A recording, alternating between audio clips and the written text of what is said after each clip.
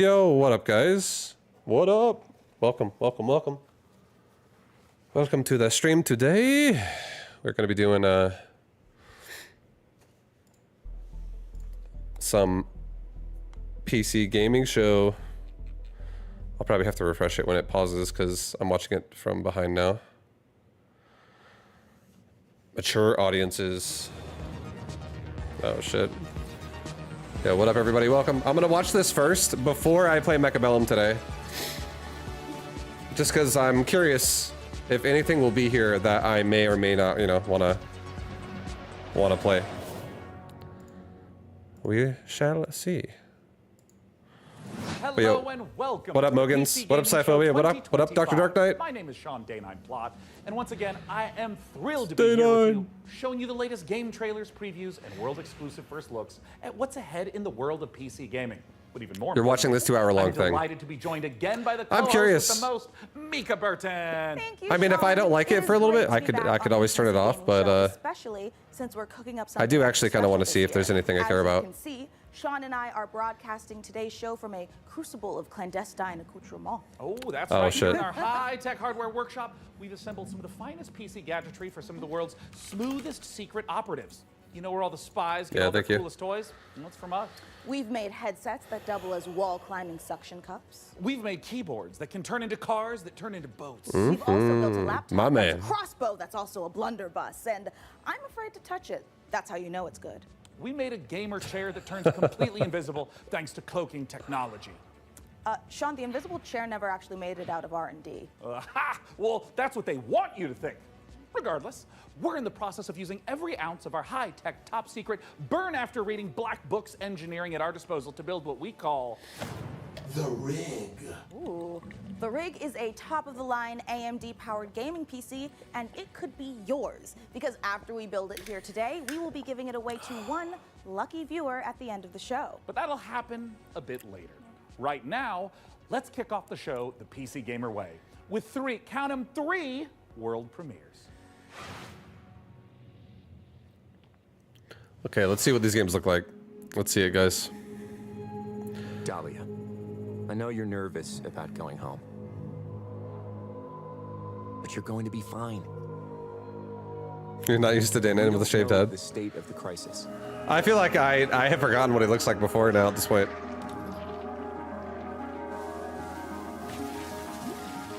But a job's a job, right?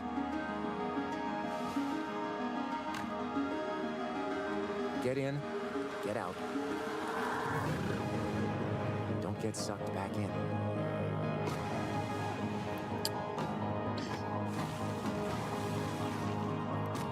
Clean the contamination.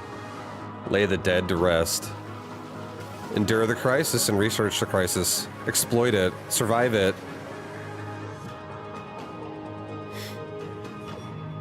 Remember, D, it's just a job. Ambrosia.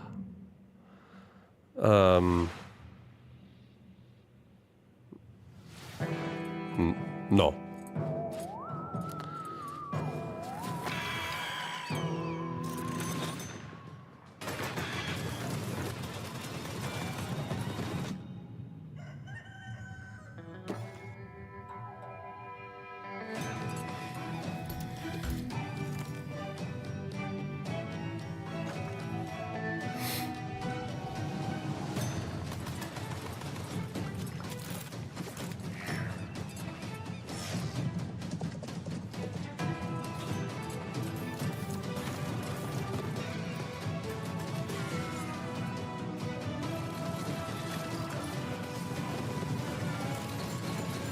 This definitely feels like a co-op game.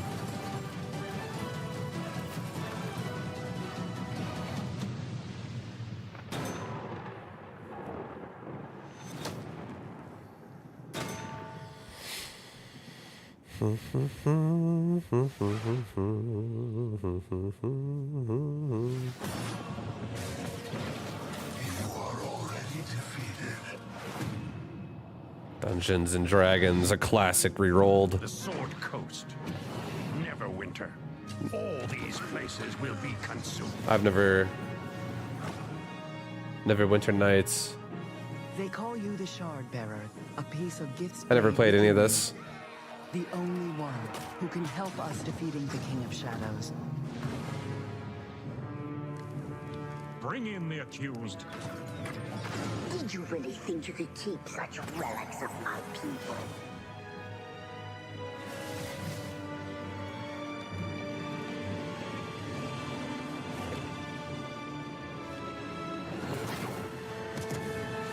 None shall stand against us. You cannot stop me.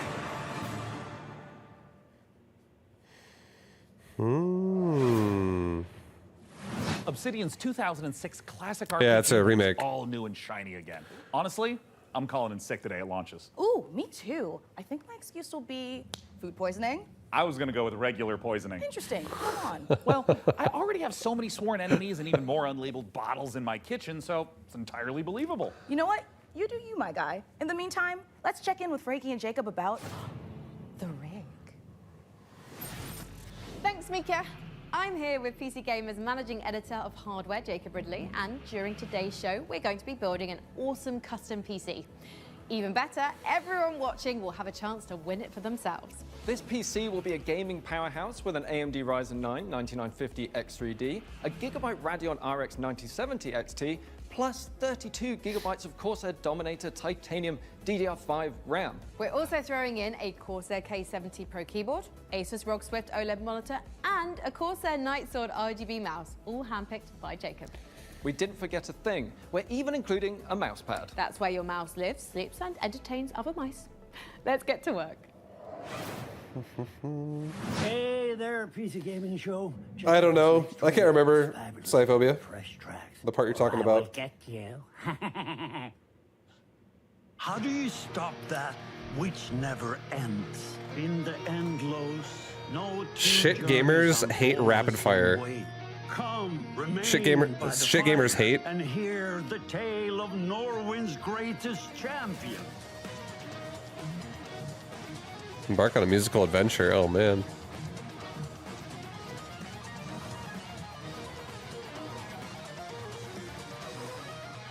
It's like some it's like another version of Beat Saber.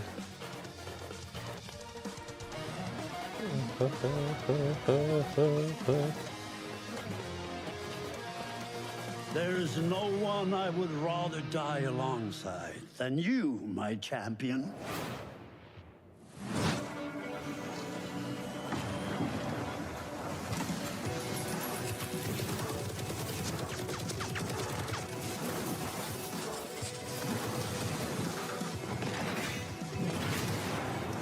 Oh shit, here we go, guys.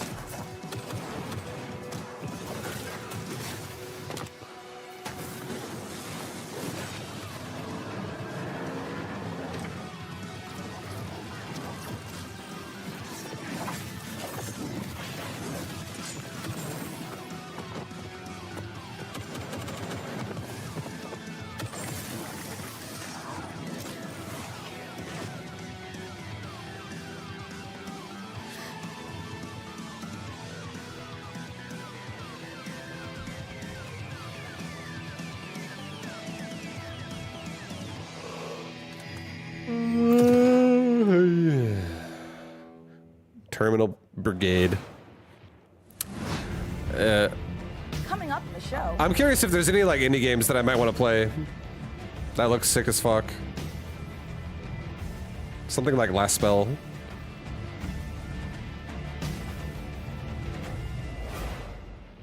But so far, I don't think there's anything I've seen that I want to play, personally.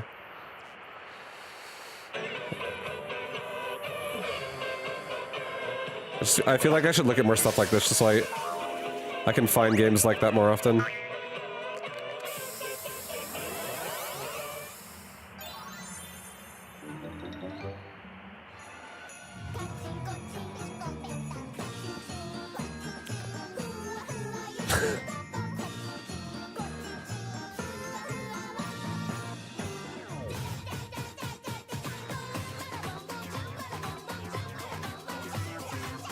No two journeys are the same.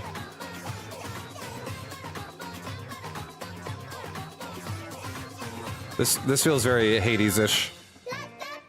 It's like a different take on the Hades style. Vibe, just listen to me. My suggestions never steer you wrong. Yo, I fucking appreciate anyone and everyone's suggestions that especially leads me to a fucking good game. I hate the art style. I think the art style is okay. I think this ad is maybe a bit much. I'm not feeling the vibe. The ad. I feel like I want to yell over it. I almost want to turn it down, but I won't.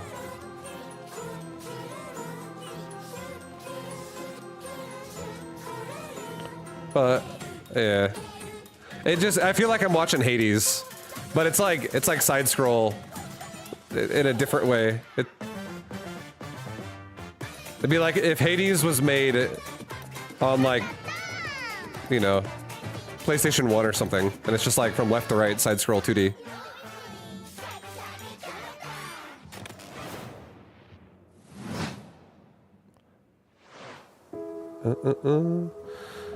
Vibe, how you feeling, bro? Any games you're interested in this year? I'm feeling great. Yo, I hope you're doing well. Jet Stingray, welcome. I'm feeling wonderful, and I have not seen a game on this so far that I want to play.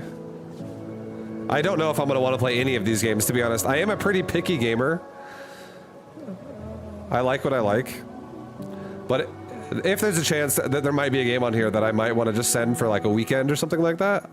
Like, what was this about? I don't know what I just watched. An exploration? Oh, it's coming 2026. I guess they don't have much to show. It's just like a little fucking like white polar bear animated walking through snow and with a coffee mug or some shit. So I feel like I was watching like the Coke Bear. I don't want to play this either.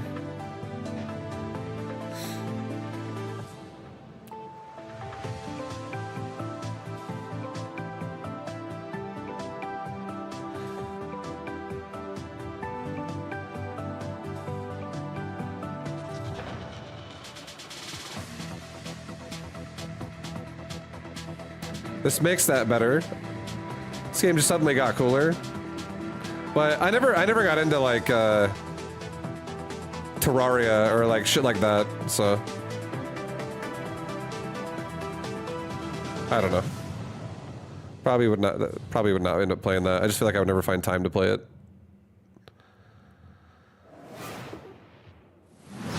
It's important to celebrate when something reinvents itself. Necess overhauls its graphics, gets major updates. It's beautiful. It's almost as beautiful as the rig's Corsair RM1000X fully modular ATX power supply. Oh, it's poetry. In fact, please don't compare Terraria to this thing. So I mean, I never played it, so I don't have that. Yes. When we heard the makers I don't have that. and GTFO had a that new co-op heist allegiance to it. You know we had to find out more. So we It just looks like an open world you run around, and then you like have a home base. Here's all the info we dredged from their genius minds. We were prepped and ready for the heist. We had stolen Tier 7 passkeys. I'll go this way. Acquired the building schematics. Going dark, and rerouted the security comms. We're in position. I feel like playing Grand Theft Auto the package 6 was as good as ours.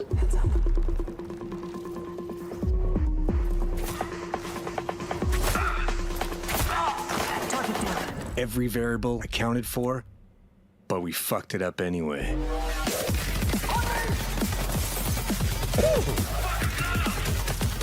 Hardcore Terraria is awesome. Yeah. Next time, I knew a bunch of people that were into it. Prepared. Back when it was like around the time when it was, I can't remember the year. Definitely years ago though.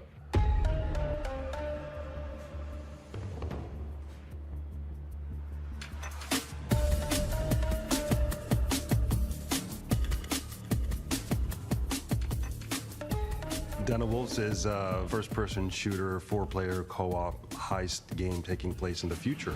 We focus a lot on player agency, story, and keeping the player on their toes with some interesting elements that take you out of the brick and mortar world of Midway City, where the game takes place. It's a power fantasy, even though there's obviously tension as well with like stealth segments and stuff. But the identity of Den of Wolves primarily is balls to the wall.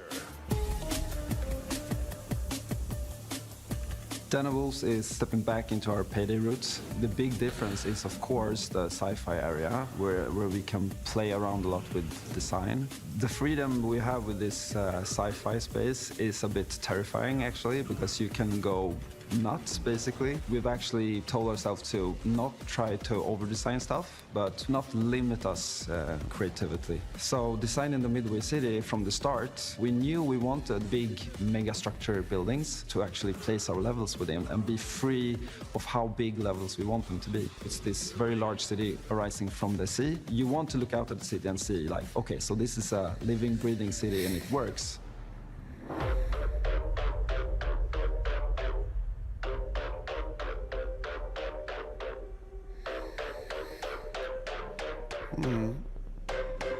I don't know why, but if Coming back to the heist genre is sort of a, I don't know, after Payday 2, I felt like I had so much more things to do in my head, like what I wanted that game to be. A contemporary setting limits you. I feel like I like everything you do to enhance the game. Old style Rainbow Six style. With a sort of a sci-fi more theme on games like this. It enables you to stay in the pocket. Where it's like a co-op infiltration. And still solve things from a gameplay angle. When making a game concept or a world, you have to think about what tools it gives you to solve problems in the future. And the sci-fi thriller theme gives us a lot of tools to play with. Midway is just a corporate haven. There's no rules, there's nothing. It's divided up into districts. There's even like district wars and this kind of thing within the city. So it's a very classical in a way, a dystopian take, kind of like a classic role-playing game of saying like, oh, this is the backdrop, and I'm gonna hand you a new adventure. And yeah, Rainbow Six was fun as fuck back then. I used to whenever there was a few years where I would just queue into a game and fucking whatever you're doing in the normal try and like do a terrorist op where like you knock out like 60 terrorists or something like that, or like 40 terrorists. Architects that build these defense mechanisms that gets injected into people's I feel like those minds, missions and were then always we really try to fun. Break into one of those. The dice allows us to explore a little bit with visual art design and gameplay design. Just tracking down this specific person that you need to make a dive into to extract information. We don't need a bank vault for that. It could be a suburban, gritty area, or it can be a very high-end luxury apartment or of some sort. The dice provide change of pace and change of intensity in the gameplay and change of scenery, and it could be a nightmarish sort of abstract thing. Imagine trying to navigate a forest or something like this. But it could also be a Japanese temple or fortress in the Swiss Alps. We could just mix a lot of different stuff together because it's this very abstract place. And also with gameplay, we could go from a shooter to a platformer to a horror theme. Or we can have sort of parkour experimentation where you can run on walls. We make the rules for what the dives are and what they can be. The heist fantasy in general maps really well to game psychology. I'm a psychology-driven game designer to a large extent because we want to motivate you to keep playing and also like what are we stealing and what's the economy of the game. And I'm not talking about getting people to spend more cash. It's what's the drive of the game. And I think building new things or crafting things is a very interesting area. A good example would be like this thing we did for Payday where you would craft masks and this kind of thing. Yeah, we're going back to the masks. I've heard people tell me before like, oh, GTFO and then it's a masks game, right? I'm like, really? Yeah, maybe it is. But we wanted to make something different. Like we didn't want to go fully masculine, maybe doing, you know, these big skull masks. Like we don't want to limit us to not do it. it. But with the mask we have now, we actually wanted to bring some feminine, Just so you know, some sexiness. You know, that's- so one of the that's inspirations the what she had cosmetic was the bundle that you Keira can buy Knightley right there. pout that she has, and there's also like these Japanese theater demon masks with Hannibal Lecter type of style. So as in the dives, you know, we can basically make anything. The masks are this expression to allow them to expand the world inside of themselves. So finding designs where they don't really know where to put it, in what categories, we try to hit kind of a sweet spot there. This is gonna be a high-paced, intense, and a very fun collaborative game. Playing together with friends is a beautiful thing, right? Especially when we have these situations where shit hits the fan, we panic together and try to solve it. So if you put 4 people in a room and they play, and you start to hear the voices go up, and they start to be loud in the room, then you know, like, yeah, it's something, you know? If you want to find out more about Den of Wolves, head to our Steam page and make sure to wishlist now.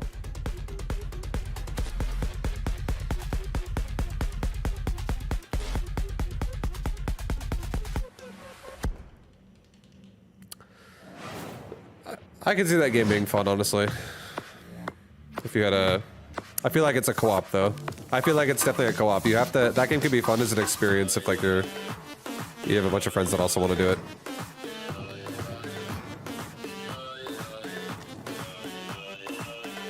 Oh, boy.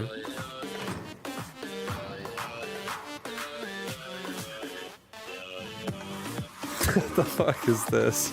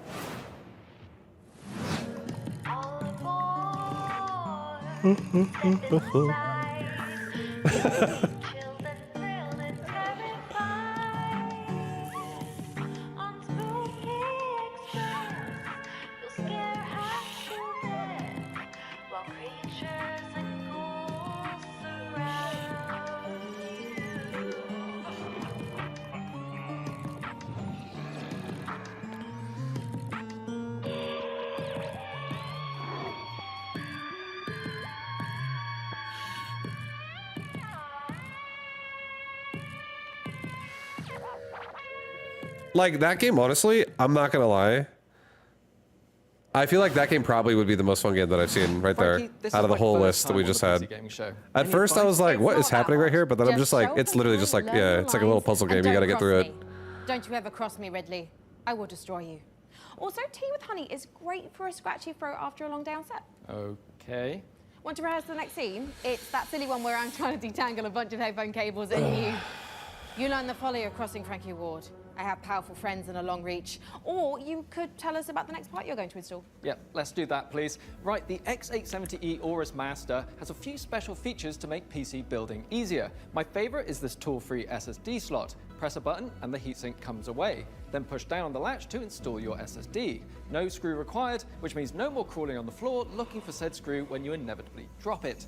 Then there's this Wi-Fi antenna. This combines standard 2 Wi-Fi connections into one easy to install or remove connector. No need to screw anything in. Lastly, if you want to disconnect your GPU, hit the button in the corner and pull it out. Job done. Welcome to Evil Empire, where we've been working on the Rogue Prince of Persia's early access for over a year now, pushing the game way further than we ever imagined. I mean, just look at me playing. I'm happy, the team is happy, and our boss is happy. And the players, well, they seem happy too. Our 1.0 launch is fast approaching, so here's where we're at.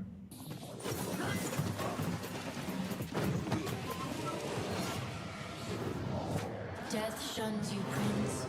Use this gift and right your wrongs.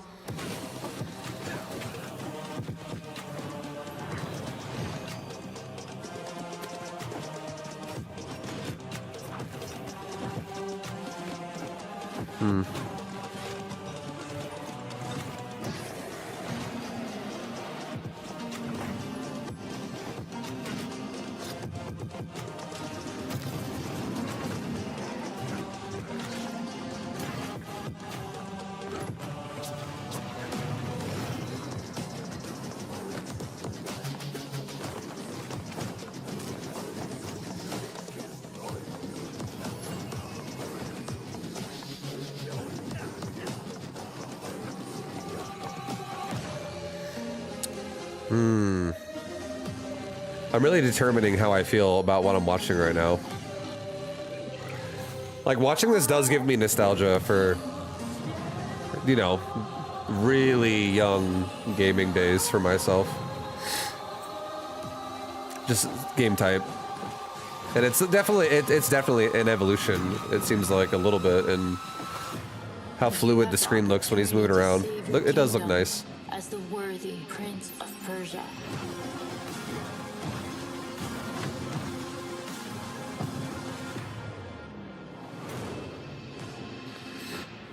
I don't know. That's another one I feel like I probably won't end up getting time to play that. Or I probably won't get around to it, but if I was looking for something, maybe I would try it. Yep, that's me. You're probably wondering how I ended up in this situation. We were the conductors. Definitely out of the norm of what I play, though. Tirelessly serving our passengers with kindness and respect. Excuse me, this is a conductor-only residence. Please back away from the door. Hey, what's up? Yes, get motherfucking ready! Listen up, scumbags. You rats will never get me out of this control room. You understand me? Never. Car key. Bro, let's just flush him out. I'm tired. Do it. Run. Move. Hull compromised. Please evacuate the train. Those ungrateful mother... Bro, we can literally intercept the conductor, steal all his shit, and extract. Let's go.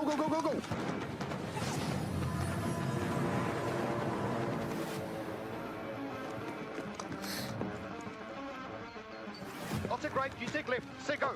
Go. There. We got everyone. Engine fall in 10, 9, 8. Carabao, we gotta move. 6, 5, 4, 3, 2,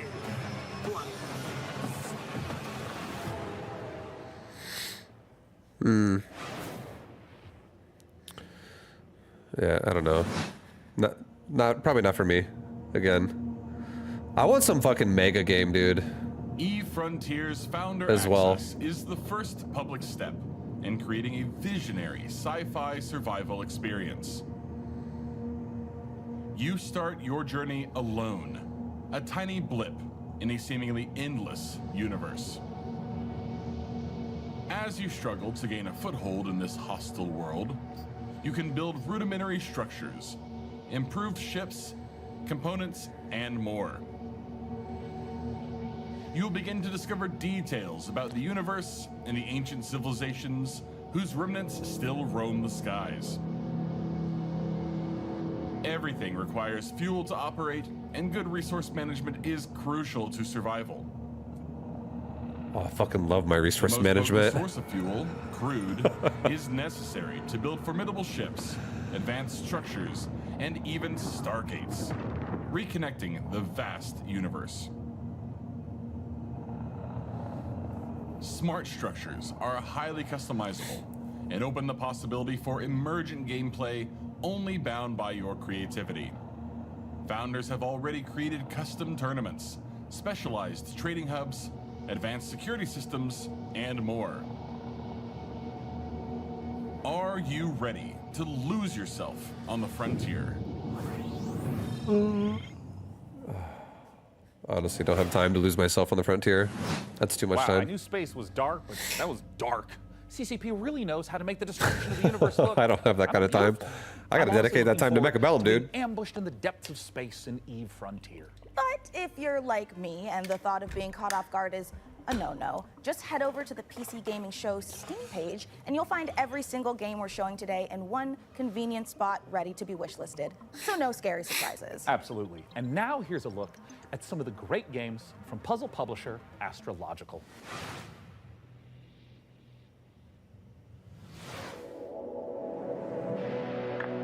I'd say the days are blurring together. But what days? What? Oh, The isolation. I'm an introvert. I don't know what day it is half the time either. The contracts just keep on coming. 2 more rigs to construct. That will put me short in power. Gonna need more hydrogen generators. Good news is, I've managed to synthesize 334 liters of water in the last 24 hours. Now they want 200 litres of ammonium hydroxide. Rewards are good though. On completion, we'll finally acquire an electrolytic reducer. And with all that methane in level 2, that means methanol. After that, despite the fact no one really knows what's down there, I push on and keep going deeper.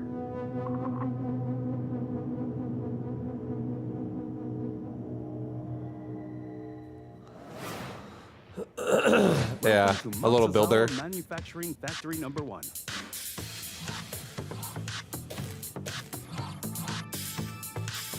Oh, what is going on here, man? Oh shit, put it all together? We're doing fucking jigsaw puzzles.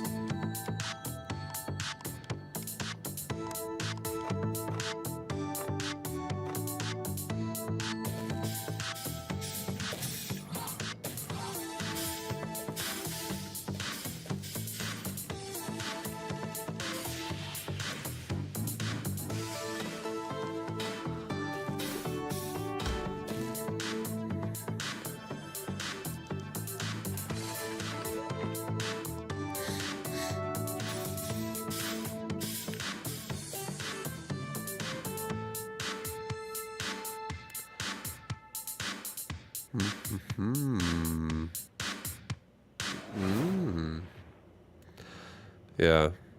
I feel like it's a game your mom buys for you to help you learn.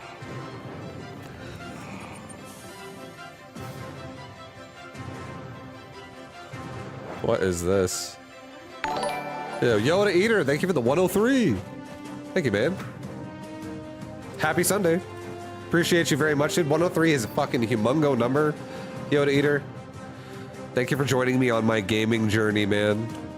I hope I have brung lots of joy your way as well, dude. Much love.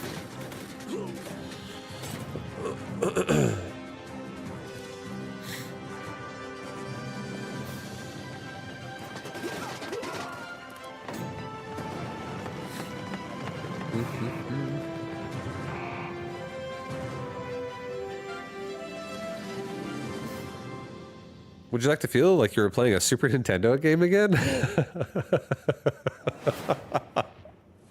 Yes, I would.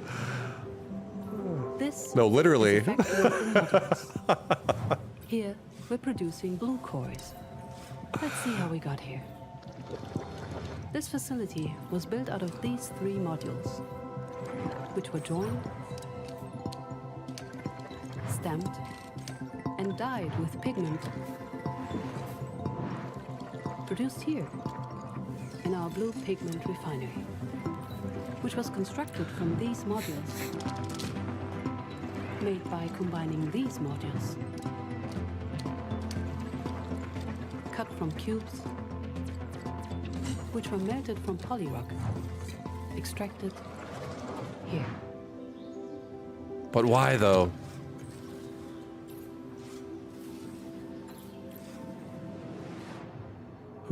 When are we gonna get attacked? Where's the killing? So, Jacob, have you got any quick PC building tips you can share with our audience? Here's one. You know when you accidentally drop a tiny little screw into your PC case and it just disappears? Oh, yeah, I hate that. Do you have some cool hack for quickly finding it? Nope. My tip is that screw is gone forever and you should pretend it never existed. Forget I asked about tips. What can you tell me about the Radeon RX 9070 XT you're installing? The Radeon RX 9070 XT is a hot ticket item right now, and for good reason. This is AMD's graphics division putting its best foot forward with an RDNA 4 chip that can go toe-to-toe with NVIDIA's GeForce RTX 5070 Ti. If you're worried about running out of VRAM, don't be. This comes with 16 gigabytes of GDDR6. That's plenty for gaming at 4K. Plus it supports FSR4, the latest version of AMD's upscaling technology, to help your frame rate. But what I like about it most is how easy it is to undervolt. This lets you run it with less power and still get top performance. Nice. Seems like a very nice PC, guys.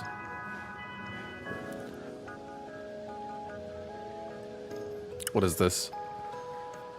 Seems like there's problems here. You gotta fix them.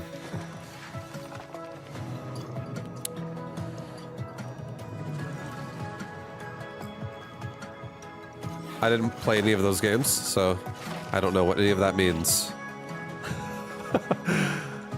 It's okay though. Definitely grid-based here.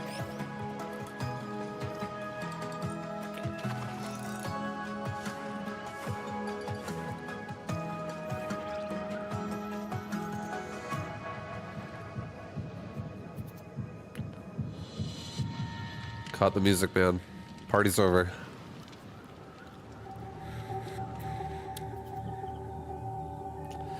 Yeah.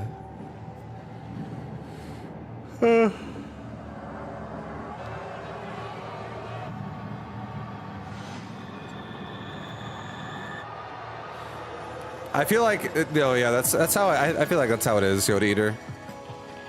Most of it is like that. It's like everyone is kind of throwing their art style at you know, the same concept.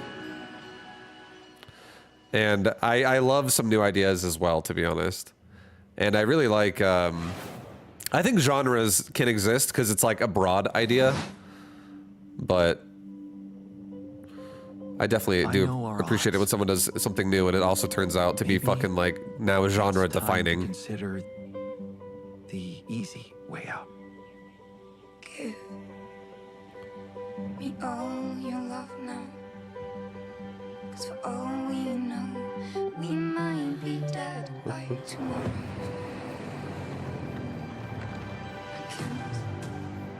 I know, I think Battle Aces could have actually been a really fun game. They took the risk of just making it like... I really feel like for instance, like a custom game got, from Warcraft 3 got made, and it got made into Dota, and then Dota became a fucking game. And then another one named Legion TD became a game on Steam, and it's its own game. Battle Aces really does feel like it was just like a micro simulator game, a custom game, in like a Blizzard RTS. Like a StarCraft 2 custom game of a micro arena is kind of what Battle Aces was. And it had its own new roster of units. And it had modes like 2v2, 1v1. I don't know what's being on screen either, but I feel like it's like some story game where you're just running around the planet and trying to figure out what's going on. I didn't pay attention at all. It wasn't bringing me in. I need some multiplayer fucking competitive games or some shit. Dungeon crawl, where up to 4 players battle through a single massive labyrinth filled to the brim with monsters, treasure, and secrets. Customize each hero between 3 parts, inspired by 2nd edition Pathfinder, or mix and match to craft the perfect hybrid. Whether adventuring solo or with friends, what if switch between the party's heroes. What if you had a game like to this unleash almighty combo attacks to annihilate where you like would queue into a game and you and your party would have to make it through like a dungeon PvE wise, and if you survive then you survive, if you die you die. It's like a difficult dungeon, it's like scaled difficultly, and then if you make it through, you now are in an arena with everyone else in the game who made it through, and now it's like group battle royale, where like let's say there's like 50 players that start or some shit. That'd be fucking fun. I feel like something like that would be sick. We meet again. And then you have to like now it's like everyone's killing each other and like demons are also in there. It's just a fucking chaotic like free for all. Of a double life, torn between one endeavor and another. 2 sides of the same precious coin. In one life, you brave dangers, while in the other, you put your skills and hustle to the test. To grow your store. As you chase that vision, you may pause and wonder, is this pursuit more important than its destination?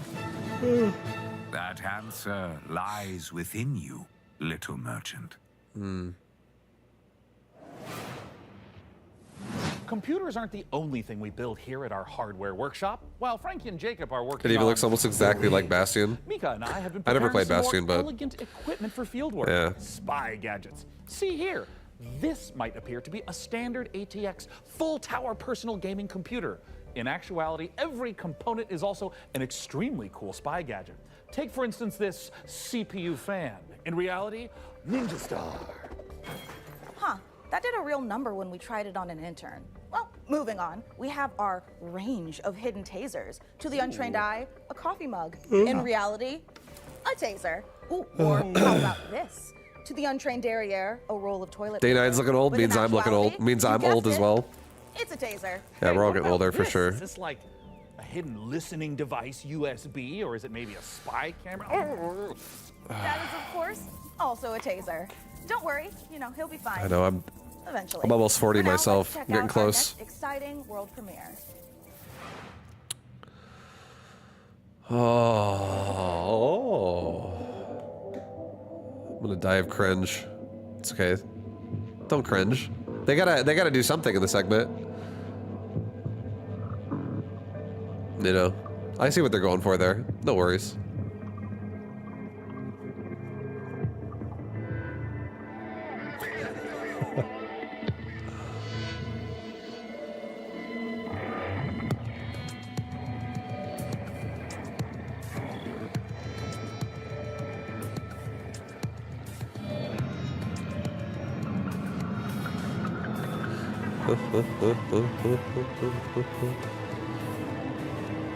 You didn't recognize Day9? I feel like I always recognize Day9 because Day9 has like an aura. He has an aura. The way he talks and his mannerisms, he's like one of a kind. I don't know, he's a very unique person. I feel like if I was blind, I could tell who Day9 is like instantly. But yeah, I feel like that's what makes me recognize him more, I guess, his voice. Responsibility. Sharing a roof with someone. Make sure they're humans. Check their eyes and teeth. The fuck is this, dude? This is like a game you play when you want to play like scary weekend game or some shit. This game looks... What the fuck is this? If I played this game at night when I was high, I'd probably start fucking... I'd be like, what the f... I'd probably laugh so much. It's like, I'd probably die of laughing. The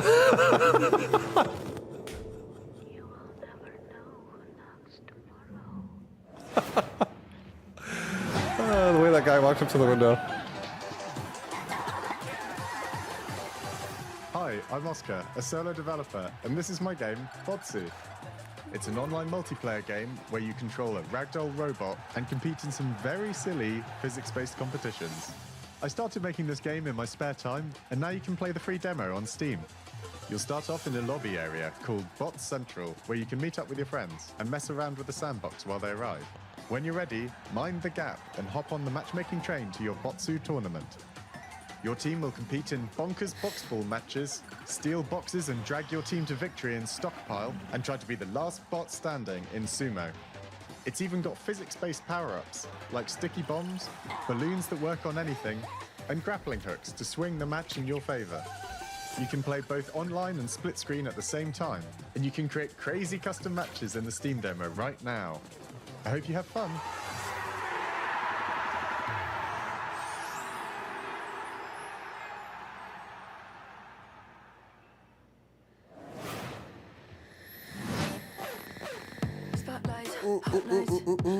They're excited about RE9. I don't think I've seen that yet. I'm still a little bit behind. Have I seen it? Oh, Summer Games Fest. Oh, I don't even know. I didn't actually hear about anything was announced on that.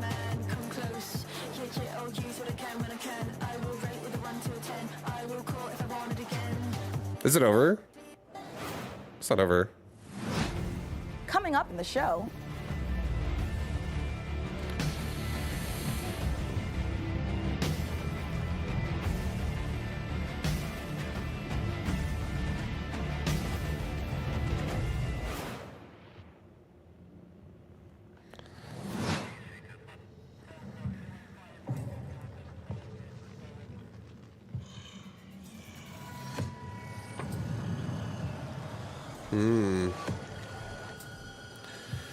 Some zombie survival.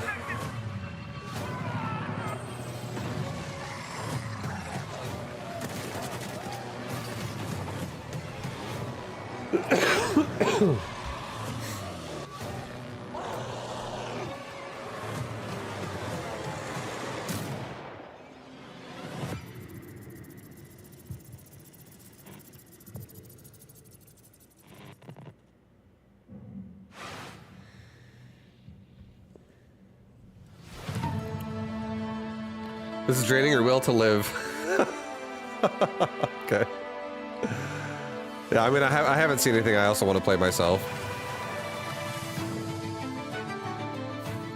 I feel you.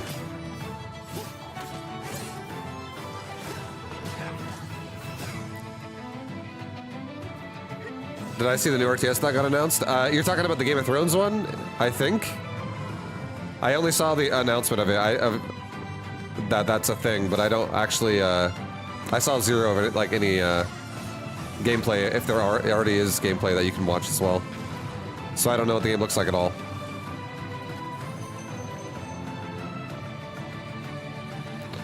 Or I don't know if it's like an announcement of an announcement where like they're gonna start making it or some shit. I have no idea.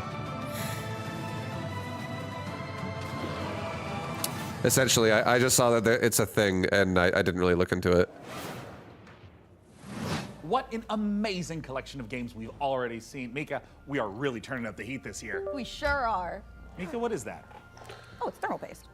Oh, wait, let me guess. It doubles as like a plastic explosive, or maybe it's a potent tranquilizing gas, or is that just like another taser? No, it's literally just thermal paste. You know, it transfers the heat from your CPU to your heat sinks to avoid overheating. Oh. Plus, it is an amazing cookie filler. It's like forbidden icing. Mika, you can't eat thermal paste. Of course you can, especially not with milk. Okay, let's check in on that build again. Can we put it in the computer? Absolutely not, but I'm certainly going to try. Before we get ahead of ourselves, what kind of CPU is this puppy working with? It's with no small amount of envy that I say this. We're equipping the rig with an AMD Ryzen 9 9950 X3D processor. Put simply, this is the fastest 16-core consumer CPU money can buy. It combines the best parts of every processor ever made. The power of a 16-core monster for tough jobs, check. The gaming chops of second-gen AMD 3D V-Cache tech, check. This beast can work as hard as it plays, and it plays in a completely different league.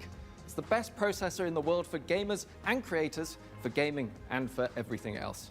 It's a beauty. If I wasn't putting it in the rig, I'd be tempted to walk out of here with it myself. Phenomenal. Peak PC gaming, courtesy of PC Gamer and AMD. Indeed. So, Plasma Globe?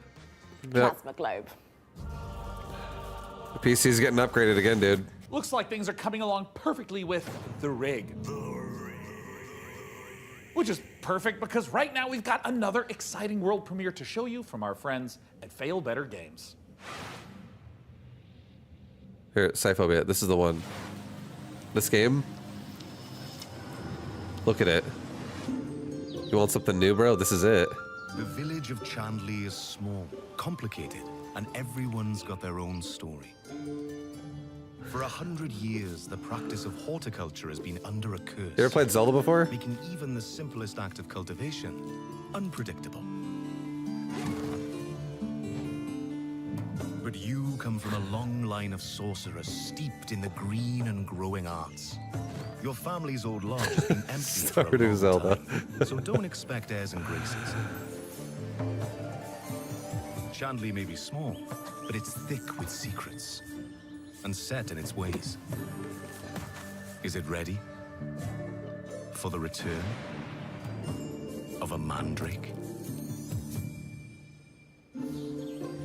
The Mandrake setting is based on British history and folklore. For research, we've walked in a temperate rainforest and visited an ancient coal mine beneath the Forest of Dean. It's a world where overfishing might cause a river to put a curse on you, and where you'll go delving for bright minerals in the forgotten deeps. Sunless sea and sunless sky did have some light cannibalism in them. You can't eat people in this one, but that doesn't mean that it's safe. There are old powers waiting in the corners of the world, and the night does not belong to mortals. If all of that sounds good to you, wishlist Mandrake on Steam.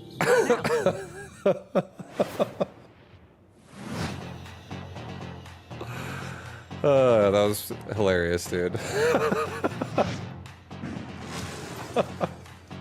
I wasn't even looking, and then you said that, and then I looked, and then I fucking was like, I just lost it.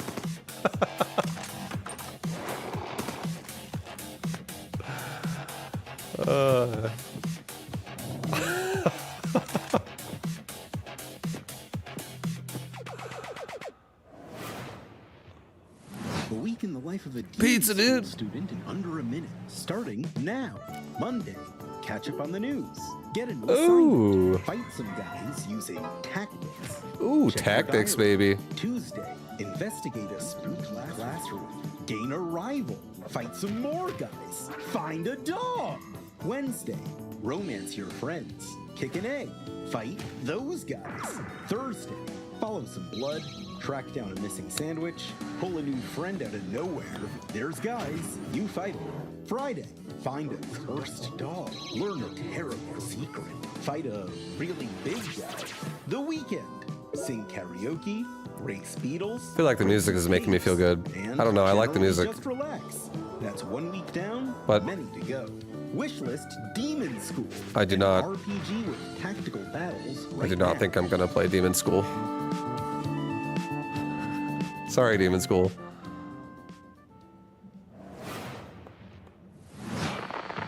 Congratulations on your assignment. You have been selected to oversee a caretaker deployment in Sector 43A. This video will introduce you to your unit and its sacred directive, the preservation and propagation of the human species.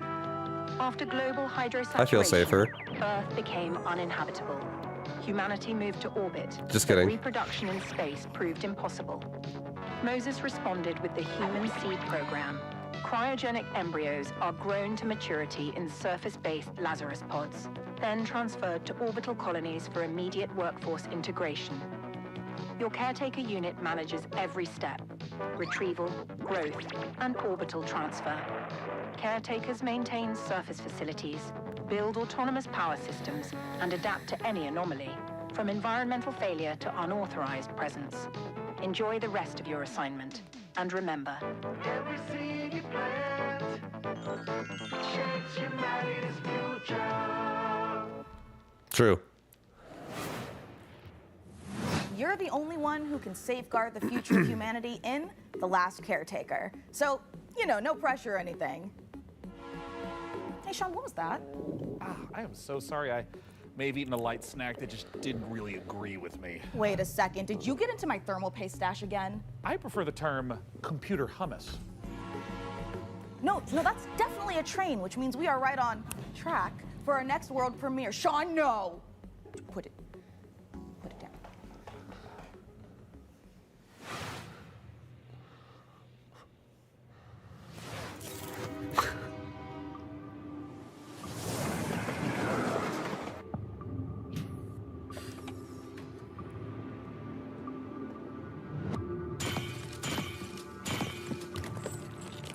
Oh, minerals. The life of an SUV. Build me a fucking barracks.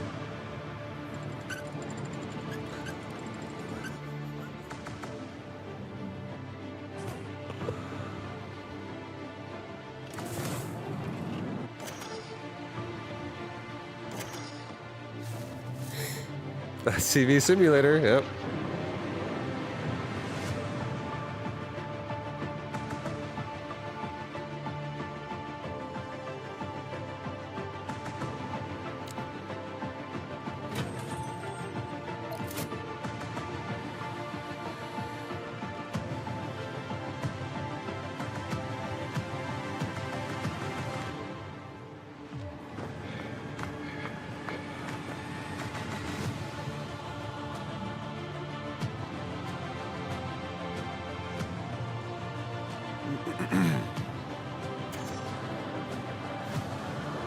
We're just trying to get to a destination here.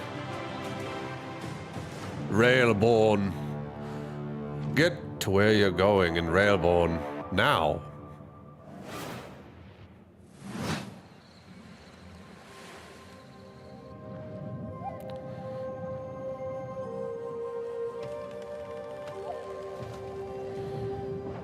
Across towering wreaths and into the depths.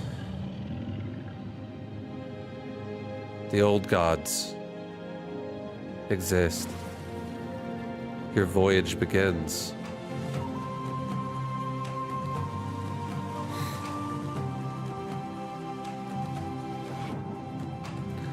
This is the game that you buy your kid if you guys just watched Avatar.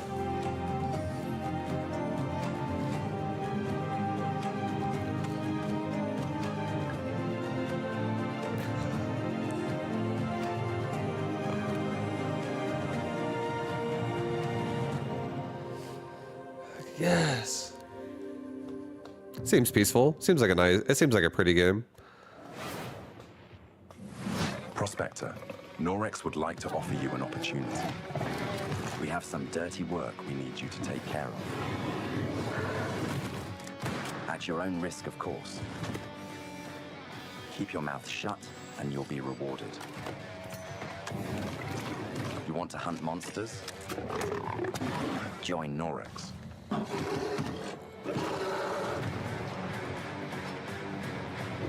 And don't ask questions. What the? I like what I'm looking at.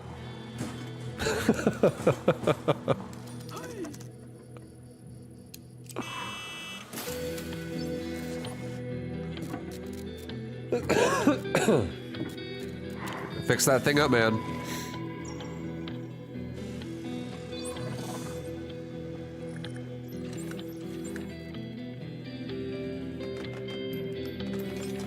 Wait, what the fuck? Is this like a tower defense?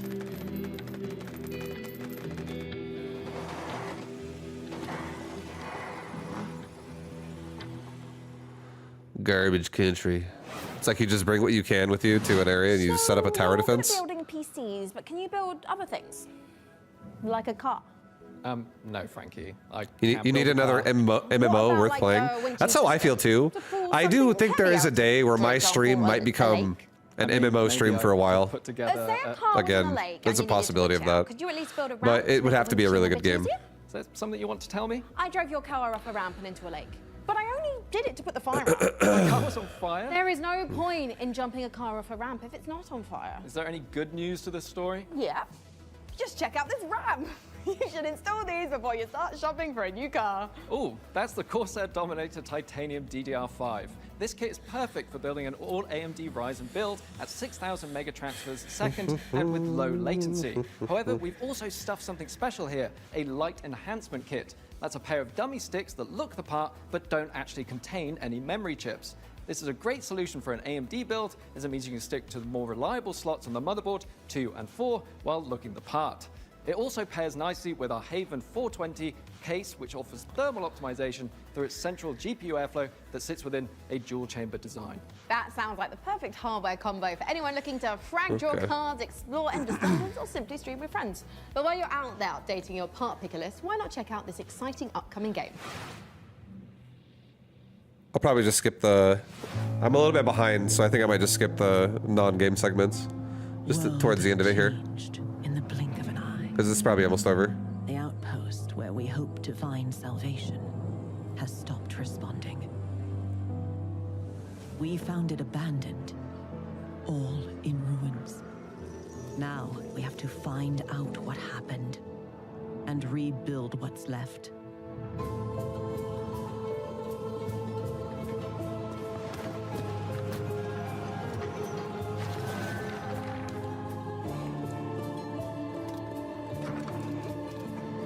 We make the most of the little space the tree afford.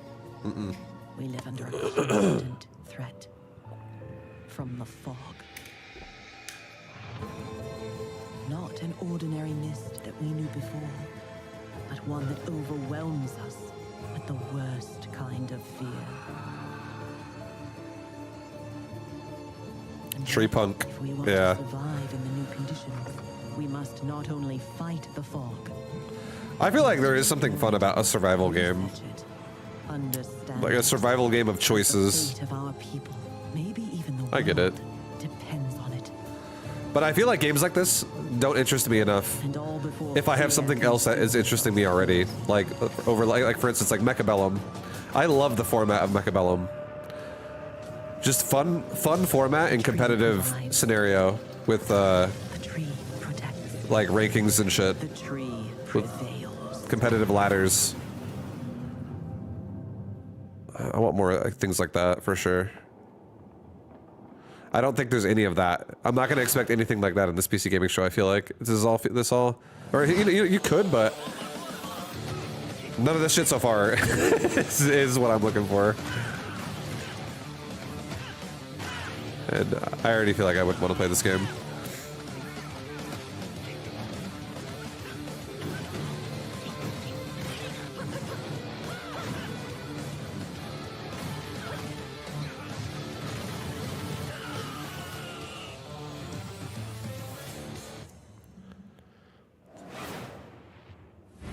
Coming up in the show,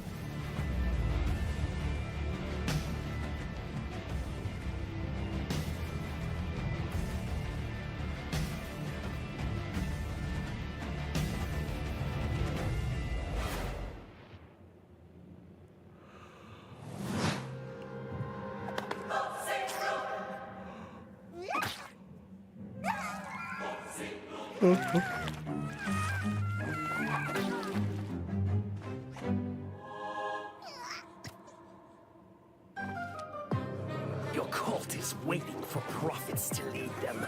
Convert the feeble-minded. Learn the occult. Spread the mighty one's influence. Find power in the god of your choice to bring the unseen depths to the mortal world. Now go. Vanquish the opposition. Burn the non-believers. Indoctrinate the uncivilized. And survive the horrors. Grow in power and strength. Unlock new unholy sorceries to overcome the mightiest of enemies.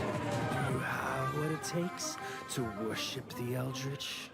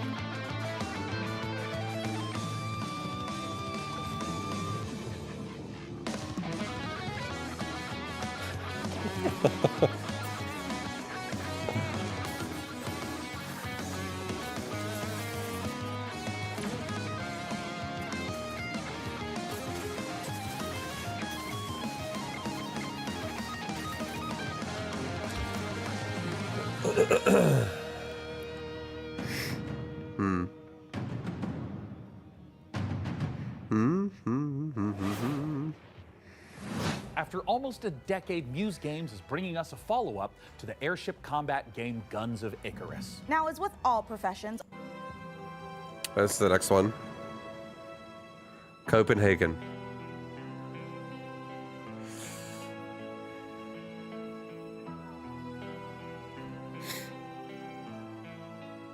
When things got together and we figured out that we were going to work on such a legendary IP, we were very, very excited.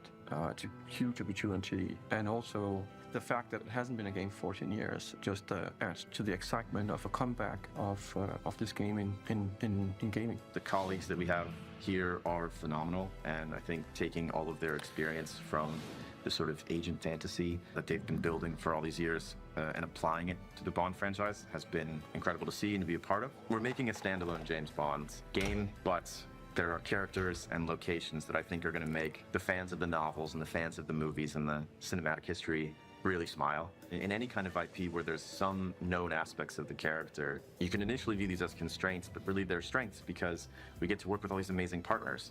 Aston Martin and Land Rover, collaborations with Omega, and all of these things lends itself a sense of credibility to the player that this is a real James Bond experience. Crafting this character has been both exciting and extremely challenging because it's a balance between being very true to Ian Fleming's novels on the character, yet bringing some part of IO into that. The most special thing about our version of Bond is that it's an IO reimagination of the origin of Bond himself, and it allows us to really dive in and learn about what it takes to enter this world of espionage. It was very important to us from early on that we didn't want to synthesize Bond. We didn't want to go in and cherry pick qualities from different aspects of stories or whatever. We wanted to make something that was fully original. So he's young. He's someone who doesn't yet know all the things we know about James Bond. He has all the core qualities. So he's irreverent. He's inherently charming. He's funny, but he's not yet cold. He's not callous. He's a more energetic. He has that impatience of youth built into him. Somewhere in between a naive, not yet worn down, principled young man, and then that journey onto this hard-hitting, colder guy that we might recognize. That space there was really inspiring to us. He is very true to his North Star and his values. And the story is very much about when you meet the harsh, political, dangerous world out there, how does a young man fare while still retaining his values? Not only will we get to experience the character changes and the lessons he needs to learn, but also how he gets his famed gear. The world is a big part of how you solve the problems as you get to them, using the environment and weapons and charm, and obviously gadgets is a huge part of that. We have a lot of the gadgets you'd expect, and then quite a few you wouldn't. So our longtime fans from our Hitman franchise can expect to recognize some of these core elements from our interactive in our James Bond game. A really core aspect of this game is what we call creative approach. Give you a golden gun? And it has to do with standing outside a lavish location. We're going to give you an objective in here. When I watch a lot of these game trailers, I really just understand the kind of gamer that I am. I'm very picky. You need a lot of patience. When it comes to like GoldenEye, I did play the campaign, but I don't remember loving the campaign in GoldenEye nearly as much as I love the multiplayer aspect of it. I'm actually just going to go and talk to them. I'm just going to go punch I'm a multiplayer junkie. James Bond that wants to crouch along, you know, the covers and be careful and all that stuff. That's your Bond, and that's fine. But we've crafted a game that has a lot more forward momentum. Spycraft is part of our DNA. However, in terms of Bond, there are two key differences. The agent we were working with before, he is an empty shell, right? He's a chameleon, whereas just Bond is very much a big part Iron of Soul, playing the game is I understand.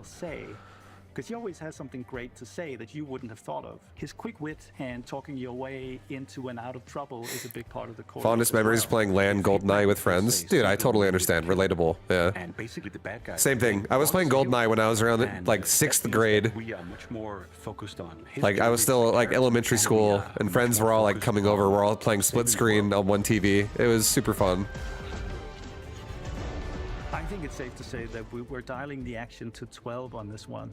We wanted a physical Bond. We wanted fighting to be visceral and brutal and violent and super fun and exciting. So we spent a great amount of energy on making a system of free flow combat where you're fighting multiple opponents at once.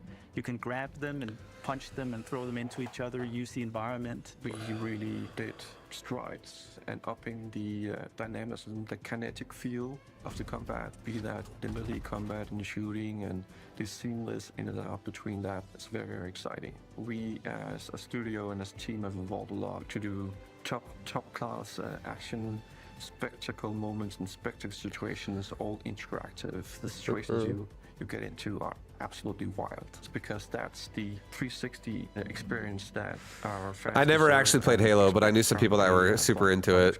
And we've really pushed our engine to sort of bring on this higher level of And they were doing that shit. to the game. This production has pushed But I can relate to that though. beyond. Definitely did some midnight releases myself. What we were able to do before. Depicting these beautiful different cities. It's such an exciting feeling when like it's your turn to get it, and like now that you have it, you're on your way home to go play it, and like if it's a PC game, like install it. To deliver an experience that is more advanced than we've Those are definitely fun moments. This has to be a larger-than-life action-adventure story, and that's what we've delivered. But it's always with character at its center. There's never action for action's sake. It's because it leads to the next thing. It's because he needs and has to do this in order to succeed. Having worked on Hitman on and off for 20 years, this is the combination of all that work, all that skill, all that practice coming together. I just don't have time to appreciate a game like this, personally. This is definitely not my flavor of game. This is all single player. And when I play single player, I literally feel like I'm just missing out. I'm like, man, I just want to like fucking play something more competitive. Or I don't know. I almost always rather do something with online multiplayer.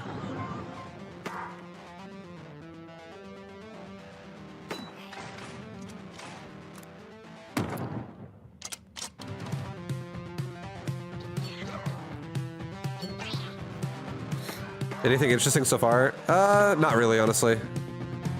Nothing that I'm gonna be playing myself. I feel like some of these games could be something fun you could do if you're looking for something, a new experience, or you're looking like, you know, for yourself, or you know, you have a group of friends that want to try a game, and some of these that have come out. But in general, I feel like nothing has really tickled my fancy personally.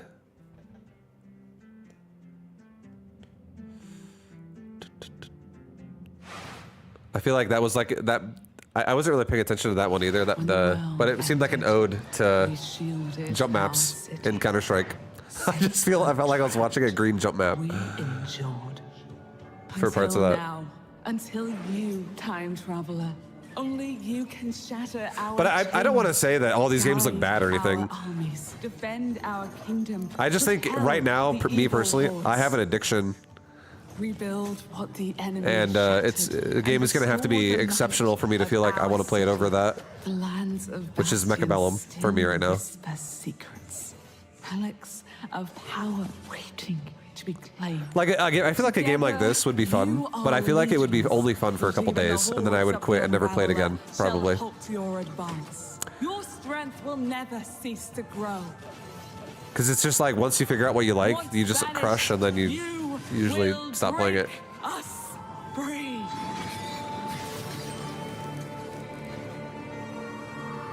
But this game, I feel like that's another game right there I would be willing to play. If we were looking for a game for like 1 or 2 days, I'd be willing to play that, try that out. I feel like that could be fun.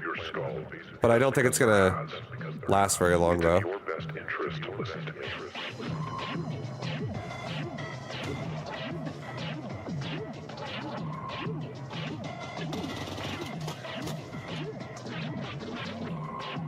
Multiplayer junkie con. Yeah, honestly, I'm always looking for my main game. I feel like a lot of games that I'm looking at here could be a side game, and a side game could be like, oh, you know what? I played this game for 1 day. I played this game for a total of 5 hours, and then I'm never playing it again.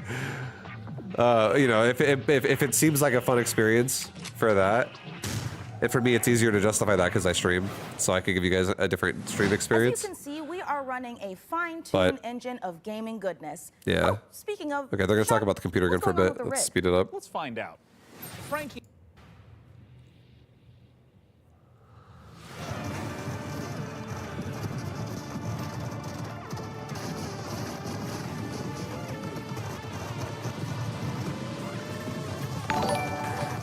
Yo, Waldor, thank you for the 89, dude. Thank you so much. Welcome back again, man. Hope you're having a nice day yourself, dude. This game makes me think it's like Vampire Survivors, or is it Vampire Survivors kind of shit, but it's just like you have a car. You're just surviving, leveling up, picking talents. Same thing again. I feel like this game could be fun for like maybe a day, couple days. But I don't think the longevity is going to last, and you're going to run out of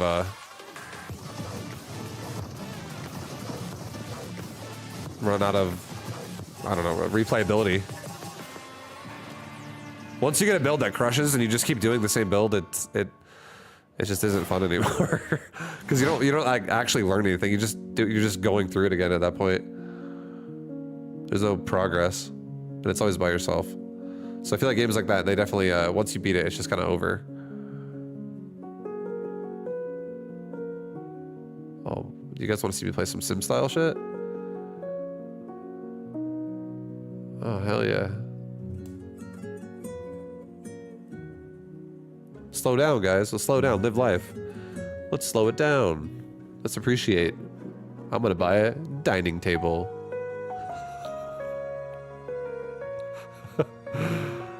How about a new chair for that stream setup?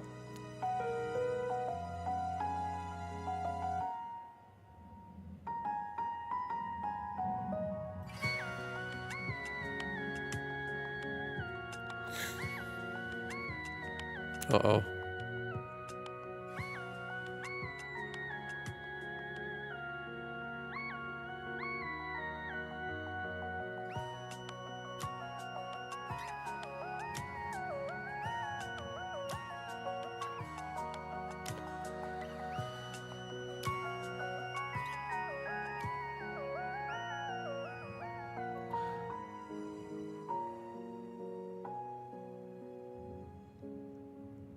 Paralives, December 8th. Get ready, guys. December is going to be sick. Paralives!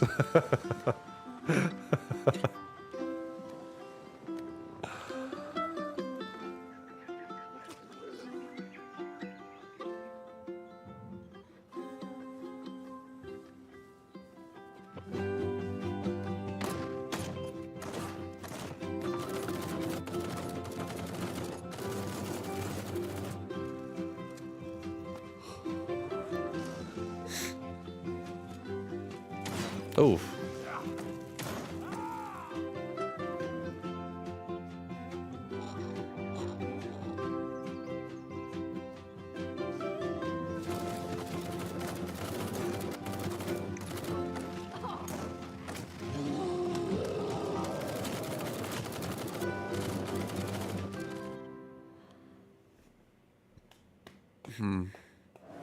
Yeah, it looks okay, but like... Oh, not this again. I don't want to speed it up. Oh, I didn't see you there. Don't mind me. Meu Deus. Perdoe essa pobre coitada. Que de joelhos rezou bocado, pedindo pra chuva cair sem parar.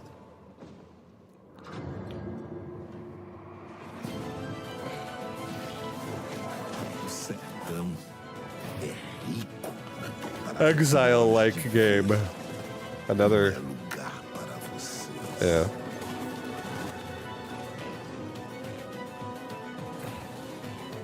Same thing again. I feel like the thing that makes a game like this fun is interesting talent choices. And the game has gear, but I feel like for something that's gonna tickle my fancy and like this kind of a genre, I'm honestly just gonna still keep reserving myself for, even though it's not the same at all, but it's like same enough for me, is Path of Exile 2. I know this is not like Path of Exile 2 exactly, but in a sense it is. Talents, gear, ARPG, you're making a character, going through it. I play PoE 2 kind of like a game like this anyways because I play hardcore most of the time. But yeah, I don't know.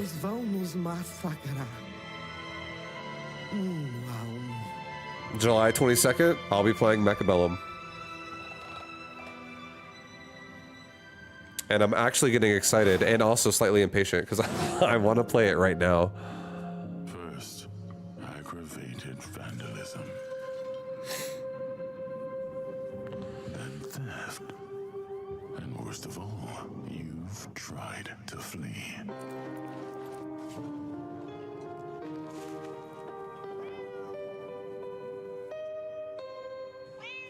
Oh. And it pains me deeply.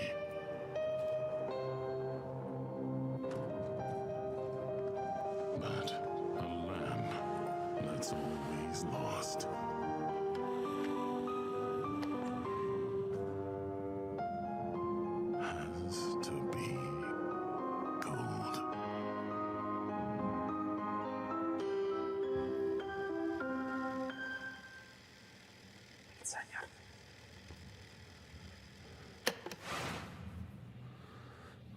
No.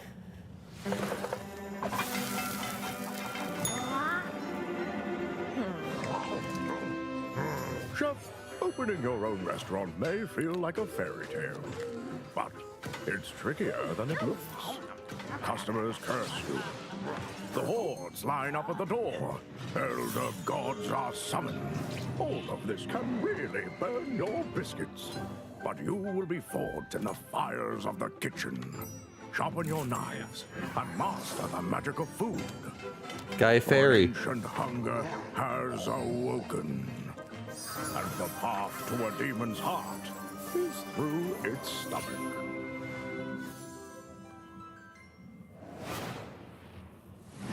Hey, let's check in on how things are progressing with the rig. And make sure there aren't any saboteurs in the mix.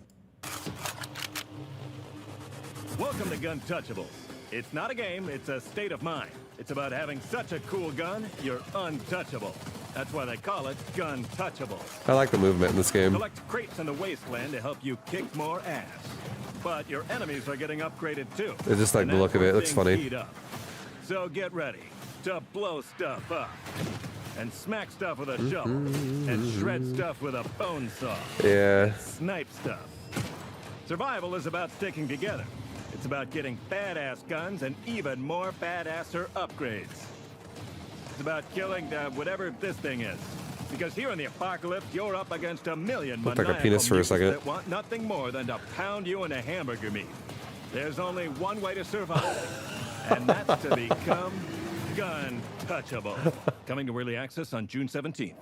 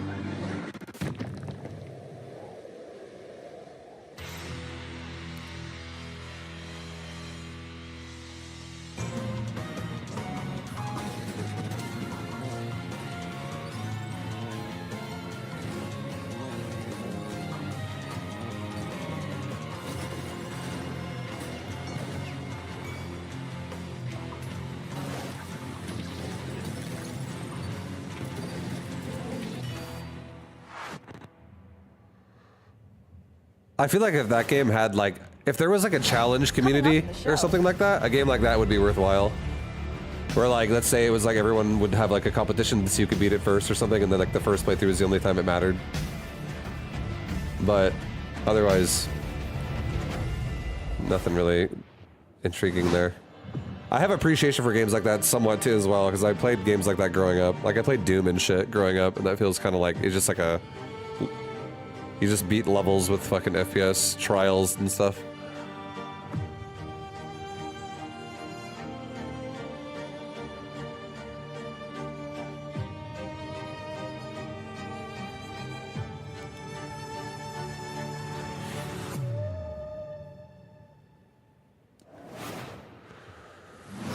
And this is the Superhero Dispatch Network.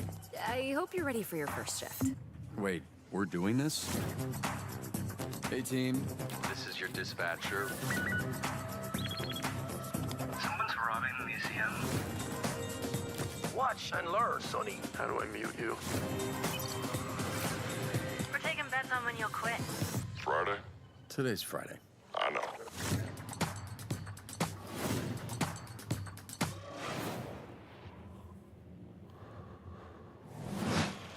Oh, bike riding game?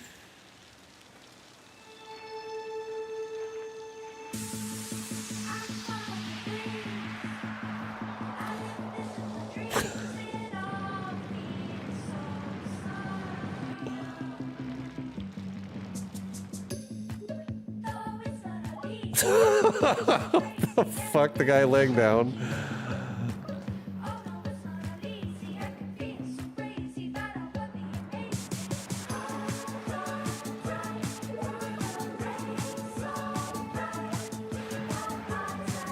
Oh, it's a racing game.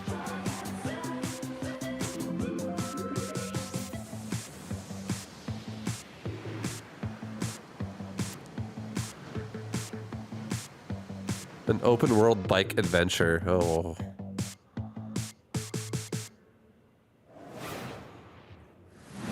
Wheel World is the rare kind of game that I leaves feel you like if asking I deep smoked a core shitload of weed and got on that game, it why would aren't all the probably world's just be bicycles shaped random. like hot dogs? We can only hope the answer It could be reveals funny. itself someday. I don't know. I feel like there's a world where that could be a Let's fun turn our game. attention to the latest If I was in the right mood. The next game from Remedy.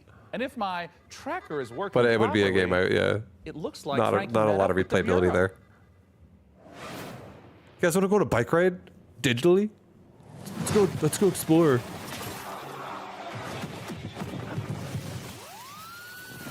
It's been 6 years now since we've been locked in with the hiss.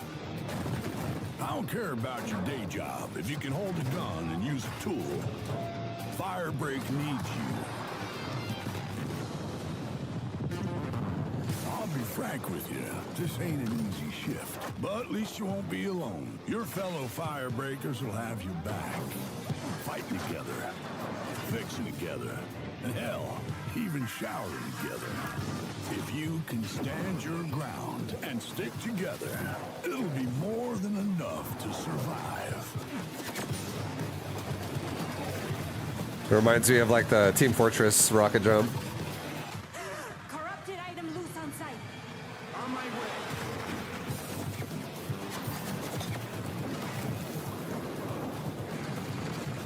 A lot of this game feels very TF2 like it's like it just there's remnants.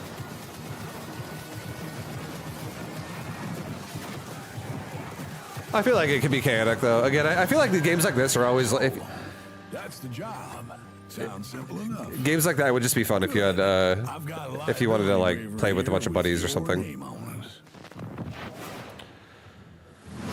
That trailer was absolutely epic, delivered on all fronts, but it did take me back to my student days. It might have been the post and the fresh eyes in a different way. Of course, Control was very moody and atmospheric and very like move around easily. And then we have the last really complex tool, which is literally.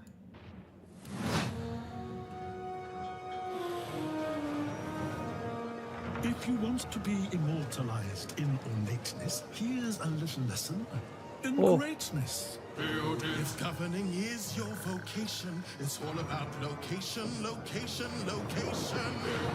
Go where you haven't gone before. Find a religion Or five. or more. Colonize your territories. Or keep them Celtic if you please. Sharpen your steel or lose your head. I'd prefer Pax Romana instead.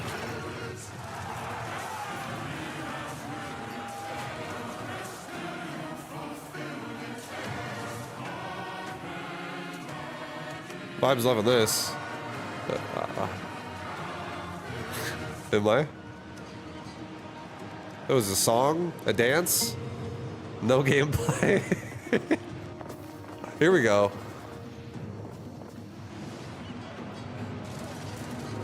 Ooh, ooh, I can be that guy. Yeah, find it out.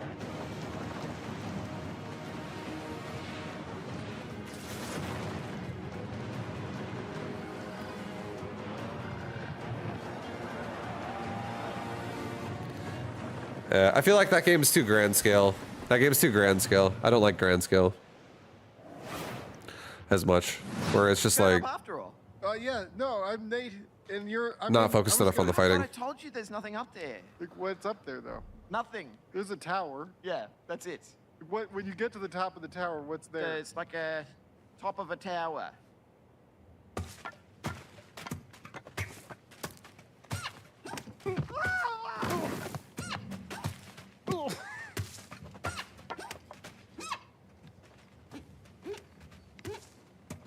There we go.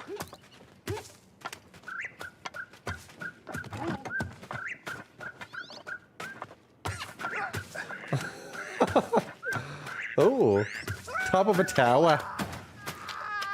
Oh, I'm done. Probably nothing up there anyway.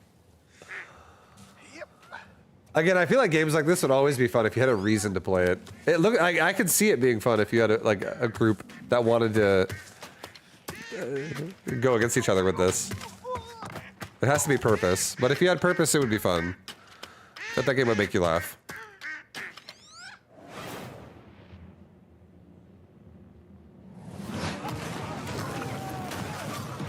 The purpose is to prove you can do it. I know, but like, there has to be more than that. It has to be competitively operated. There needs to be a culture that is like, I need a culture to exist, where everyone like,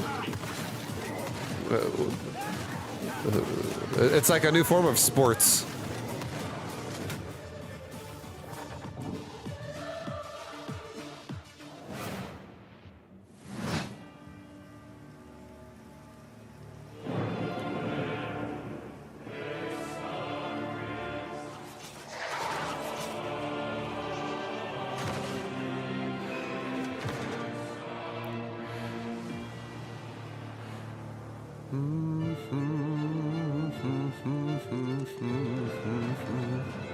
I want there to be a culture that's like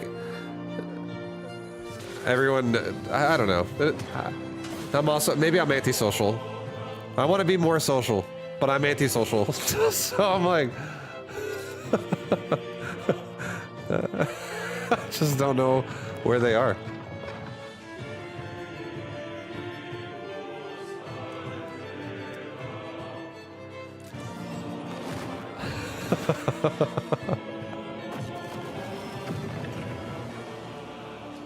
Endless legend.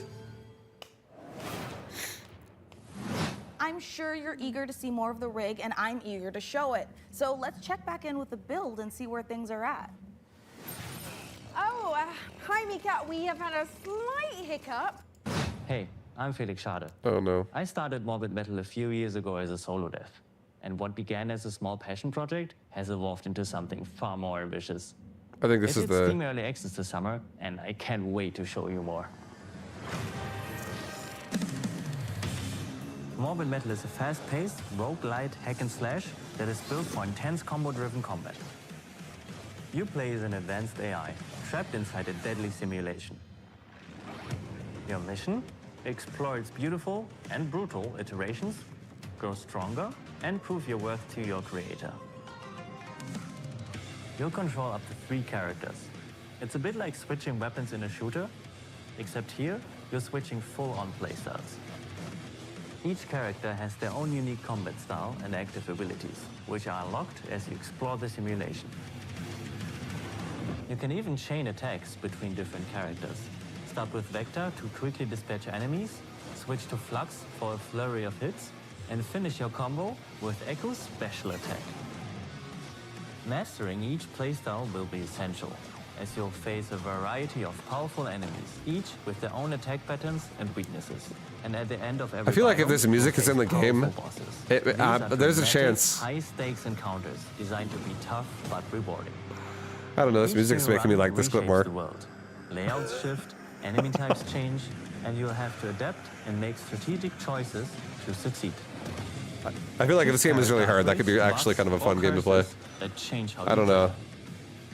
Some of these choices push you to take risks, others offer abilities, rewards, and modifiers, which alter your combat style, making each run truly unique. Play the free demo tomorrow during Steam Next Fest and wishlist now for early access on August 20th. The music made me like it more.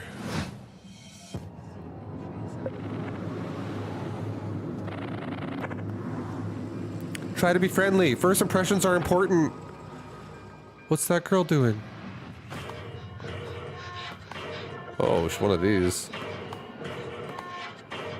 Oh, platform action.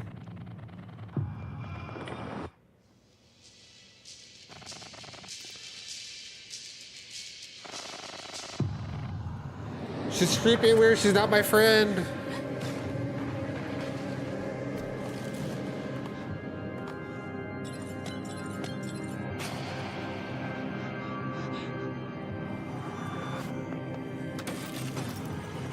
That would hurt. Any top picks? Anything exciting? What's up, Geronimo? Honestly, I'm probably not gonna play any of the stuff I've seen. Some stuff looks like it could be, it could be all right here and there. But it doesn't. None of it really like tickles my fancy enough to really commit to wanting to actually play any of this stuff. Mechabellum is my addiction, and Peggy 3. Nothing is tickling my fancy, and the reasons why I would love to play, a game a lot. A lot of these games that I've seen would be like, if I did play it, I'd only play it for like 10 hours or less. You know what I mean? Those kinds of games. Good morning, Emberville. Today is the first day of our very own public bus service. The bus services will start in the tracks and ash tree, but will expand to more neighborhoods as passenger approvals roll in. Genuinely, there's no games on the horizon now that I'm waiting for, because Path of Exile 2 is already out. That's one I was waiting for. Actually, no, that's not true. Now I'm kind of waiting for Grand Theft Auto 6. Let your voices be heard. I am waiting for that. I would like to play that a little bit. Like, at least play through, like, the missions and shit. I feel like GTA makes me laugh. That game's fun. And if I get more into GTA as well through doing that, maybe I would play it more frequently, too. Hey, Sean, should we see what's going on the factory floor? Make sure there's no production line issues holding up the rig? Well, that's a great idea, and I've invented the perfect spy gadget for just that. Hey, Sean, there is a big window right behind us. We could just look through that. Oh, look through a window? What is this, the Stone Age? I'm pretty sure they didn't have windows in the Stone Age shops. Why would I use an obsolete Stone Age technology when the wristwatch I invented?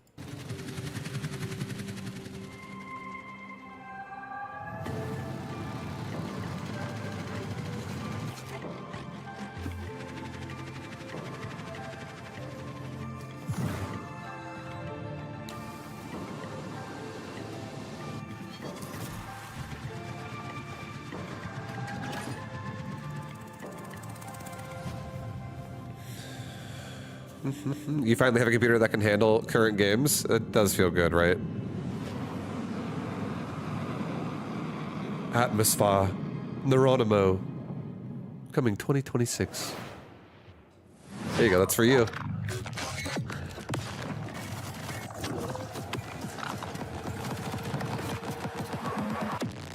Subject decimated.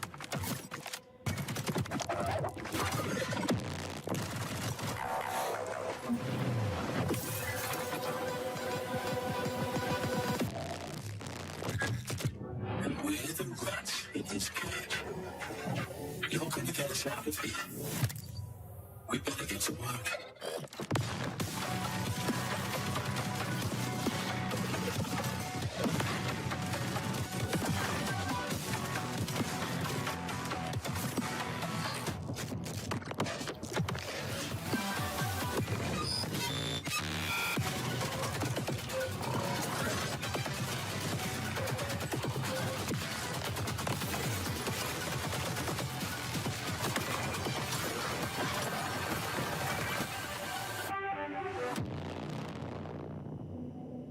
Void Breaker. Yeah. I don't know. I wasn't feeling it. For me. Wasn't feeling it. Ooh. Time to tend to a garden again.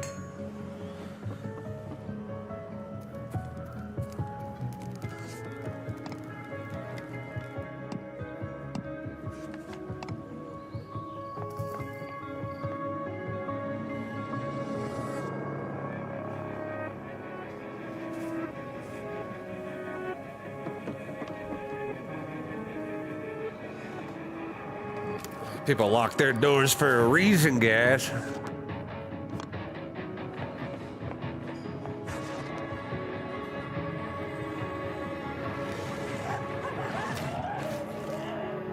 Well.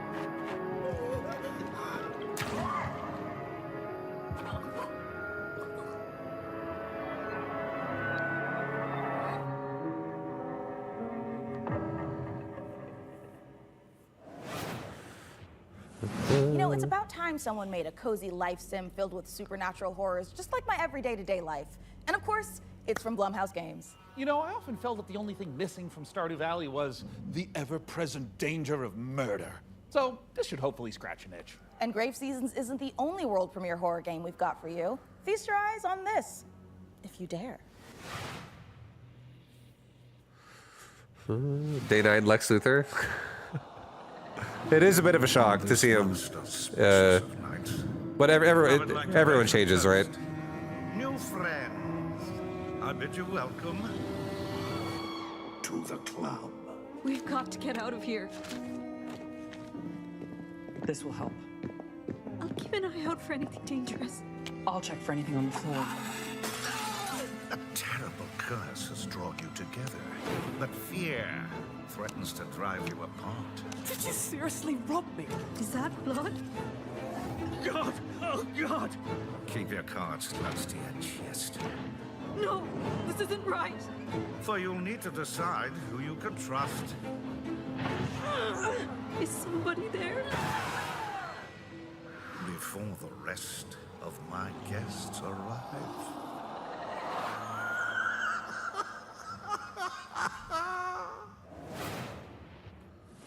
Born of the Abyss, Vampire the Masquerade, Bloodlines Unofficial Patch, Doom 3 Phobos, and more mods join GOG. Pre-installed and ready to play, smooth as never before. Just add the mod to your library, click download, and install it. It's that simple. GOG has teamed up with modding communities to bring you iconic fan creations, which, by restoring cut content, fixing long-standing bugs, to introducing entirely new quests, characters, and experiences, breathe new life into classic titles.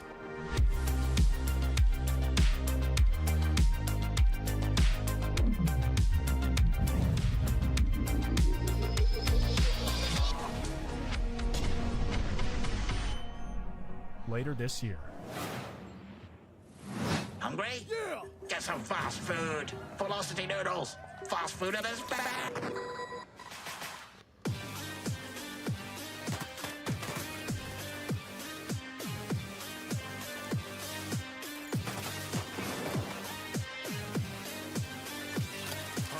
I feel like this reminds me of Hotline Miami. Or I think it's what it's called. I played that.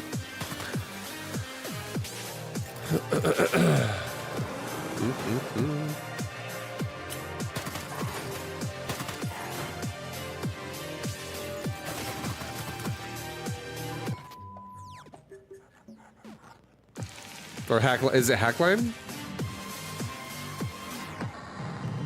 Deadwire. Hackline Miami. Oh, fucking little Minecrafty guy? Another Minecraft? Build your base? Build your town?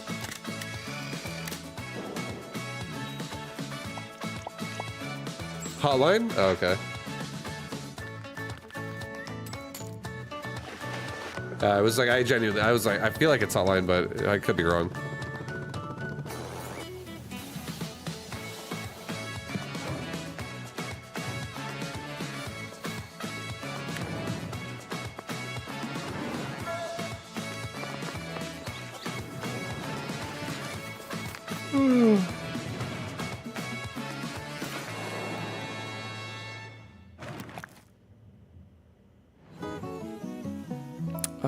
Yeah, I see.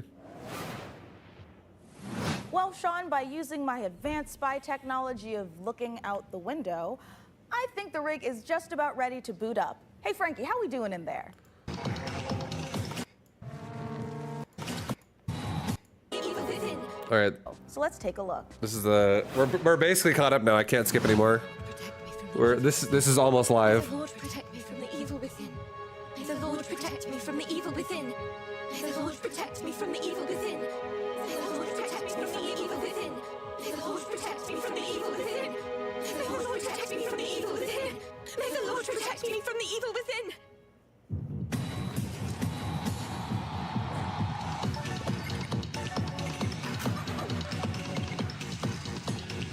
Man.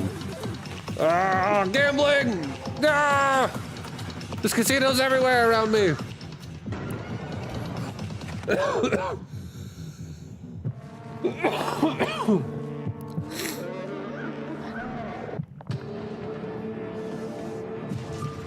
fun to watch you play this and play mecha at the same time. I'm not playing mecha right now. But I will be. But I fucking will be soon. I am resisting. I'm resisting the urge to play now just to finish this. I set out to start watching it, I'll finish it. But yeah, I haven't really found anything I want to play though, that much.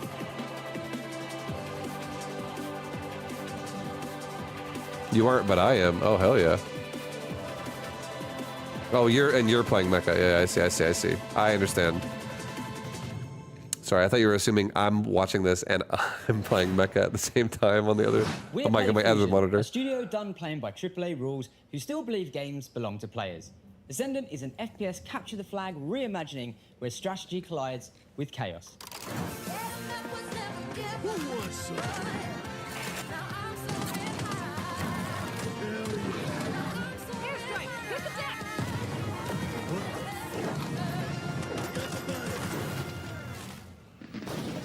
It's like capture the flag on crack. Edmund McMillan of The Binding of Isaac. This here's Tyler Glale. Yeah. We're coming to you from Santa Cruz, California. Hometown. Number 1, this is not a wig. Yeah. Number 2, we got a game coming out soon. Yeah. Here's the trailer. Yeah. What seems to be going on with the little guy? Yeah, I think my cat's sick. Yeah, he's got a broken neck. He has horrible IBS. His mouth and one of his ears are missing. His soul was removed by a Kandarian demon. What was that last He's one? taken a shotgun to the face a couple times. What? He's got rabies, I'm pretty sure. And he's made a deal with the devil. He was stabbed repeatedly in the neck, chest, face, and hair. He's incredibly dehydrated. He has depression. Who doesn't nowadays, right? He appears to have a conjoined twin. I don't really. He has a gambling addiction. He was probed by aliens. He was mauled by a large headless beast. His tail appears to be growing a head. He has ADHD. He got into a fight with the dog. Eugenics, coming to Steam February 10th, 2026. That was my favorite ad. Magnificent so games far. and a magnificent gaming PC that you could win. Once again, head over to pcgamer.com/survey for a chance to claim the rig. Hey, listen. All right, we're caught up now. I'm not gonna touch it anymore. I'm like 10 seconds behind live.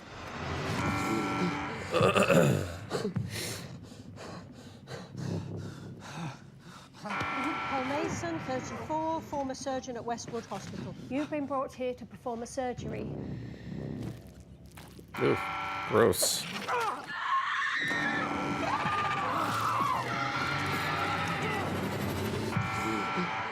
Paul Mason, former surgeon at Westwood Hospital.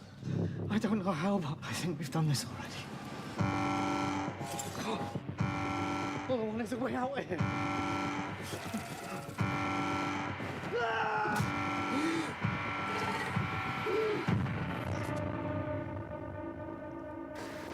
One, specimen containment breached. That would be like, Nadine, that would be like a fun game you and I could play.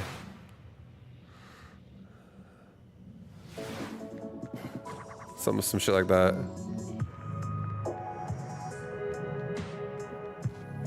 Yeah, it's like an interactive horror where if you die you just have to do it over, but like you have to make it through it, and it's like movie style.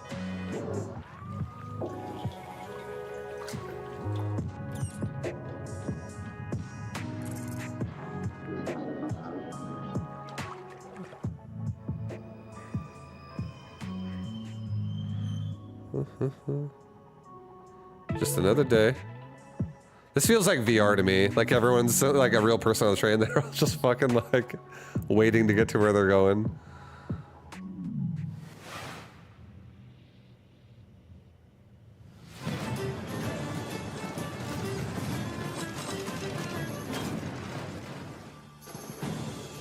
Is this a Vampire Survivors Castle Edition?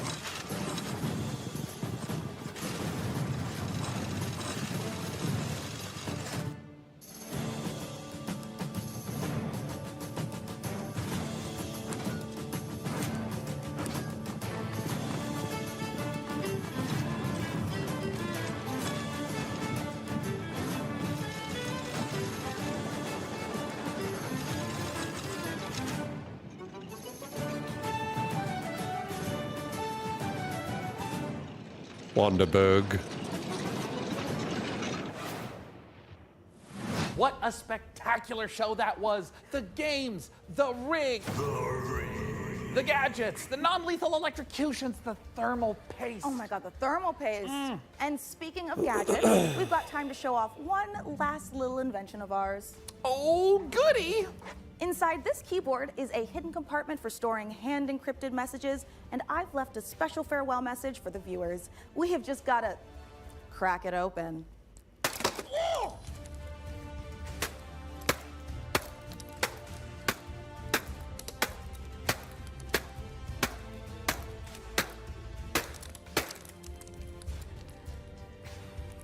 Oop. Yeah, this is just a normal keyboard. It's Jim's from accounting. Poor guy can't catch a win, and this soon after the divorce? Oh, a reminder to everyone, thermal paste isn't food. A big thanks to Frankie and Jacob for building the rig. And thanks, of course, to all of you for tuning in. We'll have to work super hard to top this when the PC gaming show Most Wanted returns in December. Thanks for watching. See you in December, everyone.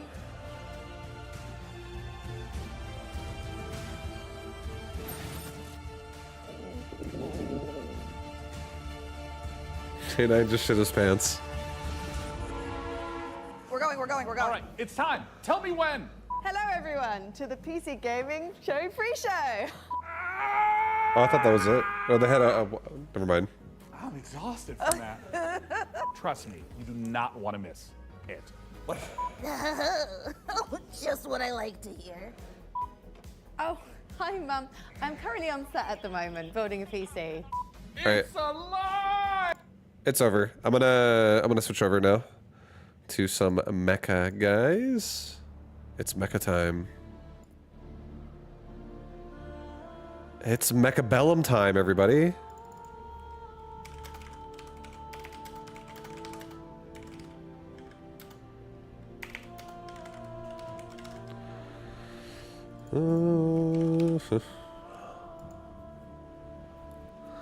Alright, just changing my title and everything really fast. It's Mechabellum time! Yeah!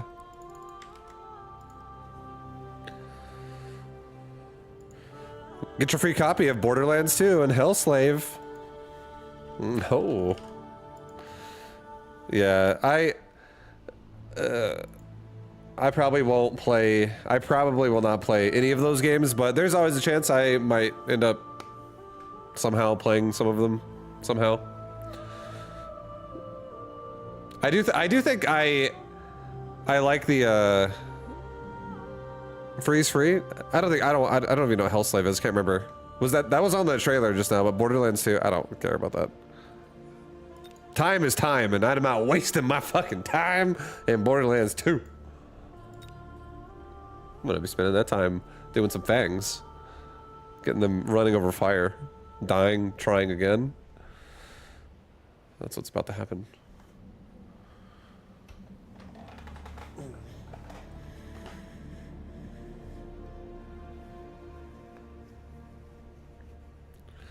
The turn-based RPG. It's not too bad. Live, die, repeat. No, I don't know. Let's play Castle Vampire Survivors.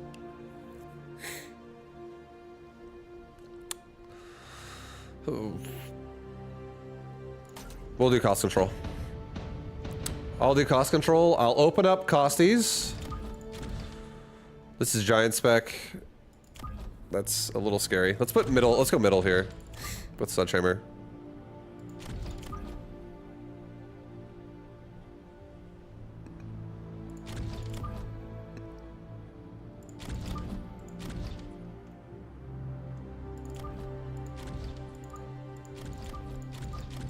Go closer.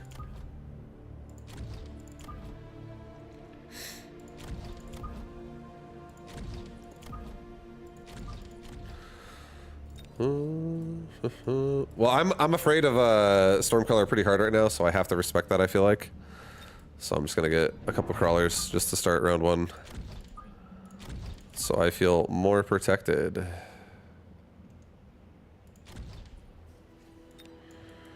Dun, dun, dun, dun.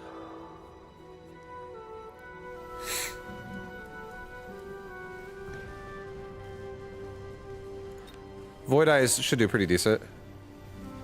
There's no chaff.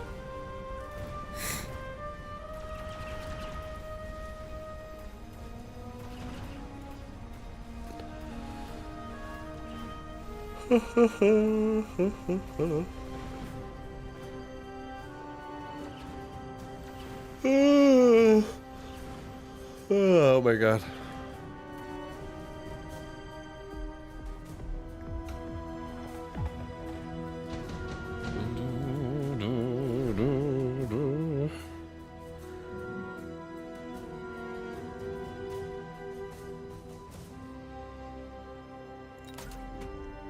I'm gonna do a Phantom Ray. I'm gonna do a Phantom Ray on both sides. I'm also gonna do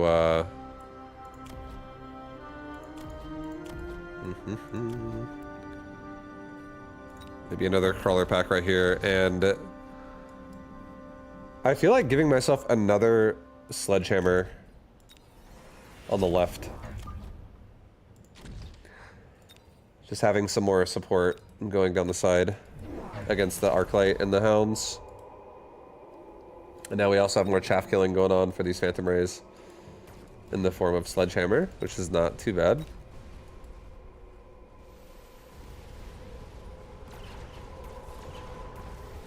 Because they also do well against Hounds.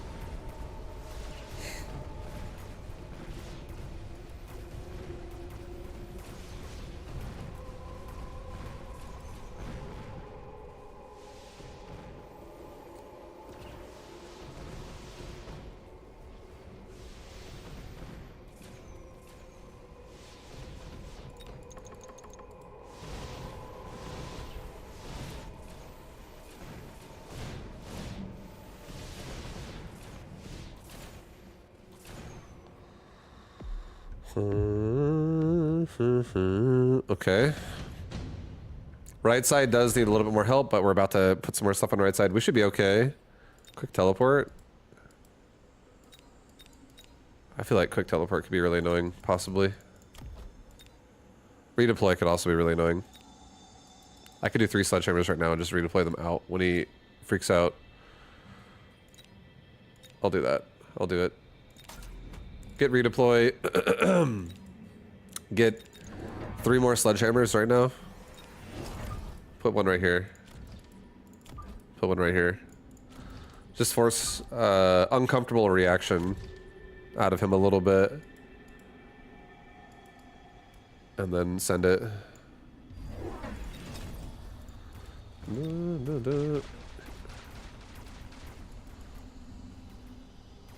We got a bunch of crawlers coming back to fight both sides, so hopefully our crawlers overall win that fight. At least long enough for me to win the front fight. I pulled away a lot of his chaff. And chaff clear, so that's also good. Yeah, we win the fight in the back.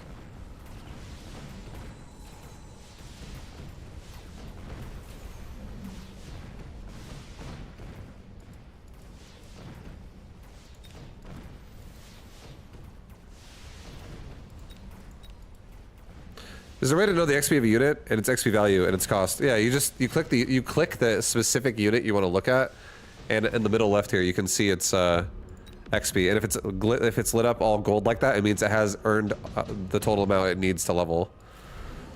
And you can see a hard number on it. So if you mouse over it, like a sledgehammer says 849 out of 1,000.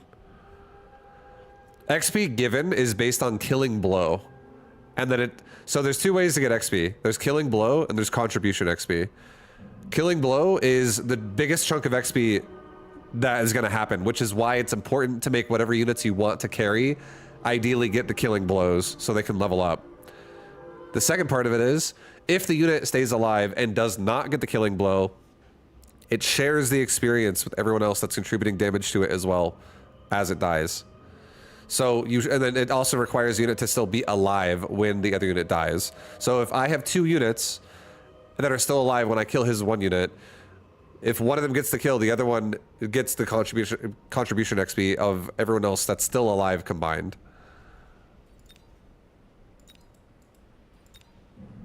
Another redeploy. Oh my god. Let's just do a haste module and do this. Thank you. Yeah, no worries. No worries. Let's get 3 crawlers here. Let's do a crawler pack like right here. Do a crawler pack like right here. Do another one like right here.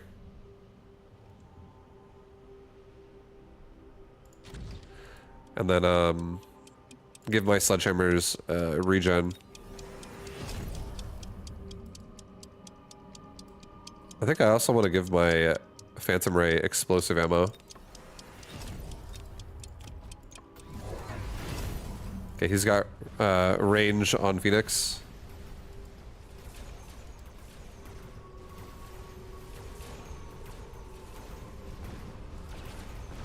I still think the sledgehammers in the back is totally fine because regen is making them die slow enough to where I compromise his towers before he's able to really come back and defend.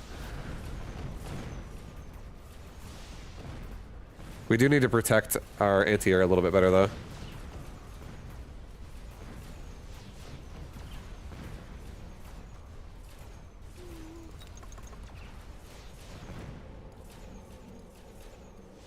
Oh, nice. It killed it. Yo, the Phantom Ray did it. I was like, please, Phantom Ray, AoE that shit. It did. And now it kills all of it. Because there's enough sludgies to cover, I think. No! Oh. Sad. I just need to get range and then they're fine. And then that won't happen again like that. Because then they'll stay behind sledgehammers.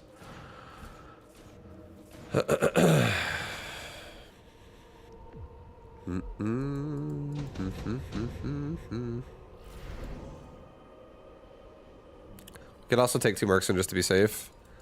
He doesn't really have much chaff. Yeah, I'll just take 2 marksmen. It's all G. Put a marksman like on the inside, another one on the inside. Level up the sledgehammer. Level the... Maybe level the void eye. Give myself range. I don't really feel like I need to... Like, void eye are okay. I don't necessarily need to level them though. I think I'm gonna give myself 2 more Phantom Rays instead. That'll just be able to push forward faster and AoE out the fangs. And I still don't think it's time to redeploy out of here. If anything, maybe I redeploy like this squad right here, like in here, even more.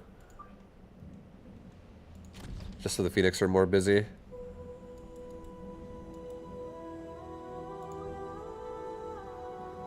No, don't do that.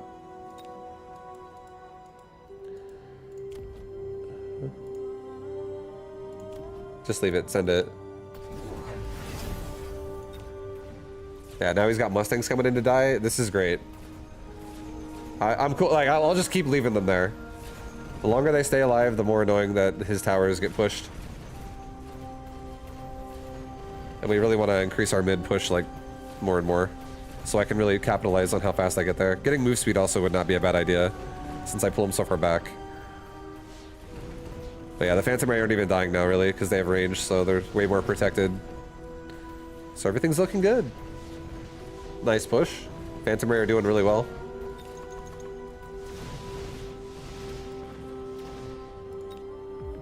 Also, we have Marksman, too, that can cover if the Phantom Ray die.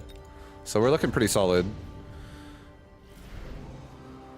Extended range Phantom Ray, take that. Just make sure they stay in the back. Level up the sledgehammer.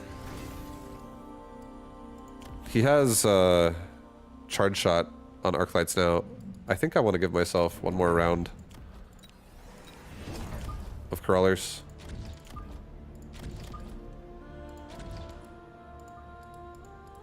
I want to give my sledgehammers mechanical rage, so I shoot faster. And then maybe give my crawlers... Start giving my crawlers damage as well, so they can get out and rush into the arc lights faster, and I can give them, like, replicate and shit. I'm gonna give my crawlers rage as well, and I'm gonna give everybody move speed this round. I feel like this is gonna be a really scary round for him. And the more fangs he makes, the better it is for me.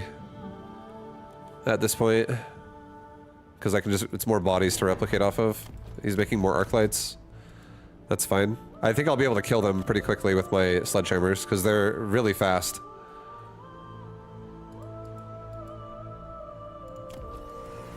And not only that, we also have a bunch of Phantom Ray that are getting strong as fuck. They have really good range. These Phantom Ray have 135 range right now, so... And they have explosive. So they shoot from pretty far back. He missile deviced out my sledgehammers in the top. I'll just redeploy out of there now since he's doing that. That's fine. If he's gonna missile device.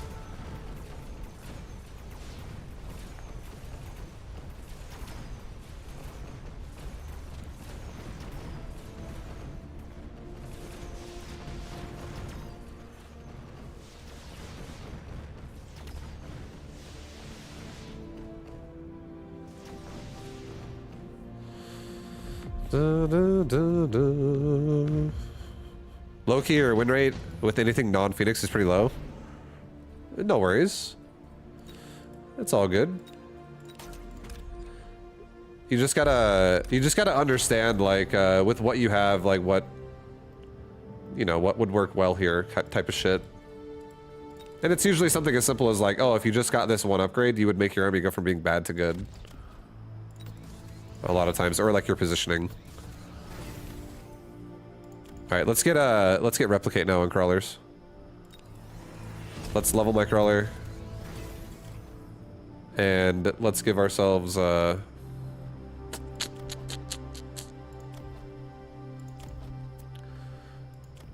gonna give myself 1/1, and I'll give myself another sledgehammer in the middle right here. Just so I can run these arc lights over and level these guys up. And I'm gonna redeploy this sledgy out to here, and we're just gonna have a really fat sledgy line that pushes the front. So crawlers can replicate over all the stuff.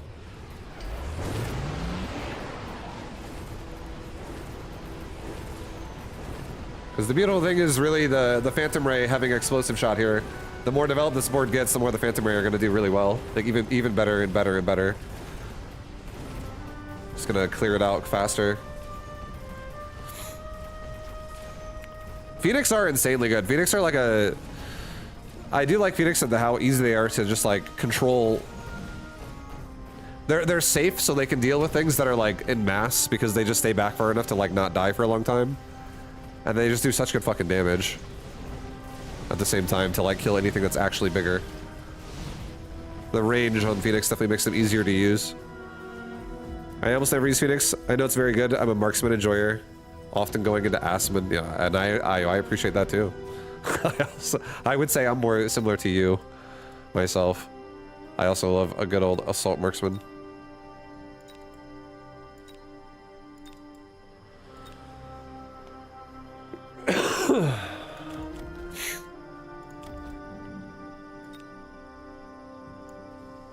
I'll take assault melting point. I'll redeploy out this sledgehammer on the left, put it over here. Level up all my sledgehammers. Level my Phantom Ray. I'll just get the marksman leveled up and give them range, just because. And I'm gonna give myself a little bit more Phantom Ray action right now. I'm gonna try to like really spread out my my AoE clear on the board a little bit more now with Phantom Ray. And I don't really care a whole lot about move speed now that I'm really... Actually, yes I do. Yes I do. What am I talking about? I'm going for replicate. Send it again. Just get move speed. Yeah, no, I'm definitely leveling my crawlers now, and I'm gonna keep making them stronger. The sledgehammer push and the Phantom Ray push should be able to handle most of it, and hopefully just create openings for crawlers to replicate the shit out of everything else.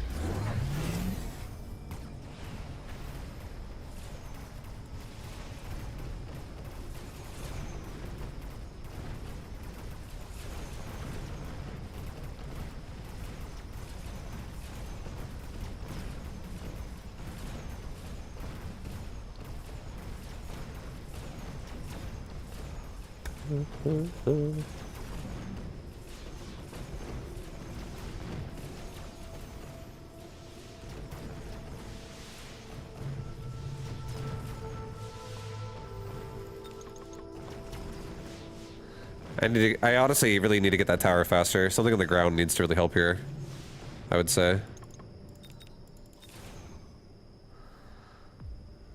I could also make fortresses and give them anti-air barrage to really help out with this Phoenix problem as well.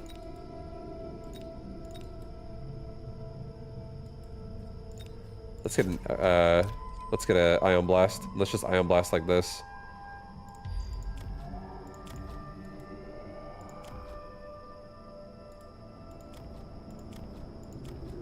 I think we kill most of his units here if I do that ion blast like that on the left.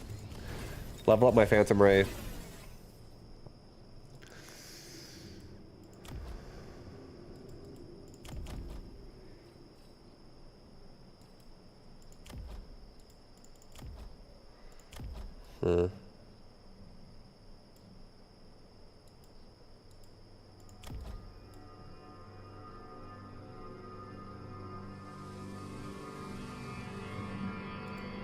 I'm tempted to do Link here on my sledgehammers. I think I'm going to. And I think I'm gonna get myself another health upgrade. I think I'll get myself 2 more crawlers. I just kind of rush. I'm gonna have them both kind of rush one side together, really swarm one side.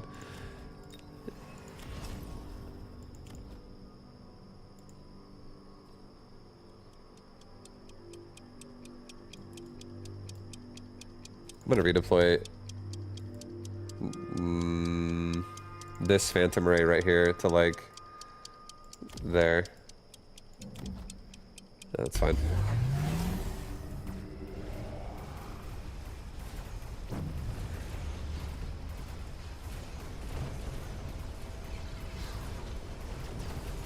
He's got a melting point now himself. Oh boy. I mean, it's lasting a long time. But yeah, that melting point. Left side crawler's going fucking ham though. Like this damage sharing really did just make the Arclights kill so much slower and have the crawlers get out of control. So damage sharing definitely turning crawlers on pretty hard. But I feel like I just gotta make sure we can get through this now on the right side. I might just assassinate that melting point as fast as I can here.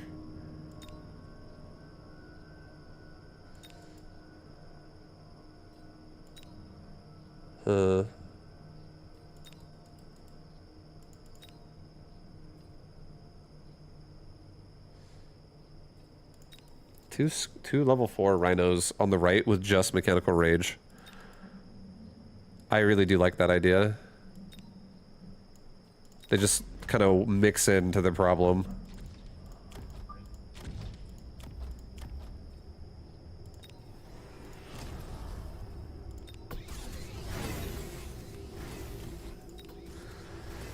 Okay. So now we got 2 rhinos on the right that are gonna push in with all these high-level crawlers. Definitely get speed. I kind of want to get damage. But I am afraid of more melting point action. I also could still do my own melting point. I haven't done that either. But I'm feeling pretty good. I think we should just seriously crawler down the right side again. Like, actually just flood. Just fucking flood this, this army.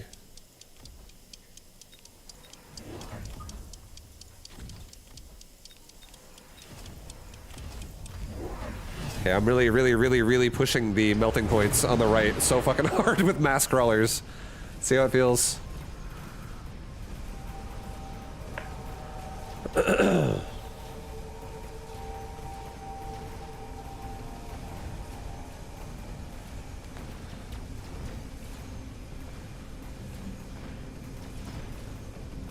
It's working.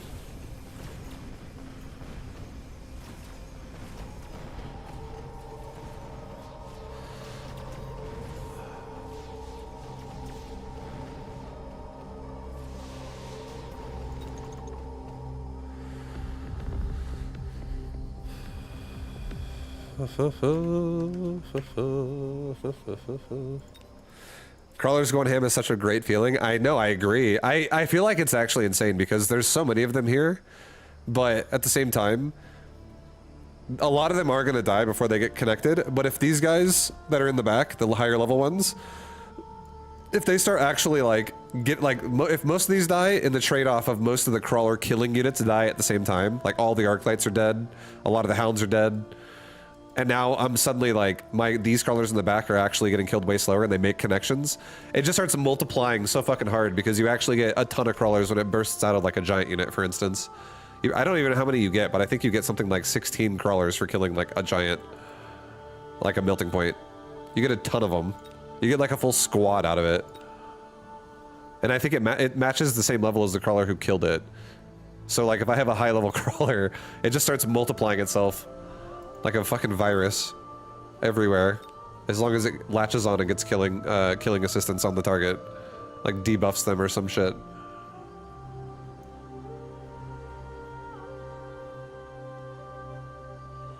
Replicate only gives level 1? Does it? I thought it gave the same level. I'm over here giving misinformation if that's true. Never mind. I'm wrong. Multiple people are saying it. I feel like I'm wrong then. I thought I was getting multiple of my higher level shit back there with that, which is what I saw. But maybe I'm wrong.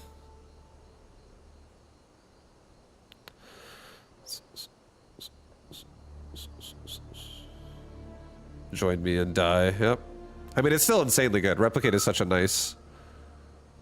It's such a nice tool to just create chaff. And the reason why it's so powerful, too, if it's done like that, is because by the time the chaff starts getting created more, the units that would ideally, optimally kill it are mostly going to be dead if it's working. If it's, like, actually pushing. I could do the same thing again with Fortified and just have even tankier sludgies. I kind of liked sludgy tanks. I'm enjoying them. Does Replicate feed XP? It should, yeah. You get XP, if your unit kills something, it should get XP for it, no matter what. Even if, like, let's say a hacker hacks one of your units, and then your own unit is killing your own units. Like, let's say he hacks one of your sledgehammers and it kills your own Void Eye. Even though it's still ultimately your unit at the end of the day, it still gains XP while it's under his command. So, like, he could level your unit for you, essentially. Shit like that as well. If you kill, you get XP.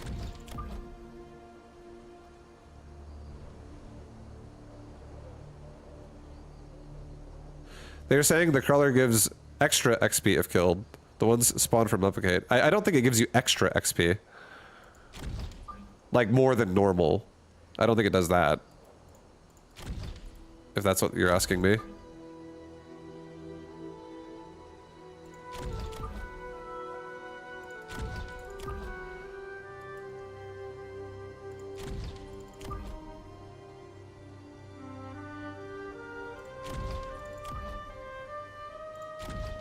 Alright, we got lots of hounds again. This is nice. We definitely want to get a couple crawlers. Sabertooth are a threat for sure.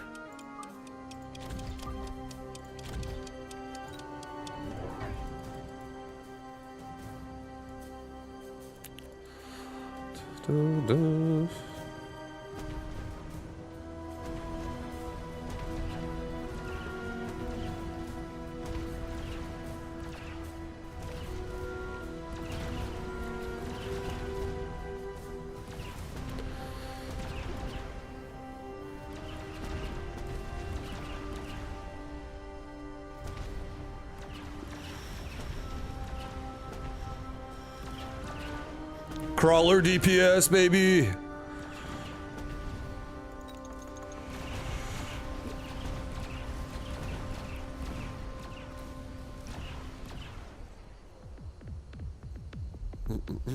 That sledge crawler disperses tech. No, I know. It's fucking sick, right? It's so nice. It's very nice. Another redeploy. I fucking love redeploy with this style. It's so annoying.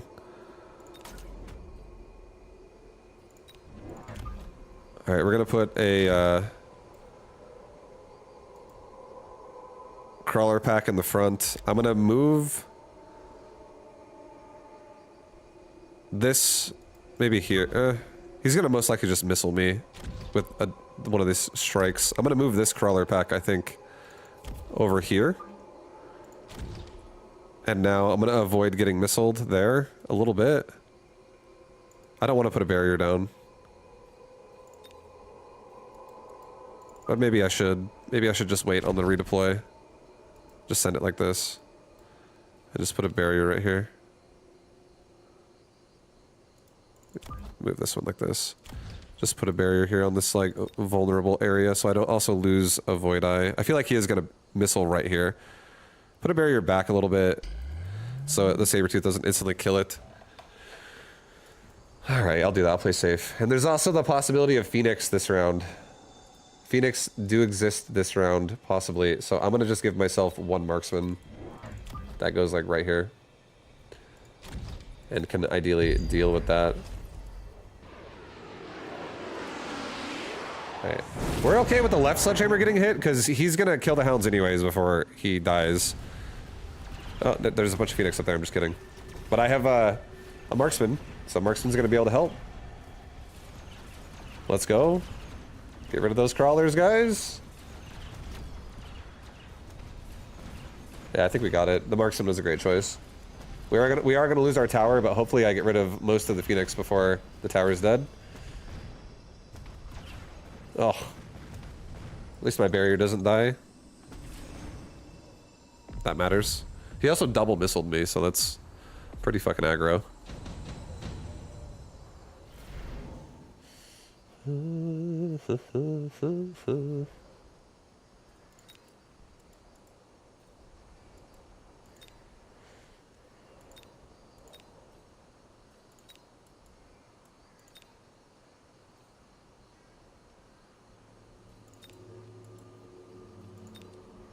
I'm gonna take a Vulcan. I'm gonna put the Vulcan right here. I'm gonna level up this Void Eye.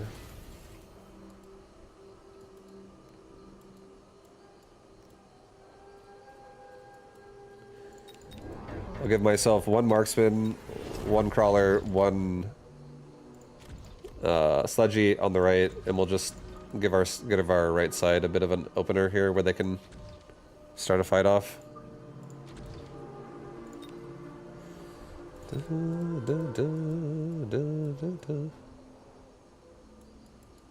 I don't really want to redeploy my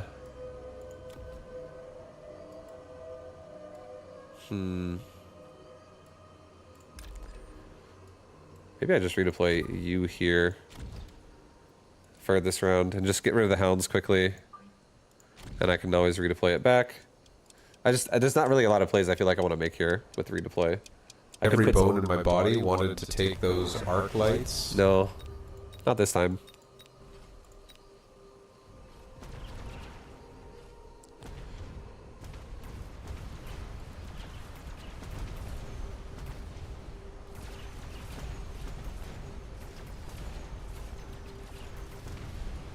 Not this time, baby. Not this time.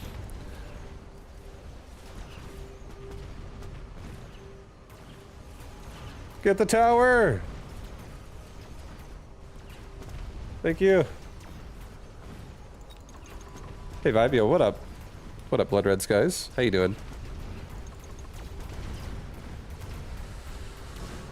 Marksman leveled up. I think both of them leveled up there, or at least the left one definitely did. So that's good. Marksman leveling here is quite nice. A javelin. I don't know if he javelins me right now. I don't really want to Rhino Assault him. I think, what about Underground Threat? That doesn't really care. I don't care about that either. I should be fine no matter where that hits. I'm gonna give myself a Bombard. I'm gonna put it like right here. Try to knock out the Phoenix. On this side, I'll redeploy this guy again to like back here so he doesn't just instantly die. It's fine. Give this marksman a level up. Level up my Void Eye. He might javelin my Vulcan out.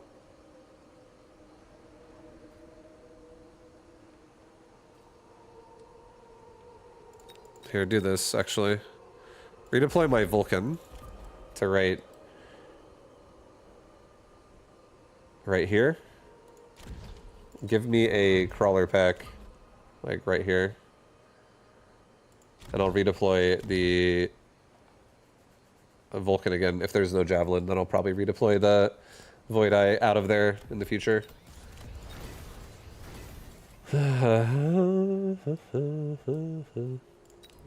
I'll get one more marksman. I'll get range on them. Just to be extra safe. I'll give myself another, like, Fang squad, like right here. Okay, so underground threat on my left side.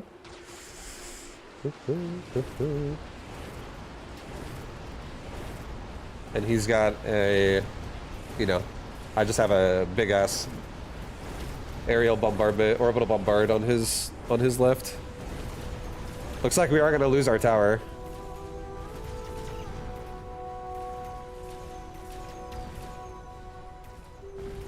But we should probably still get the round. I think right side wins. We have Fangs over there too, to help kill Phoenix as well.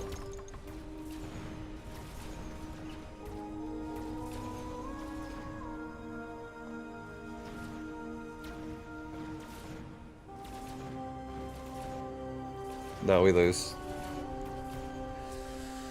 I was hoping the Void Eye would maybe turn around and help a little bit, but they just abandoned. They literally abandoned. Extended range Vulcan? Sure. I'll give my Vulcan actually range now at this point because of that. I'll give myself another Vulcan over here. Maybe give myself like 2 more Fangs.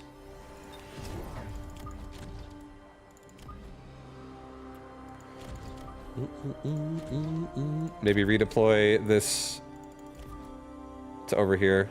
This is a Void Eye. Maybe put it behind my Vulcan.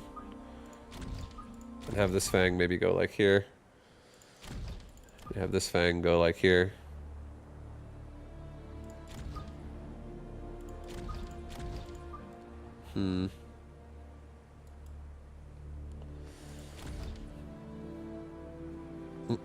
The sludges are important to level, I feel. I think I'm actually about to abandon them.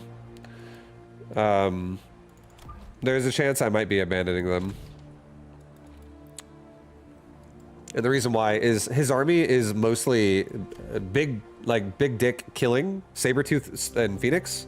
So many of these units in his army. And Sledgehammer are just going to get crapped on by both of those things pretty hard. The more they level up, the more they're invested into. I feel like a Vulcan does the same job as Sledgy does now, and it has super fucking far range. So I'll just let myself use Sludgies instead. And then I'm debating what I want to make here in the back behind it to really punish the Phoenix. But a couple marksmen already is good, and I am contemplating just these fucking sabers have regen. Okay, that's not good.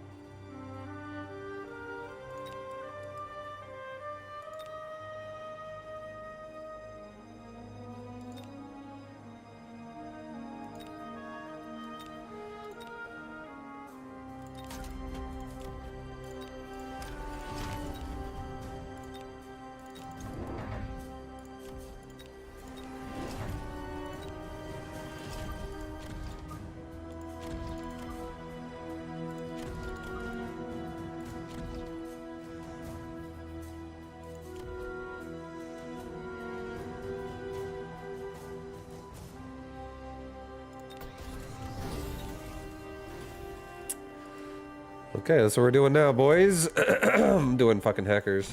I'm hacking. Time to hack the planet.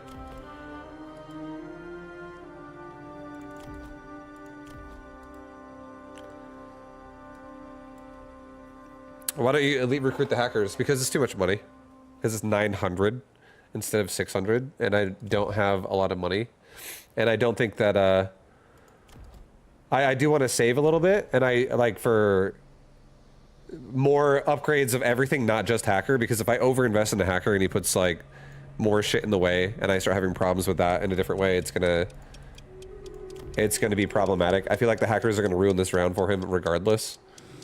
I'm gonna give myself 1-1 in fucking range. But the Wasp are gonna definitely make it the round hard for me in a different way.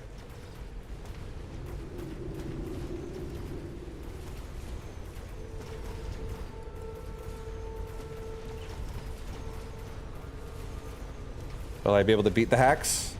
Beat the regen? Or oh, Jesus. No! Oh, the fucking paralyze. No! That's GG. I think we're just dead now. We're actually dead. The paralyze was nice.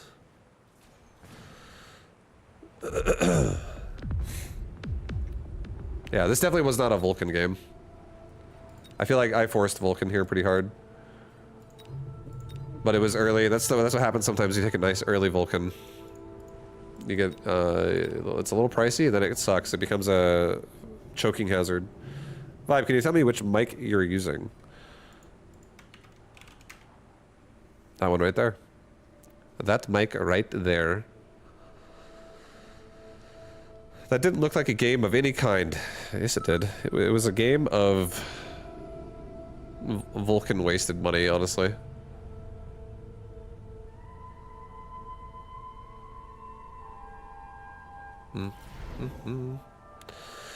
Speed spec. Supply spec. Cost control.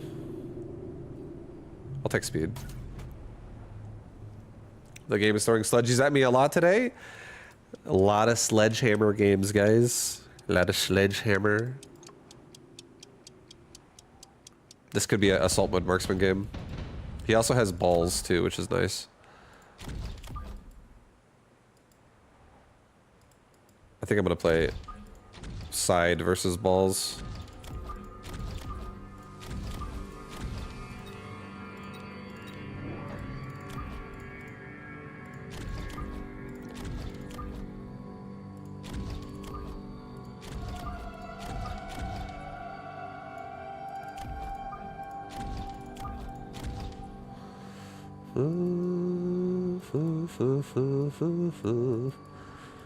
Yeah, I'm stacking one side really hard. I will get paralyzed, but I can make I'm gonna do a kite here. I'm gonna do a kite. Whatever seems like, whatever I get is drops, that seems like a fucking solid kite, I'm gonna kite the other side of the board for an opener. But for now, left side board focus.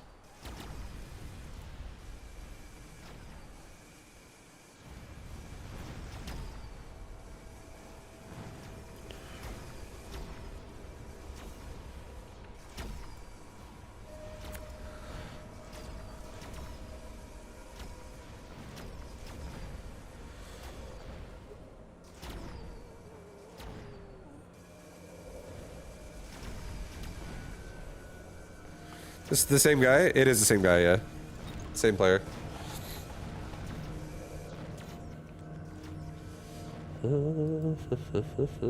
Get it, crawler!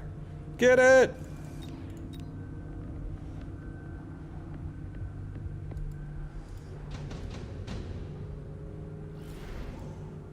Extended range marksman, okay. Definitely gonna take that. We're gonna turn on assault mode here. And I'm gonna give myself 2 more crawlers. Maybe put a crawler here and put a crawler pack like right here. That can just aggro out the missiles. And also give these sledgehammers a time, like a tiny bit of time to like prepare before they get blasted.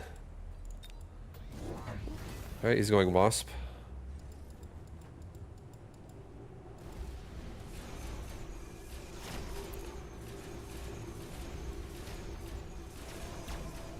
We're not tickling the balls, okay? We're gonna be exploding those balls. Look at this. Goodbye, balls.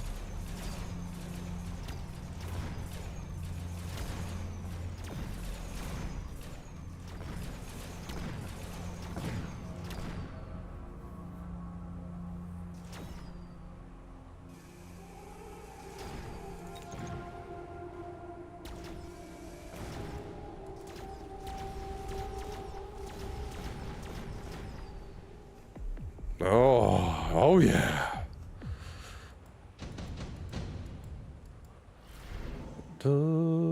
Okay, I'll do a Vulcan. Vulcan's pretty cheap. It's 100, and I'm not gonna make any more. I'm literally not making any more.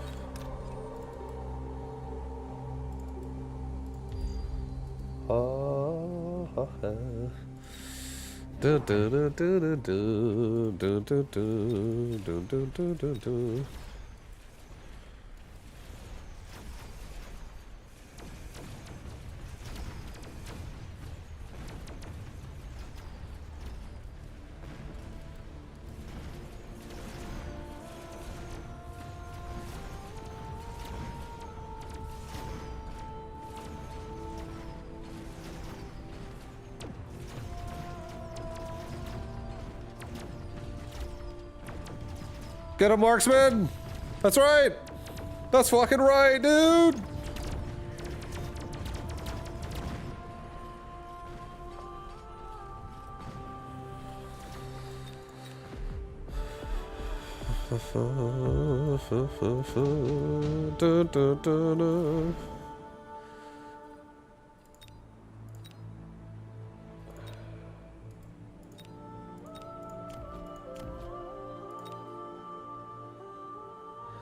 We're doing some cooking again? Yeah, we're cooking, baby. We're cooking. We're cooking hard.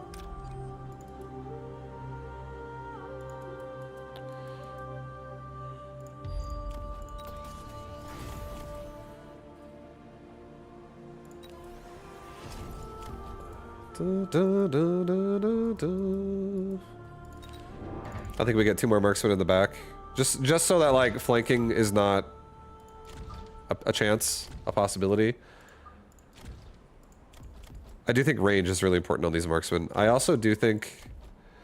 Fuck. I want to level this sludgy a little bit. I'm going to level the sludgy, and I'm going to level right tower once. Because right tower is going to get abandoned. Every round, every single fucking round. We're just going to play a left board here, and have right board is not growing anymore. We're just gonna level the marksman, and I'm probably never gonna touch the Vulcan. I just want him to like kite the chaff fast.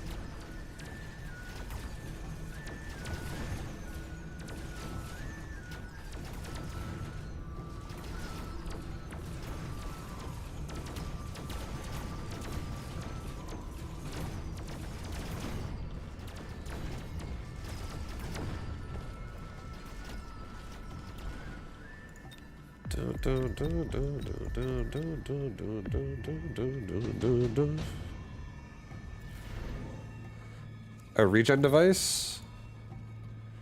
No. Underground threat could be annoying. For him. Take it. Let's get ourselves 1 final marksman in the middle. No more marksman. I think that's it.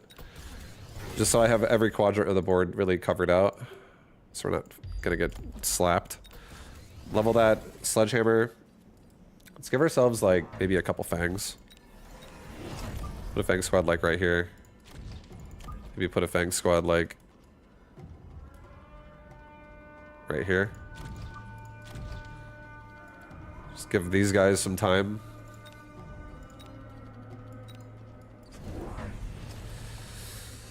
We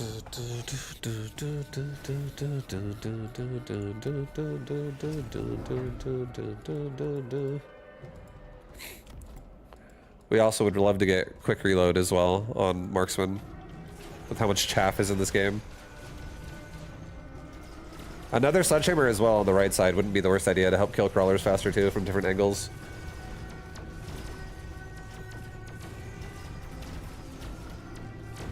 Alright, we got both his towers. That is very nice.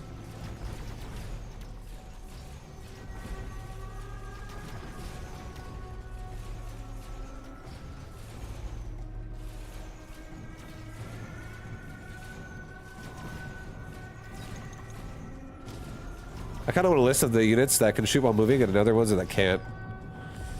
It's pretty much ground versus flying units. I think flying units really struggle a lot more when this problem arises. I see you're still perfecting your mobile beacon craft. That's right. Nice. That's fucking right, baby.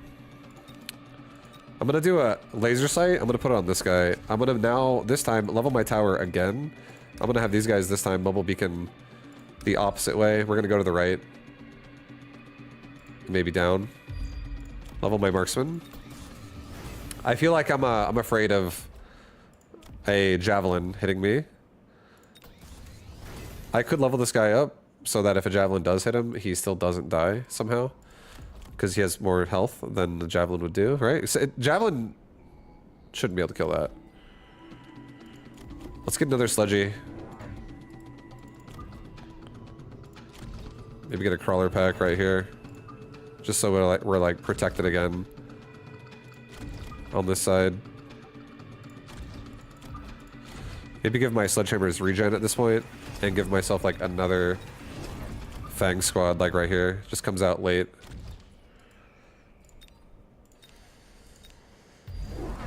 Okay, he's javelining that, unfortunately.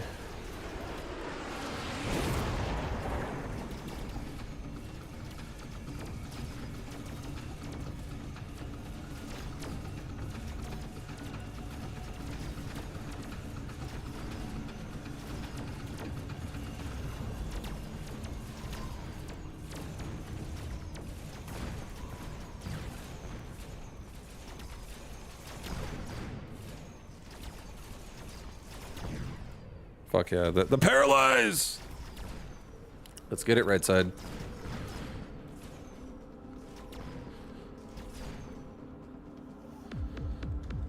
GG. Yeah, that was sick. That was actually a solid strategy. I think the kite is fucking crazy when it's against steel balls. I love kiting steel balls. If you have something that has like if you're doing assault marksman or if you're doing something arc light shit. Something that has like AoE while having a decent range. So you can shoot while you run and actually kill the balls as they chase you.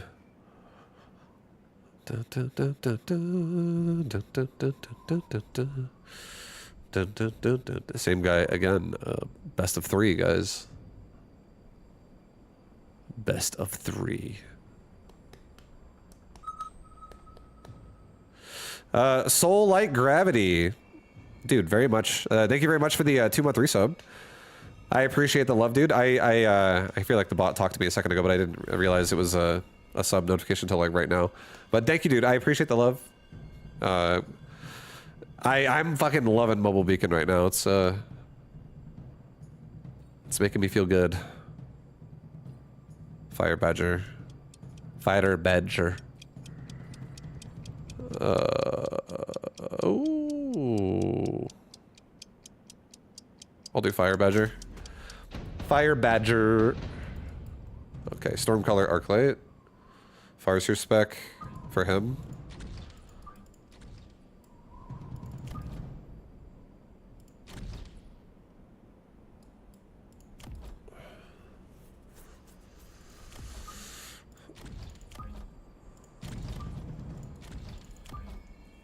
I really just want to kind of kill one of the Arclights, like, quickly. I don't want to have no problems here. That awkward feeling when you forget to put the free tech on Void Eyes. It happens sometimes, but here's the thing. If you think you're going to give your Void Eyes range that game, and you're actually going to, like, if they're going to be able to hold up and level up and start doing more damage, I feel like it's better not to take the free upgrade. Because it actually makes everything else more expensive. So if you want to do carry Void Eye, like, where they're not going to be in the front, it's okay not to take it. I feel like tanking Void Eye still doesn't work. I feel like it's an early game only thing. Like, if you plan on just, like, abandoning Void Eye by round 3, that upgrade being free is great. Because you can be like, alright, it'll help me not bleed out the first couple rounds. Yeah, exactly, yeah, what you just said. Like, they're good for the first few rounds because of that. But then they fall off so fucking hard so fast.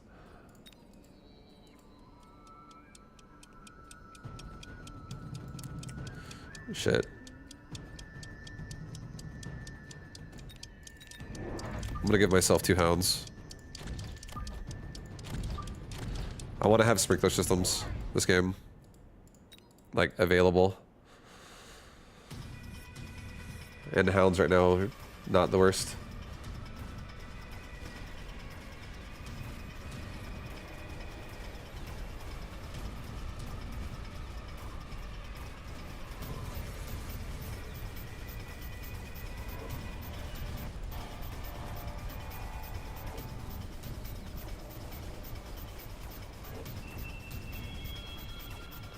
Get the tower Mustangs, please!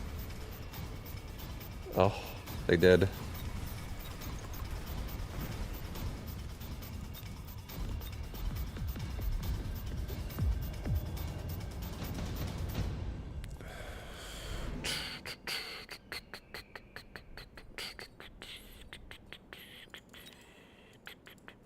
Let's take free Phantom Ray. Let's put it on left side.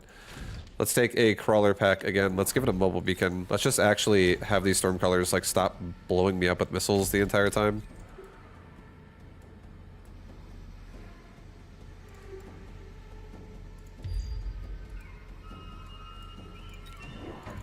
Let's also get a right side Phantom Ray.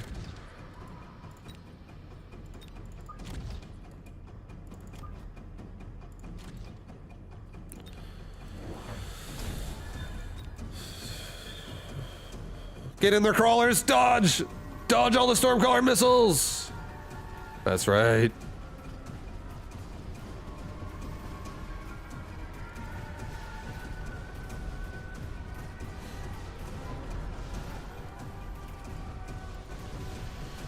Alright, Phantom Ray are absolutely gonna farm right now. Phantom Ray are gonna farm their hearts out.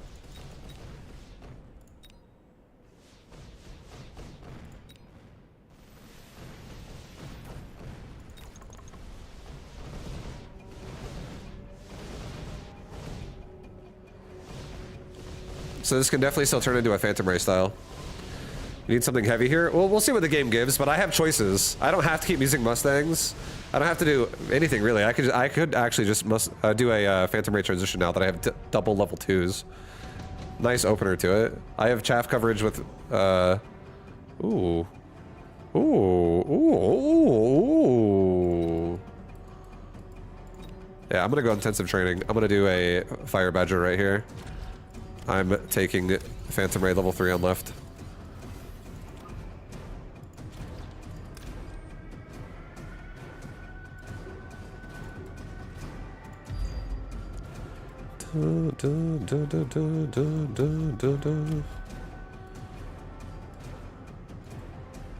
They should put anti-air tech on crawlers. Yeah, have like crawlers with the ability to like run under the unit and just like spring jump, and they like jump under the unit and they start like running on its body or some shit, and they start like bunching on it. And the units, like when they die to crawlers, they just like they fall to the ground and explode. That'd be fucking so cool, actually. If they actually had something like that, that would actually be so sick.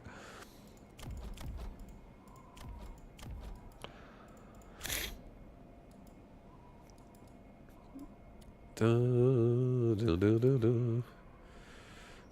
think I'm gonna give these Mustangs a little bit more protection though, because they are getting kind of crapped on pretty hard every round here. And now the crawlers still have the attention of the Stormcaller. Maybe move this thing back 1.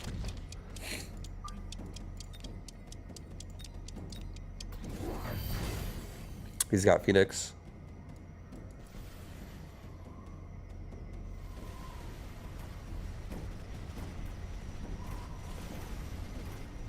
Our Mustangs get out there pretty fast.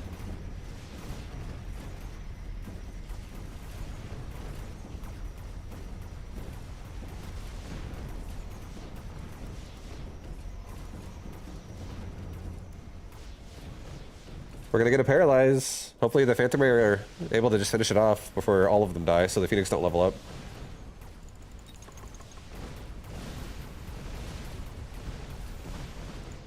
Nice.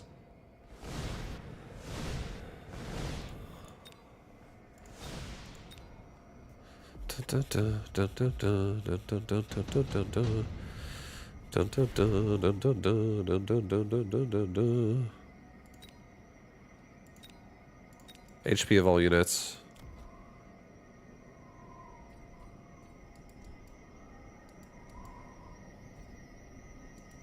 He's got a Farseer now. Farseer most likely is going on the left side.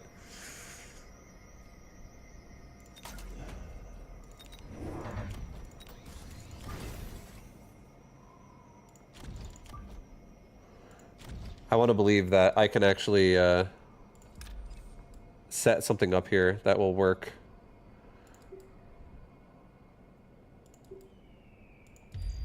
I want the Mustangs to not keep suiciding themselves. I want them to really get on top of this. I want this to break through. I want this to break through really hard on the left. And just continue to farm. Right side is not a big deal right now. Right side's kind of... I can always abandon this side and level the tower. If I need to. Excuse me. Scuse.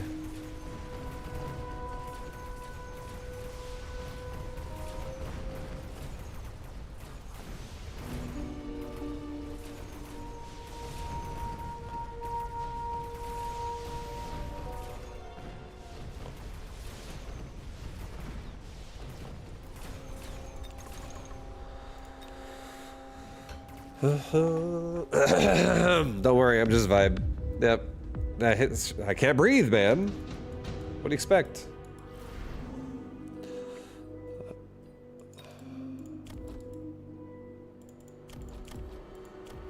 These Mustangs are just not getting anything done. They're so compromised every single round. All right, I'm gonna give myself super supply. I'm gonna give myself a Mustang on the right side. I'm gonna give my Mustangs this round range. I do really want my Mustangs to level up. I also want my Fire Badger to be a nice problem here as well for him. Remind myself, hydrate. That's right. I gotta hydrate. I'm gonna give myself another Mustang on the right side. An upgrade. I'll hydrate in just a second. I'll give myself a Fire Badger on right side too. Okay. Left side. Maybe just like you run for the tower.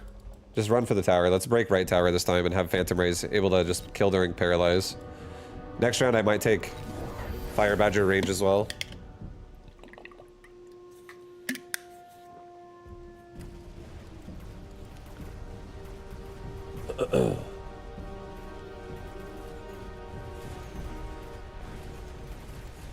Get a quick paralyze, let's go! The Phantom Rays are in! Support them!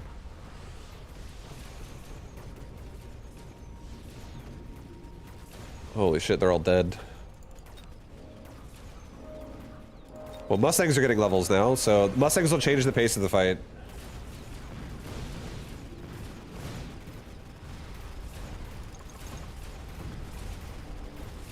Oh, hell yeah, these Mustangs are really getting some XP right now. Good job, Mustangs.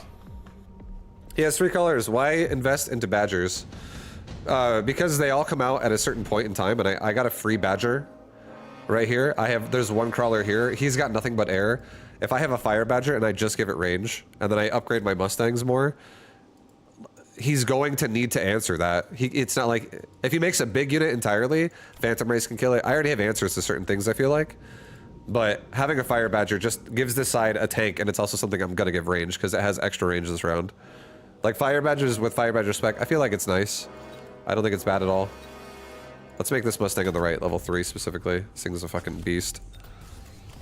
Level the Phantom Ray. I'm gonna give my Fire Badger range.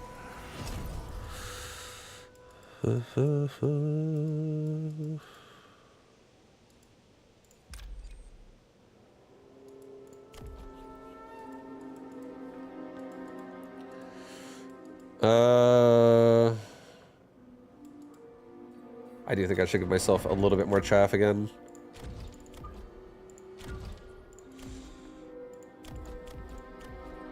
I'm gonna give myself stealth as well, finally, on Phantom Ray.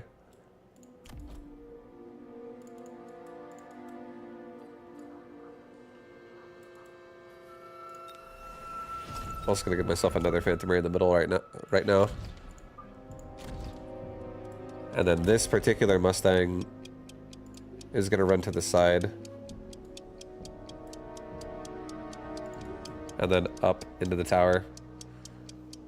I just want to avoid a spell if he casts one. He didn't even cast one. I was afraid, because this is my scariest, strongest Mustang. So I didn't want to get caught by, like, some spell in the front where I could maybe get out of it a little bit.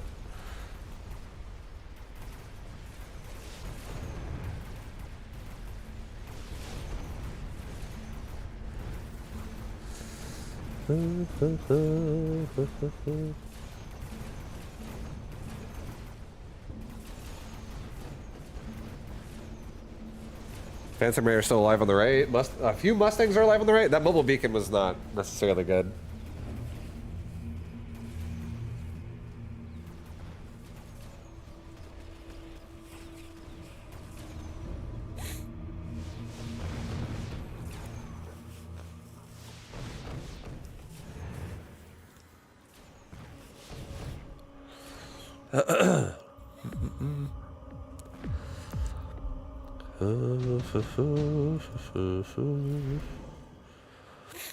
Melting point.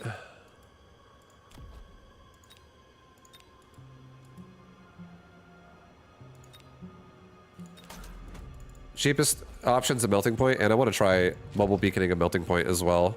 I really want to try this out. I feel like putting a melting point right here.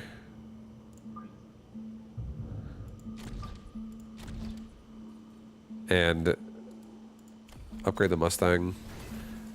I'm gonna upgrade this melting point right now. I'm gonna give this thing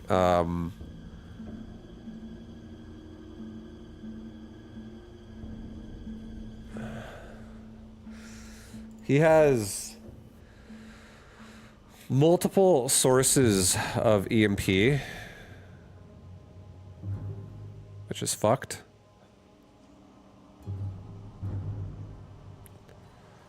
I need a device to make this actually like really feel good, but I think I'm just gonna give this melting point. It's cheap investment. This melting point is cheap investment. You don't run range up melter? No, not right now. I'm a wild man. And I'm gonna give this melting point a mobile beacon into the tower.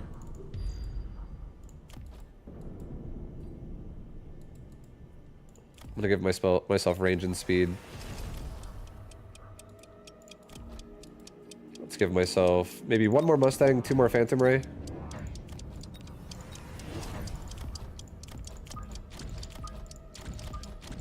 Let's get 1-1.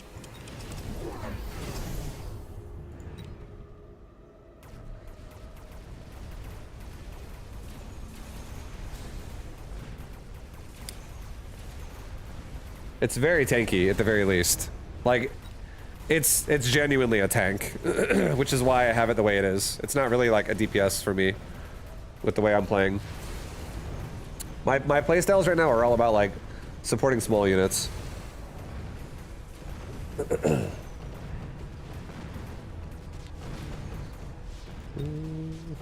I don't know if I want to invest a lot more into it either because it doesn't have EMP protection.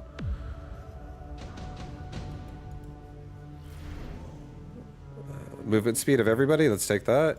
There's an EMP possible going on right there. Let's give this thing also an anti-missile device. Just so we can protect this area even more. Melting Point can once again run for the tower. Get range and speed for everybody. Level up my Mustangs, level up my Phantom Ray.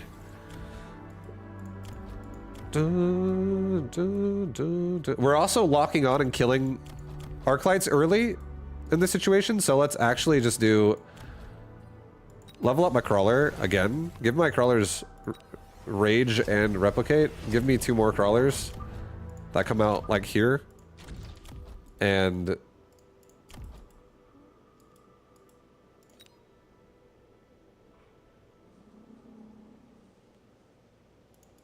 you just try to missile out whatever's in the front here. I want to like lock onto these Arclights fucking fast.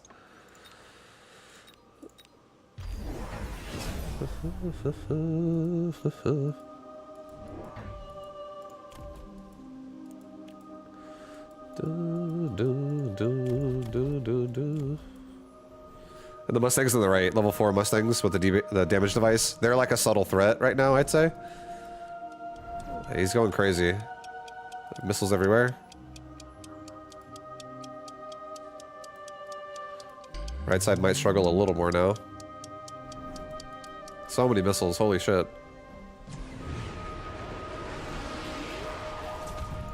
Oh, my melting point got EMP'd, that sucks. I was hoping the barrier would actually still protect it. But it's still taking, like the Arclights are stuck on it, and they're not killing my chaff, and now the crawlers are running everywhere.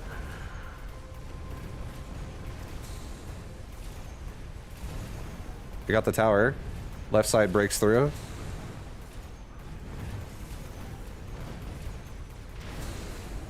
Right side Phantom Ray still cleaning up shit as well.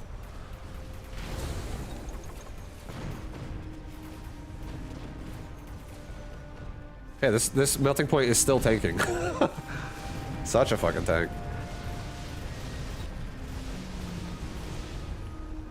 Yeah, if I could get an EMP protection, I would also give it the other 2 upgrades of energy diffraction. If I had some type of photon emission, or if I had like a device that made it always have immunity, having more HP off energy absorb, and then also the ability to heal itself, and then also putting energy diffraction on it with armor, I feel like this thing could just run in the front and just like split beam on anything big and just keep chain healing itself back up to high HP. As long as it's able to like tank through the initial amounts of damage, which it has a fuckload of health.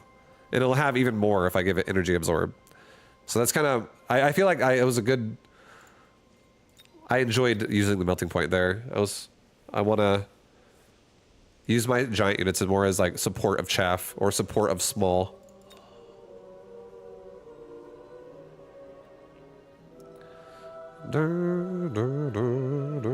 Get godded. Get godded.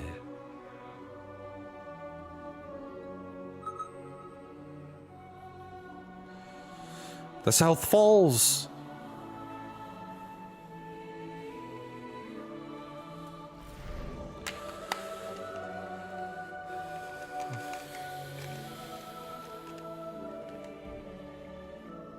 You won the best of 3. I did. I got a 2-1, baby. Down 0-1, and then I 2-0'd him. Here, I'll do training spec. This is really strong.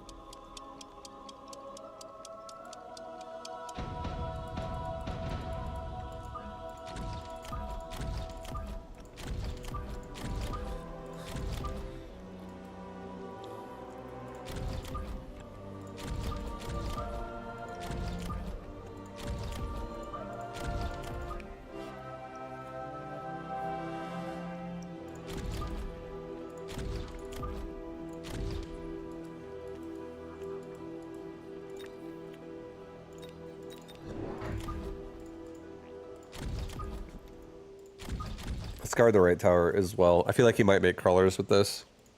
My guess is he makes crawlers. Start off by upgrading our hounds. He made another Void Eye and an Arclight. Right?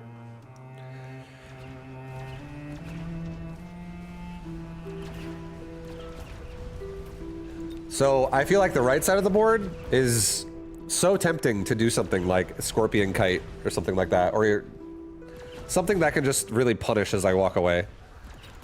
That's such a These Void Eye, though, they do have decent range. So whatever I do build needs to have also good range.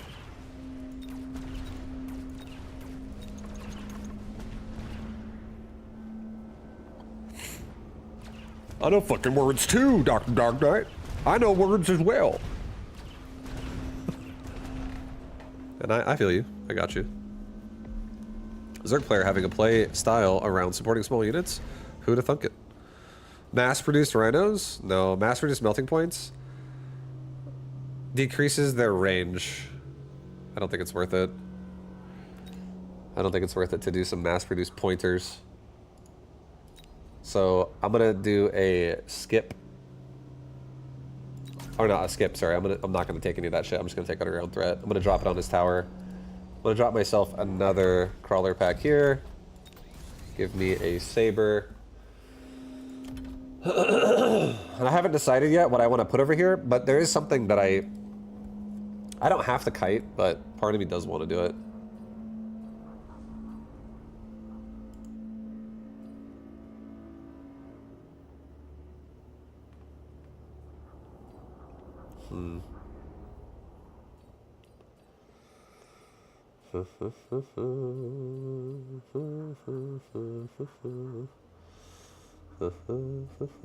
I do like the idea of scorpion kiting. If I get it this game, not gonna force it to happen.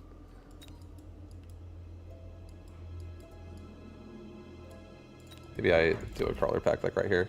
Just protect my entry. And now we have just more chaff in general to get out there.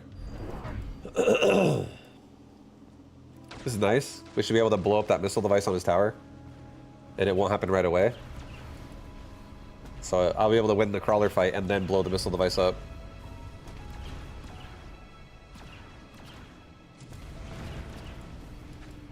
Okay, he did it to my towers too, though.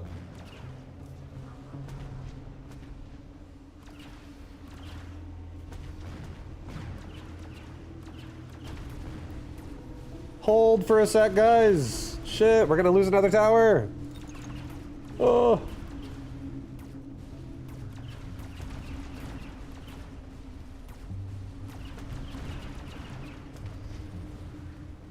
At least I got his Arclight. His Arclight's probably the best crawler killer he has.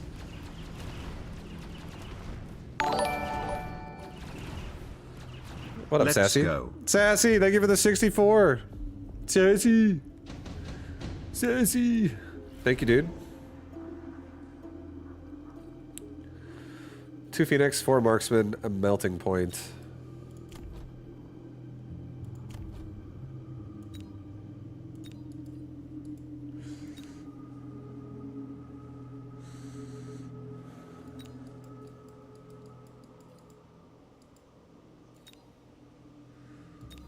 Huh.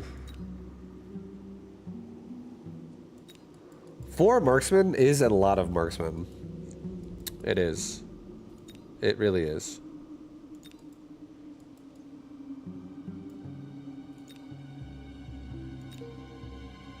But the only thing is I would prefer to have these Marksmen be assault mode, but I don't have anything to protect them, and I don't want to rush this side.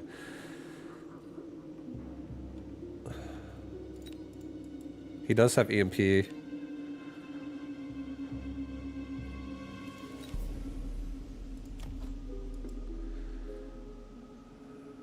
I think we're just gonna go for a Phoenix, it's fine. I may or may not kite here in this game. Level up the saber. I think we'll get ourselves 1 hound in the back.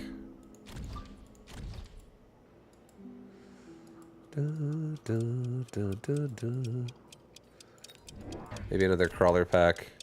Maybe level this hound. Maybe get another hound. Put this guy like right here. Get damage. Okay, he's got energy absorb. The more and more this game goes on, the more and more I just want to make scorpions on the right. I think scorpion is going to be what I'm doing. Just 2 scorpions, and they're going to have the ability to kite backwards and blow up most of these units.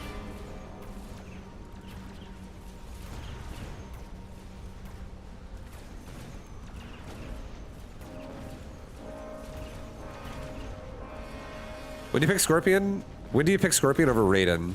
So Raiden is really good if you're looking at like 3 targets. And you want to also have it be able to also kill not only ground, but also air. But 3 targets in particular is a great time for a Raiden. It's really early. Like, it's hard to justify getting Raiden upgrades and shit really early because it's really expensive because it is a giant unit.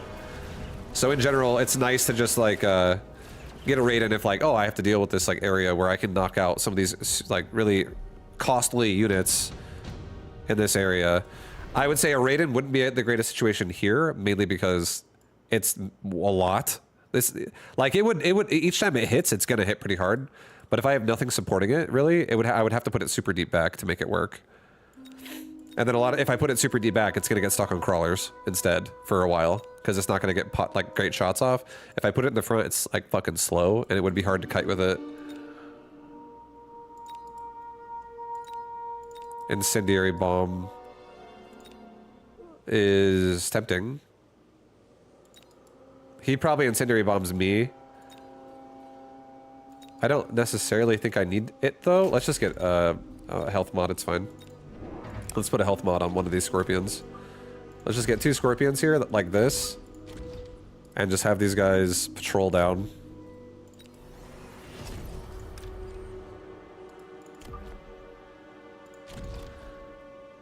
And now he also has energy absorb, so it's really hard for him to afford things like range and shit. Super expensive. If he does get range, he might be able to lock onto me. So I might actually just move these scorpions down a smidgen. And let's have them just run down to the tower. I'll give the center one a device. Let's actually have them put them up one more. And don't have them run behind the tower, have them run to the tower like this. Oh, just do that. Yeah. And if he fires me on the right side, then he does. Okay, he's got a rhino pushing the right side.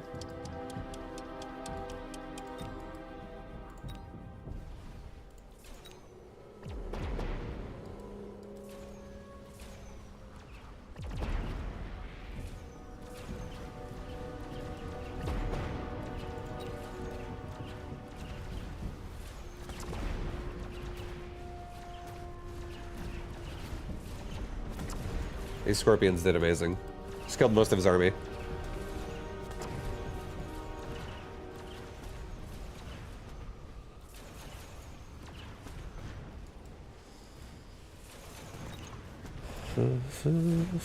Yo, Meso 7. Thank you for the prime. Mizo 7. Thank you, man. Thank you, thank you. Welcome in. Definitely level the scorpions. Definitely level them.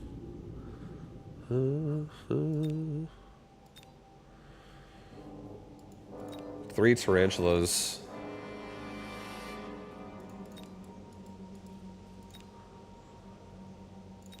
Four squads of marksmen, guys. I feel like 4 squads of marksmen goes really hard right here. Just have them push like the side of the board as it comes down, and these scorpions can just they're just gonna keep kiting.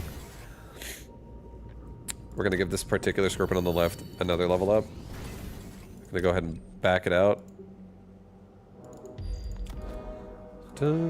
This rhino is gonna get 2-shot by, like, it's not gonna get 1 shot, it'll get 2-shot. It'll take two volleys to die. But that rhino is super dead. And now if he goes to the left as well, he's super dead here too. So maybe give ourselves a hound in the bottom left. Cover the phoenix. Maybe level the phoenix. Maybe also drop in a crawler pack. Like right there. Just so missile device most likely is not going to clip us.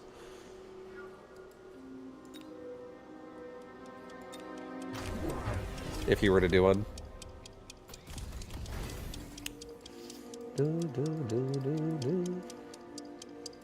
He's got a level 4 tower on the right side. So I'm really happy I'm doing a scorpion kite he's got a level 4 tower on the left. So the scorpion kite is amazing on the right. He's never going to play the left side of the board. He doesn't care.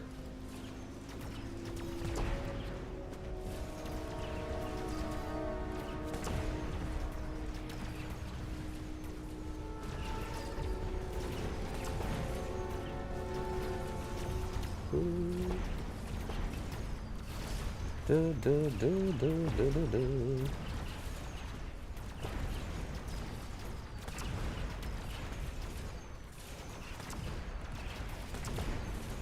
scorpions are so fucking strong. Oh boy.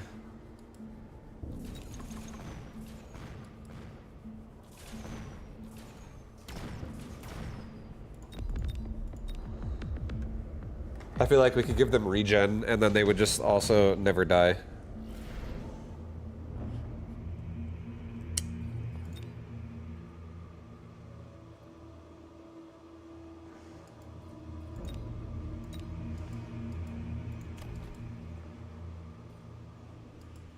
I'm gonna do a firepower, and I'm gonna put it on my hound on the bottom. I'm gonna give my hounds range, level up this saber.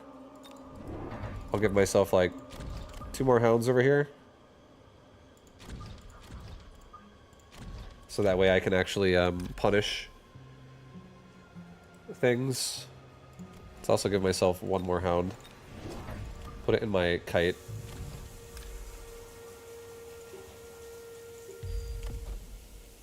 Give my my scorpions field maintenance at this point. I'll give myself, I could give myself a oil.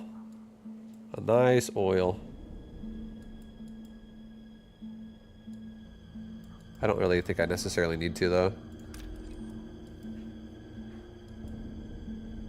Or you know what, why not? I have a loose formation crawler. This is a nice combination. Let's just put oil here. And let's put a nice loose formation, or underground threat, sorry. An underground threat is what I meant to say. Put it like right here. And now we should be able to light this shit on fire as we run away.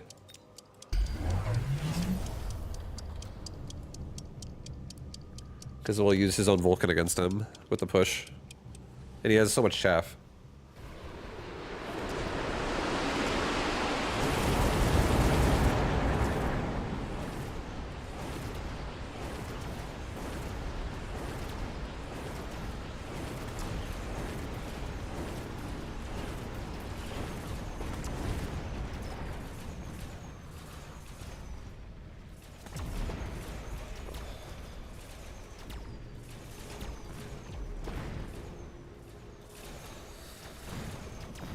Got him, boys. Got him. That's it.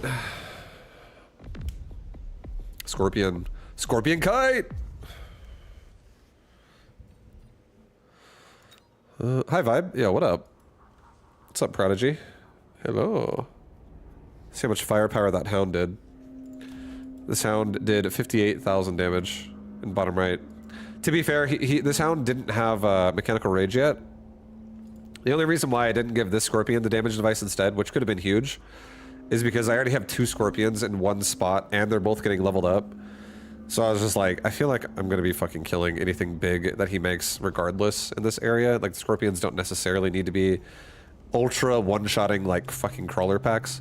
But if I get a hound here with rage and range, because I have a lot of hounds too throughout the board, and then they get rid of the flank faster, and then they also then can assist at killing like, maybe like this hound gets high enough to where it's actually killing like sledgehammers as well that are not dead yet, so the scorpion gets more optimal shots elsewhere.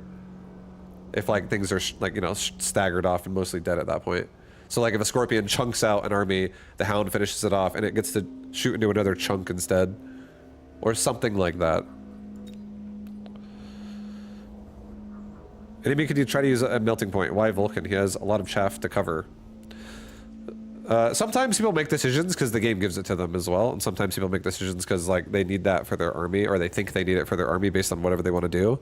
His army was a lot of sledgies and a lot of Void Eye, so I think Vulcan was like his plan from the start. If Void Eye is mostly what he's going to be doing, because I think he's trying to like get a lot of his single target damage to like hit targets. But the thing is Vulcan doesn't really make a whole lot of sense against the scorpion flank, because I did not dedicate anything to that board. I feel like it would have been different if I would have made a bunch of chaff over there and I would have played that side of the board against him, and we would have like collided into each other and tried to see who can come out ahead. And a lot of times that's just what people do. I feel like kiting with mobile beacons is not standard. So Vulcan just wasn't good there since I was kiting. instead. Didn't really like, because it's like shooting the butt of a scorpion and it has regen, so it doesn't, it's effectively like doing nothing. It's just existing, it's just taking hits.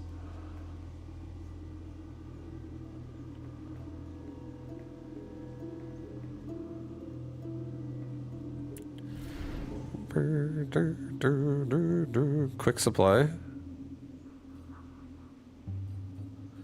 Saber-tooth spec. Oof, that's kind of nice. Saber-tooth spec looking real nice. Free sabers, cheaper upgrades on sabers, and also a 5k opener. I love 5k openers.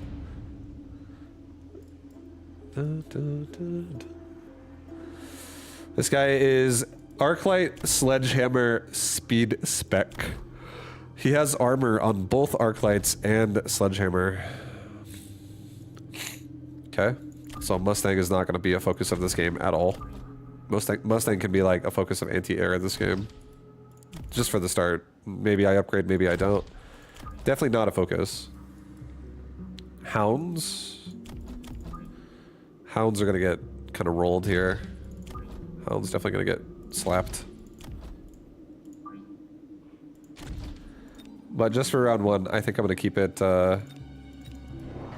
nice and easy, and I'm going to give myself double crawler to engage on top of him with. Hopefully swell over the tower and paralyze. I think paralyze is my only hope for round one. Like a bunch of sledgies and arclights, not what you want to see against hounds. Right away.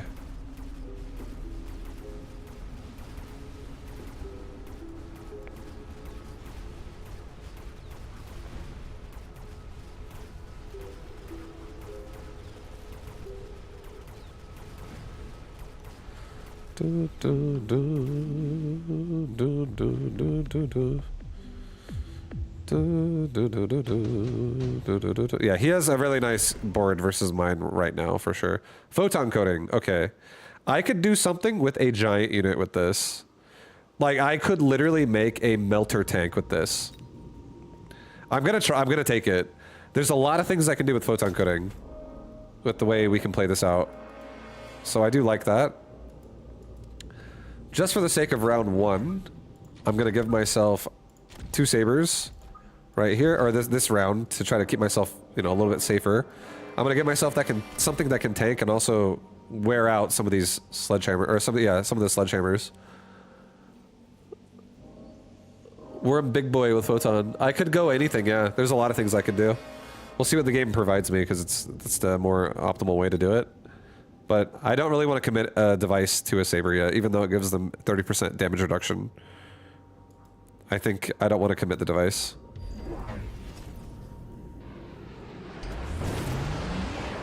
That's a really nice saber drop now against a barrier.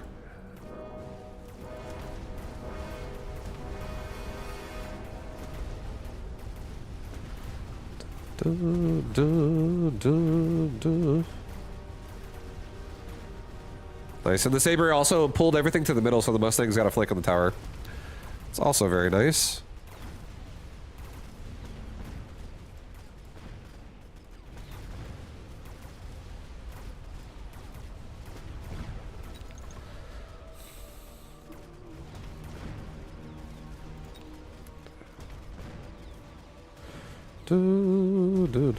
Side gun would make quick work of them.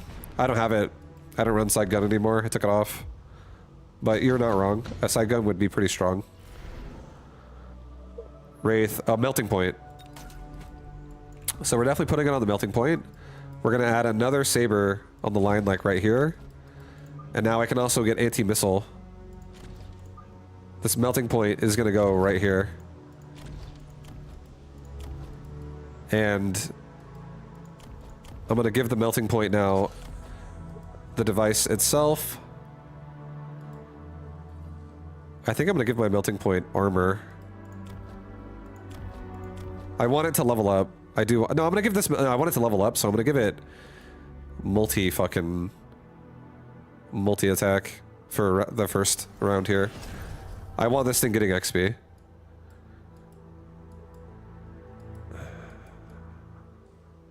Let's get more chaff clear.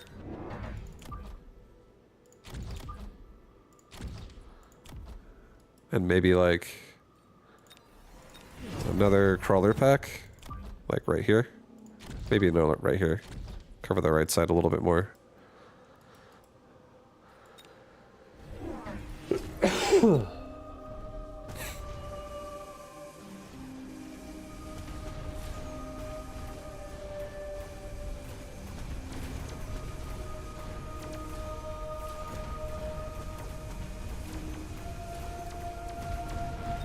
Melting point leveled up. That's a big deal.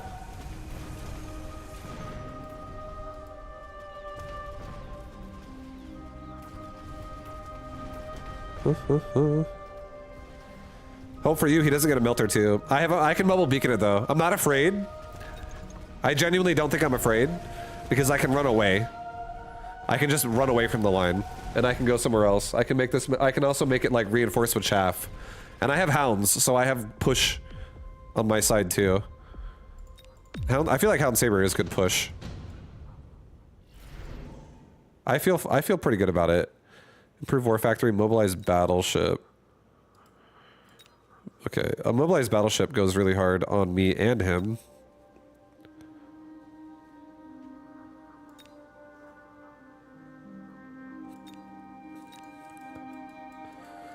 It's so expensive though. Shit, man.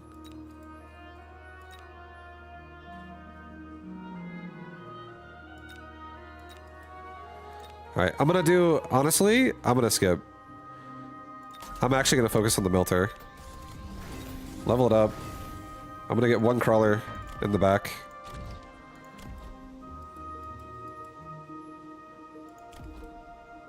Do, do, do, do, do, do, do, do.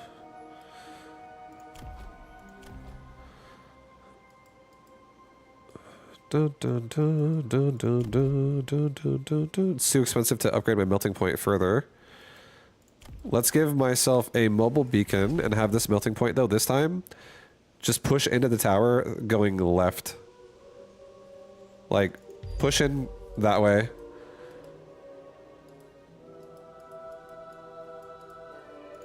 I think we get a crawler and a hound. I want more of the board again to be able to be paralyzed and cleared. Maybe put another crawler pack in the bottom right. No, don't do that. Put it like right here. Okay, he's got steel balls.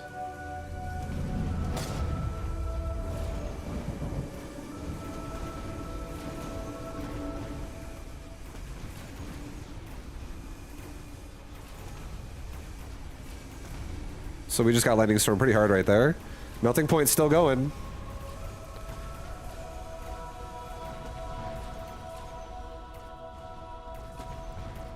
It's so fucking slow from this fucking Lightning Storm. Or so, what is it slow by? What the fuck, dude? Why is it running so slow? Oh! It's alive! Oh, it died.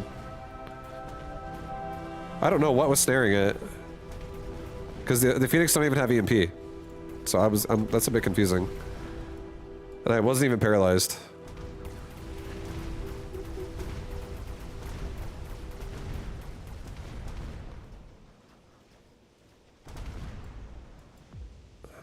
I feel like it was just like snared forever by a Lightning Storm tick of damage. And the Lightning Storm was over. That was really weird. Another photon coating. Okay. I'm gonna do another melting point on the right side. And I'm gonna give it... This one, I'm gonna give another photon coating too. This melting point is now gonna get energy absorbed. I'm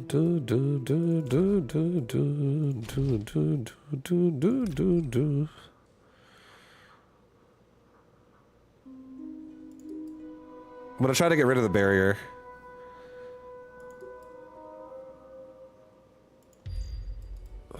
No, don't go that far. Go like this.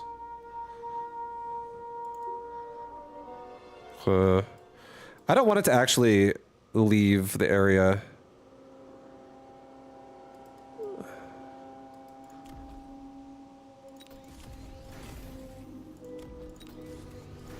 I think I might do a rapid resupply.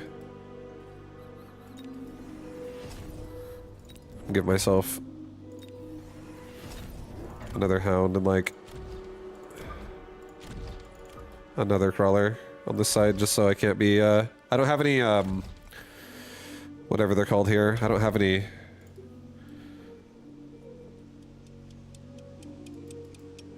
saber tooth. Here, I'll just push into this fucking bubble on that one.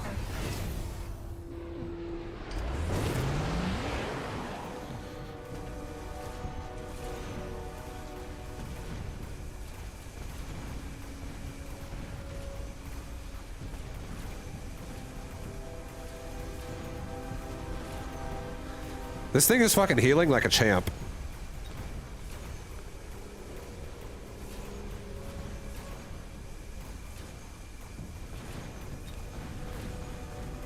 Oh, actually, also, photon coating is not permanent either on this. Like, it's only 30 seconds, but it is still the start of the round, which is nice. I don't know. I feel like I knew that, but for some reason I was like, I wanted to believe it's perma EMP immunity, not just the start of the round. Additional deployment slot. Level this guy up. This dude is fucking crushing.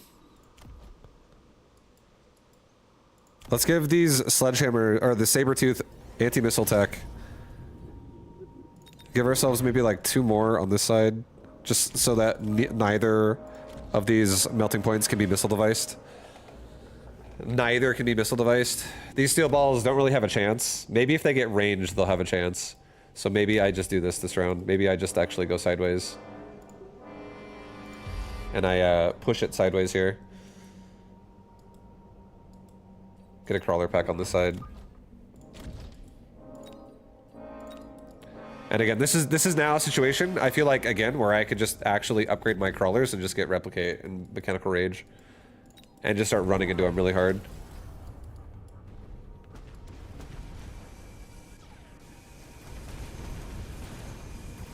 But we also should get hound upgrades. I have so many hounds, but we have I haven't had money to upgrade them yet. Alright, well I gotta be careful with my melting point now. I don't think running to the side is necessarily a good idea anymore. These balls have almost the same range. I think I just tank through it. I think mobile beacon is gonna actually just kind of sabotage me.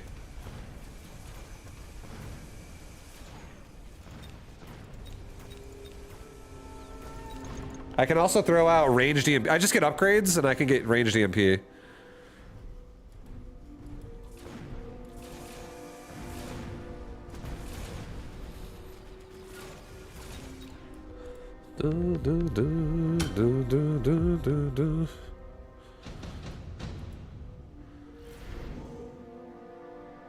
Stormcaller. Okay, we'll do Stormcaller. Put 2 Stormcallers like right here. We'll also get launcher overload. Just really make these Stormcallers punish these fucking balls as hard as possible. Level the hounds. Give them range this round.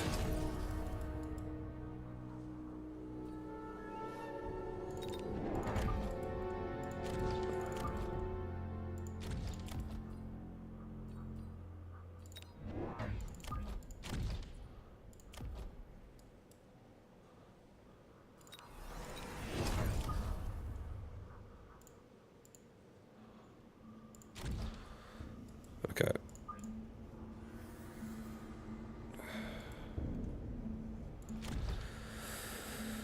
Okay, I think this is fine. I'm not worried. Maybe this guy swerves up like this and tries to like break the tower. See how that feels.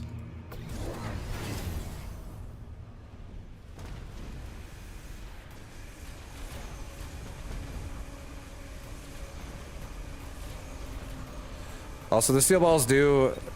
They have 100 range now because he got extended range. So he is actually literally outranging me on my melting point. So I probably should mobile beacon that thing back a little bit. Just away. Right side is a problem too. I think the steel balls really do pose a threat as well. Or sorry, not steel balls. The fucking storm colors to kill the steel balls. Right side melting point getting strong too. So as long as I just kill most of his army on the left, the right side can just finish off. Let's go right side. Heal up, heal up, heal up. Fangs, finish it. Oh!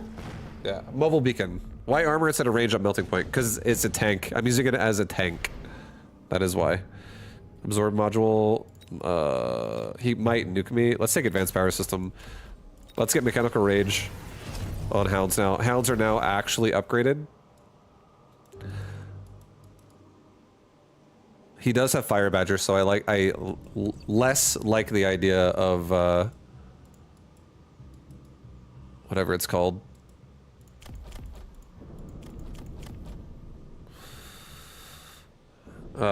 More crawlers and stuff for like replicate, none of that. I want to get EMP so fucking bad, but it's too expensive. I'm gonna just back this melting point up a little bit. And then it's just gonna... I think I am gonna take it. I feel like EMP would actually make this a lot more manageable. Also, I do think I'm gonna get nuked. The melting points could take it. Let's just, yeah, just to hold our ground. Hold our ground. Go back. Rapid resupply. Let's get ourselves...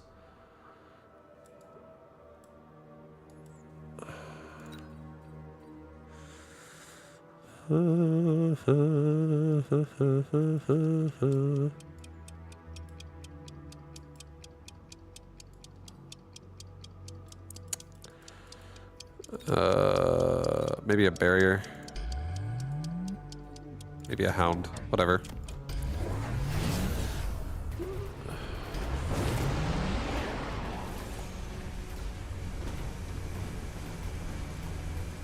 Alright, 2 melting points. Let's see it! They're going big! There's also a kite in my back with Fire Badger. That's kind of a problem.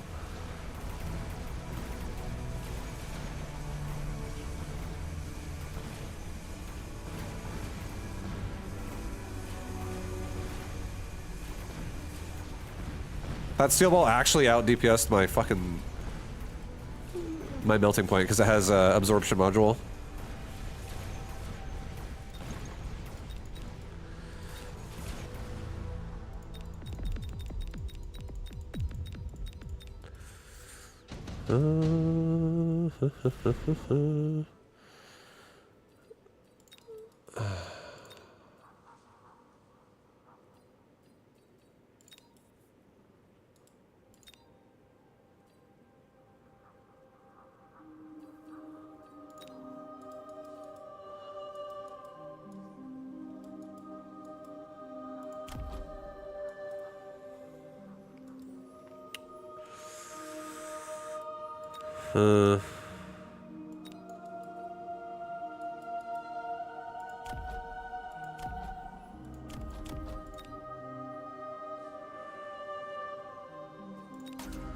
I'm gonna take the free worm. I'm gonna sell these fangs. I'm gonna put a worm right here instead.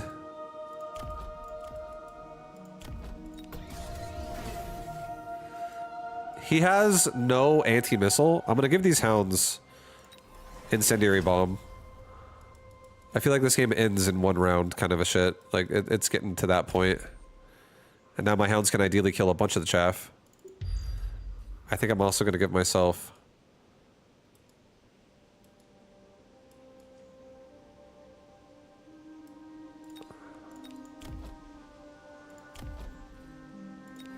Oh boy, I can make these things so tanky, dude. No, don't do that. Give myself speed and range. Give myself 1-1 at the very least.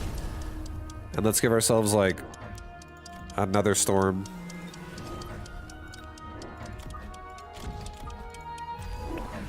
Oh my god. Well, let's see the fire. We're getting lightning stormed as well, again, so that does hurt. But hopefully the fire is enough to, like, really thin out the balls faster.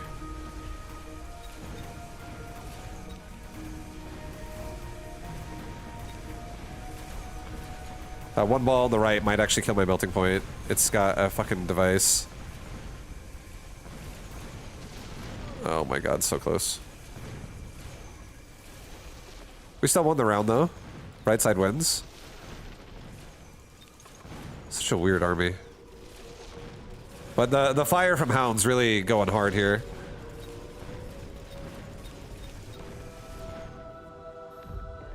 Multi-beam is a trap. I think it's okay. No, not with the way I'm currently playing this melting point. I think it's fine. I think it's fine.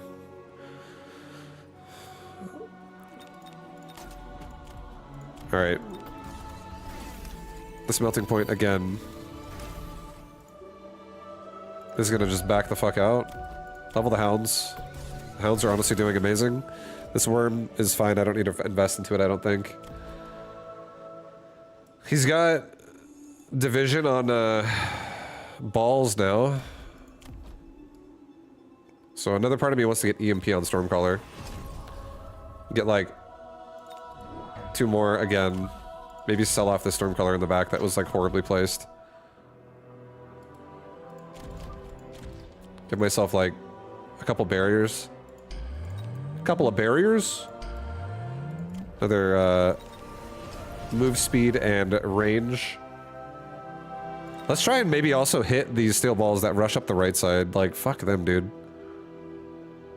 Big a-holes.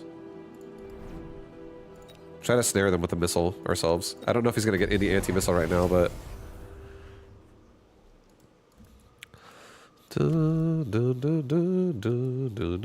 Let's see it. He's got steel balls in the back. Never mind. No, he does it again. That... Hopefully this worm gets rid of this. The balls will get... The Mustangs will get stuck on the balls, so... Looks like a Hound's gonna come help. Hopefully no problems in bottom left.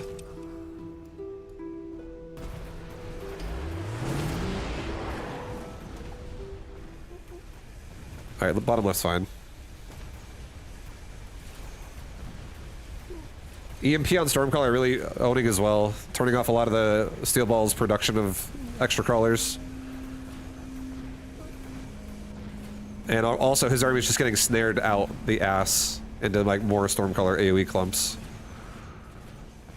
And melting point tanks, baby! Melting point tanks! Once steel balls are gone, these things are such scary tanks.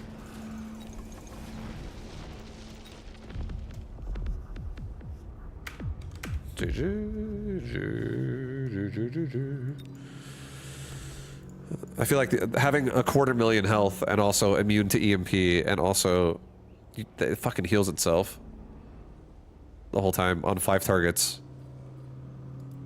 It's pretty pretty tempting. I think armor is interesting on this unit too. I think armor is something I might get like first if it's just like a good opportunity to have a tank in there.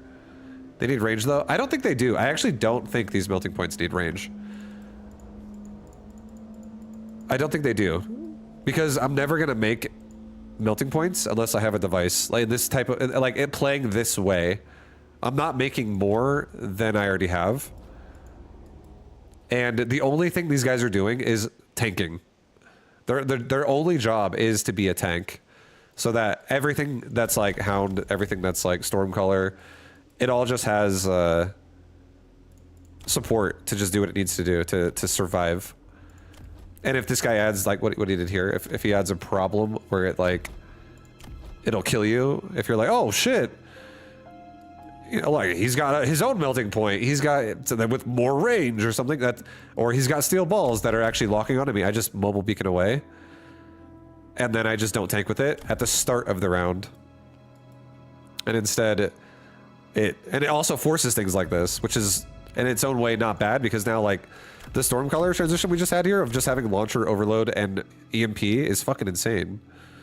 So nice. I feel like it was also having the fire from the Hounds too. Like it's also all the Hound fire, Stormcaller missiles, all of it's like shooting out the melting point missiles. There's so many fucking missiles coming out of me. I'm curious how this would feel if you had a shitload of anti-missile. Might not feel great. But yeah, my whole thought process there is 2 things. Number 1, make melting points immune to EMP, and number 2, make them as tanky as possible. Just tanky. I don't give a fuck about their range because I want them to tank. Like the more damage a melting point's health goes down and then back up and then down and back up, the better, I think. And I only think you have to run away if your health is just gonna go down to death before it even has a chance to go back up. You didn't even buy the armor. I didn't buy the armor because it was pointless at that point. It was pointless. Like I would have bought it if I have infinity money. If I have $1 million to spend, I'll get upgrade. I'll get all the upgrades on it. But at that point in the game, to spend fucking like 1,000 fucking resources on armor on melting point, when I'm already having to make it retreat away from the steel balls anyways at the start, and it can tank through the rest of the army without armor regardless, feels like it's just a waste. And the armor is not going to make me tank through steel balls. Just to throw that out there. Like, if I get armor and then I just sit there and I take a bunch of steel balls as well, I'm fucking dead. Just the same. I'll live for like 1 more second against fully ramped up balls.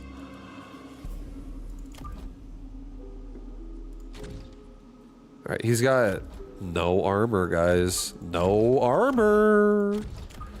Alright, we're gonna do a Void Eye tank this game. I don't really plan on using Void Eyes. But why not tank with them? That sounds good.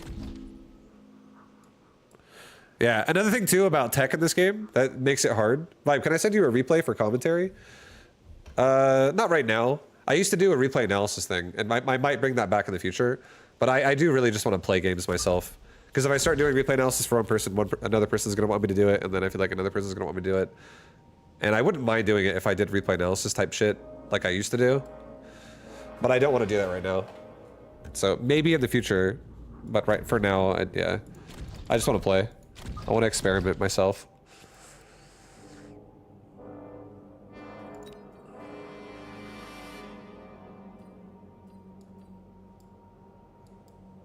Mustangs in the back. Do not put Mustangs forward. Put them in the back. These Void Eyes also have amazing range.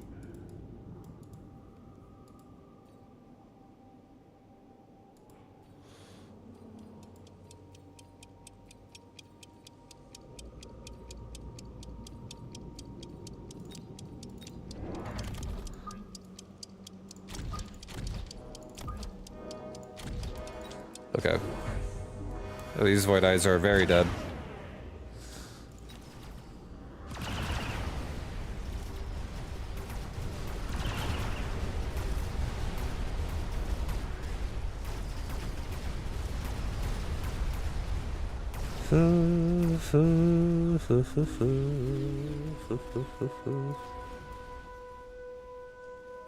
This is fine. There was a quick attack by a herd of rhinos. Oh, nice. That sounds cool.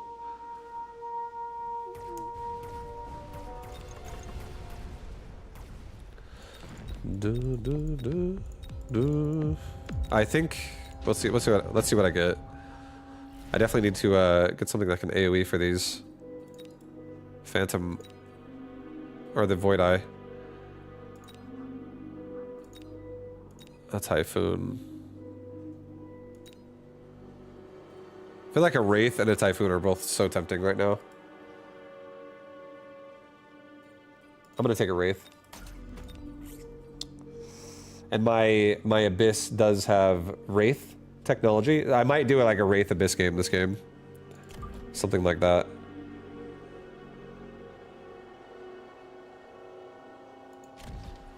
Alright, so we're gonna have a very aggressive Wraith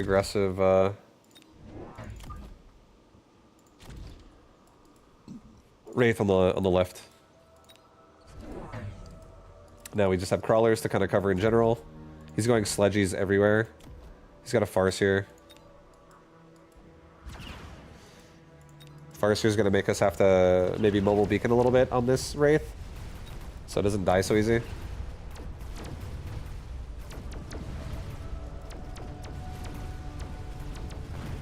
But I'll try to actually get the Wraith functional.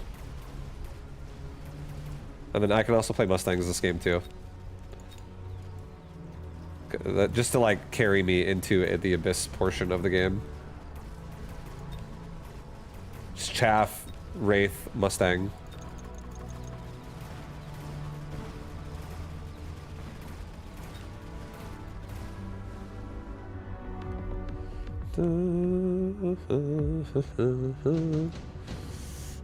Typhoon was tempting. It was tempting though. And, you know, intensive training. Let's fucking do it.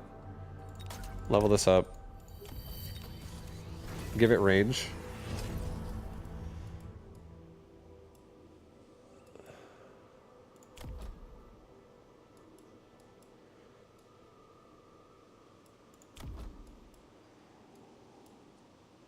Damn, this sucks. I'm gonna do a rapid resupply this round. I can't afford all of this. Let's just flank to the tower. Maybe not that deep though. Maybe go like flank to the tower like this. And then work our way up to it. Just go for the tower. Give myself a couple crawlers.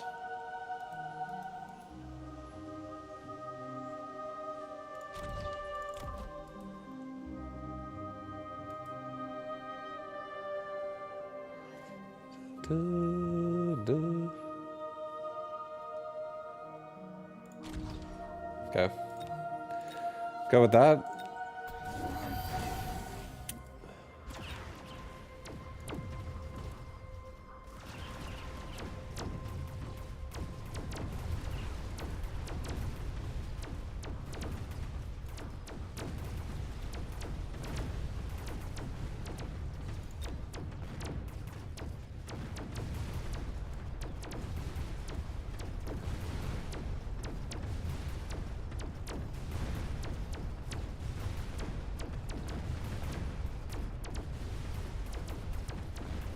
No. Almost.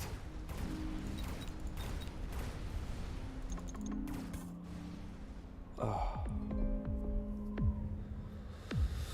We're getting rid of most of his army though, so that's at least something. That's not bad.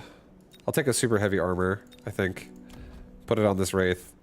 Just so it actually fucking holds a little more. Let's also put a crawler pack in the top left. Let's have this Wraith do the same thing again.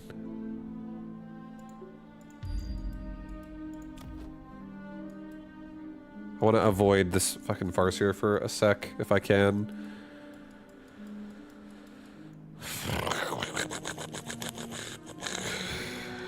Maybe put a crawler pack like back here.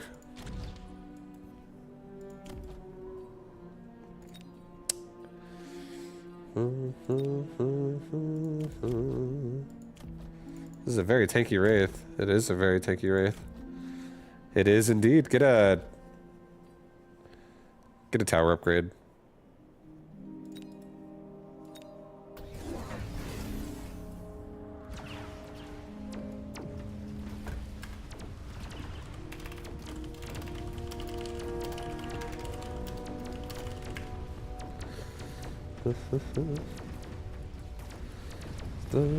We got the Farseer busy for a while on crawlers, so that's good. We have a little bit of a stronger tower on left side, so it's not going to die so easily. Give me some more time to farm here. Right tower is way more vulnerable though. Oh boy, that's a double paralyze. We're super fucked. But I can get a level 4 Wraith right now. I could get a level 4 Wraith. Get another tower upgrade. This thing doesn't need to run away anymore. It can run forward. Underground threat. EMP. Oh boy. EMP would suck. I'll do a threat. Put it back here. Level this guy up. Twice. His damage is getting pretty real.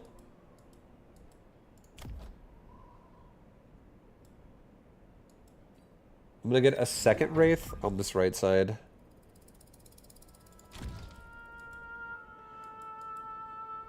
That's gonna maybe like just go for the tower quickly. Level up this tower once. Give me another crawler pack, like on this side, and give me another fang pack in the front of the tower as well. Okay. Here we go, guys! I tried pathing extended range wraiths after watching you. Works great, especially with redeployment. Such a distraction to the opponent. Yeah, dude, a wraith is such a fun unit with mobile beacon. There's a lot of plays you can make with it. So, yo, Dad Bill Dave, good job, man. Hell yeah. He's got EMP now on Farseer. Okay. A little bit scary. Abyss needs to make its way into this game quickly, I would say.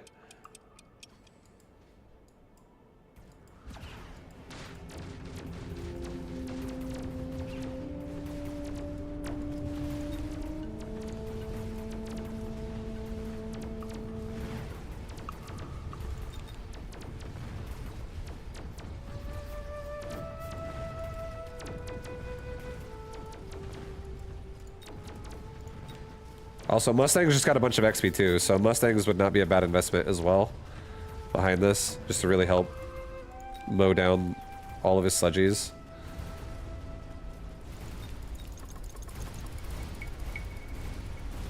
We're dead.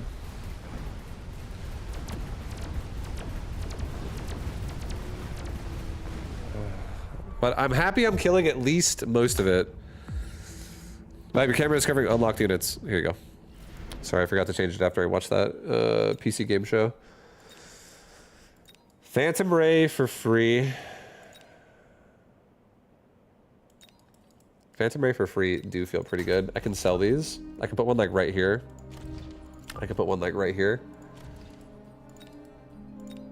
I could buy an Abyss.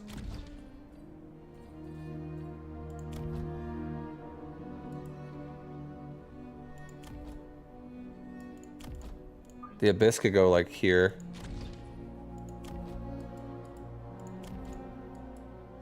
No, Abyss could go like right here.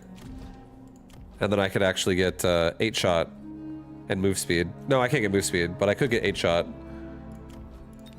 Another rapid resupply, send it. We'll sell off the Phantom Ray soon. Okay, so we have the Abyss and the Wraith.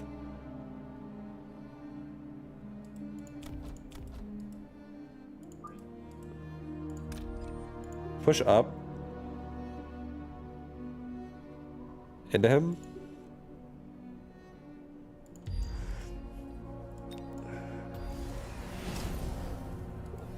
Are you gonna go with the Abyss Wraith spam tech? Yes. I am gonna be getting like swarm missiles, probably efficient maintenance, and not even efficient maintenance, to be honest. Fuck, I'm not making multiple. I'm probably just gonna get eventually Dark Companion, but I want to level this. I want to level the Abyss first. The Abyss is doing worse than I had hoped in this particular fight.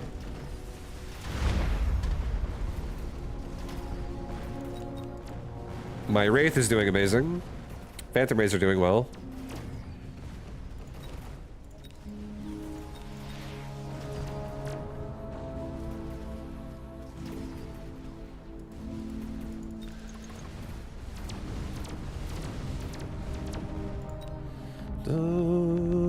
Anti-missile tech. Next round is a must. No, I don't think I need it. It's okay.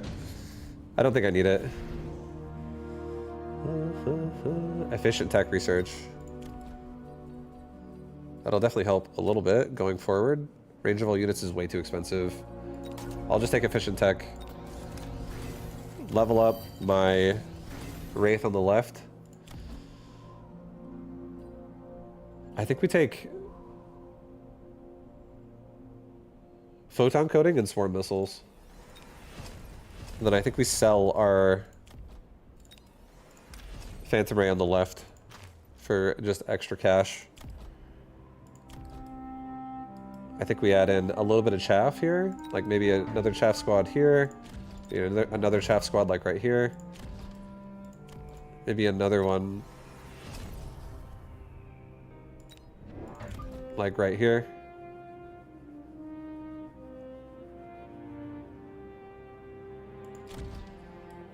And this time, let's actually move this Wraith like this. and have it come to the right and just assist this side. We're gonna get out of here, and this Wraith is just gonna like, they're gonna stack up and just pound the right tower, ideally. Ideally. And I want this, the Abyss to get stronger and stronger and stronger and stronger. I'm gonna probably throw my level devices at the Abyss from now on. Because I need it to tank the fucking Farseer.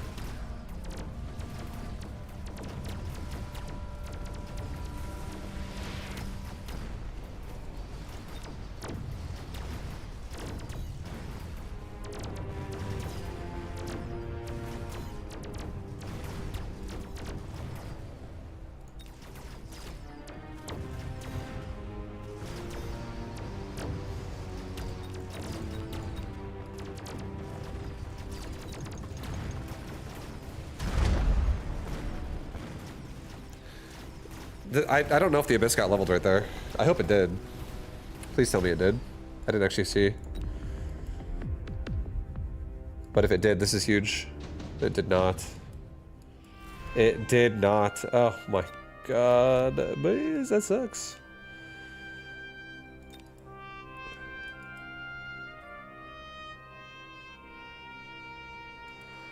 I really want to break a fucking tower really bad. Farseer hits really hard on the side. That marksman could be killed by cloak. And I could get a paralyze. That could be a huge round for us.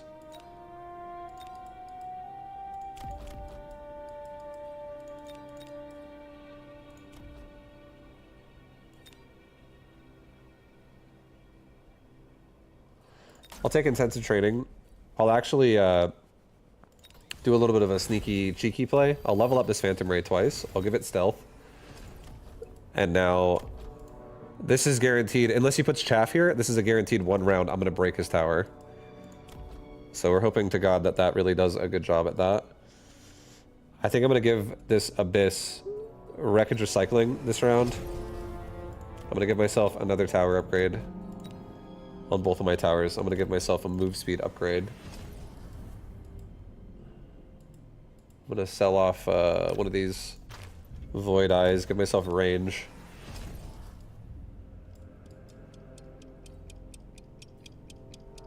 And maybe like, I'm gonna just get myself 2 Fangs here that just go in the front. Give me a second to breathe.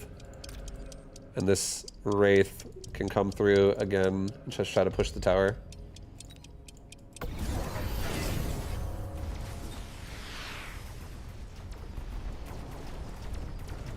Alright, so we should kill that marksman even though we got missile deviced. And then we should kill the tower now as a result of the, this as well. Which will be huge. Maybe it saves the Wraith in the middle. It does.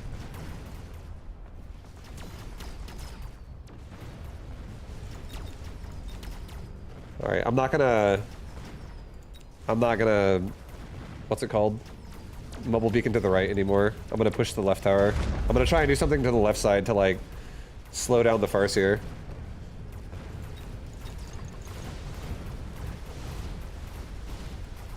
I'm just dead actually. GG. I thought I was gonna win the round, but we didn't even win the round. Yeah, this. I feel like I had nothing to support my army in the front. Like we're so back, and this is so forward. I really should have played more of a Mustang game before this. Probably. I was talking about doing that, but I just kind of skipped it. I was trying to rush it out. And then I was rapid resupplying multiple rounds to try to afford rounds too, because it's fucking expensive, man. It's fucking expensive.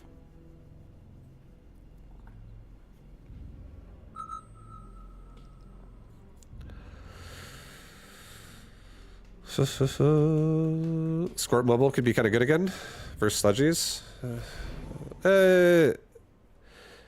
I like it when I'm actually not playing forward. If I'm playing, if I want to like pull him back, I like it more there for Scorpion style.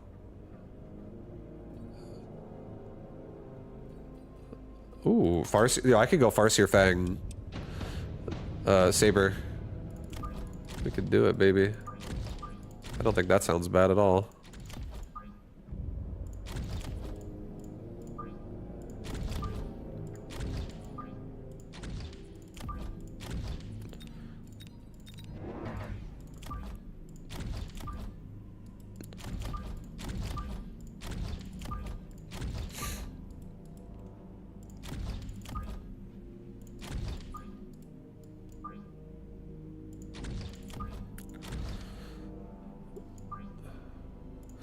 Alright, we have a very well protected line of saber-tooth. Maybe put my fangs back just a tad. I don't want them actually so exposed. I want them to be a little bit more protected. He went arc lights. He made the arc light.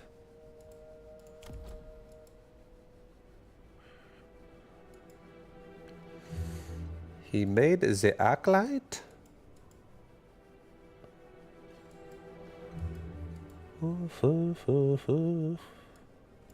Let's defend it, guys. Come on. Come on, team. Good first hit. Ball down. Another ball down. Got some fangs on some crawlers. About to get a paralyze. I think we get it first. But he's going to get it shortly after because he has steel balls on my tower, which is really strong. Steel ball good during paralyze.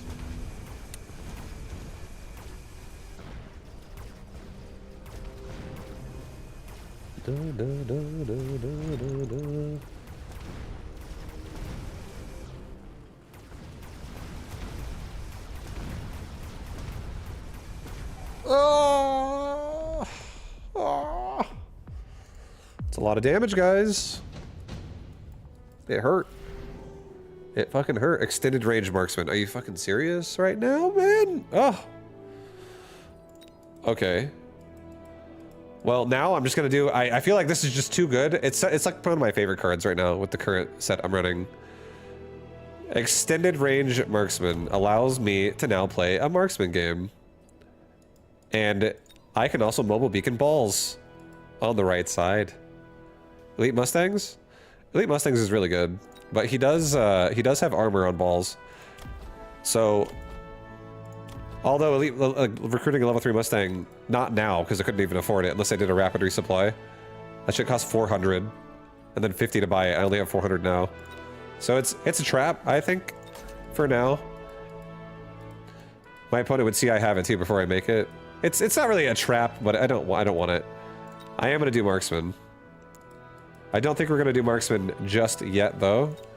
I think this round is gonna be 2 more fangs on the towers, and I'm gonna get maybe 1 more marksman now on the left side. Right side's gonna get a flank of marksmen that just run away.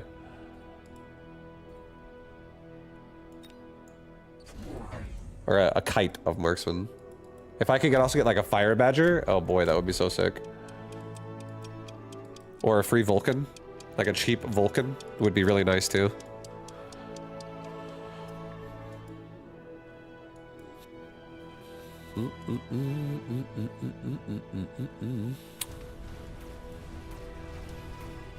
Good luck, have fun!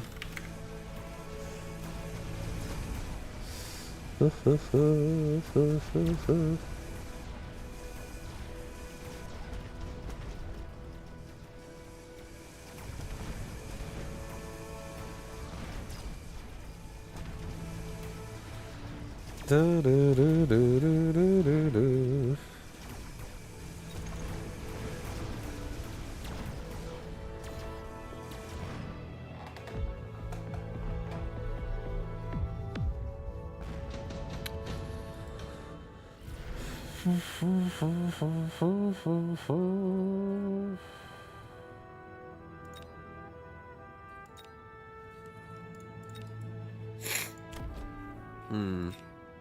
Speed spec. I think speed spec seems nice. If I get 3 marksmen, that's 350, 450. I'd have to rapid resupply to buy this. And also buy a mobile beacon. And also tech. So I'm actually gonna... I think I can underground threat and not have to do all of that, right? Let's see.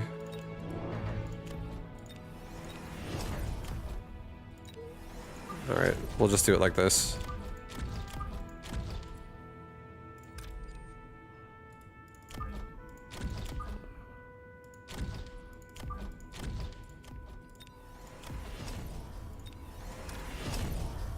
Yeah, I can kite all of them like that. Spicy. You're damn right it's spicy. Alright, let's get some crawlers on the right side. He does have the ability to turn on EMP on his marksman, so... Or, sorry, on his arc lights.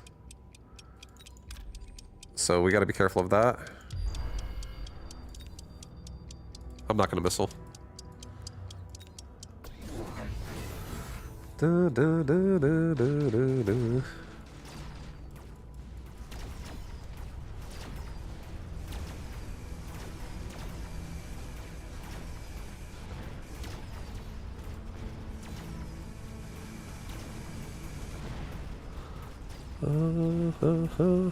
It does thin out some of the army on the right. It buys me more time as well on the left, so I can win the left fight a lot more. And now when we have mobile beacon, they won't just stand there and die.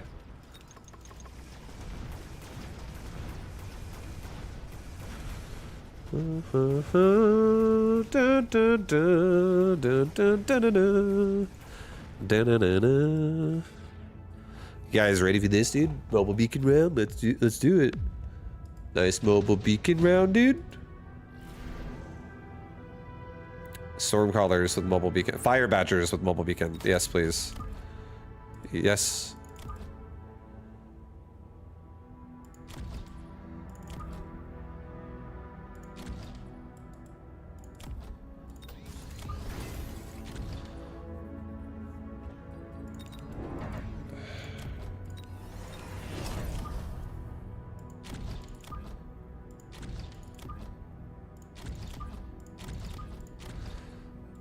Okay.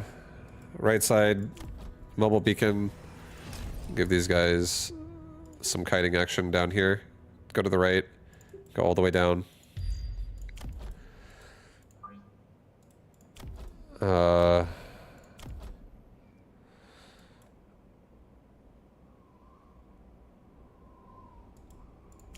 think we'll focus on marksman before I focus on fire badger for this. Let's get our tower upgrade on the right. Because I feel like it's going to break.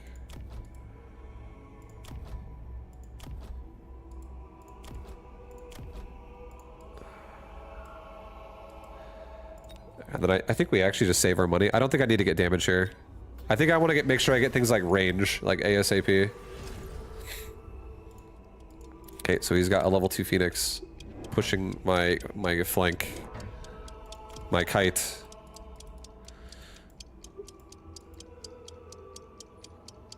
I do think fire badgers with range and napalm would be very nice here. We drag so much of his army to my side over here and we just blow it up with napalm.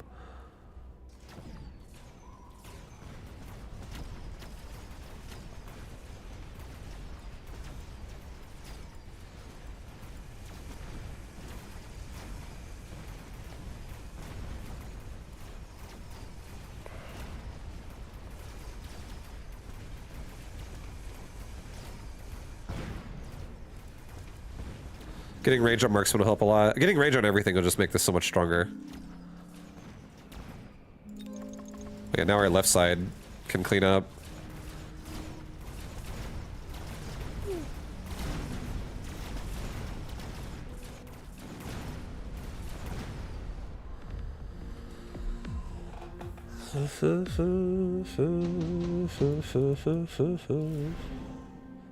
Photon coding.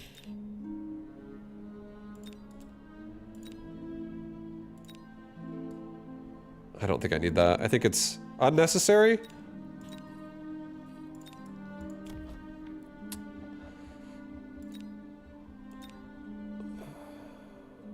I'll just do it. I'll put it on this guy just in case like these Phoenix pump up or something in the front pumps with some EMP.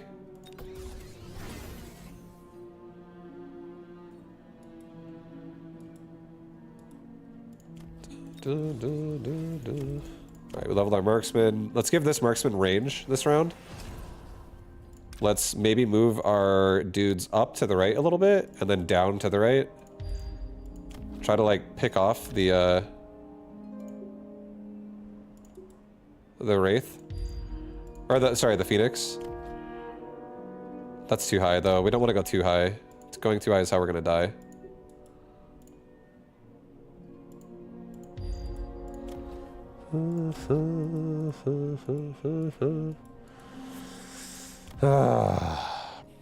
I'll take 2 more marksmen on the right side, and I'm honestly done now. No more marksmen. Maybe another marksman on the bottom right, so just in case he starts trying to flank me, I have something over there that can actually handle that. And it will also help at the end as well to, like, protect me while I kite back.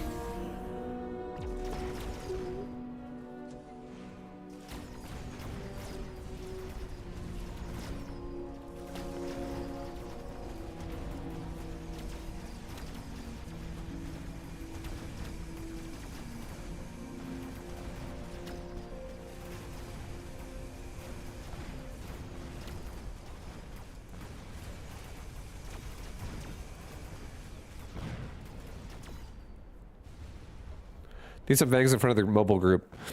I'm gonna make an air unit in front of it, to be honest. Because it's gonna get missile deviced. If it gets missile deviced, the whole flank is, or the whole kite's over.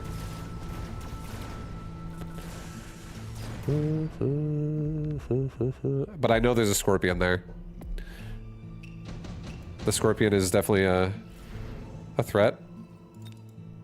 Let's take a enhancement module and just put it on my Farseer. Just give that thing easy free levels. Also give the Farseer scanning radar so that everyone in my army over here just has more range. Actually, maybe don't do it yet though.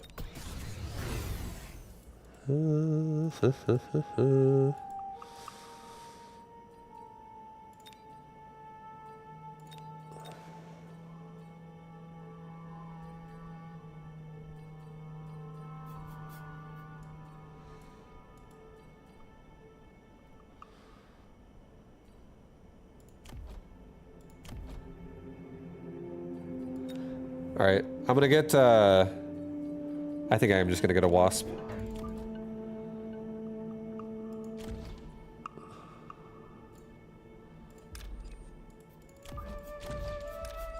And this time I'm gonna have everybody, again, just instantly fucking pull back. Scorpion, we're gonna run out of his range pretty fucking fast. I do take reduced damage, so I don't get one shot. Do I want to give myself field maintenance? Yeah, I'm gonna do it. I'm gonna give myself field maintenance. I'm also gonna give myself another Fang pack in the back for the left. Alright, I think that's fine. Send it with that. There you go, the wasp eat the missile, so we can still always run away. And now we're regenning as well with our tanks in the front. We're getting ion blasted on the left over that oil. But now it's also lit on fire.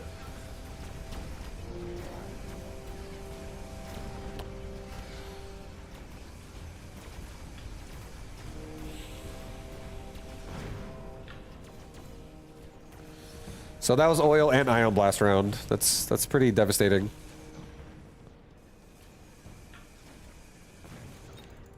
Also, I don't think we should have given our... I do not think we should have given our fire badgers fucking regen. I feel like that was a bad idea. I much rather would have preferred napalm. 2 squads of Stormcaller. I love that over here.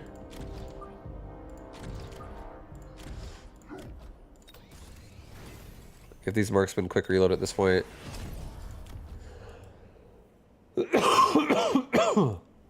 Maybe this time we're actually going to kite inwards. Just shimmy inwards to this side now. We're no longer kiting outwards. We'll add in like a group of Fang here for this Phoenix to be annoyed by.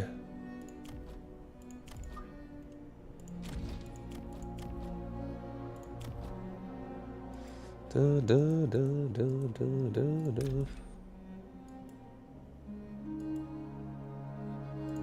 Maybe slow his army down as well with the crawlers. Our marksmen are going to go so hard here. Maybe I do now take scanning radar. And because I do not have napalm, I guess it wouldn't be the worst idea to make another couple crawlers.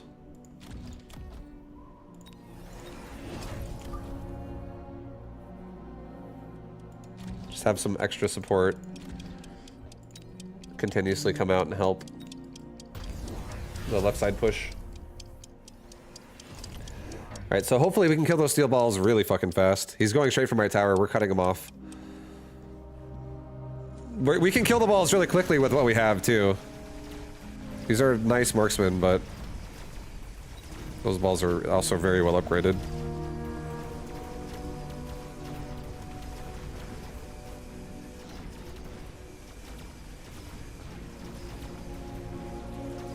Left side doing great.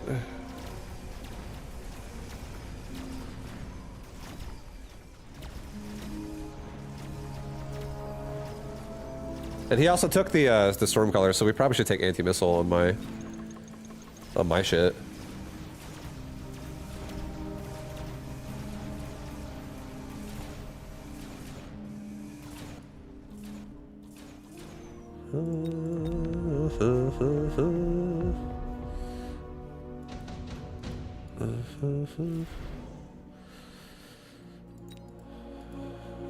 He's got armor-piercing fucking high explosive tank killing ammo. That's a bit insane.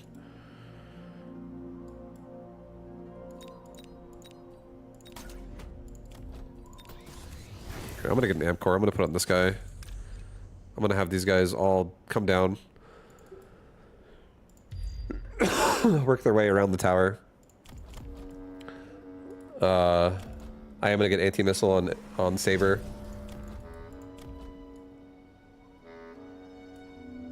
I think I'm also gonna get EMP on Stormcaller. I'm gonna add one Stormcaller to like right here. Get range and speed.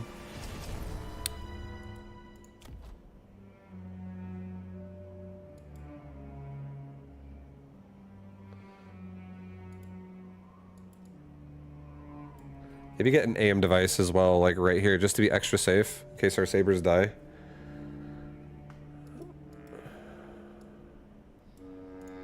Level this tower one more time on the right side.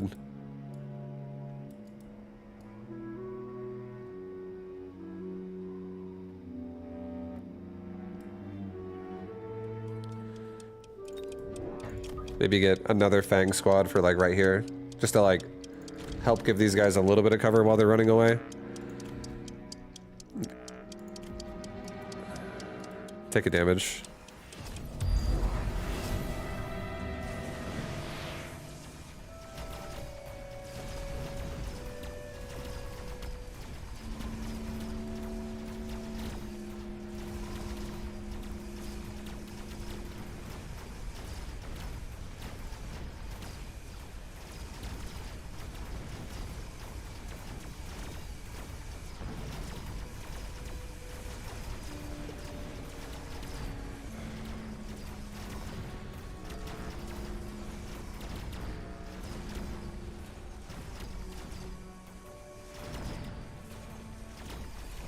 The marksmen are leveling on the bottom, on the kite.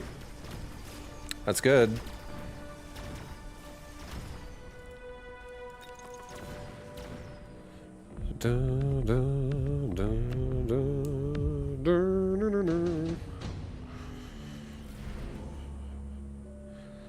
Free sludgies. A melting point.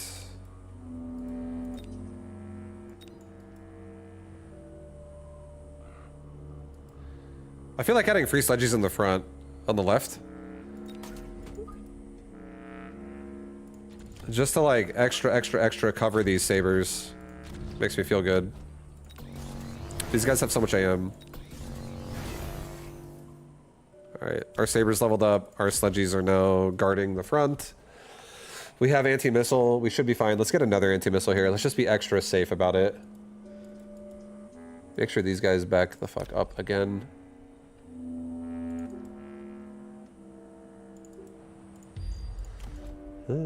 Maybe upgrade this tower again. Or no, cancel that.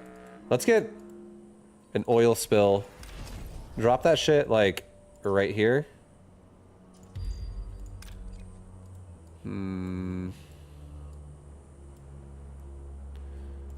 Drop it like right here.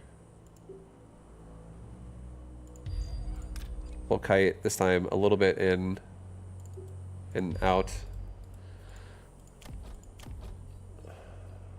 I'll get another fang like right here so this marksman doesn't get targeted instantly at the start of the round. Get another tower upgrade, get a damage upgrade.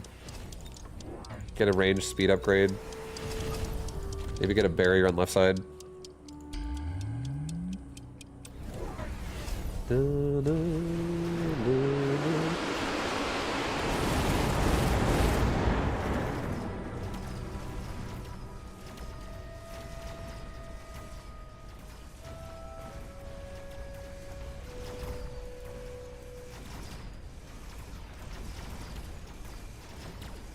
The tower's level 5 on the right, so we should be good. We should be good.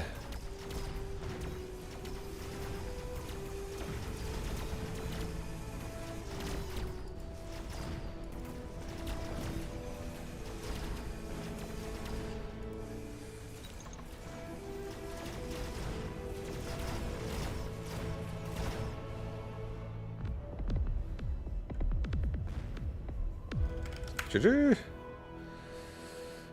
GG. Yeah, the kite, dude. I fucking love getting extended range marksman. Feels so good. Feels so good. And then we even on this left side, we actually have scanning radar for everybody as well, which is so sick as well. So marksmen have actually super respectable range, even though they're assault mode. I definitely like playing assault mode marksman this way a lot more, when we actually just try to always keep them back and have things in front to tank for them. I feel like it's so much better than trying to just give them EMP photon emission to them and then they tank. I don't like that as much. Oh.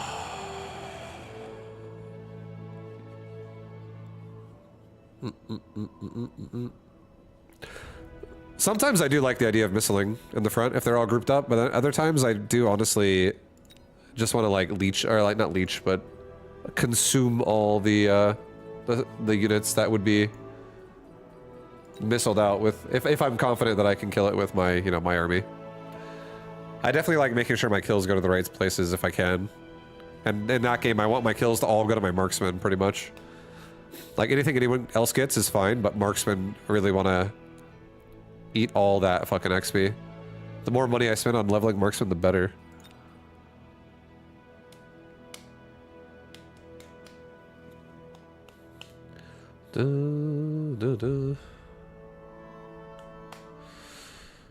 Buy a new avatar frame. No. I don't want it. I have a bunch of them already.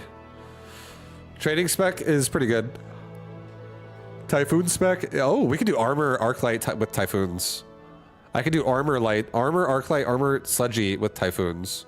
I could even get armor sludgy with EMP arclight typhoons. This seems interesting. I'll try. I'll attempt. I'll make an attempt. Let's see what he has. He has sabers and fangs.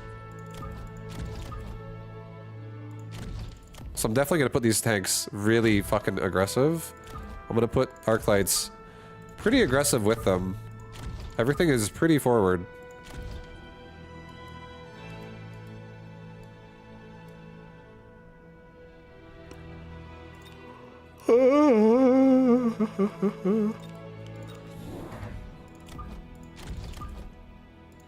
Yeah. This is fine. Maybe stack this side of the board. Okay. Let it go. Send it. Time to go.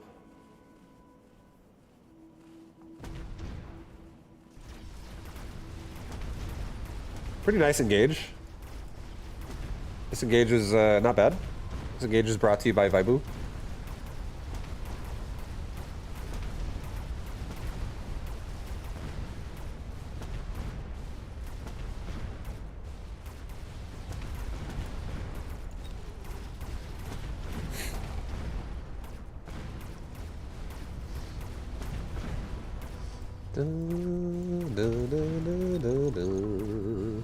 Sabers are pretty fucking strong. Sabers are pretty good. 2v2 tournament tonight. I want to play it. I don't have a teammate yet, but I want to play. I'm planning on playing.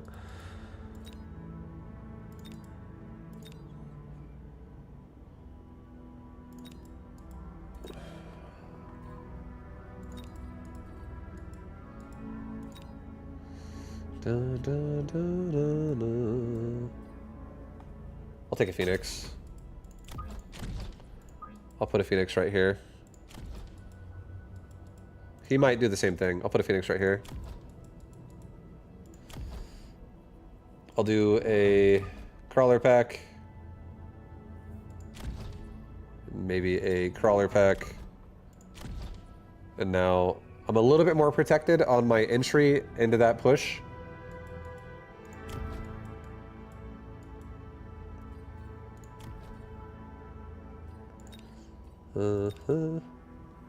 Maybe I'll take another. I'll do another crawler on the right. Just to guarantee no flank. Cover. Feel decent. Nice. We cover ourselves from a missile. There is also a Phoenix there. There's also a Fang squad on the other side, so our Phoenix is just screwed.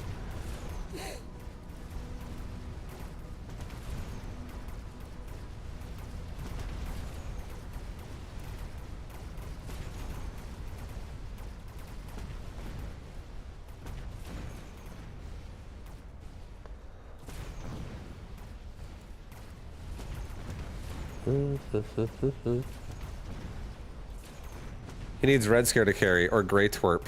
What the fuck? I don't need to carry. I enjoy playing this game, that head. You want to play with me? Let me carry you. How's that sound? I want to play with you because I'm looking to carry someone else.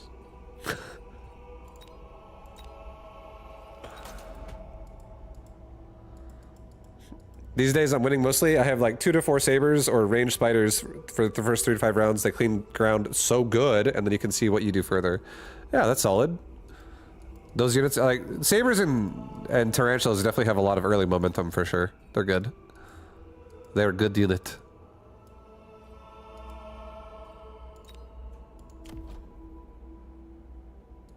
All right, we're gonna do a. I think I'm just gonna honestly sell the Phoenix. I was thinking about doing a jump drive, but I'm just gonna use Typhoons. It's okay.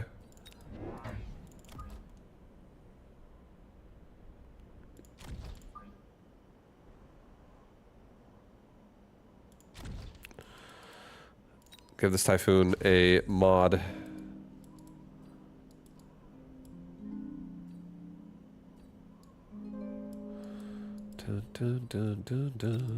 Give me a crawler pack, like right here. Give me a mobile beacon. A mobile beacon.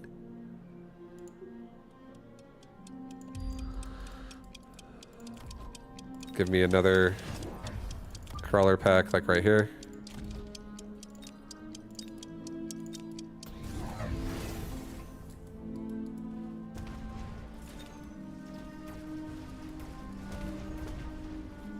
Push, push! Absolutely push! This Typhoon is slow as fuck. Let's get in that tower, though.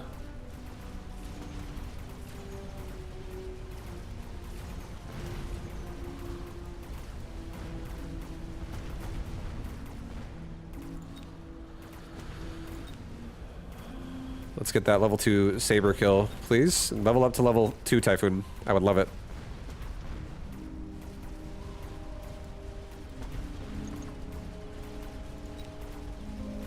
Let's get it, man. Get that kill. They got it. Okay, Typhoon might actually kill the tower and level up right now. They leveled. They already got it off the Fangs. They kill so fast. They steal all the kills. This is one reason why I love Typhoon so much is because they steal so many of the fucking kills when they're in the front. Another damage device. Are you fucking serious, dude? Intensive training? Oh my.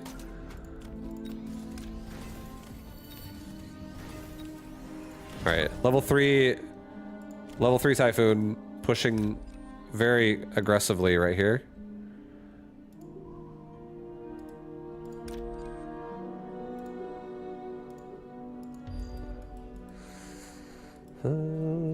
Get another crawler pack, like right here. Cover it from a missile.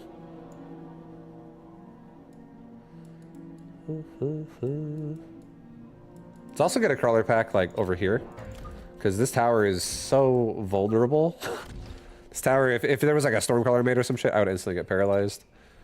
We're still pretty open on the right tower getting punished. But not anymore. Not anymore. Oh, he made Armor Wraith. Okay, this game's over. That's a bad investment.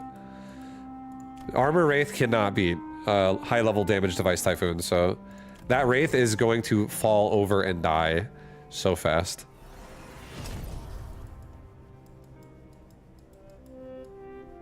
And that's really expensive too. That shit costs 300, 450, 650 just for that one Wraith. And it's also going to feed these Typhoons a ton of experience.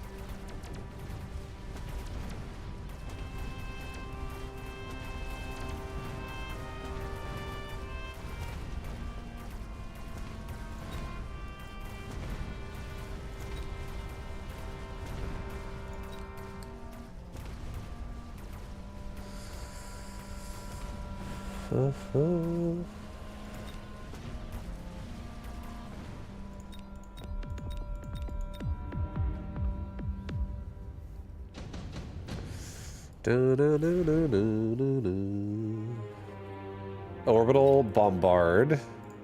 Aerial Specialist is definitely what I want to do right now. I think a heavy armor in top left could be decent. It could be decent. I think Orbital Bombard is not like necessarily going to be... I don't really care that much. I'll just take the heavy armor, put it on this guy. Or maybe we undo that. Undo. Maybe I level my sabers, or my sludgies, and maybe I put a heavy armor on this guy. Maybe I level up anti-air spec. Give ourselves another mobile beacon on this Wraith. Kill the tower right after. This Wraith is instantly dead, and then we can get this Typhoon level 2. So, or another 2 levels, I mean, next round, so it'll be level 5 going forward. I do think maybe another Typhoon on right side could actually add so much pressure to this board. And then we need to worry about our flanks as well. We're pretty open. But now we have the ability to like completely kill all these fangs, kill that tower too. Just like ramp the pressure on. He's really not dealing with left side at all.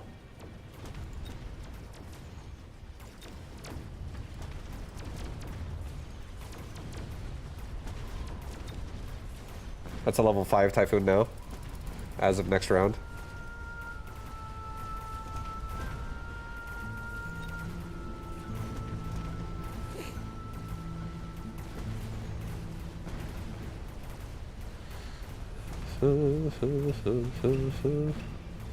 Oh my god. Typhoon's on the right, gonna get some kills on these sabers. Maybe not. But now right side's also a problem. His front is a serious problem. Another damage device. What the fuck, dude? What the fuck, man? If this Typhoon takes a damage device, I actually think it can kill the Wraith in the corner. Maybe we actually just break it in 2 ways at once now. This game is throwing so many damage devices at me, this is ridiculous. I could level this Typhoon to level 5, or I could put a damage device on this guy and level him to level 2. And now suddenly this Wraith is gonna instantly fucking disappear. I think we'll just do that.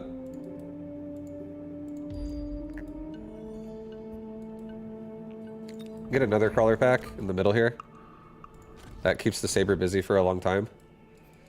These Wraith are gonna die so fast to these Typhoons. Let's give range and speed now to my Typhoon as well.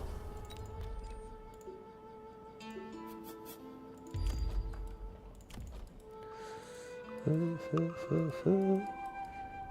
then I think we're just gonna keep ourselves a little bit safer in general by giving myself just some backline Typhoon action that can aggro any bullshit from flank or what have you to defend ourselves. Let's give ourselves also a damage device or damage upgrade for everybody. Yeah, I can't make another unit. It's okay. Okay, right side might get missiled or something, but yeah, it's okay. He put a regen Wraith over there. All right. He also leveled up that Wraith on the left to level 3. But I think this Typhoon should be able to still kill it. I want to believe. There's a lot of Phoenix shooting at it now. Or a lot of other crap.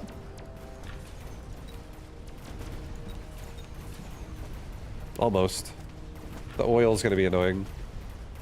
Right side Wraith won't be annoying because I think my Super Typhoon still wins. But it's definitely holding the side forever for the time being. Yeah, we already got level 5 guaranteed as well this round. So that's wonderful again.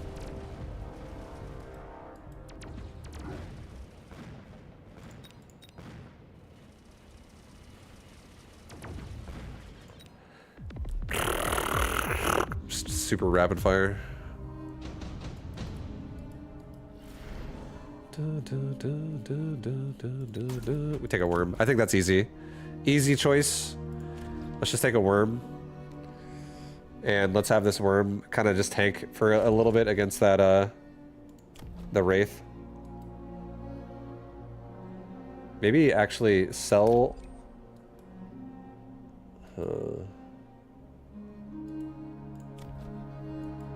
No, I think it's fine. I think if this Typhoon levels up, it's completely great. Let's have this Typhoon specifically run around the fucking oil. Get rid of that.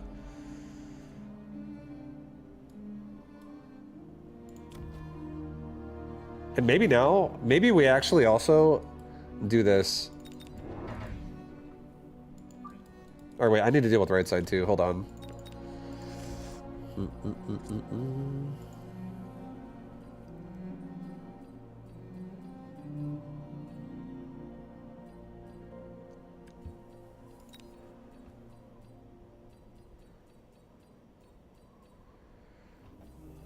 Trying to see like good sources of EMP. I have air to air. I don't really have a lot. It's not great.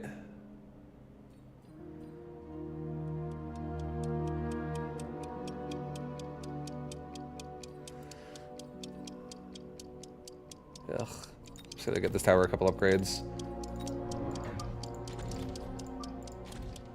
That's fine.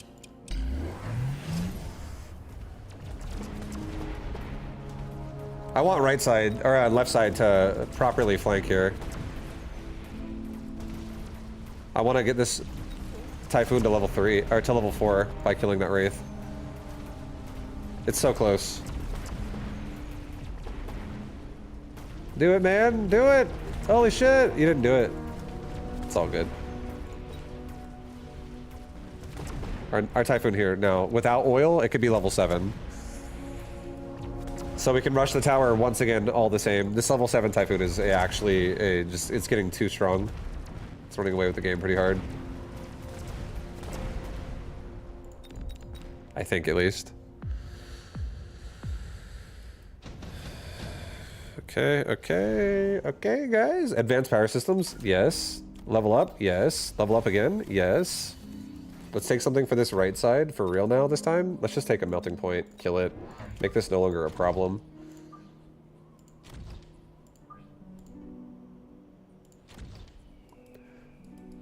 This dude runs in quickly. Gets the tower again. This worm just gets mechanical division.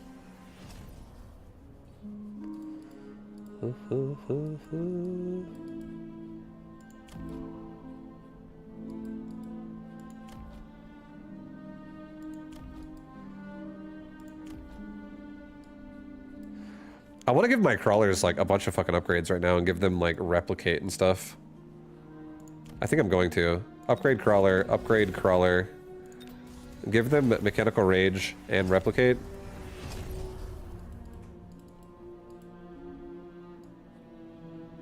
Maybe sell my sledgehammer here.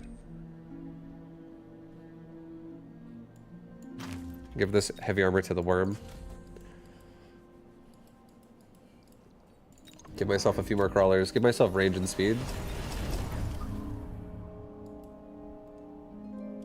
Let's like massively farm that arclight and stuff. Let's get a rapid resupply. Let's get damage. Let's also get a missile that like pumps out, right? Or whatever. He would have barriered it anyways, so it's whatever. But yeah, I want these crawlers to replicate all over him. And then the Typhoon just like runs through it with cover and just breaks the tower again. This Typhoon is seriously it's too strong.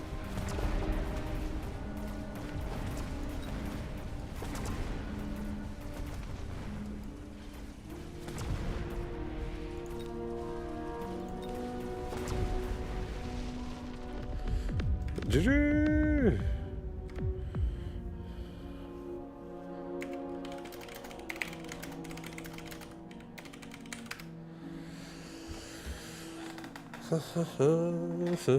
Nice. Nice.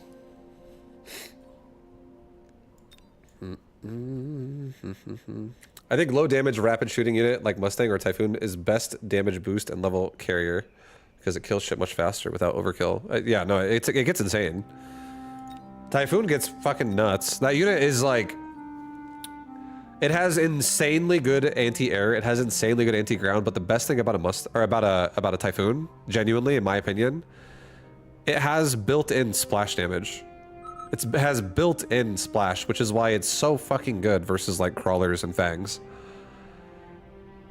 It just has explosive like built into its shots because it AoE's a small area, so you just make your way through all the all the crap units really quickly. So I agree with you, but like the splash makes that even like double down ridiculous.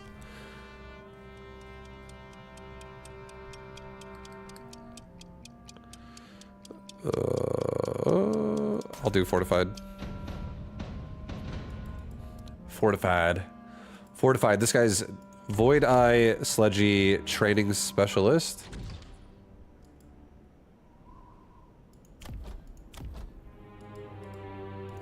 Debating what I want to make here.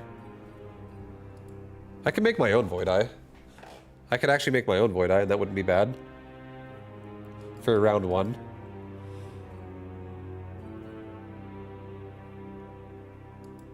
Because we already have 2 Mustangs. As long as my crawlers are in the front.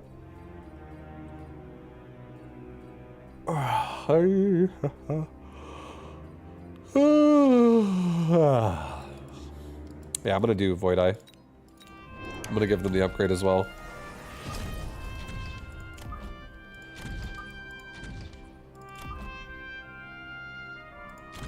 They're going right to the front. These Void Eyes are going right to the front. We're gonna put another crawler with them like that. Get a nice Mustang with them like this. Another nice Mustang with them like this.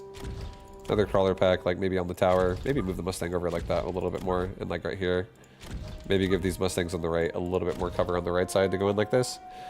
I kind of like that. That's a decent formation to start off with here. Just really rush the right. Break the right side down. Yeah, we're definitely paralyzing him. The Paralyzer strikes again. The Paralyzer.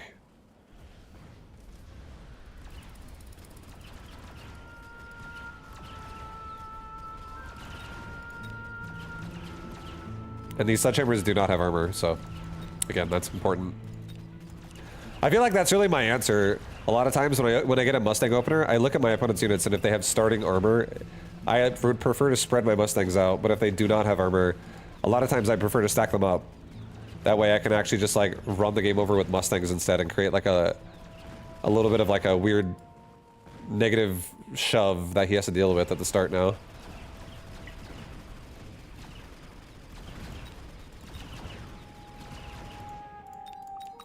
Mustangs definitely farm. One of them almost leveled. One of them almost got a fatty level. Smart marksman. Dude, so many marksman fucking things. I don't think I want it though. I'm not gonna take it. I'm not trying to. I don't think this is like suited for assault mode marksman. I gotta really change my board now to make that work. I'm super stacked, so missile strike kind of owns me. Doesn't really own him that much. I could hit 2 squads. I think I'll give myself an airdrop here, and let's give ourselves a bit of a barrier that protects most of my units.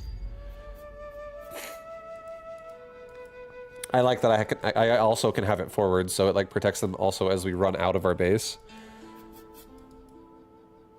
And maybe on the other side of the board,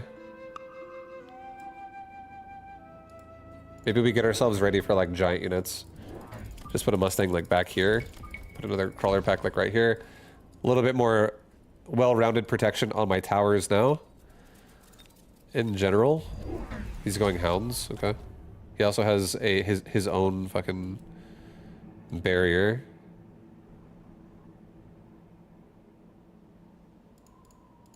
Well, I definitely hope my Mustangs get level 2 out of this round, because I would love to level them up and give them range.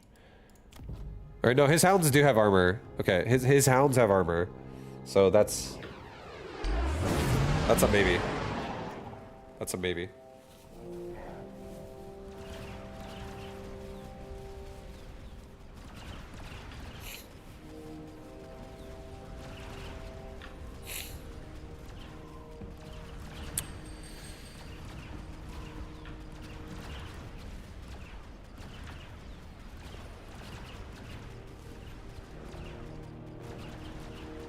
Thank God we have Void Eyes here to break the barrier.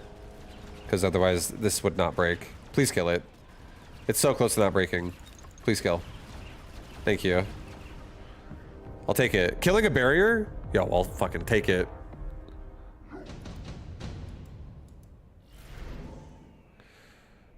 A tarantula. Level 3. 2 big fat marksmen. 2 marksmen would also help deal with the Raiden and the Phoenix. I could do the Phoenix and I could actually put it in the front and I could jump drive it and start flanking the board. I could also break the future barrier with that. I could get an insta-paralyze the Phoenix, putting it like right here and just instantly sniping the tower. I'll do it. I'll give my Mustangs range this round too. I'll give myself another Mustang right here. I'll put my Phoenix like right there on the tower. I want it to be a little bit of an angle though, so we don't aggro the sledgehammers first, ideally. I want to really aggro the tower. If the barrier has 1 HP and you use airstrike on it, does it block all the damage? If the barrier still stands while an airstrike hits it, it would block it. It really matters when the instance of whatever the airstrike hit when the barrier was there. Like, did it get deflected by the barrier and then the barrier died? It would deflect it. But did the barrier get killed by something else and the missile's coming down and it doesn't get deflected and then it hits the ground and it hits everything underneath it? Like, that's how it works.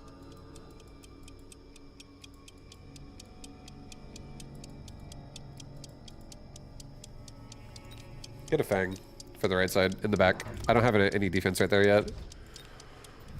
Nice. Hounds are here now, so we've protected ourselves a little bit for at least 1 round. Those hounds will become a future problem. We got to insta-paralyze in the tower, like we were talking about. These Mustangs are getting such fat marksman kills right now. This is so good. And now let's force another marksman and get our Phoenix out of there.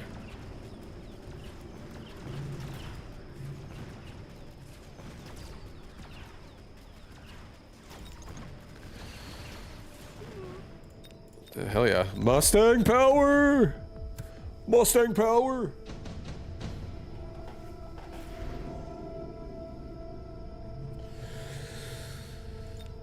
I think I'm actually gonna do it, and I think I kind of want to take the advanced targeting system. It's so expensive though. No, I shouldn't do it.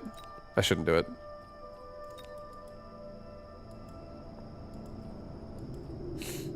Maybe we just take a smoke bomb, and I just throw it like right here. Just get the majority of his army. Give myself a jump drive. Take this Phoenix out, maybe put it like right here. Maybe put it back here, just so we can guard off, kill the hounds. Level the Mustang. I'm down to level Mustangs, it's fine. Even though he can still get armor on hounds. If he goes armor first, like that's fine with me.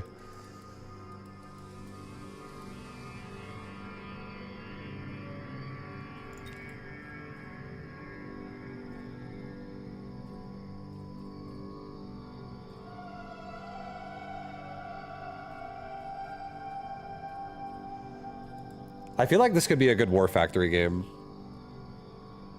Actually.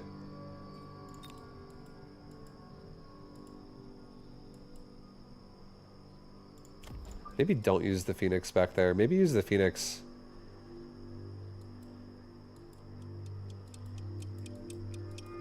right here. Aggressive, and put one more Mustang in the back. Let's also get like a Fang squad in front of this tower. Just so like missile can't hit me, and also we can't get the tower killed right away.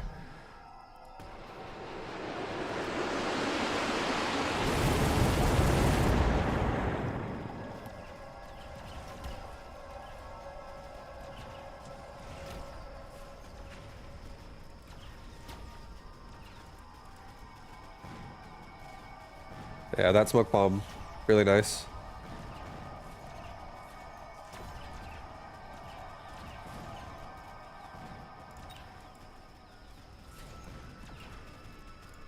Left side Mustangs, hold. Get that last kill, level up. They did. Oh, I love seeing that shit. I love it when like the paralyzed gets the kill and gets the level. Every fucking level like that. Like games like this, like I don't even have to make a strategy that much anymore because these Mustangs are running away with the game. Which in itself is a nice thing. 2 Wraith on the right is fucking nuts.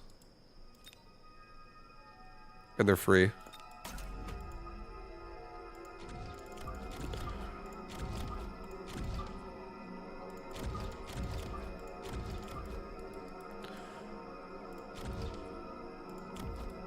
Level the Mustangs.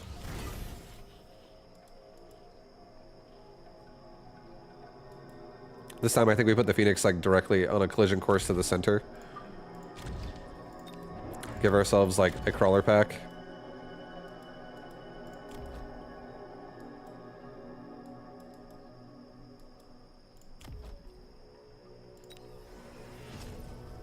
We could also give ourselves a Mustang on, or Mustang damage, which would fix a lot of other problems too. Of if he turns on armor at this point. We're starting to get level advantage, so that in itself is really nice. Let's get a device for the left side Mustangs here, so they can try and hold their side longer. Have some fucking help from a barrier. Right, sick. There's a level 3 Scorpion in the middle, getting right into my Phoenix right away. So my Phoenix can instantly take out his big boy. This game is actually, it couldn't have gone any better. The Phoenix in the right place at the right time.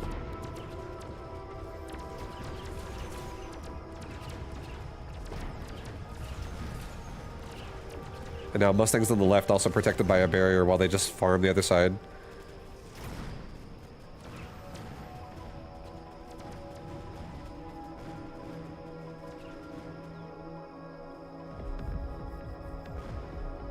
And the barrier doesn't even die on the right. Holy shit. So nice. Acid Blast?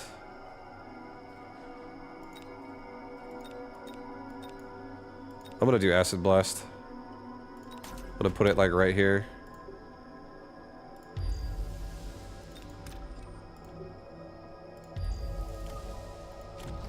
Alright, this Phoenix will be shooting at the Scorpion with Acid Blast going on. And then our Mustangs can come back and, you know, finish it up behind everything.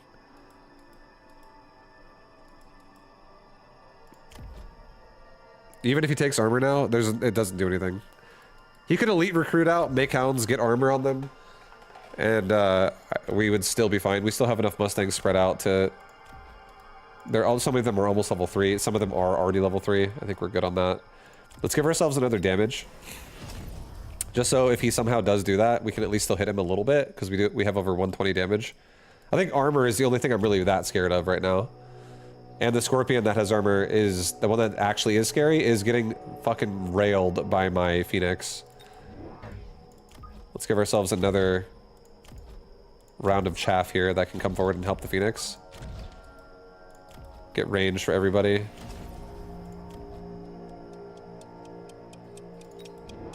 Maybe another crawler.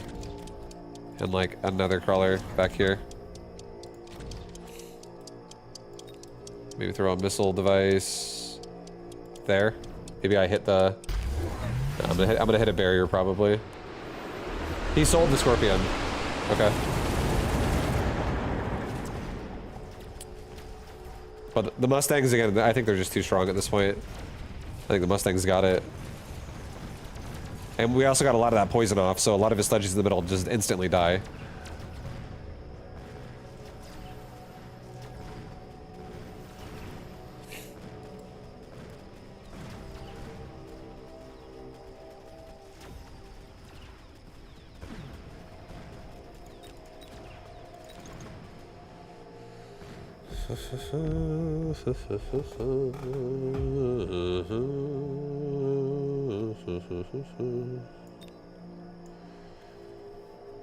Alright.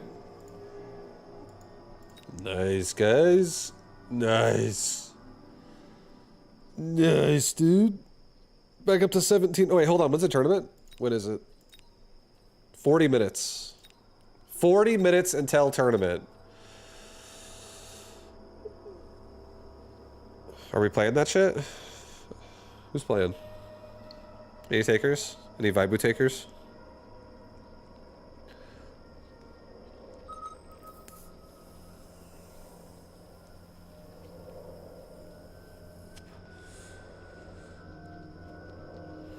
Any vibu takers, guys? Oh, steel ball arc light? Could be interesting. I want to use my arc light more.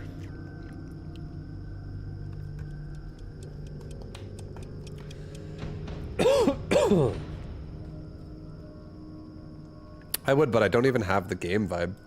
That's a mistake. You need to buy it. It's only like 10 bucks. The game is fucking sick. Get in here, dude. I need you.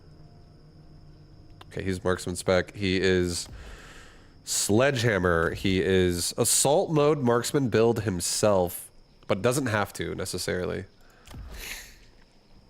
Yo, that head. Don't you dare call him Grey Twerp again, okay? You want me to kick you in the balls? Huh? Huh, that head? Don't you dare disrespect him. Don't you fucking dare. Don't you dare, dude.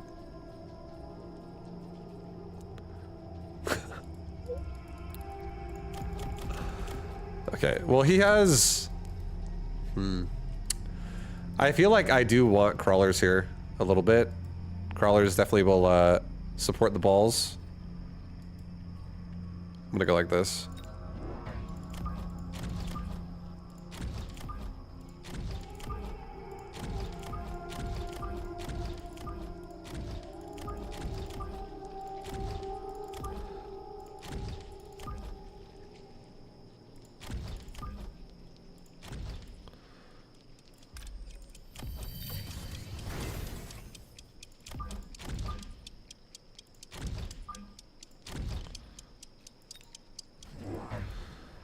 Okay. Nice. Not bad. Not a bad formation for us. He has no chaff, so my steel balls are going to get opportune damage like the entire time.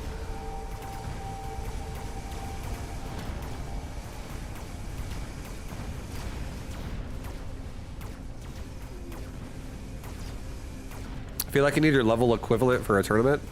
I don't really give a shit, honestly. I'll play with whoever. It's not a big deal to me. I just want to... I need someone to carry me in twos.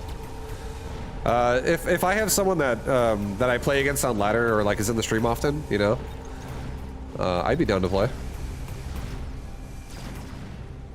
But hey, if it gets to the point to where like I haven't actually solidified somebody and we're like 10 minutes away, I would honestly play with anyone who wants to play. It's all G with me.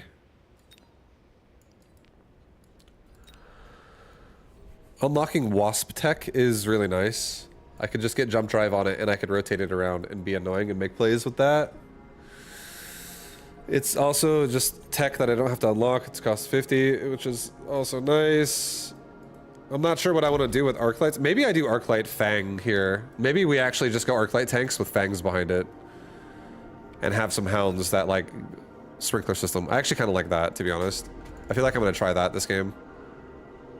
I'm going to try to make that work. That sounds really interesting, to be honest. I'm gonna get one more crawler pack in the front, and just so we don't get blasted by a missile so easily.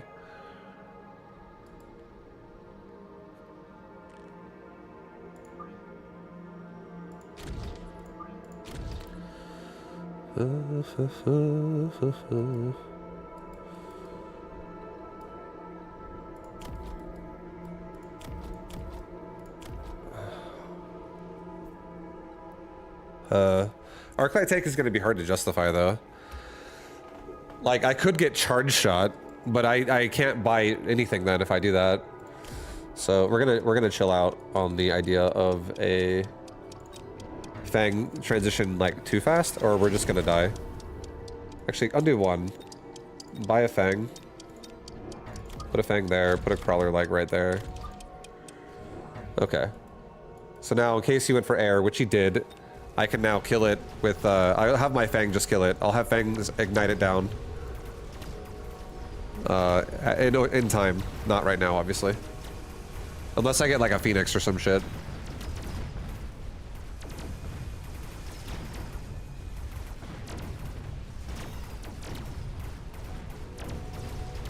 But yeah, this is hard for me to want to like justify arc lights too much. Also, I need to get a Fang swatted like in the front quickly. If I don't get an answer to anti-air here. Wraith is very annoying. And if it levels up, it's gonna kill my shit so fast.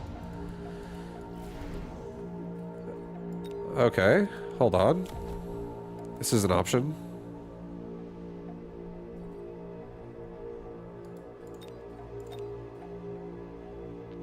Okay, we're gonna do this. I'm gonna take haste module. I'm gonna give these steel balls a level. I'm gonna give them a haste. I'm gonna give them another level. They are now going to be my tank going forward. So these arc lights, I think Fangs can still be here, but I think steel ball are my tank, and now arc light are kind of like support. I'm not investing arc light anymore. Definitely not going armor. I might get EMP on them. We'll see. In case he goes assault mode, I could always turn on range and EMP, and that would be amazing.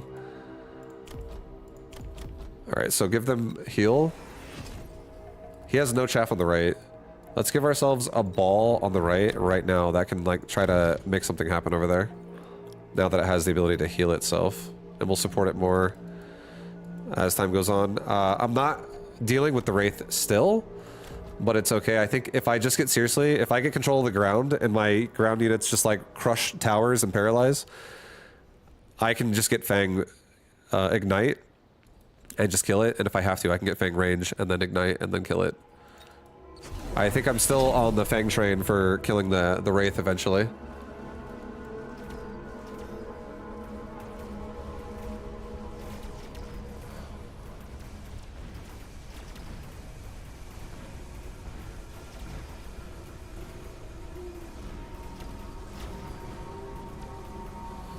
Get through it, guys! Get through it! Don't die! Paralyze!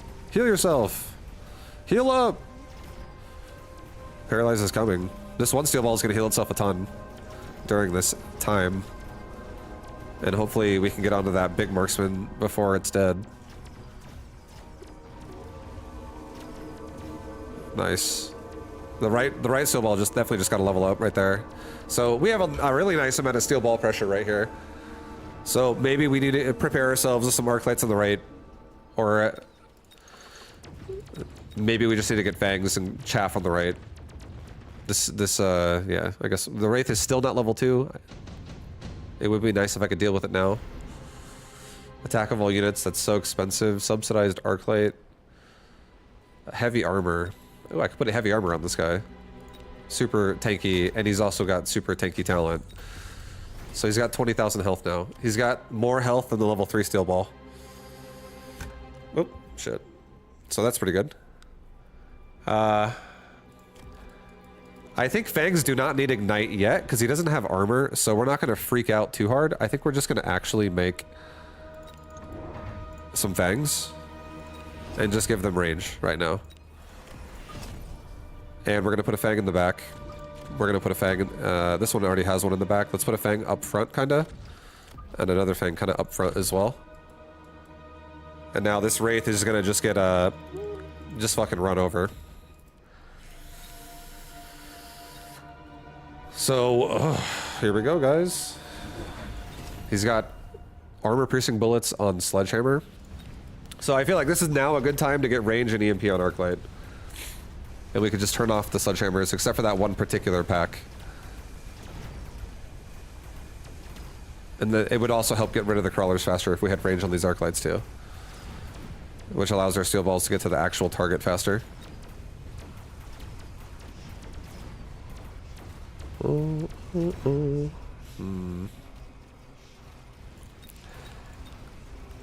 Yeah, I think range is important. I think steel balls need to like actually start killing some of the real damage, or we have to get these fangs maybe need to be upgraded like a bit more aggressively, a bit quickly.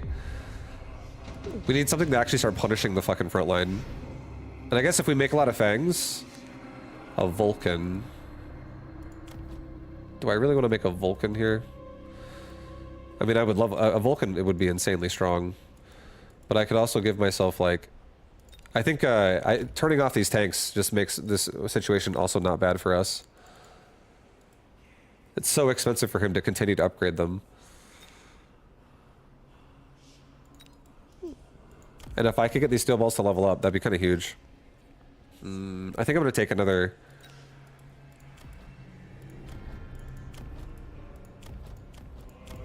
Alright, I think I'm going to take a heavy armor. I think I'm going to put it on this dude. I think I'm going to take this round specifically 3 arc lights. I'm going to give them all EMP soon. But this time I'm going to be giving them all range.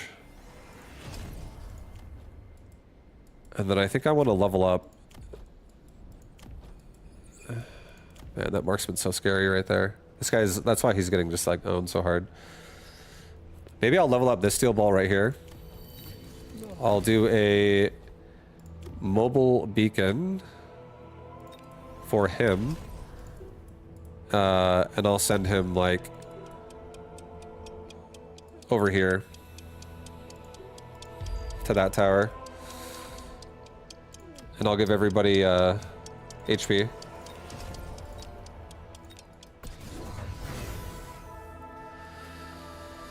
Yeah, I want to avoid that level 4 marksman for now. He's such a fucking animal. I want to maybe get these tanks another level, or the steel balls a level if I can.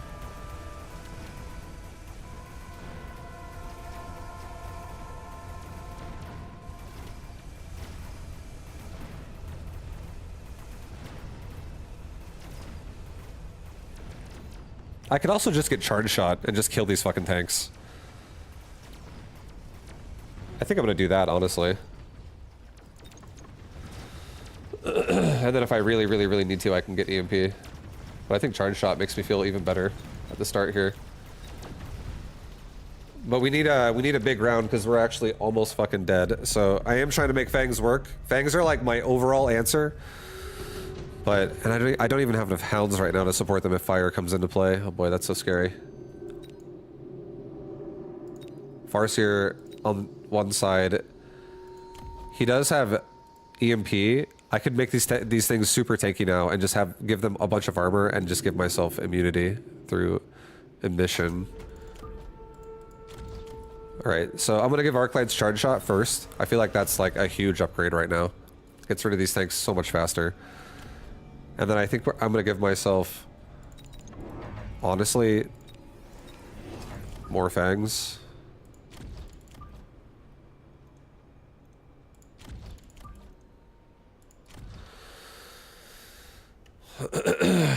I'll kind of use them as like chaff right now as well, because they have range, so they can stay back pretty far. Maybe not 3 fangs though, to be honest. You know what? Hold up. Maybe this instead. Maybe like 2 fangs like this. Maybe a crawler pack like this, just to give these guys a little bit of help, and the steel balls a little bit of help.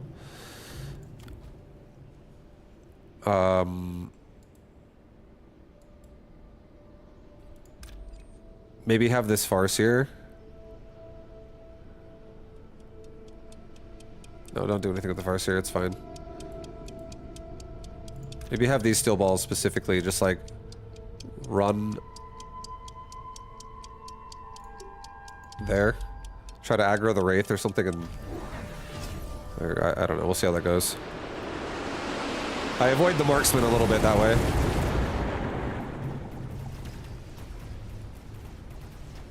Alright, he has range now. Alright, dude. Alright, he's got range, guys. It's scary. And that Wraith also has degen beam. It's scary. I'm not really feeling like fangs are my answer, but I'm gonna keep trying. Or unless I'm dead. Yeah, no, it was hard to force fang here. GG. I don't know how I like fangs with this. I feel like I want to like fangs. I want to like fangs, but that game felt like I was behind the entire time. Like every round is like, how can I afford this? Holy shit! Like fangs needs so much shit to be good.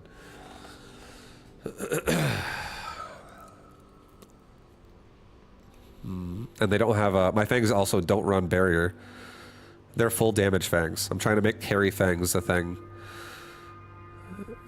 Maybe I'll just be more aggressive about opening fangs and just getting range faster. I'm just gonna try that a little bit. Because yeah, these fangs, I want them to level up. I feel like they go wonderful with Rhino. I like Rhino a lot with this. Fortified though, Fortified's always really, really tempting. I could go Fang Void Eye to start and have Mustang cover the back. Yo, that's what we're doing. I'm going Fangs. I don't give a shit, guys. We're going Fangs. And then I have Fortified, so I can also make something fatty. Like, if I see a nice Rhino drop, I'll probably take it. Alright, do a Mustang, like right here. Do a Mustang, like right here.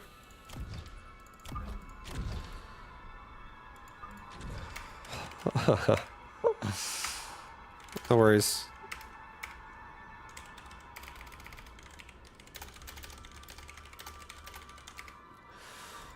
All right, we're gonna go for a double, couple of fangs.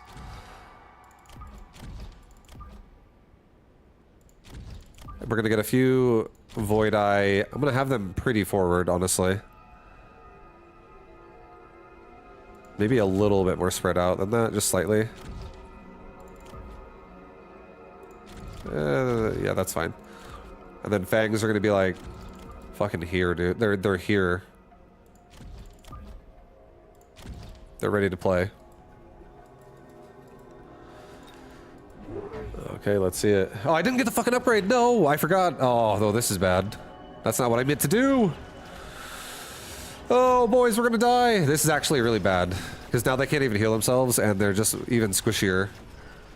So. Now it's like they don't have an upgrade at all.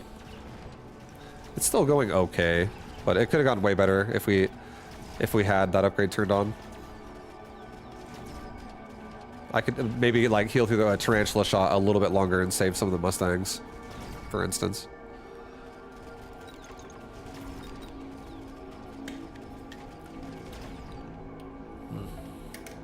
So, whoops. Whoops. Sledgehammer, Arclight. That marksman, those marksmen are just gonna crap on the Arclight. Steel Ball. I feel like sledgehammers with regen make me feel some kind of way. Let's get energy absorb. Let's get a sledgehammer pack like right here. Start stretching the line. Let's get a couple more fangs.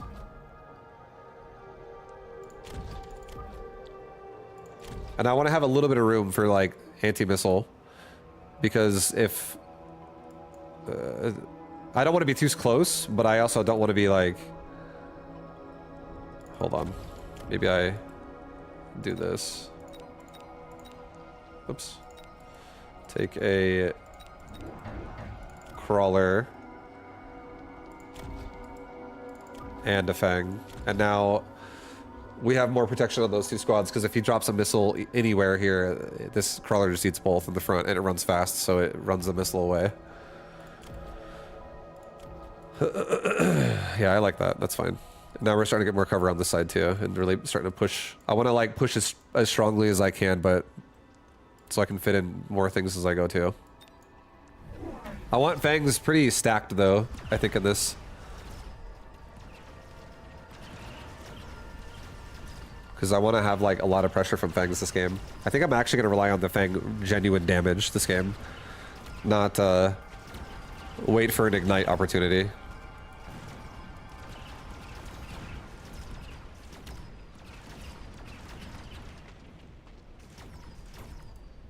Shit, dude, we're so close to killing so many things. These level 2 sledgies, can they pull it out? Yo, sledgies, let's do it. Let kill those things. They're gonna do it. Oh, they got 2 fucking tarantula. The more they level, the more they're gonna want to make me maybe do like a regen quickly for them or something like that. I'm already tempted. Oh my god, portable shield gives them. That's so good for them right now. Improved wraith. I don't care. Redeploy. It's okay. I think I'm doing shield, and I think I'm just gonna give these sledgies love. I'm gonna give them. He does have EMP, but it's okay. I'm gonna give them regen right now. And I am gonna stretch my Fang line a little bit more. Again.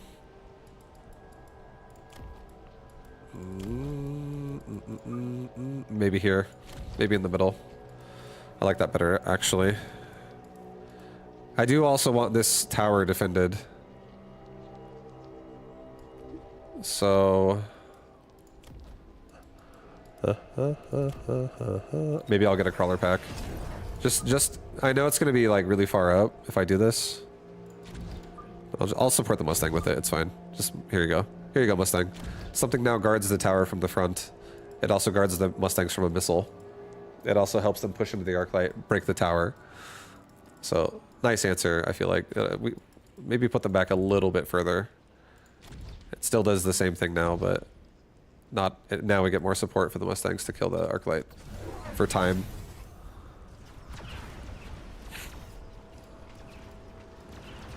Alright, let's see it. Let's see. Range next round, most likely on Fangs. Fangs need to start leveling up and start killing a bunch of shit. And then I'm probably going to make more crawlers and stuff for the right side. Just to give them all, like, more time. And we do have regen on the sledgehammers here. So as long as they can kill most of the DPS, they can just regen guaranteed through the rest. We just got to get rid of, like, maybe, like, the blue marksman. Or at least the left marksman. Oh, God. We're getting stuck on that fat tarantula. Oh, no. Regen! It's not enough! Regen was a bad investment, guys. So far, but yeah, we just need Fangs to do some damage here. Super heavy armor. Super heavy armor. Okay, I'm very okay with selling a Void Eye. But just for the sake of wanting to see if I can make this thing survive, because now I'm gonna get range, I'm gonna get super heavy armor, and I'm gonna get a level up on this guy and put it on him for now. And he will heal himself when he takes damage. But that's a tanky Void Eye for the time being. Let's get some more chaff over here. Let's actually protect our entry here. Get everybody, like, get all the Fangs protected. Fangs are now going to be shooting quickly. Everyone's ready to push. And now, hopefully, we can utilize this regen sledgehammer more because we can actually kill more of our side before it all becomes on their shoulders. Let's also give ourselves a health mod to really bump up that sledgehammer and that super Void Eye. Oh, fuck yeah, thunderstorm. I like lightning as much as the next person. Love bathing in it.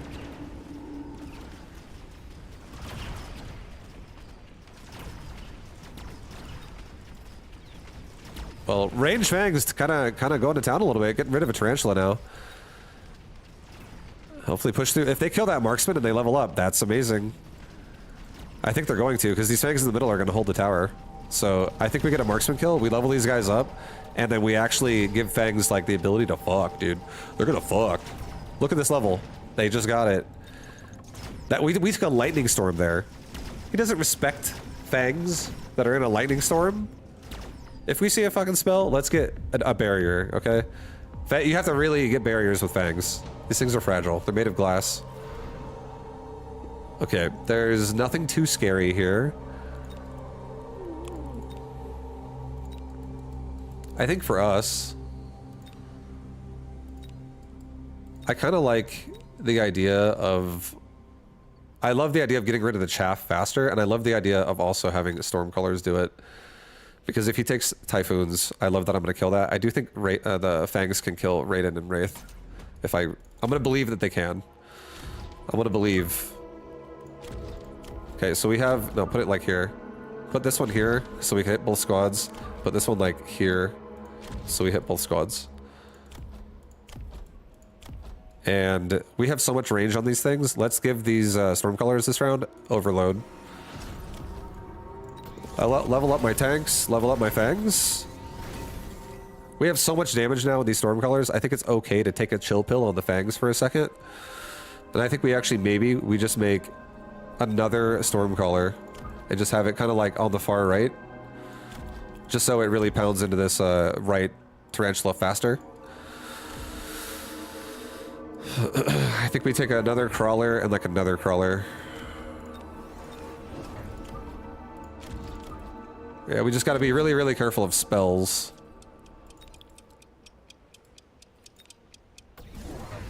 Here pretty soon too. I think we should probably get ourselves... Oh, so he got armor on Wraith, so we absolutely have to now get Ignite on Fang, I think. Unless they level up. If they level up this round, which they might, then I think it's okay again, because they actually have decent damage right now. If I turn on like armor-piercing bullets and stuff and mechanical rage. I probably should do Ignite. I'm gonna do Ignite. They're lasting so long. I thought those level 2 things would actually hit way harder than that. They're doing nothing. Definitely get Ignite. But I like the army. I like what it's shaping up into. I like how we're kind of developing into this board. I feel like it's going to be good for us as long as we don't get AoE'd.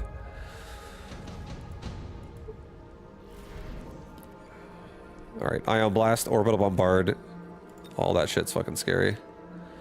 Super Supply, Advanced Defensive Tactics.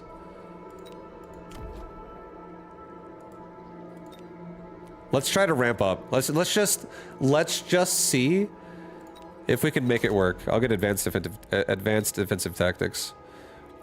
I'm gonna give myself 2 barriers right here just to protect myself a bit. I'm gonna give myself Ignite on these fangs to kill off the Wraith.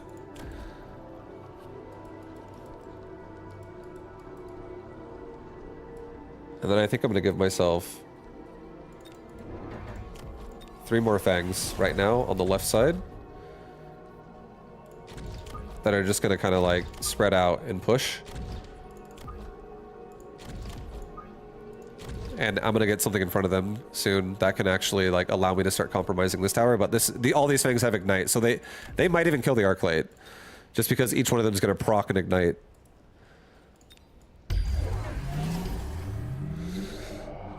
We are Advanced Defensive Tactics, guys. Advanced Defensive.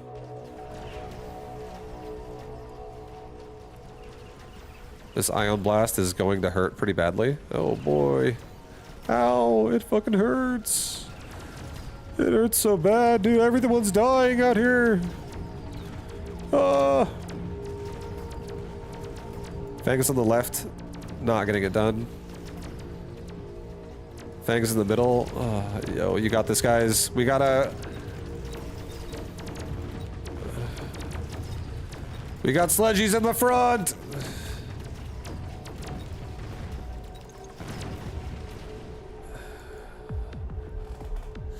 Okay. I think maybe we even need to stay more stacked up even than I just did just there. Just now. I'm gonna try again. I'm doing fangs again. And I'm gonna try to see what fangs feel like if I really prioritize them like as the focus. I'm gonna treat fangs like they're an Arclight. I'm gonna give them an upgrade right now. In my brain. About what like position they're in the hierarchy here. When's the tournament? Oh yeah, shit. Tournament's in 10 minutes. Shit, I have to wait now. We can do it in 2v2s. All right, guys, I need a 2v2 partner for this. Have I tried Fang Hacker? Yeah, I honestly have played so many different versions of Fangs, but in the past. But right now I did a bunch of like new mods on a lot of my units. Like right now I'm not even running barrier on my Fang because I'm trying to make carry Fang. I'm gonna make a Fang as fucking strong as possible. He's gonna do maximum damage on his push, and I'm gonna protect him. It's like protect the president. That's kind of what I want to do here with this. I feel like it would be a fun playstyle, and I feel like I want to try it, especially when I get like Assault Fang cards, where like they walk even faster, and also with like speed spec and things like that. Just seems like a fun way to play and try it out, and just like see if I can make it work. And if I find a way to make it work consistently, which I think is through the form of like Hound Fang at the very least, just to have the water sprinkler system, because they're so weak to fire. They just instantly fucking die to fire if there's any fire anywhere near them. They're like little pieces of paper that just flame up. Yo, Taco, we can play. Thank you. Yeah, well, I'm down. If you want, just if you can somehow message me, or you can type in the chat. Oh, there you go. Perfect. All right, I'm gonna invite you to some team matching.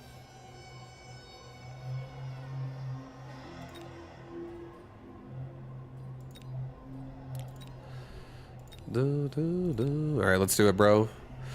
Let's go, Taco.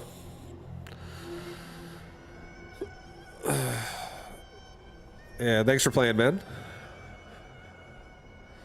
With Elite, you can Elite recruit them at level 3. It's nice sometimes. Yeah, no, exactly. I want to experiment more with Fangs. I want to experiment more with it. I'm going to probably do a couple Fang games here right now. Just because I want to... There's a lot of ways they can be really good. Like, Fangs actually are insane if they get leveled up in terms of how much damage they can pump out. So... I'm excited. But then there's also so many ways they can so easily die, because I feel like they get outdated on the board. I just think Ignite and Mechanical Rage really keeps them competitive in a lot of boards. And if you have something else that like really redirects the threat for them, like I think Rhino is like a great counterpart to a Fang for that reason, because like a Rhino, with the way I have mine in my build, my Rhino has like the fucking tankiest talents ever. And he can also break towers with movement speed faster, like Mechanical Rage on him too. So I really like having the ability to, like, if things get out of control, you can just play Paralyzed style and just really try to like punch holes in his tower. Because then Fangs just actually blanket so much Ignite on everything and just kill it all. Not only to mention their damage as well, if they have armor-piercing bullets going on too. I would, but I can't commit to it till after the tournament was like halfway through. Maybe next week if you're looking again. Yeah, honestly, I'm looking for a teammate every week for these things. I just kind of play with whoever's chilling and like is like, yo, Vibe, I want to play a 2v2 tournament on Sunday. As long as I'm here on Sunday streaming, which most of the time I am, then I'm down.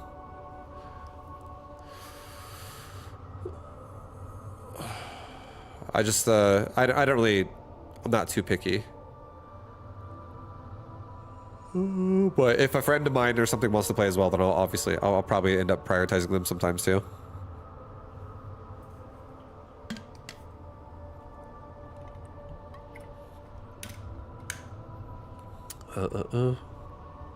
But I do think 2v2 in this game is really fun. If you guys, if anyone's playing this game and they only play 1v1, 2v2 in this game is actually really fun because it's basically the same thing as 1v1, but the maps, there's 3 different kinds, and some of them do resemble a 1v1 board, and then if you win or lose, it's just whatever is left over goes to the other board of your teammate versus their teammate. And you just have like 2 duels. It's like 2 1v1 duels, and then the winners fight the winners whenever they're finished. And it might be like, oh, one of them finished and you're not done yet. Oh, it doesn't matter. They're attacking you anyways because they walk across the board. But it's like the boards are spread out enough to where you do have a good amount of time to finish your board. It's not like it's a rush. I think it's just fun. I think it's fun when your teammate fails and you don't, and then you kill all of their leak. Everything that leaked over to your side, and you farm it, and you level off of it. I feel like my place, if you guys think the way I play Mechabellum is fun, I like 2v2 sometimes even more than 1v1, because it's even more experience consuming crazy to make builds that are carry builds for like a unit to like level off of and win. They're more realistic in 2v2. Because you can actually farm the extra units of your teammate's enemy if if your teammate loses. So then you just really start getting out of control super fast. I think it's fun. And you can really do it with any unit as long as you're just committed to like supporting whatever you're leveling up and you're leveling it up.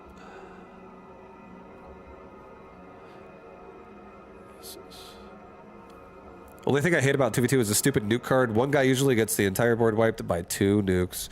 That's you just got to put barrier. You got to really respect spells if you need to. I feel like I don't respect spells because I just like I try to like explain everything that's going on so much that I just completely forget that it even was on the fucking option list. It's like by the time I hit in deployment, I've like gone through so many things in my brain that I've just I just didn't recall there was a fucking nuke option or you know, like a fire or something. But if I'm really focused on trying to like win the game, then I'll just make, you know, that'll be what I'm trying to remember. Right now, I'm just honestly discovering what I like. So I'm kind of just allowing myself to play greedy.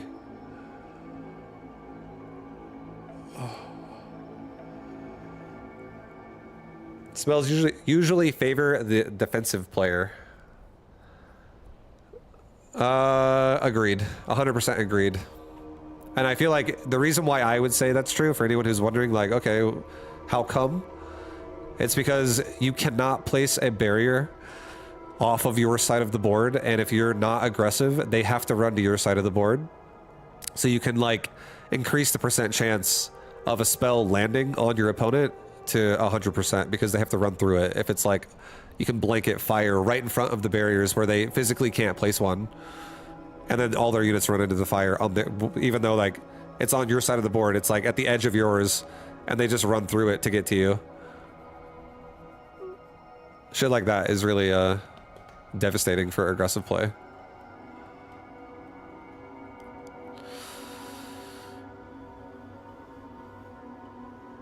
And the more time you also have to let the spells do their thing, the more free damage you just inflict on your opponent before you actually have to engage into it. There's like, yeah, there's a lot of reasons why I feel like it's so nice to be far away when spells are going off. Which is defensive.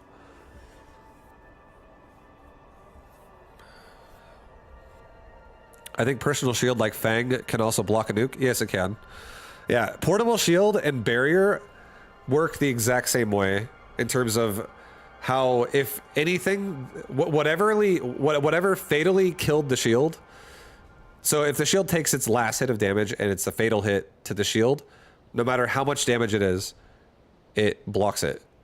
So even if you have only one shield left on your Fang, if a nuke fucking hits one, let's say that the Fang shield is worth like 100, and it only has 1 out of 100 left, and a nuke were to hit that, it would still block the nuke because it has at least a shield active, which is just 1 or more.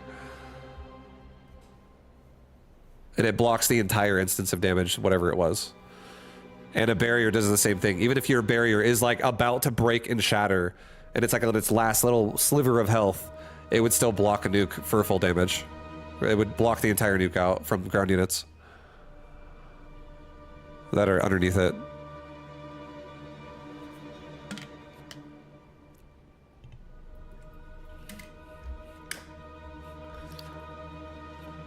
So that's why you also want to... another reason why it's also really nice when you're defensive too, is if your opponent's aggressive, or if your opponent's playing forward on the line, you can also have things that can instantly kill shields. And then you can have spells that have like a delay, like an oil strike or something like that. it will still hit them if you can break a shield, because if the person has to place their shield within like range of being shot immediately, it is pretty scary. If you have burst, like Phoenix can do it really well. Fucking like Sabretooth can do it really well. Scorpions could do it really well. Anything that has like high DPS can just fucking wreck a shield in like 2 hits or 1 hit if it's leveling up a little bit or has devices. Yo, good luck, dude. Good luck, Lapaco. I've been seeing a lot of frontline Phoenixes lately. Yeah, I feel like frontline Phoenix is nice. I feel like Phoenix is just so good to put anywhere you want, especially if you run jump drive. It's such a good unit. Like, why not put it? I feel like this is honestly how you should play Mechabellum. First, you just have to like have a unit set that you understand, like what it does, like what your units even do. And then the second step is every round in the board, you just try to give yourself the advantage in that round. You build board on board. You open up round 1 with like whatever you think would be suited for what your overall goal is. But you then just like literally react to whatever's on the board, and you just try to like make that round work for you. And you just obviously take the drop downs with RNG to give yourself the best odds.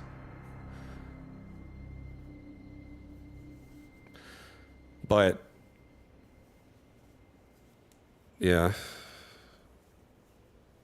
that's all you do. That's all it is, guys.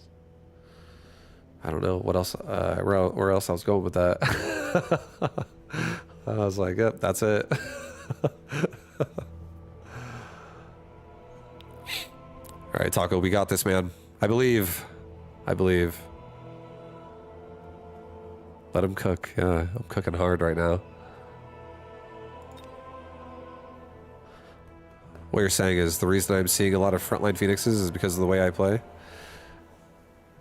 Here's a good time to make frontline Phoenix. Oh, my opponent has a unit that is really strong and exposed. It probably means you don't make enough chaff. And you probably don't put it forward enough either.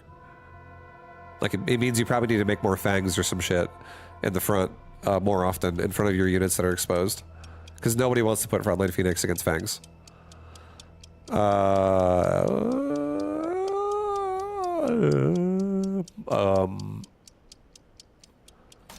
Okay, fortified. I let it pick for me. I couldn't make up my mind.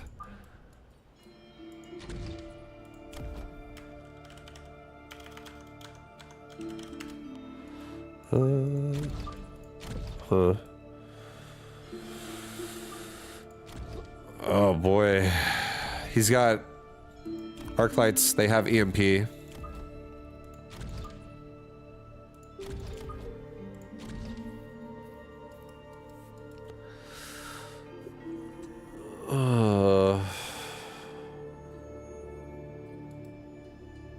Maybe I actually do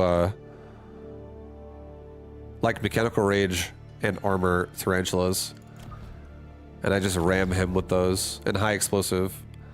I don't even get range, and then I put assault mode marksman behind it and I just rush his paralyze again. I feel like I don't know what I want to make here. Marksman seemed like a great choice. I like marksman a lot here against this fucking army. I think I'm gonna do it. And I do not want marksman running in front of tarantulas, so I don't think I'm gonna be able to get. I don't want to make Void Eye. I don't want to make. I think Void Eye is good like early, but I think Void Eye is gonna drop off, and I don't want it. I want something I want to invest into right now. I'm gonna give myself marksman. I'm giving myself the marksman, baby. Put it like here. Yeah, do that.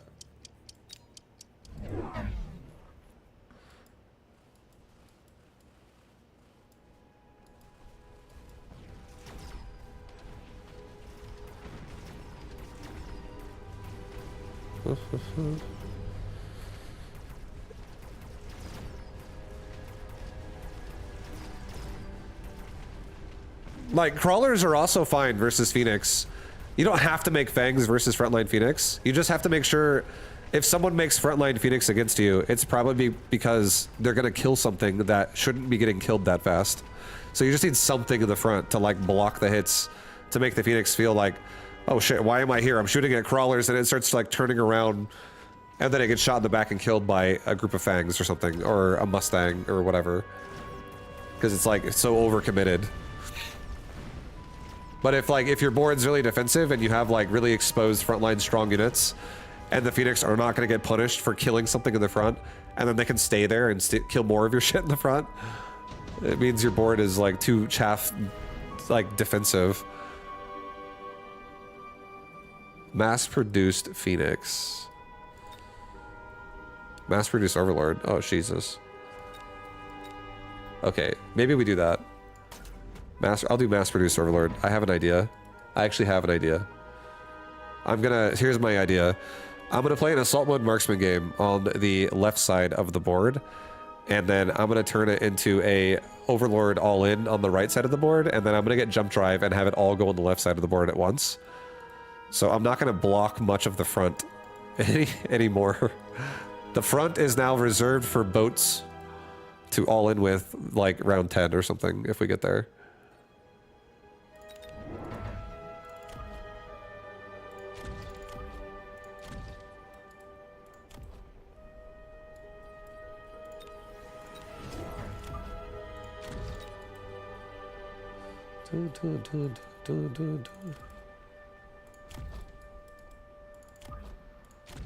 All right, we'll do one marksman on the right to deal with chaff or anything over here, just to, and also slow down the death of the tower. Just make sure we can protect it just for like a little bit longer.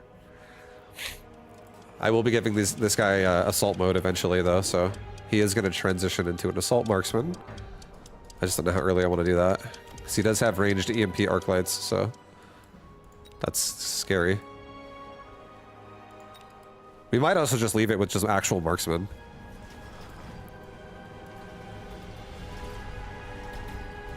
All right, here it comes, guys. Here it comes, dude. Ooh.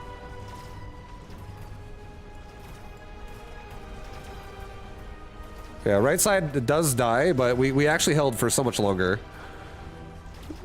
With, you know, one marksman aggroing some crawlers off that tower. Killing some of them as well. But not many, obviously.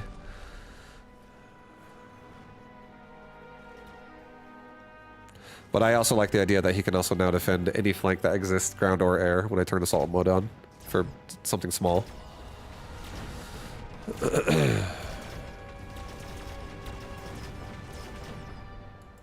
Oh, Taco, let's go. Nice, man. Nice, Taco. Wasp.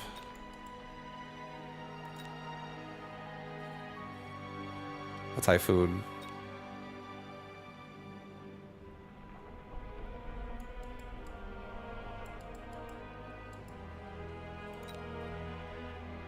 Two rhinos.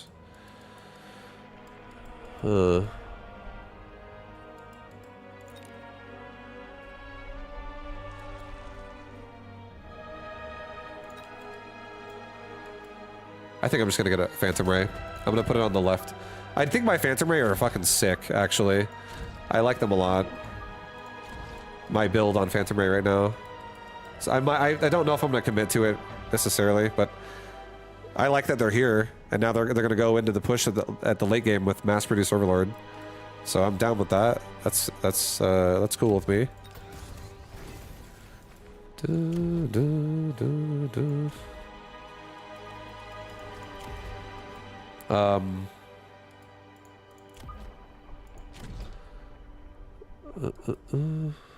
I think I'm gonna give myself a Fang squad on the right just to help out a little bit on this marksman.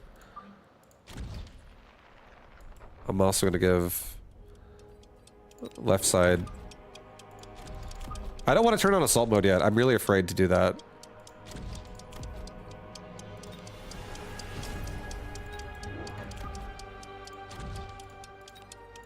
All right, more chaff and another Phantom Ray on the left. He went for an Overlord himself. Okay.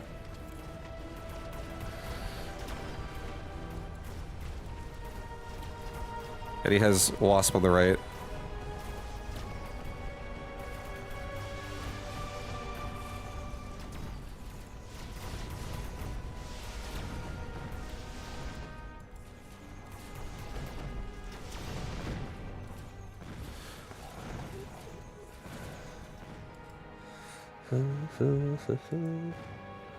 Yeah, I think I might actually I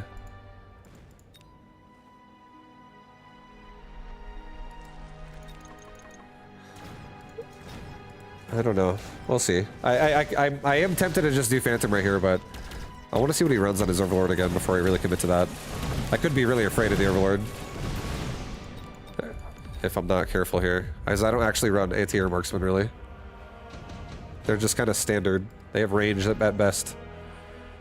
Hey, what does he run?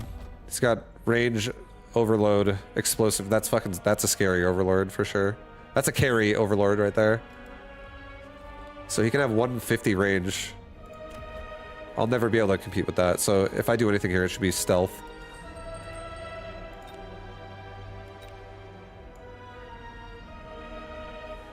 If I want to continue going, he also might take range.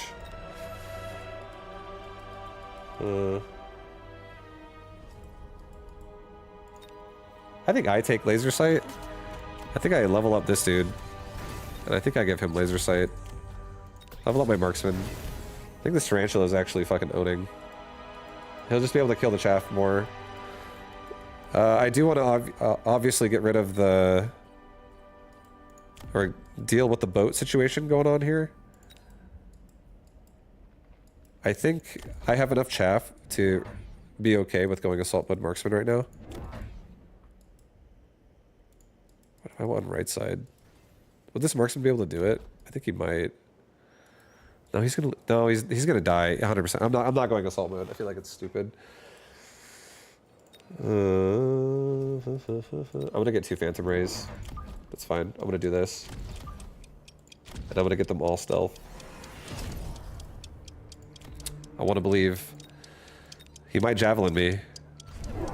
He did not, thank God. I want to believe.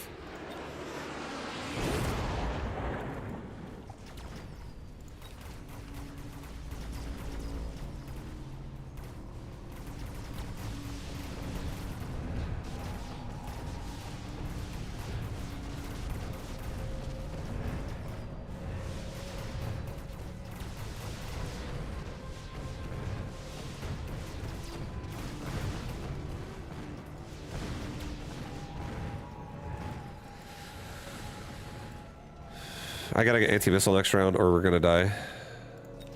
At least boats are expensive. I don't think I'm gonna go boats anymore. I think this game is different now. I don't think it's time to go for a boat all-in.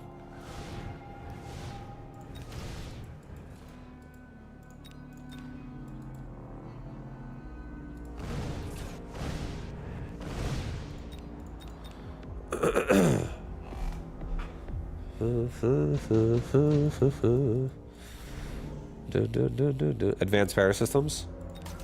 Level up.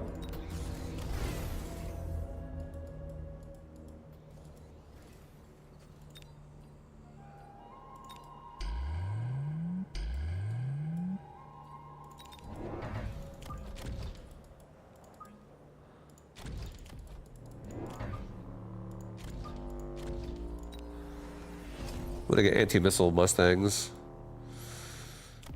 And they're just gonna come out and fucking try to shut down as much of the boat attack as they can. And I hope, hopefully I don't get targeted by like range instantly and get my tarantulas blown up instantly. That's what I'm kind of hoping that doesn't happen. But I want anti-missile. I just feel like I want anti-missile here to really like overpower the auto attack here. He's got range and overload now, so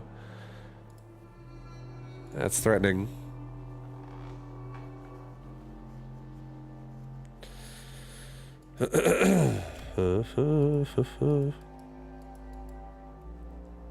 I believe in my Phantom Ray. They're high level. They fucking hit really hard.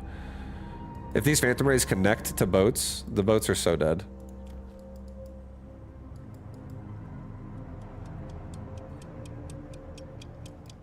Yo, Taco, how you doing, man? Looks like you're doing great. I believe. Keep holding, dude. We got this.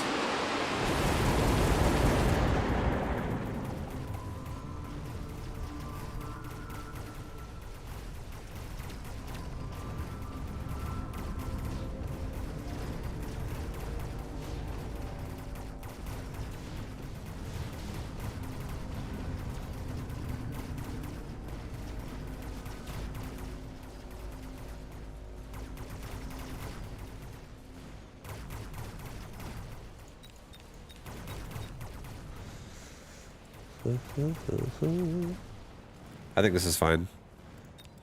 I think it's fine. Because I got Taco. I got a Taco. He's gonna do it. With these Typhoons. No, they're probably dead. Range overload is insane.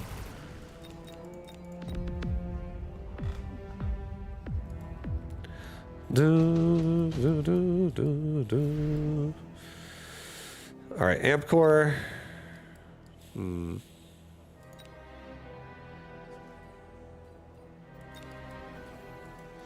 Does he have jump drive? He doesn't have jump drive. He's stuck where he is. I don't think I want amp core that much.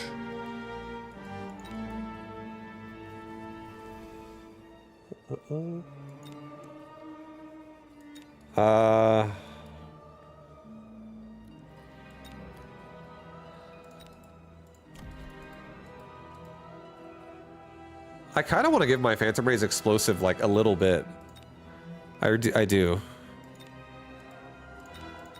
I think I'm gonna do it. I'm gonna give this guy the device. I'm gonna give all of them explosive.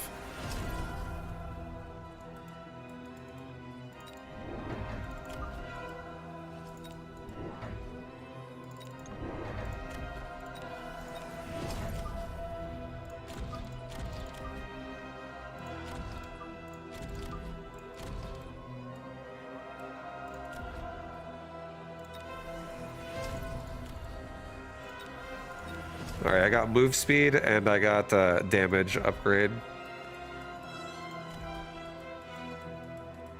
Okay, I'm gonna upgrade my marksman as well.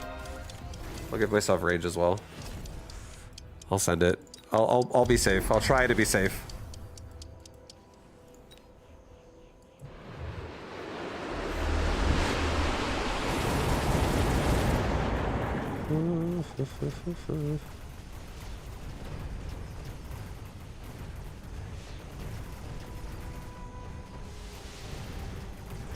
Alright, we're getting rid of the chaff way faster now, so we're stealthing again.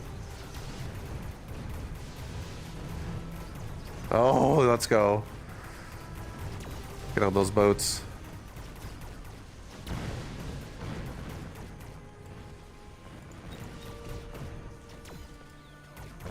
Now, I think if we can just secure a paralyze, I think we got a really good answer here. I think we just stack Phantom Rays on the right and paralyze the right tower as fast as possible. I think that's a great way to deal with oil on left side right now.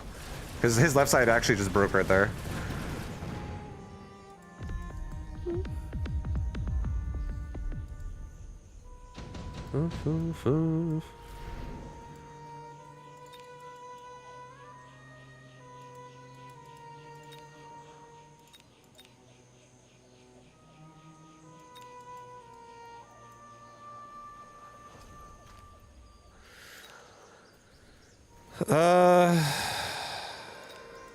I think I like this idea. I think I'm gonna take hounds right now. I think I'm gonna put a hound right here. I think I'm gonna put a hound right here. I'm gonna put a hound like right here. Maybe a hound like right here. And I'm gonna give them all incendiary bomb so I can just get through this chaff quickly. I'm gonna give myself 2 Phantom Ray on the right. And maybe like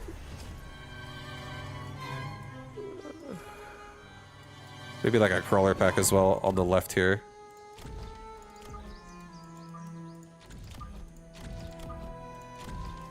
Okay, we're gonna push this tower as pretty fast. Try to get paralyzed pretty quickly.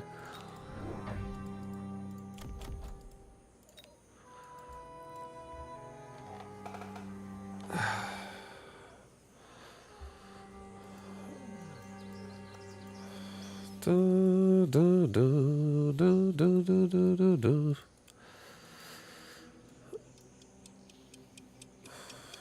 Imagine one marksman one-shotting boats. Like, who's this? Pew pew pew. From sniper rifle and captains. That'd be sick.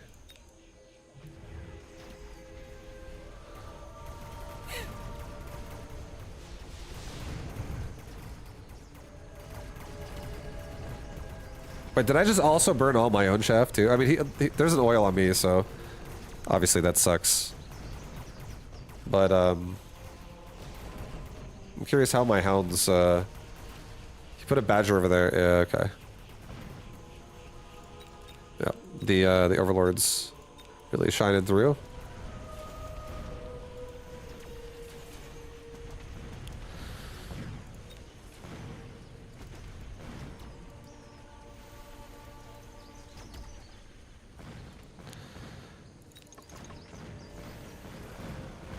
I just need a paralyze. That's all I need. I just need a paralyze. Yo, Taco, this is it. I'm all inning right now. I'm all in, dude. This is it, the last round. I'm doing it. I'm going as crazy as I can.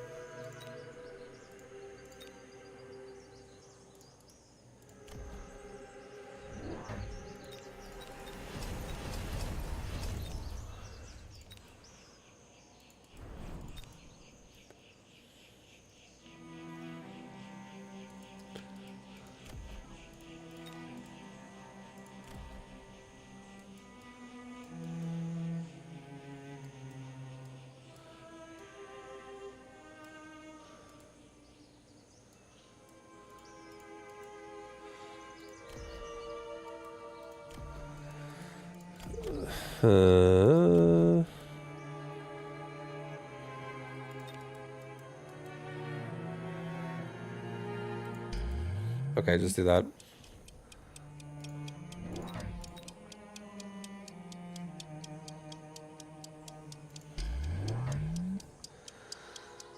Okay, yep, I think I'm ready. Bro, I have a very long-range Phantom Ray. Hopefully it works out.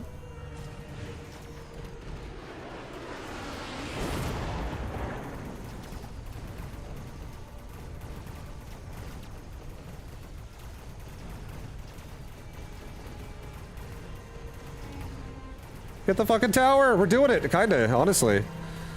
Oh, left side's actually pushing so hard. Oh!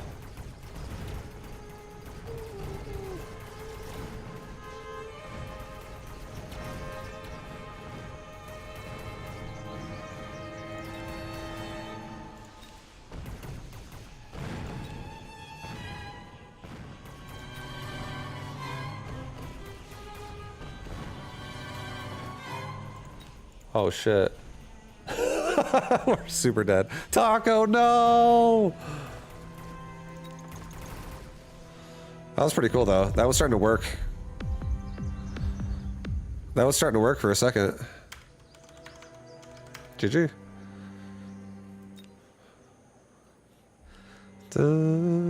I liked it.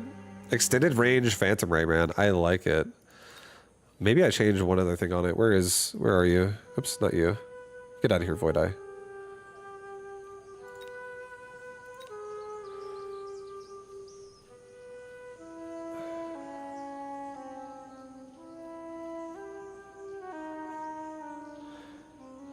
Part of me wants to drop stealth on them a little bit. Just kidding. For some reason, I didn't realize it. It also gives you fucking attack. I don't know how I didn't know that, but Maybe they patched it in, but yeah, I was thinking about dropping this and picking up Energy Shield and just like only like playing hard Phantom Ray carries when I get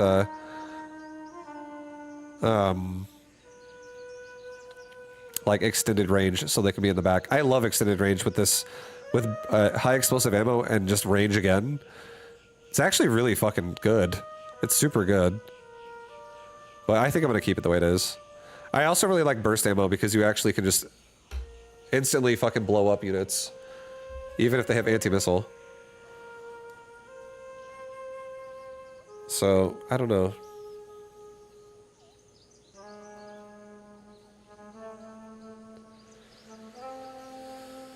Yeah, I guess I'll keep it the way it is. I like that it has damage on it. That's actually so sick. This is such a high DPS fucking Phantom Ray.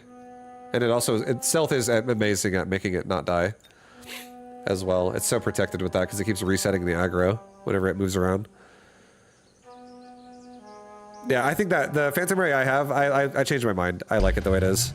I was thinking about dropping Cloak for Barrier if I could have like them so far back anyways that they're not going to get shot regardless. So stealth wouldn't be relevant anymore. But stealth gives damage, and also genuinely stealth makes them level up a lot easier. Phantom Rays, when you have like decent chaff clear on the ground, Phantom Rays with stealth reset so often that they really don't get targeted very well, and they have a high chance to actually level. And when they level, that's when they're scary.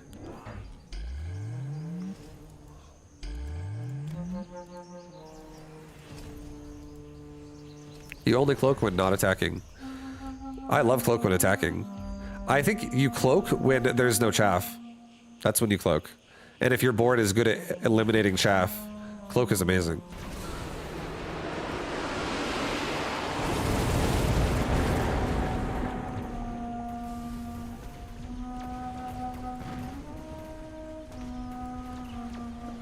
Raidens? Well, the thing is if a Raiden shoots at a ground unit and you're shooting at it, even if you're close to it, if you're winning the ground war, if you can win the ground and make the Raiden shoot like it's like got shit all over its face and it's trying to shoot things off of it or like underneath it or behind it, it doesn't matter if you get outranged. Even when you come out at max range, even if like then you're within its range. When that happens, if the Raiden's busy, then you're fine. The Phantom Ray can kill the Raiden and burst it. It just depends what the board is. I would say if you're like round 4 trying to make Raidens versus Phantom Ray and like you're trying to just like make more Phantom Ray to kill a Raiden, but it's like every time the Raiden shoots, it's killing Phantom Rays. If that's what's happening, that's definitely rough. That's not gonna feel good. The Raiden is going to get good trades like that. So it really depends on what ground units you run with it. And as long as you're like maximizing squad loadouts and you have a moving chaff line of forward, Raidens aren't that scary. Or they're I wouldn't say they're not scary. They're just not that scary for your range units in the back. At least until something can AoE you back, and then you're fucked. Then you gotta get something that can tank the AoEer.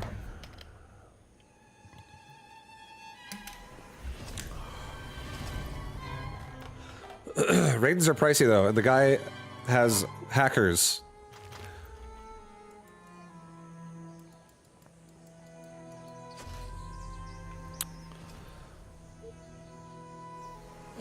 Forcing them to turn and redirect their AoE away from the enemy line. Yeah. I mean, yeah, you can do that.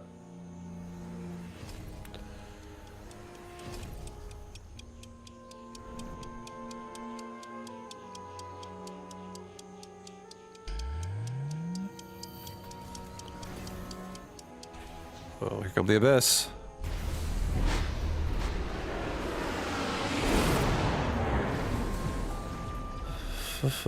That melting point was a little too bold.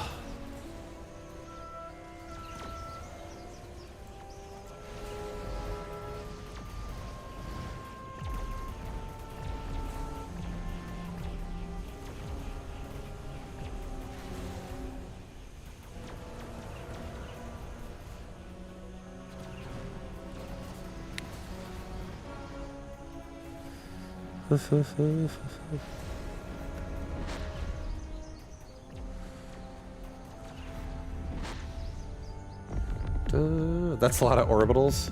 Yeah. This is what a command center looks like when its fucking insides are falling out. Like the screws are all falling out. And like the floor and shit's falling out. And like some of these are all cords, electric cords that are coming out of it.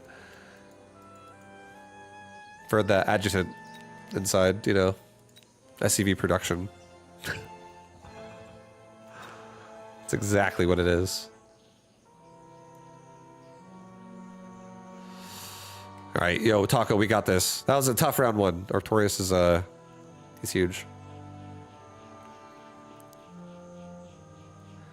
Is Abyss meta now? For some people, probably. I don't see Abyss every game. So. I would say this. Abyss is expensive as hell. So. It's going to be like relatively difficult to be able to squeeze it in and afford it. And I don't, also on top of that, I don't see an Abyss drop coming down as well very often. Like I feel like I see Abyss drops maybe like 1 in 30 games. It's not too common. Or like 1 in 20, I don't know.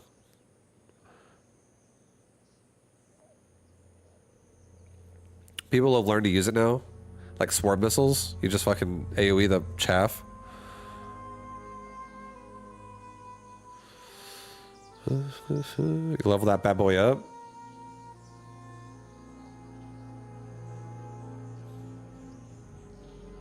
Alright, I did say I want to try Fang styles.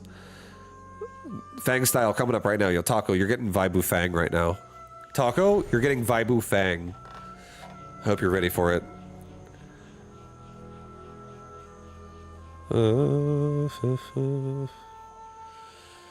I'll do Aerial Specialist. It's straight up Fangs to start, and it's Sledgies. It's like not a bad tank. Sledgehammers are good tanks for me lately. I've been enjoying using them again.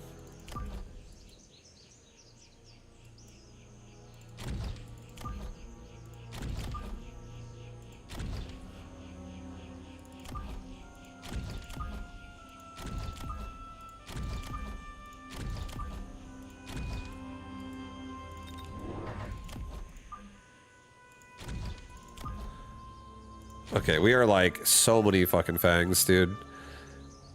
We are 5 fangs deep on this opener. This is a fang concave.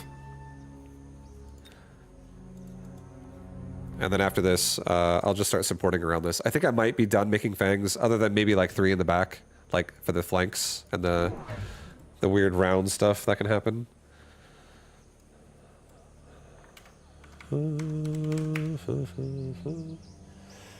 And we'll see what the board drop, all the board drops and stuff give us. But I'm gonna try to actually upgrade my fangs with range like ASAP, without like sacrificing too much. I don't run just, you know, no fucking shield on my fang, dude. My fangs like to carry. My fangs are strong. They're gonna carry this fucking game. We're looking for damage in every way. That's what's going on here. You ready? Ready for this? Round 1's looking a little dicey, but sledgehammers are actually about to kill a tarantula. It's pretty important. Maybe they'll kill some more Void Eye. Nope, not really. Paralyze? Yeah. Oh, we don't have enough time. If we had like 3 more sludgies, we could definitely kill that tarantula right now, but not enough. So all these fangs are... they're super dead. Nice try, guys. You got 1 Mustang that can do it all. The 1 Mustang. It's alright, Taco. That Mustang, that was impossible. There's no way. There was no way. Mass-produced scorpions. You know what? I have a tanky scorpion. I'll do it. Why not?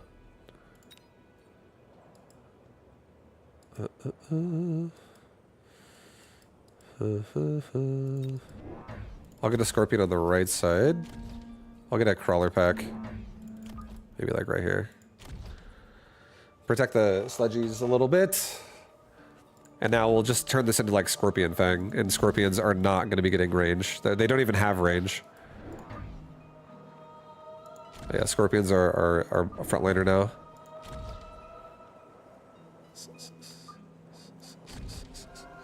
Okay, so go with that. I don't want to... I do not want a missile. I want to spend all my money on Fang Love.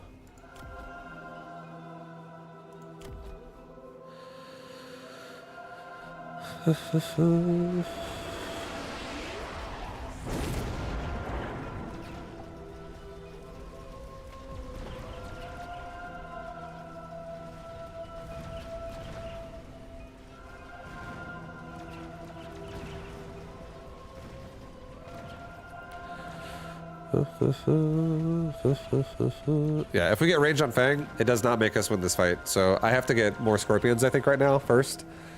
I need to get some scorpions established. I'm gonna give them regen most likely, and they're just gonna level up and be my tanks. That's all they're really gonna do.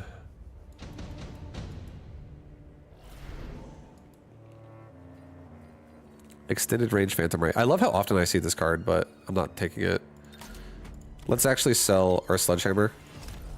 Let's get ourselves 3 more scorpions. Get ourselves a scorpion like right there. Get a scorpion like right here. Get another scorpion like right here. And then give maybe like this dude the device.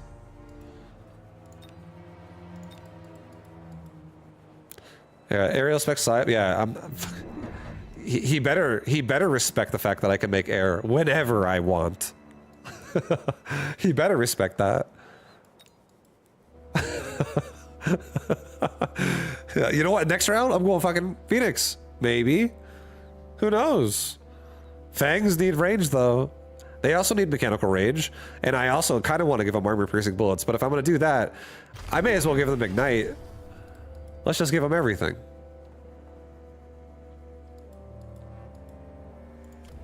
Alright, so he's trying to make Typhoons. These scorpions are a problem, for sure. Underground threat on my tower, though, is a problem for me. Let's hope we can get through a chunk of his army before that paralyze happens. Because it's going to happen.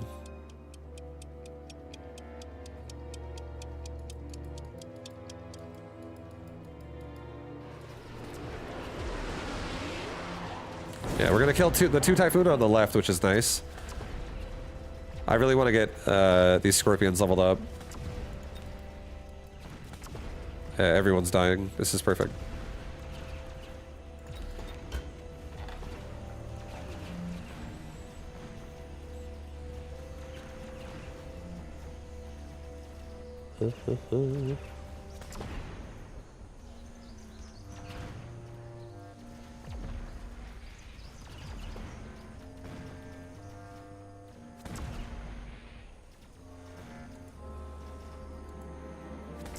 Oh!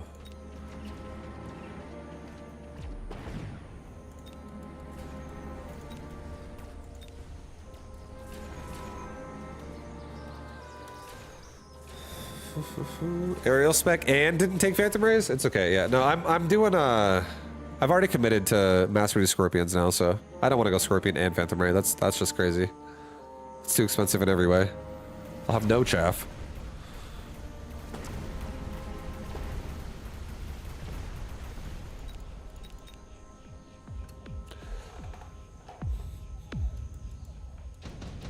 All right, no. Oh, what the health device guy leveled up, so that's huge. I think I take Wasp. I think I put Wasp in the back. I just want to have something to guard my air. I'm not that afraid of Sabretooth. Or I am a little bit, but yeah. I am going to be making more chaff too, now that I have Scorpions in the front that can also kill shit. He might take Fire Badger as well, but probably not because I have Scorpion. Let's just take Wasp. And let's just make sure we're protected here like this. Make this no longer like a threat to me. No more flank threat. Level up my Scorpion. Give me range on Fang. It's maybe also... Maybe don't take range on Fang. Maybe take regen on Scorpion right now.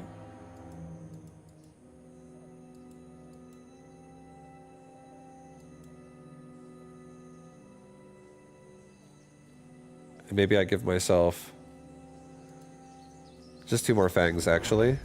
Put Fangs like this. This is what we'll do. And put Wasp up forward. He does have Typhoons, I know this. But he doesn't have them on the right, and I have Jump Drive. Maybe put them in the flank, actually. He doesn't have them on the flank at all. Let's just flank him with it. I actually like that better.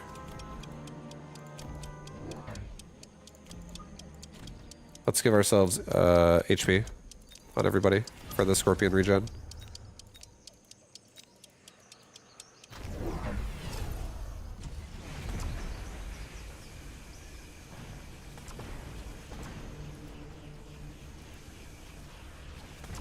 Alright, some steel balls.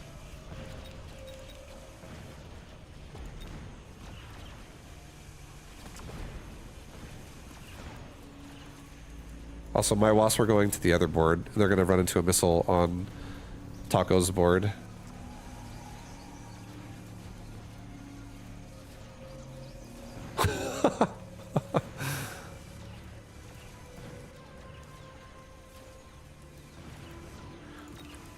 Alright, so we can play the kite game. If we're gonna go up against, I really feel like, oh man, steel balls with range? That seems scary, and then Typhoon's behind it. I think if we just play mobile beacon game, I think we're good.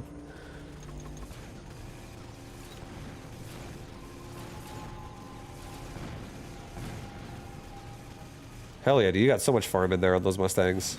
I love that. And you're getting so much farm on these Phoenix. You're saving the round, Taco.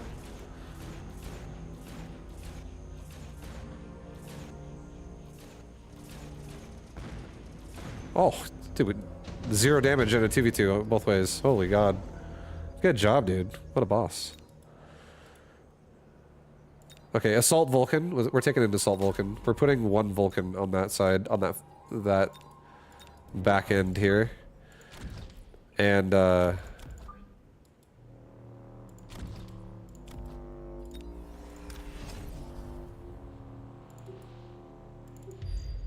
gonna flank back. We're gonna kite backwards. We're gonna grab ourselves jump drive on these wasp. And I'm gonna bring them down. Actually, no, don't take that. Take it back. Cancel it. I'm just gonna sell the wasp. It's fine. I don't really need the wasp.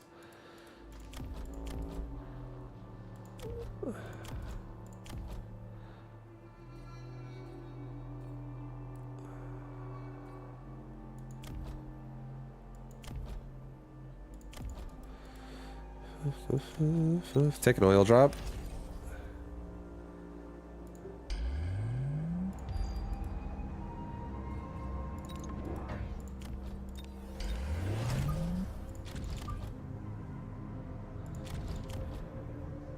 And then we have a group of crawlers in the front here that runs with us, so we don't get instantly targeted by these steel balls. Get a missile device here on this side. And get damage.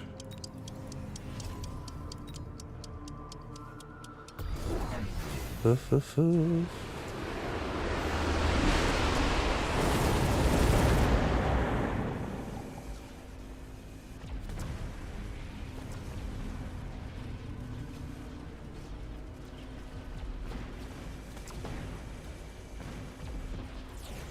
that was pretty sick. We just fucking destroyed that left side.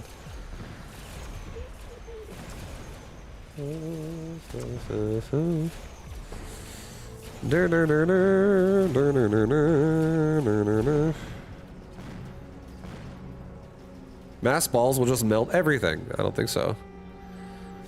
You like that mobile beacon, baby? Mobile beacon.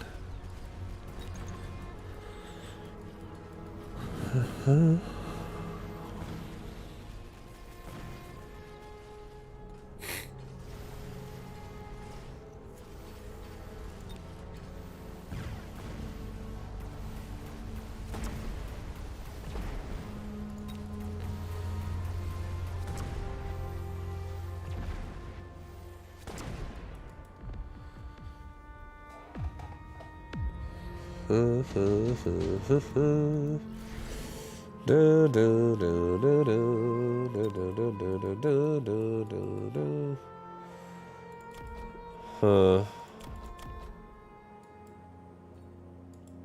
think we should just keep piling on the pressure with fangs. Actually, I think we're fine. I think let's take additional deployment slot. I think we take another fang in the middle here. Just be safe. Get fangs range finally. Let's level up my scorpions because they're great tanks. I don't actually think I need to level the Vulcan. I don't think I need to level this Vulcan. It's about the fangs anyways. Let's sell off the sledgehammer. Actually, now I can level the Vulcan, to be honest. You know what? Maybe it's not about... Maybe this Vulcan does want to level up. Maybe he does.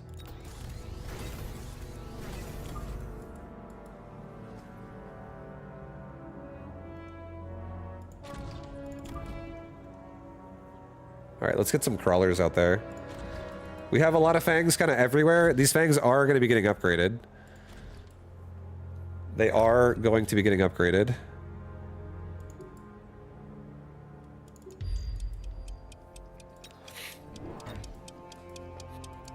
You didn't counter backline wasp?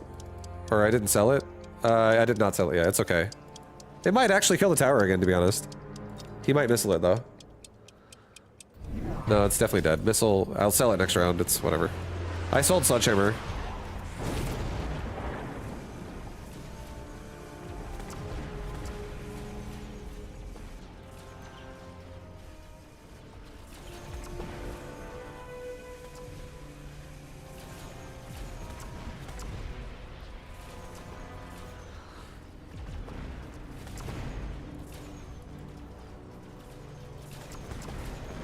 And now our fangs have range, which just handle all these phoenix.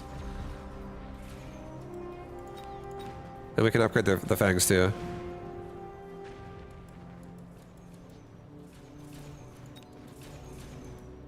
I'm coming, Taco!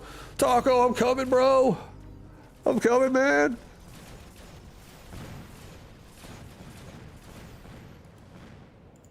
Nice, you didn't even need my help.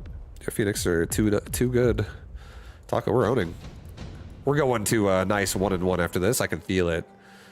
I can feel it.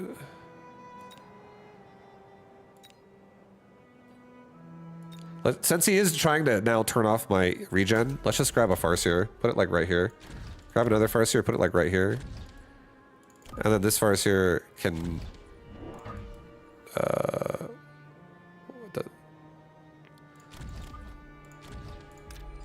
I'll have two Farseers join the flank, or join the kite. Oh, nope.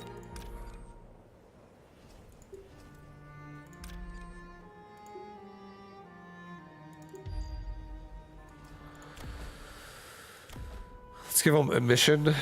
Level that Scorpion. Let's get some more chaff. Level these fangs.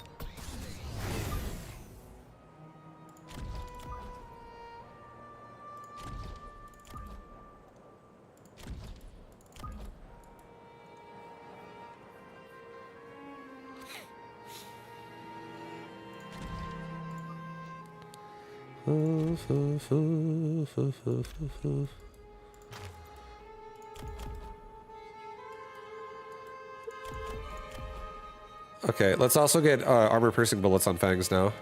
And then next round, we'll get mechanical rage. And these fangs are just gonna actually go to fucking so hard on all these units as well. And then I think next round we should also get maybe like a few hounds. To get some sprinkler system action going on, just to be safe.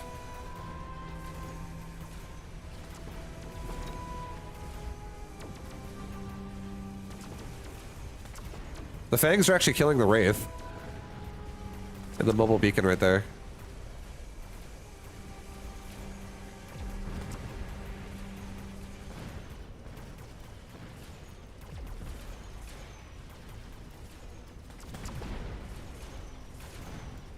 And these regen scorpions are just insane right now.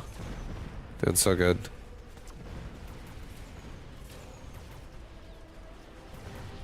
I got a present. Oh, do you? Oh, some Abyss. Yeah, I think it's over. I think that's last round. 2 Abyss. GG, guys. GG. Yo, nice job, Taco. Nice job, Taco. My man. Fang style holds out as well. Yo, the Fang style right there was coming together a little bit. Fang style was coming together a little bit, guys. Fang Scorpion, that shit, you know, against Steel Balls at least. I fucking love Scorpion against Steel Ball. When you beacon like that. I'm so glad my Scorpions were within range to be beacon of each other.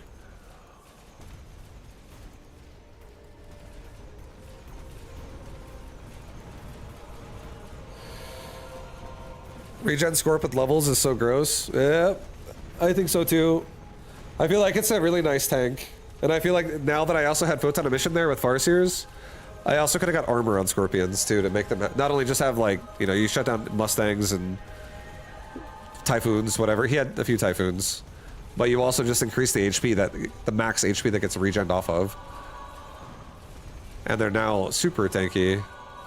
And the only thing that's really threatening there is the Steel Ball, I feel like. Like that threatening. Okay,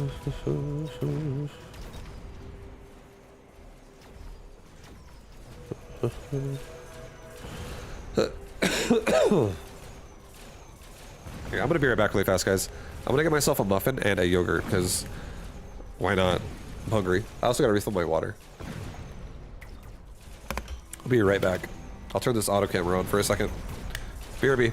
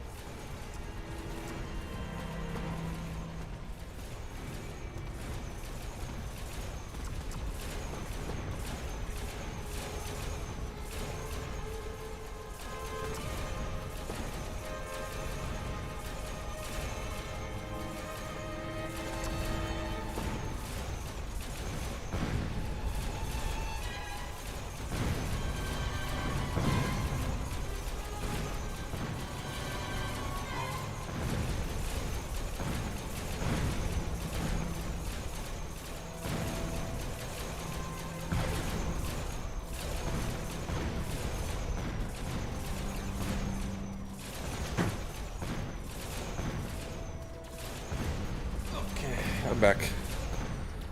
I'm back. Got my shit. Are we humming? Yeah, all day, Attack Dog. All fucking day. You kidding me?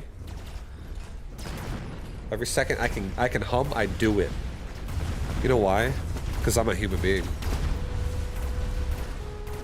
And that's my right.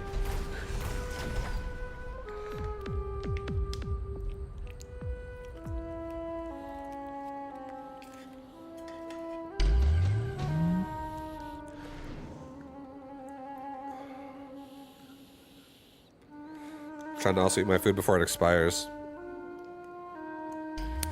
You're a humming being. Yeah. Yeah, you hear that, Attack Duck? I'm a humming being. Treat me with some respect.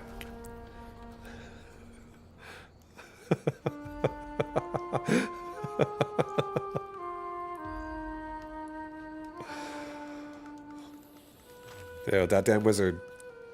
Thank you for sharing your knowledge.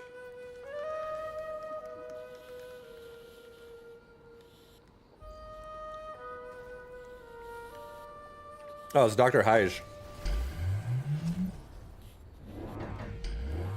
Nice Dr. Hyge game.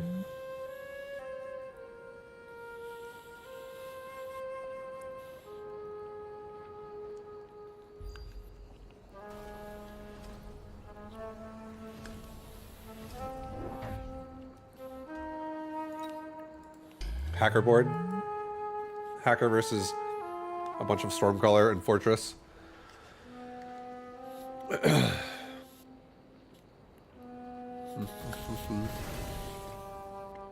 Gotta learn to hum more. I'm growing. Hell yeah. I hum when I'm really chilling. You know, when I just don't know what I want to say. So I just make music to your ears.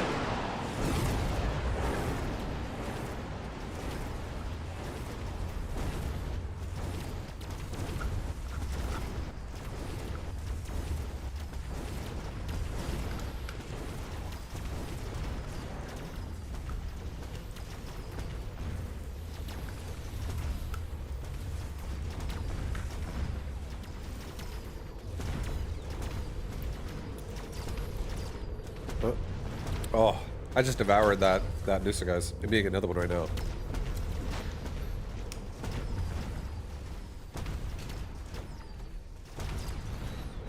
Mass Haxor versus Mass Fort. That's right. Look at him, Haxor, hacking it up. Stealing that fort. Oh my god, they're all hacking up at the same time. He could have done it versus one, but he just got quadruple hacked. That's how you take the server down. Hack him from every angle.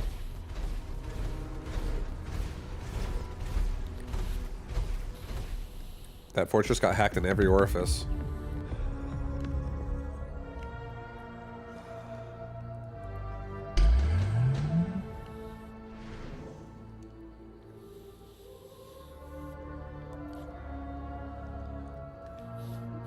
I dislike when hackers are used against you. And it works. Especially your flanking rhinos. Yeah. Don't you mean like they're backline rhinos? That's what it is, really. At that point. It's the worst. It's the worst. Oh, this yogurt is the best, though. I think this spoon is too big. This is the smallest spoon I have. These containers are so tiny. I can't stir it properly. It like clunks on the other side before I can get any momentum here to like stir the shit together.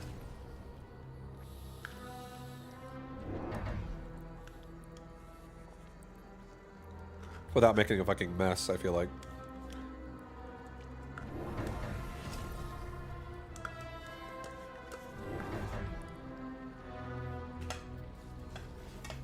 Okay, that was good.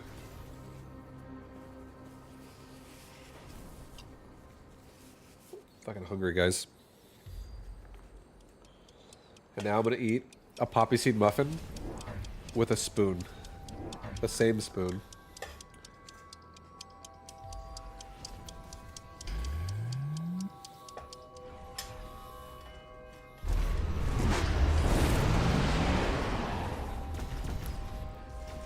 Ugh. A little dry. But that's okay. You're a freak for that. Yeah. Well, normally I would eat it with my hands and then wash my hands after. Because these poppy seed muffins do have a little bit of a residue that is left on your hands afterwards. They're almond poppy seeds from Costco. They're really nice. They're nice, honestly. They taste good. But my hands don't feel particularly clean after I eat them. I have to like, they're a little like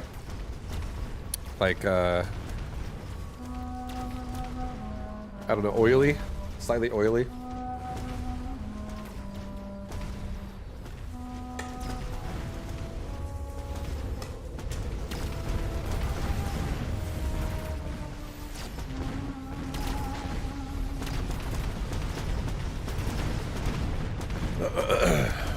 Oh, no!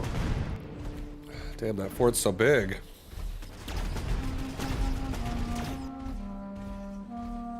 That boat's so big, uh-oh. Oh, that's a big army. Okay.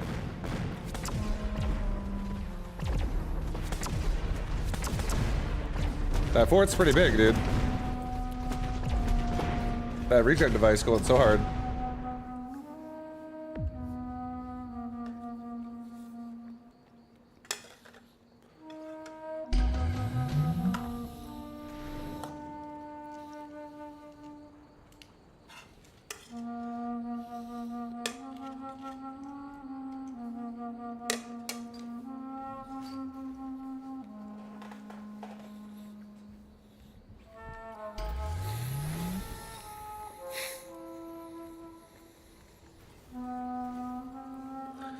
Lady has a message for you, boss. What's the message? Cyanide and opium. That's basically the same as comic.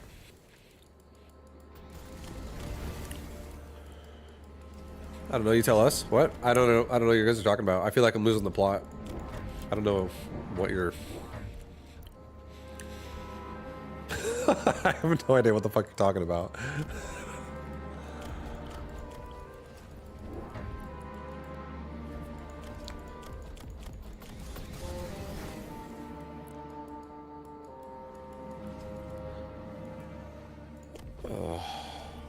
Some Raidens in the back. Raiden's pretty good. The amount of wasp spam the other guy has is disgusting. Yeah, it's definitely a lot. Here, we can watch this one this time. Those 8-shot Wraith, though. Pretty nice.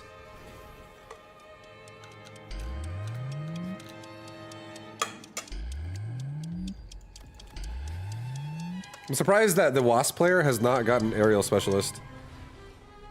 Pretty sure these Wraith were in the game longer than they are now. Like, it's not just one round. Yeah. No, they're pretty recent, I guess. They don't have a ton of damage. Yo, Attack Dog, thank you for the Prime, dude. What up? Thank you, thank you.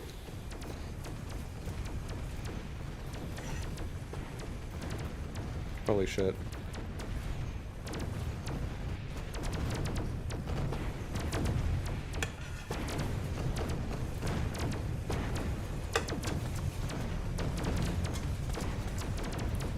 Eating this muffin with a spoon is awful.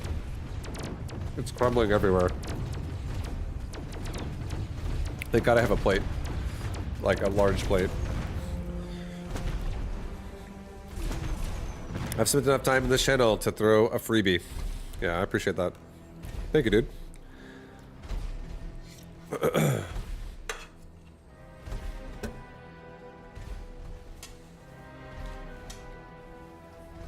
Yeah, and if anybody wants to gift subs as well, I think for like the next week on Twitch, if you gift subs, if you give 5 or more, they're like 30% off. For anybody that watches anybody on Twitch and wants to like gift subs. I'm not telling you guys to do it to me. Okay? I'm not telling you to do it to me. I'm not telling you what to do. But if you didn't know about it, that is happening for like a week.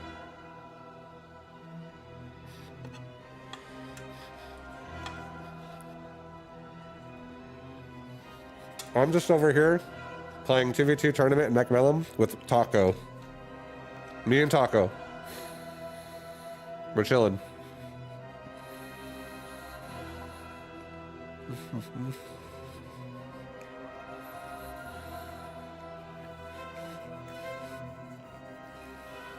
I can't remember if it was Bois here or Roosters or on Roosters. How do you check who your sugar daddy is? I don't think it's I don't think that happened here. I don't know what exactly you're referring to. What, like, does that guy give like a shitload of subs or something? He's a super support sugar daddy to Rooster.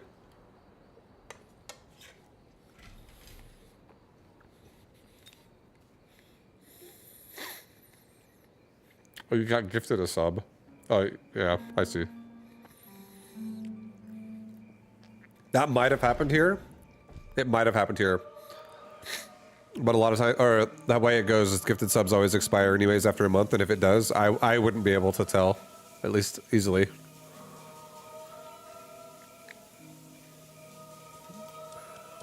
Because you don't have a badge anymore, which means you're not currently.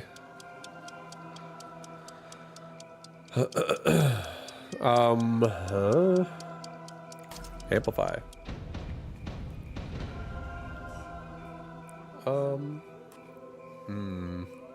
That sounds good. I'll do one. Thanks, baby. Alright.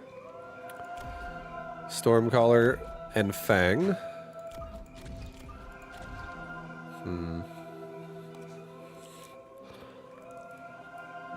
He's also Giant Spec. We're Hound Spec. We have Hound. We have Mustang. Hound Mustang. Let's do Mustang's really aggressive. Excuse me. I'm like trying to breathe here.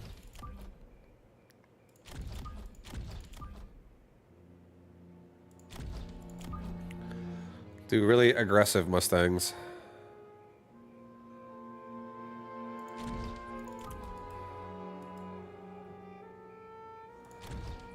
And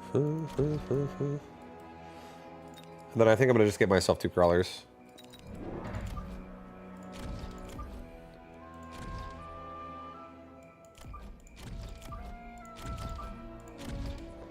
Just to ensure some safety as we engage.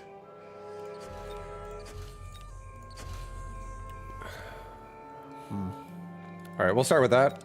Seems good. Seems decent enough.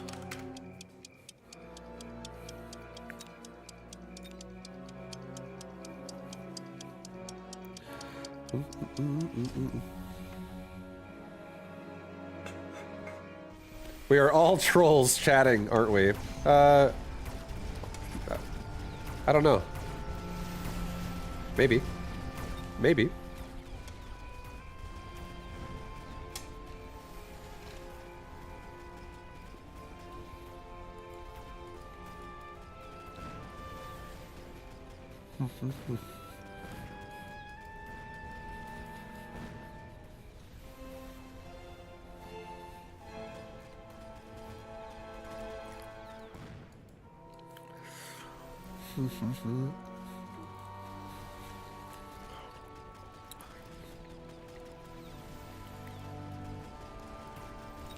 Vibu, speaking of losing the plot, yeah, it happens. Sometimes the plot just changes, you know? It happens. Look at these hounds. These hounds are about to change their future for the better. They're about to kill that Arclight. See? Next time.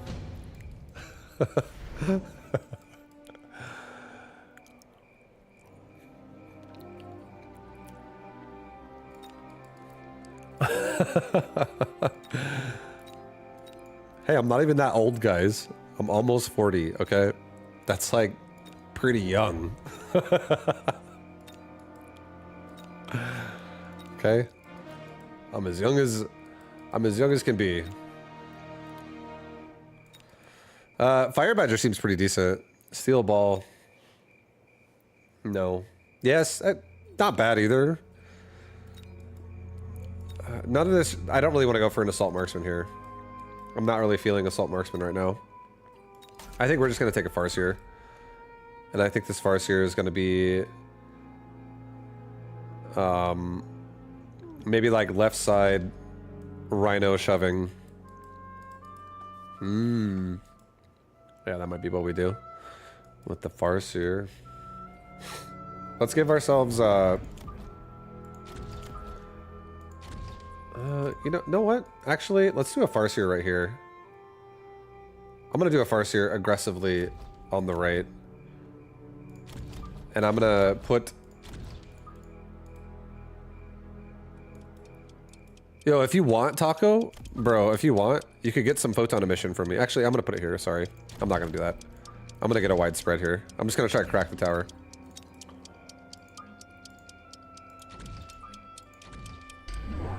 That's good. I don't want it to be too far forward.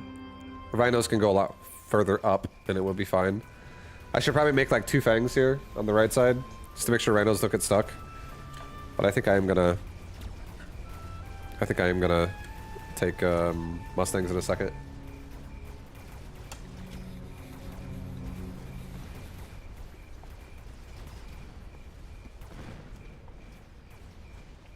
I meant me, not you, Vibe. Oh. Well, hey, you know what? Both of us. I meant it with you, Iron Silk. You're gonna try and make your sniper fortresses get off the ground? Okay. Sounds good. I got you covered with rhinos. Sniper Fortress Rhino. I think we got a comp here, a sick one.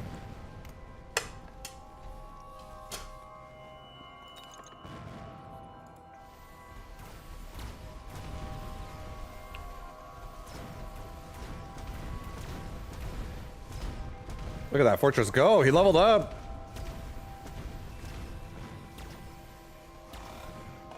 Way to clean up. Yo, Taco, good job. That didn't even hurt because of what you just did right there. You just farmed. You just got us so much XP. Nice, dude. Okay. We're going to take an amp core.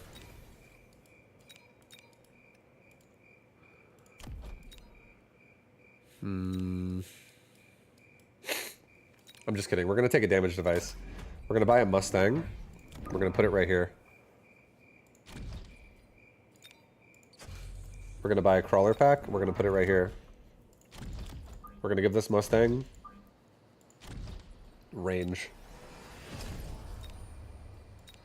We're going to put another Mustang probably right here next. And we're just, hopefully at that point, we're going to start getting rhinos out. And we're going to start clobbering the middle of this co-op board. And we're going to start getting double paralyzes.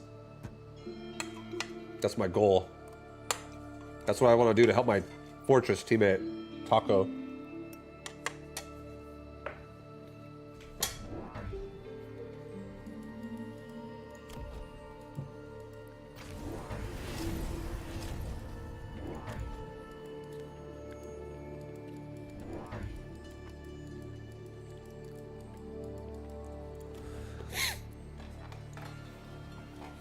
I could probably run a rhino into the far tower on the right side as well.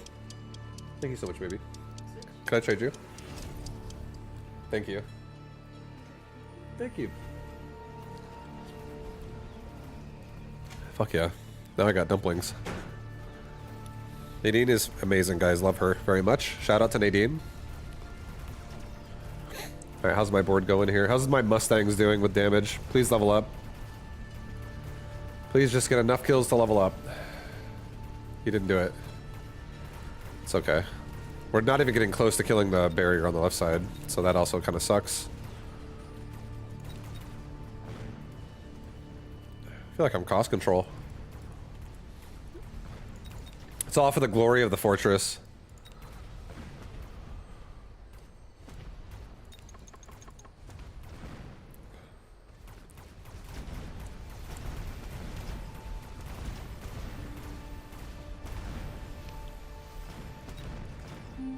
This fortress is about to get level 3.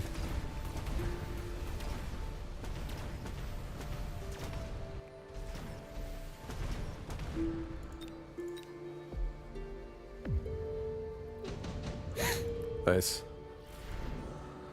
Haste module. Super supply.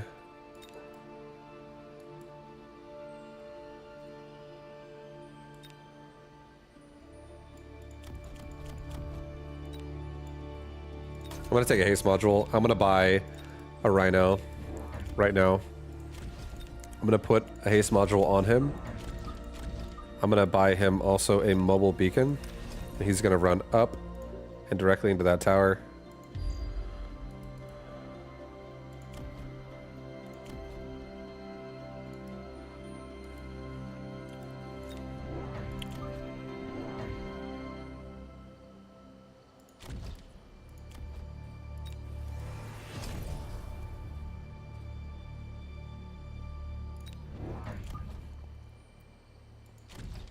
Okay. I'm gonna play a little. I feel like I don't really know if I want another Mustang down here. Maybe I want it here. But I do think he's like pulling me away, right? This is why this is going so bad. But if we start paralyzing him, it could go a little bit better. I don't want to missile device this, even though I could. Okay, let's just missile device it. It's fine. Try and get rid of his bear. No, don't do it. Don't do it. Don't do it. I take it back. Don't do it. Don't do it. I don't want to missile. I want to get a nice paralyze, and I want to work off of that.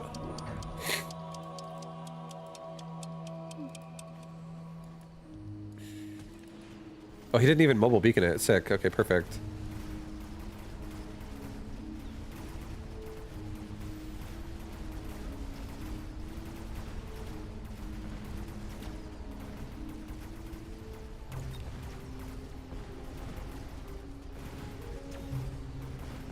He leveled up. So that's all I care about. He leveled up. I was so scared he wouldn't get the tower right there because that fucking marksman, but he got it. Yo, I got you, Taco!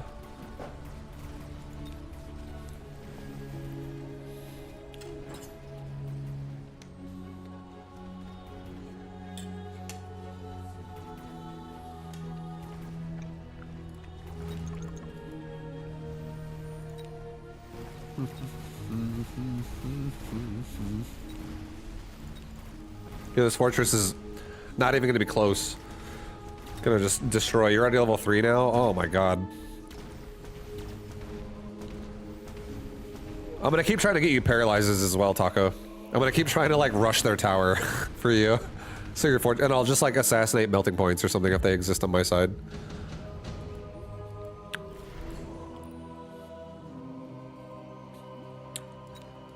I'm gonna take a Typhoon. I'm gonna put a Typhoon here. I'm gonna buy an elite recruit Rhino. Put one like right there. Put another one like maybe over here.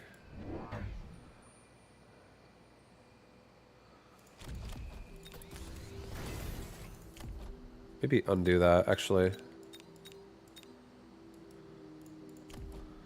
Don't elite recruit.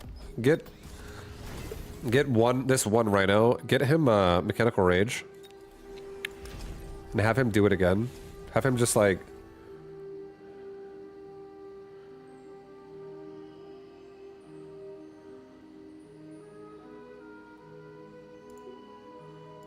run into that tower as fast as he can. He's gonna be running so fucking fast into that tower. It's gonna be ridiculous. Let's give ourselves another chaff squad, like right there. Level up the Mustangs. Maybe give ourselves a crawler pack, like right here.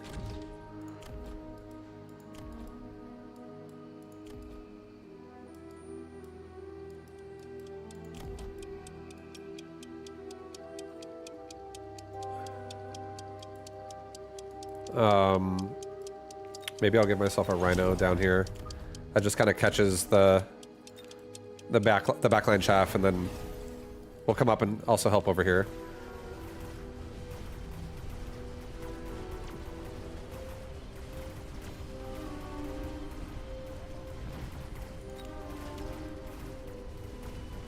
And so he's got a fucking abyss on my side now.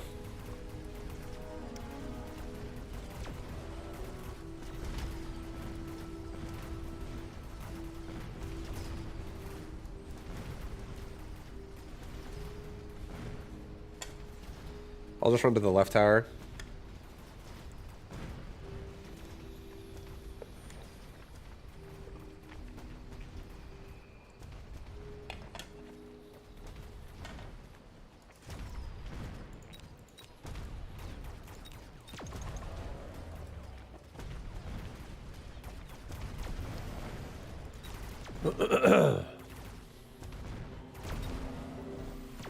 Oh, that sucks.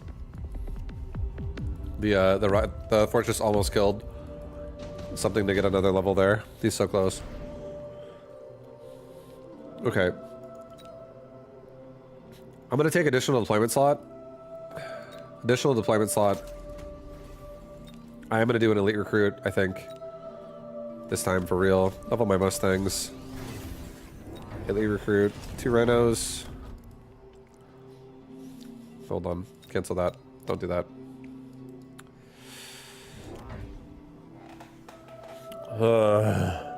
Shit. I want my Mustangs to do more.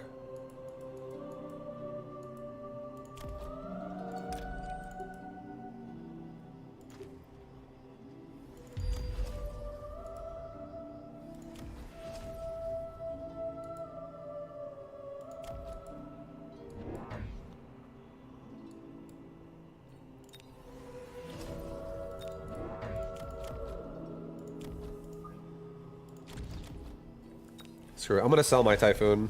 It's worth so much money right now.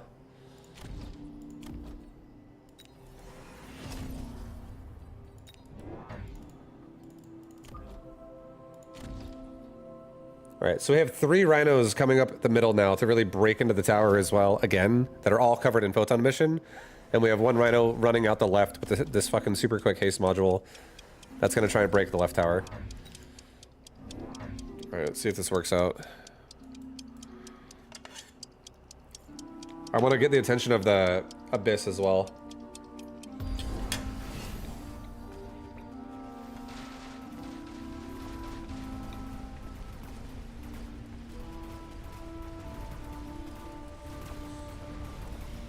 Rhino, get it, please.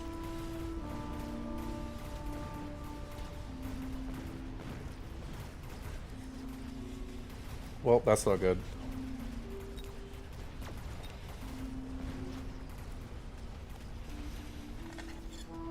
My damage device Mustangs did not level again too, which really sucks.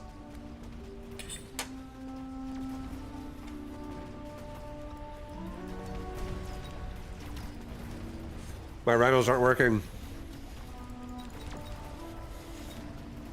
The rhinos aren't working. Oh god.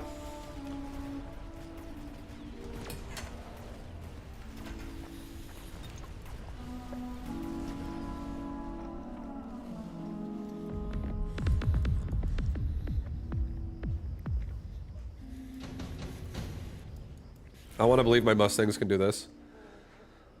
HP of all units.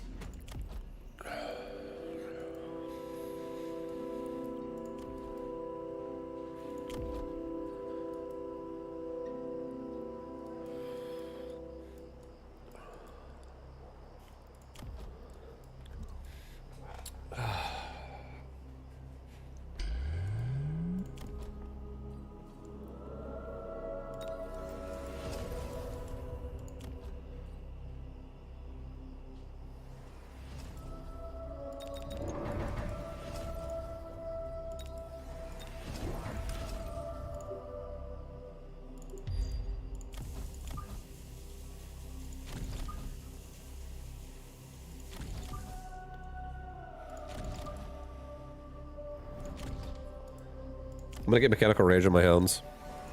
On my crawlers, I mean. I'm gonna get everybody move speed as well. I'm gonna try and bottleneck up the Typhoon here with my Rhino just for a second. I know there's an Abyss right there, which sucks. Maybe also annihilate these fangs in the front. I just need to, like, get on that fucking tower. It really does kind of suck that we're, like, together here. Kind of aggroing fucking everything on this side. For the tower push. I'm being aggressive. Being crazy. I'm being so fucking crazy. Come on, Rhino, you can do this. I believe in you, Rhino. Hold up on those, Typhoons for a second. That's right. That's right. Hold. Dude, we're getting both of them. Oh, shit. I'm finally doing it.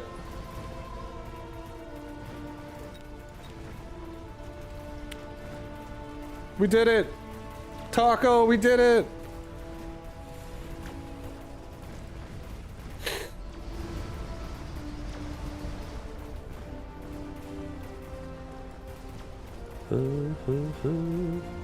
The Mustang's all leveled, the Rhino's all leveled. Oh boy. Can I kill the barrier too? Looks like I can.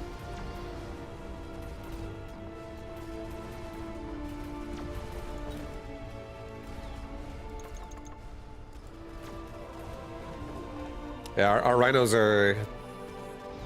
They just want to run in and smash a tower. Does he have low upkeep on Abyss? No. He doesn't have that on it at all. So he's paying for those things pretty hard.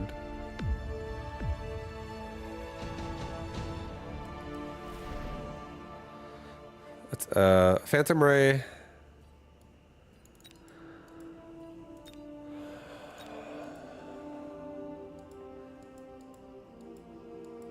I feel like putting a level 6 Saber with regen. I love doing these kinds of plays. Make me feel so good.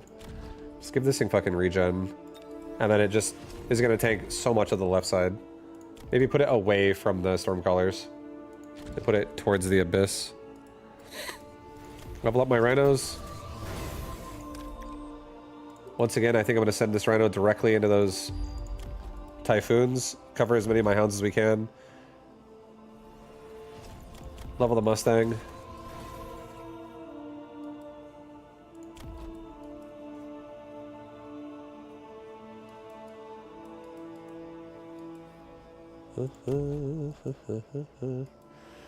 Maybe don't get replicate on my crawlers right now, but just let the fact that they have so many of them rushing forward is nice.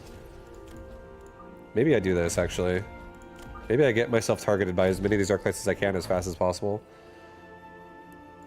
And let's just do this, actually. Okay, I'll get it. I'll get replicate. Because I can actually tank the left side and break the left side as well, like this. And it'll be so much chaff. It'll be so much chaff for swarming through.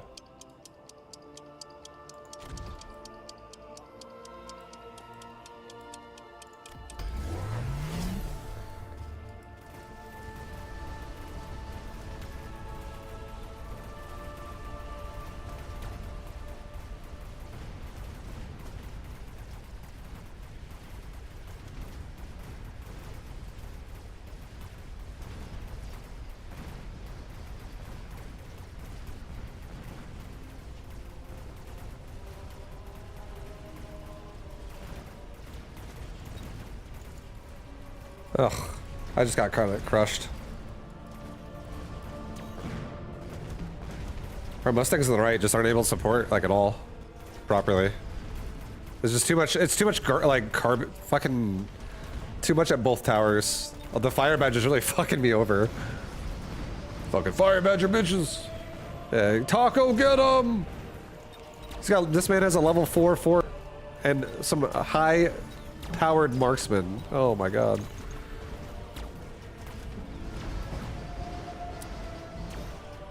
I believe in you, Taco.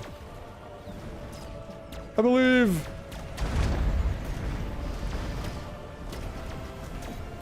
Oh man, your regen saber is also owning. Hell yeah. That thing probably takes so fucking much damage that round.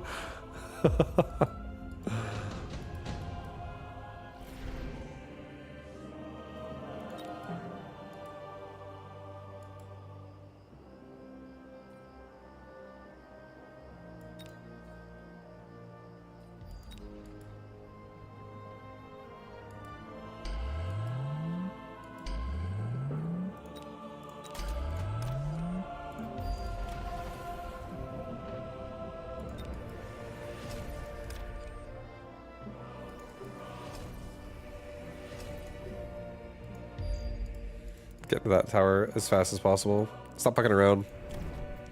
This rhino has power armor now as well. He's huge.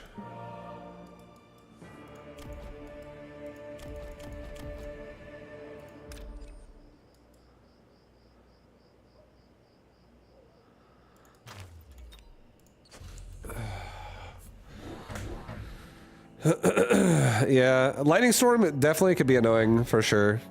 My army runs so fucking fast, I'm gonna be running out of lightning storm in like a second. My crawlers even run at 24 move speed. But it definitely could hurt for like the opener of the round. That fucking saber tooth right there is such a pain in the ass. as well.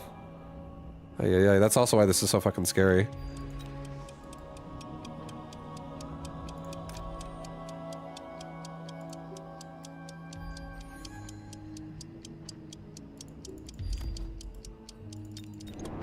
Do it, bro! Mass fucking crawlers! Oh god! Push into that saber. Push his ass.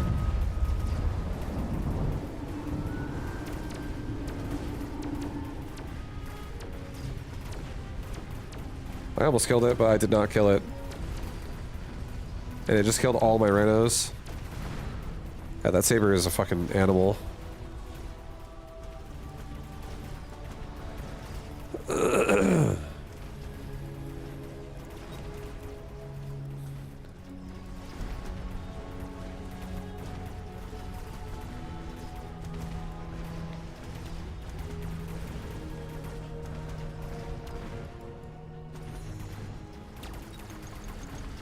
That's a fast rhino, yep. I have, speedy boys.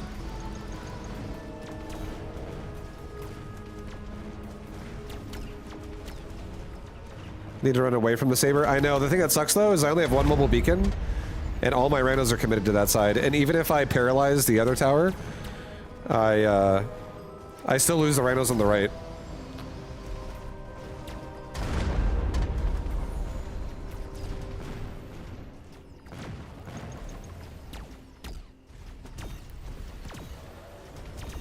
Yeah, you're marksman. And that one fortress, Taco. This game's taking it all the way to round 10. Round 11. We're gonna go all the way to final round, maybe.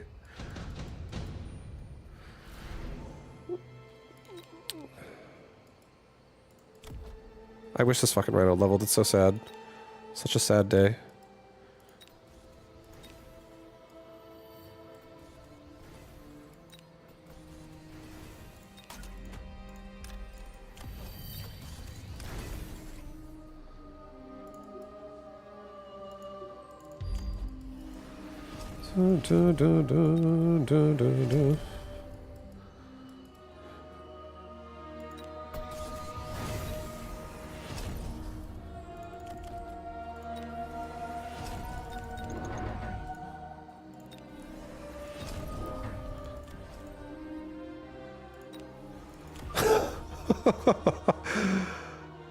I am gonna fucking paralyze this guy.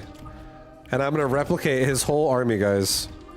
This whole fucking this whole fucking army is going to be replicated. Just believe me. Believe me.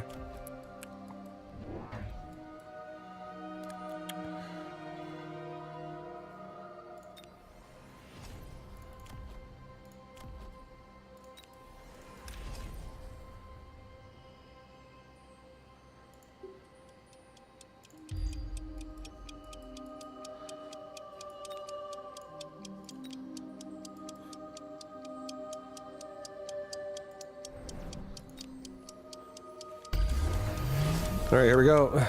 Here we go, guys.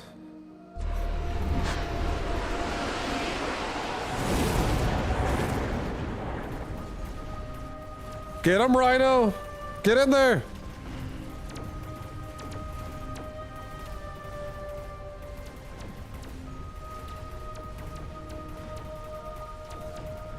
We got all these crawlers replicating! Crawler replication everywhere! There's a fucking fire badger on the right.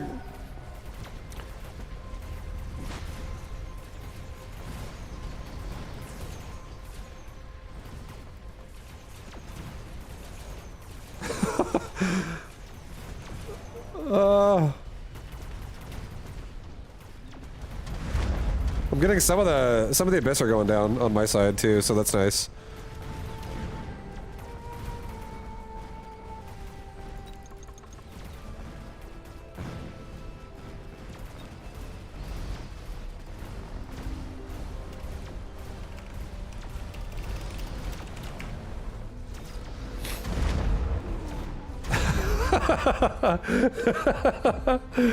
Let's go. This fortress, man. Can't stop.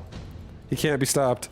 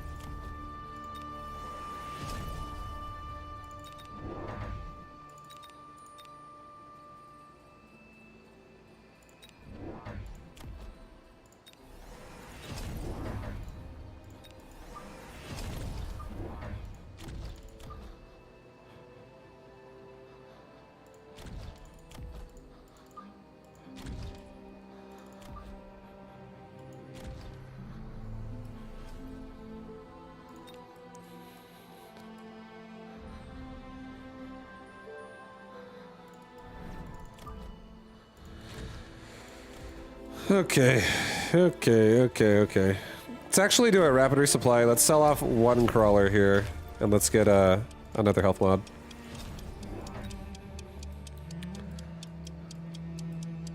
Actually, you know what, dude? We're gonna come over here.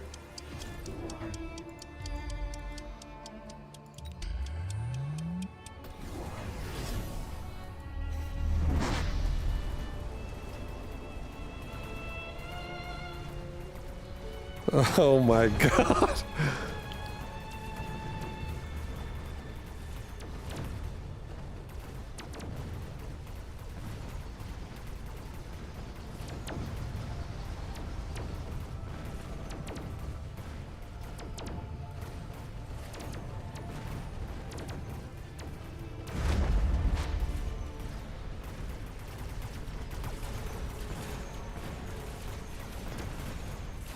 The Rhino Squad, baby.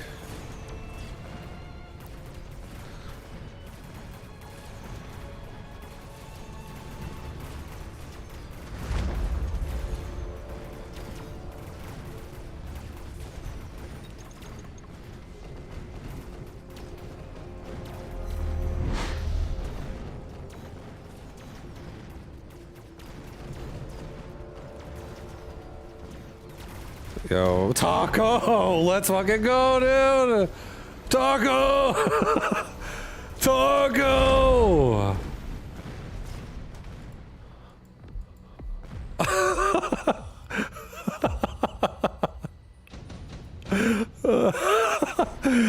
The amount of crawlers on my board makes me feel so good. Yo, speed? Yes, please.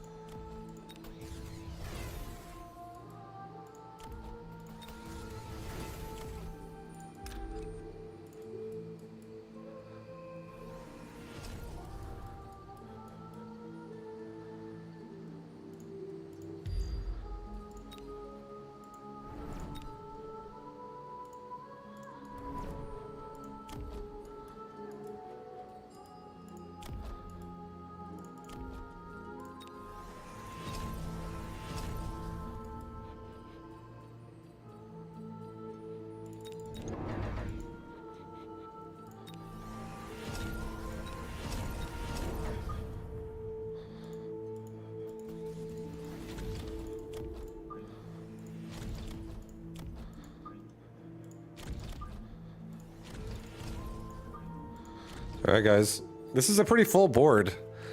This is a pretty full board. This board is fucking loaded. It's loaded, boys.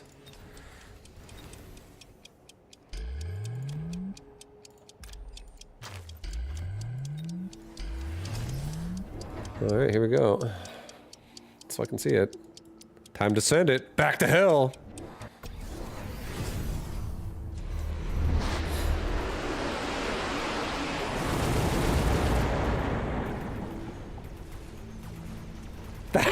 That Rhino gets to that tower so fucking fast, dude. Break the tower! Fuck, he didn't do it.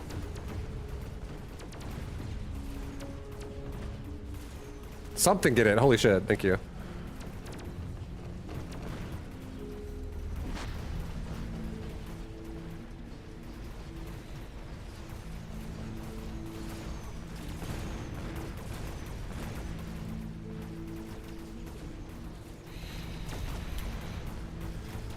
Yo, you got this, Taco. Taco, you got this, baby!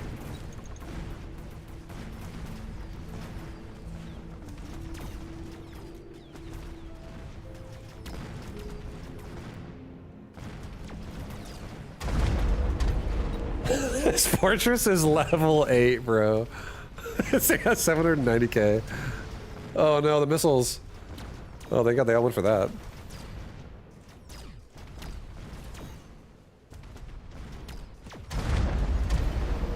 Nice, the missiles are like max ranging out at Fangs again, so marksmen are safe.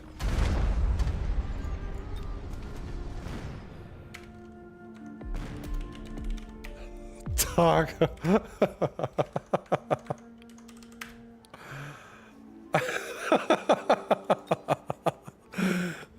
Dude, I want those rhinos to like collapse that tower in a second. Oh shit, that was sick. Nice, next round.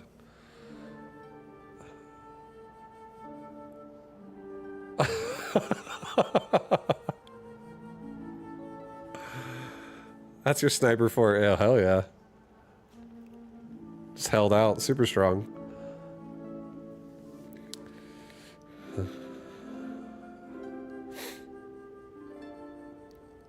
Yeah, my rhinos, they were trying their best. But even if I get paralyzes on that tower, the fucking saber-tooth on the other side is just like blowing me away still.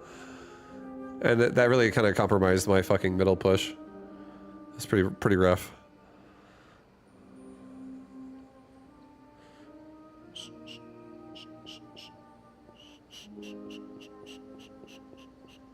I think we need that last crawler tech vibu and crawler levels. The only reason why I didn't do it is because there's just so many fucking fire badger in that game. I did a lot of crawlers just to like swarm in, but I feel like leveling them up would have been.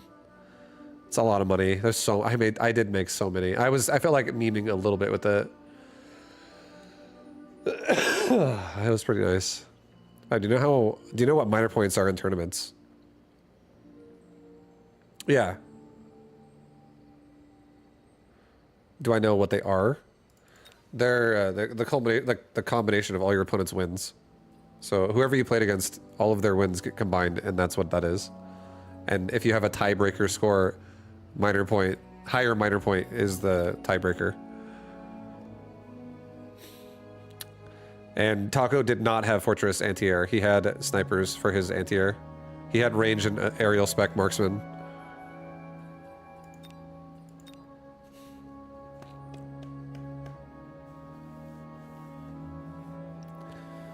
Yeah, dude, I love speed device rhinos, man.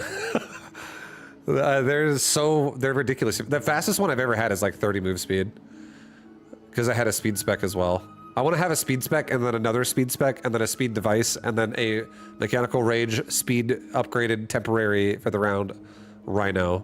That's running at like 33 move speed.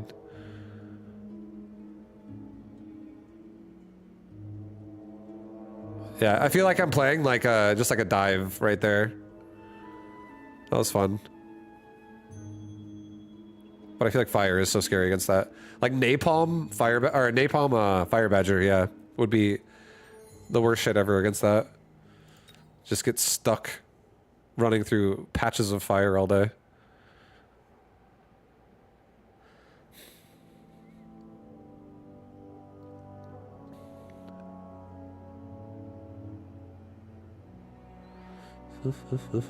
Coming from SC2, first time seeing this game, a random question. Is the hotkey customization good for everything like building and upgrading? You don't need to build in this game. This game is super low maintenance. You can play this game with 3 APM. 2 APM. You don't need to really... It's not an RTS game, it's an auto battler. So you can play this entire game off your mouse and clicking if you wanted to.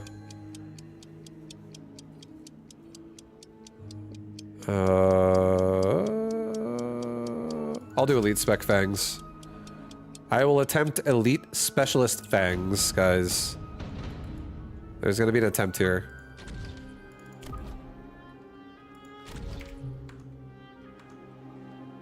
Good luck, have fun.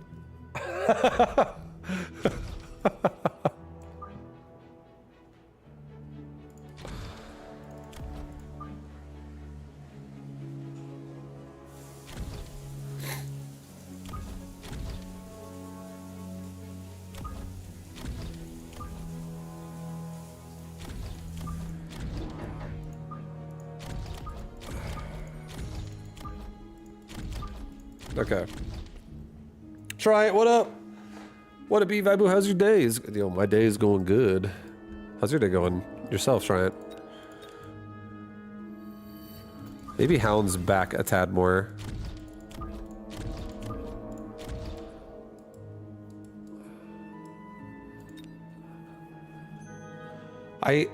I do want to. You know what? I might not do fangs. I don't know.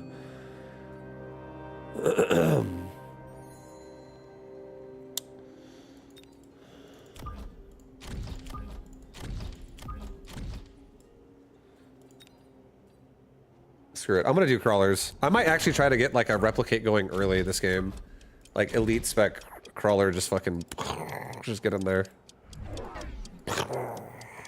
Oh baby, this could be pretty powerful. I actually feel like this could be threatening. Hound Stormcaller is so strong. And then just level 2 crawlers just getting all over his crawlers. We're definitely gonna win the Chaff War so fast.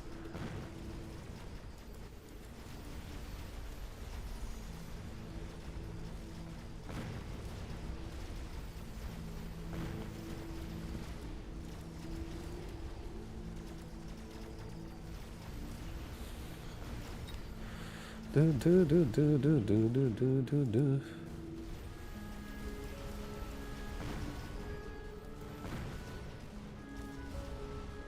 Hey, Gojo. Hi, Gojo.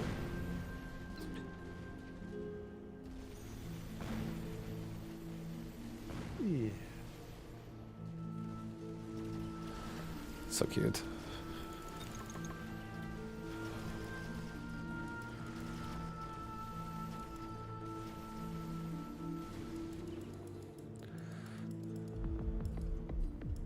Nice job. Nice job, Taco. Improved Berserk Rhino. Every unit a Rhino kills increases its attack by 10% for the round.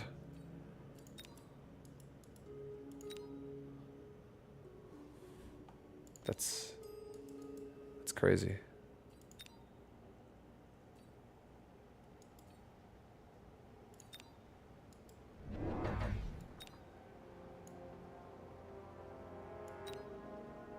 I think I do Wasp Swarm. I'm afraid of breaking in the back of my tower. I don't want that.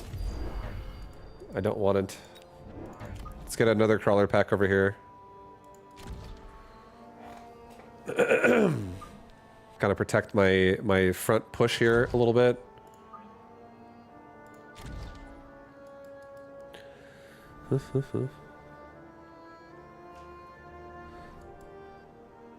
Has anyone taken the Berserk Rhino card before? Yeah, definitely. It's not bad. I actually don't think it's bad. I'll do a level 2 crawler on this side.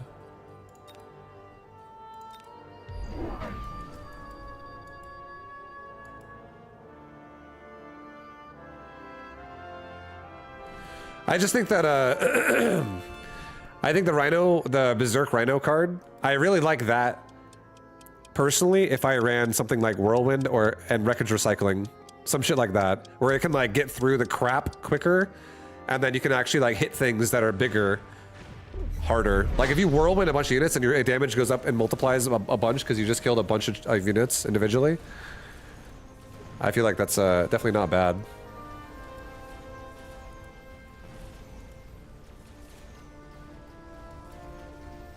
Defend the tower! Defend the tower!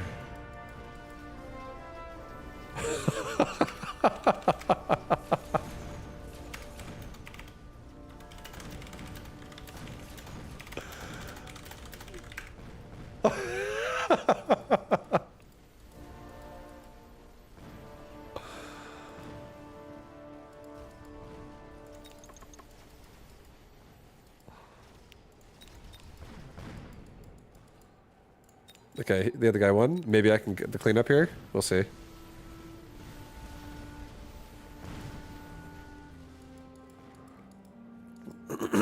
Looks like I will.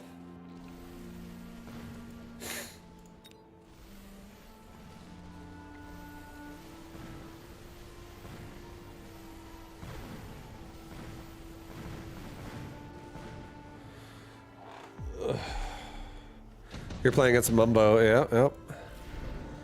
Hey, oh! Haste module, that's going on a Rhino.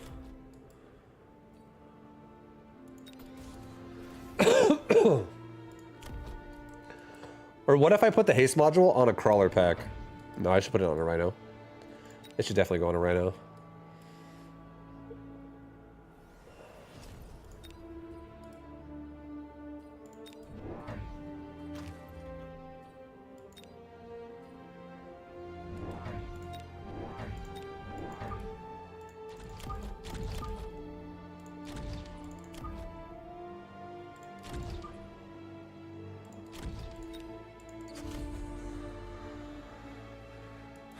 If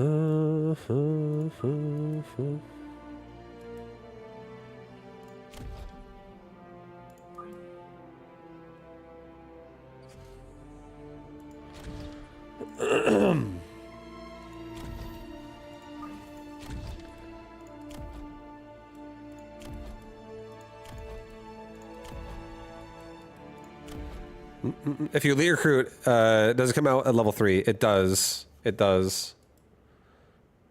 But it's too expensive though, because I wish I could do it, but if I elite recruit it, it also makes the rhino more expensive than 300. It makes it 400. So it's 500 per rhino to elite recruit them with that shit. I'm gonna get myself a health mod.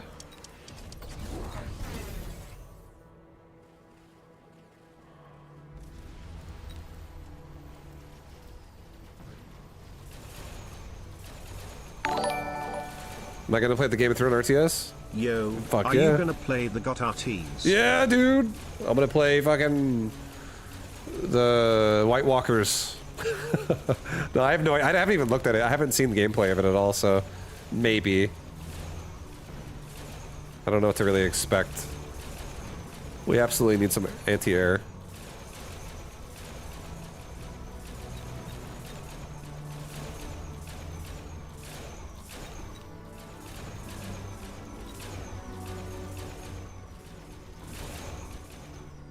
How you doing, though, lead? Thank you for the 45, man. Are you gonna play the RTS, the Game of Thrones RTS yourself, or you just want to see if I'm gonna play it?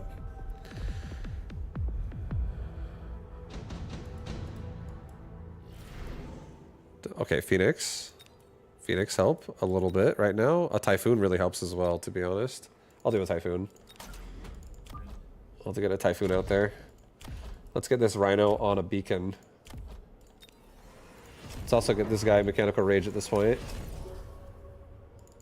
And get him going into that tower. Let's get another Rhino on the right side, I think.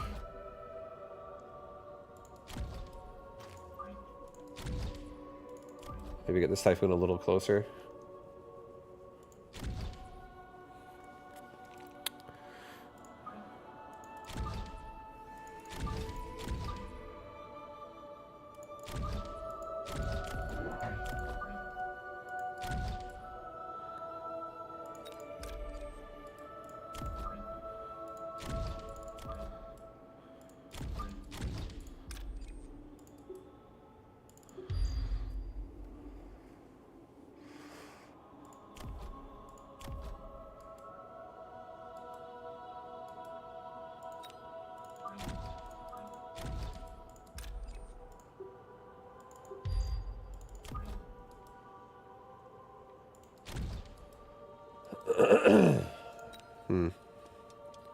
Okay, send it with that.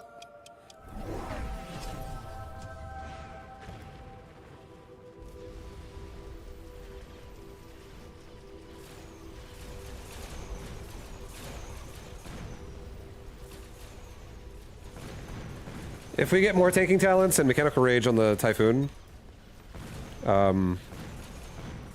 we should be fine. We should be able to get it in there.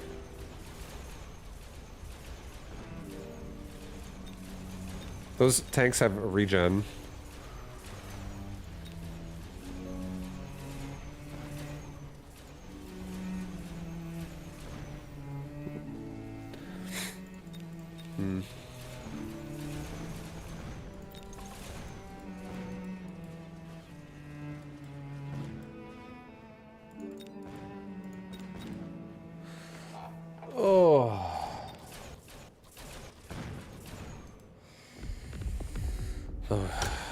He's biting back. They're biting back, dude. Assault Scorpion, Fortified Hacker, Assault Fang.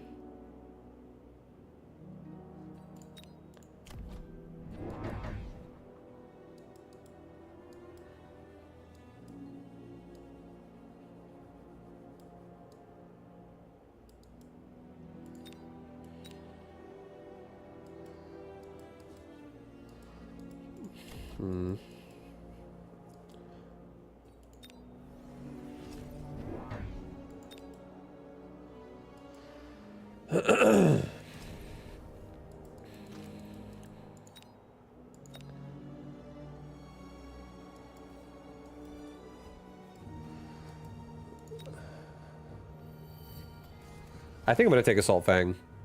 I think Assault Scorpion sounds nice against these sledgehammers, but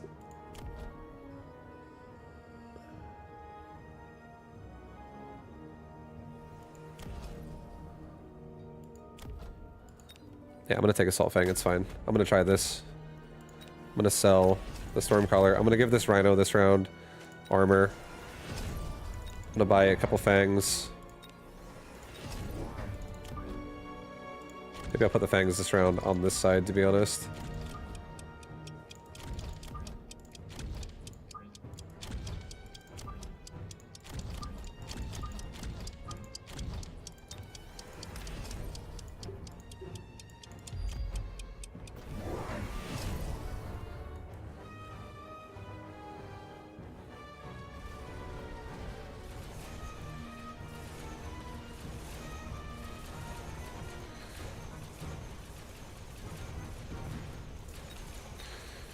Yeah, this is, we're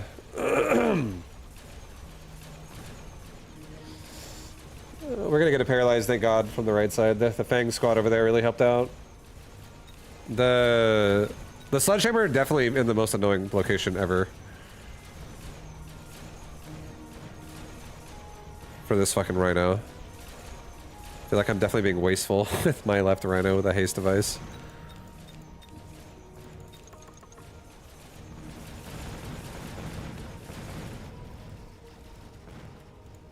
Oh boy. Oh god. They're getting huge.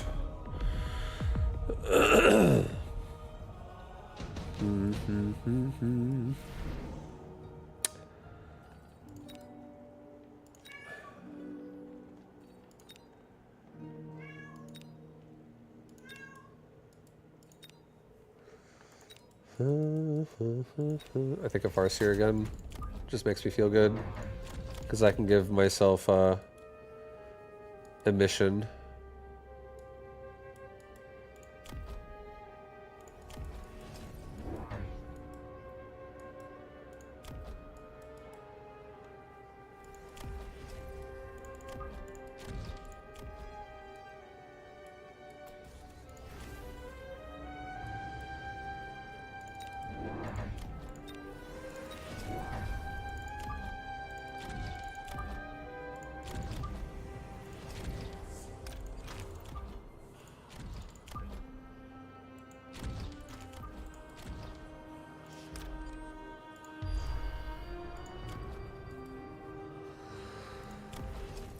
All right, I'm gonna give myself a little bit more time on this Rhino.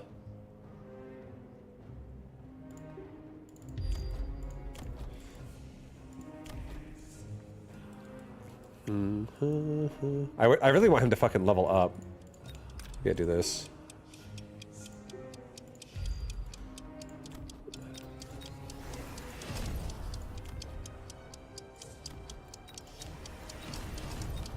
Alright, do that now, for now.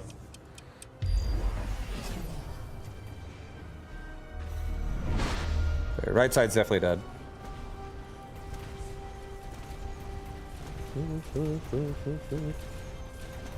Hopefully this Rhino gets some fucking kills here. Come on, brother. Get some kills. You got a few kills. He's almost leveled up.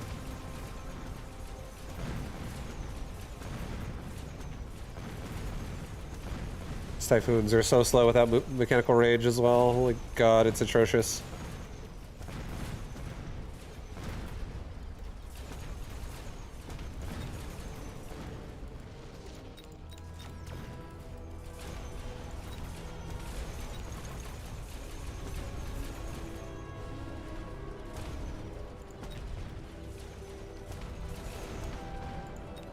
Fuck, that's level 3 fortress now too.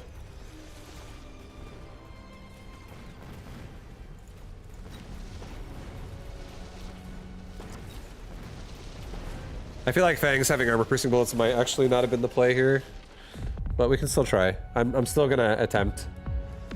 I just wish the Rhino had any levels at all. Makes me feel really scared here. Another mobile beacon.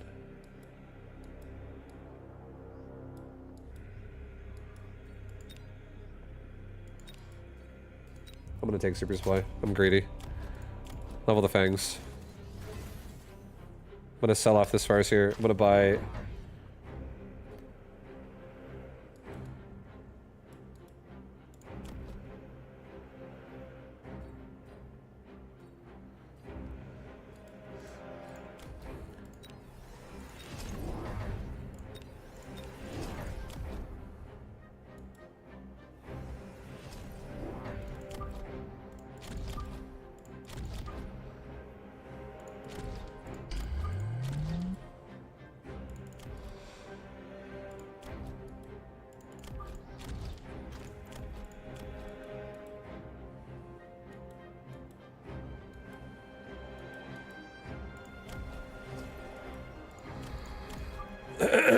I do want, I want move speed pretty badly. I kind of want to get... I don't have a lot of crawlers. I can't really do anything else here. This is scary to let the round just roll out too, to be honest. Shit. It's okay. I'm gonna try to go this way. I'm saving a little bit. This is a little greedy.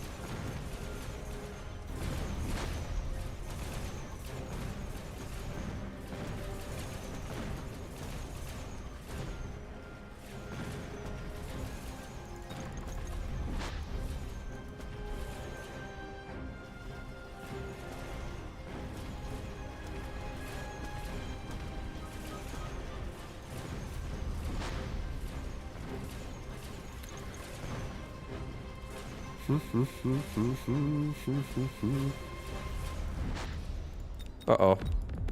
Oh no, we're dead! GG. GG. Alright, nice try, Taco. Nice try, Taco. Well played, dude. We had a nice tournament. We had a nice tournament. I guess we can see the turn, whoever wins right here.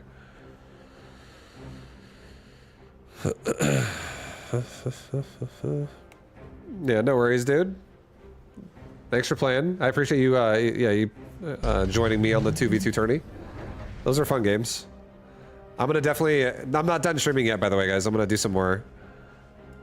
I'm gonna do some more of these aggro games. In 1v1 before we call it a night. Actually, I've been streaming for 8 hours already. I'll go longer. It's fine. I'm feeling good. I ate.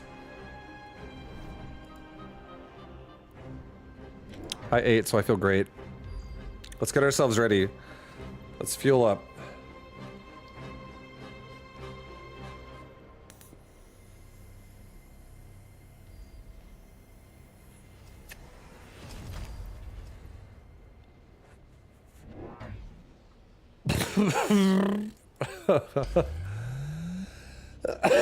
Oh, nice. I'm ready. I'm ready, guys. I'm ready to play some games. But yeah, I feel like the styles, I definitely don't think I have everything perfect by any means. I also feel like fangs consistently aren't really making me feel great. But I do want to keep trying more fang action. Cool, we still got last game and last game and last gamer and last and final. Yep. And honestly, there might be a final last final. I might be like, seriously though, this time. This is the final game. I think it's my last. And then we'll probably play till midnight. And it's only 8 p.m. 4 more hours of vibu gaming.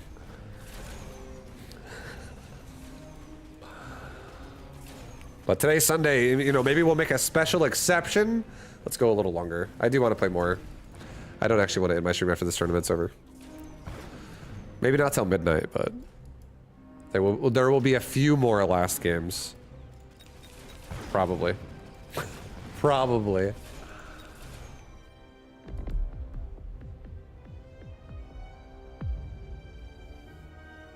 12-hour stream confirmed. Oh boy.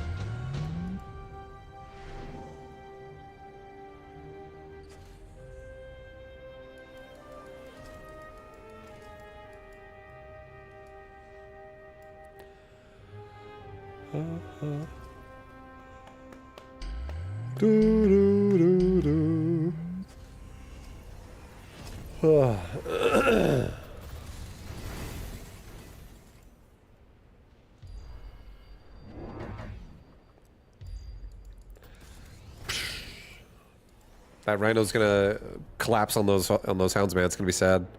Those hounds aren't living that long this round. Can't end on a loss, but you also can't end on a win. I can't. Can't end at all. I'm dreaming Mechabellum. I have the sound effect of a unit leveling up in this game in my dreams now.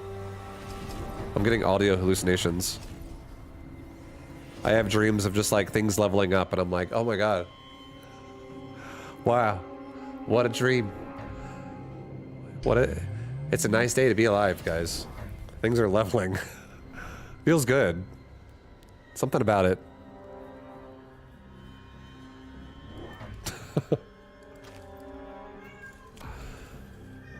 Hi, Mel.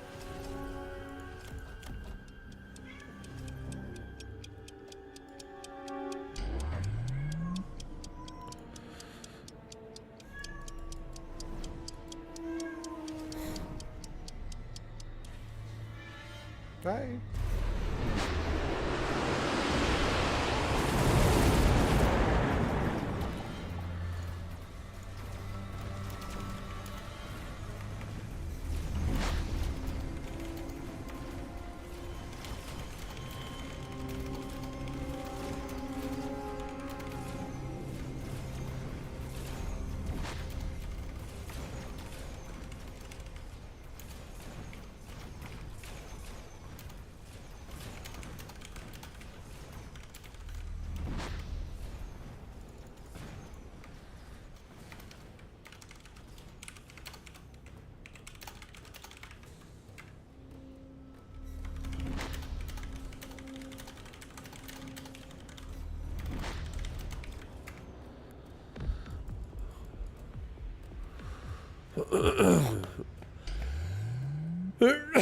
Sorry. Yeah.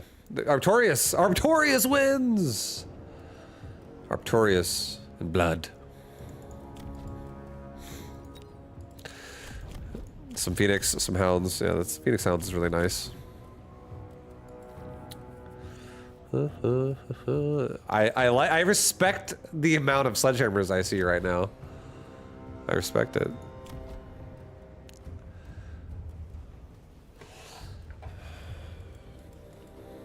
Man, if those things had, what does he have?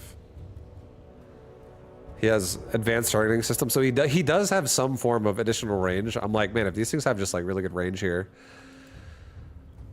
that would be kind of. I mean, I could see it. I could see a future in it. That's my old sludgy build. This is like, in terms of like upgrades. Yeah, maybe I feel like this guy, he probably would have done great if his Mustangs were just a little bit closer up.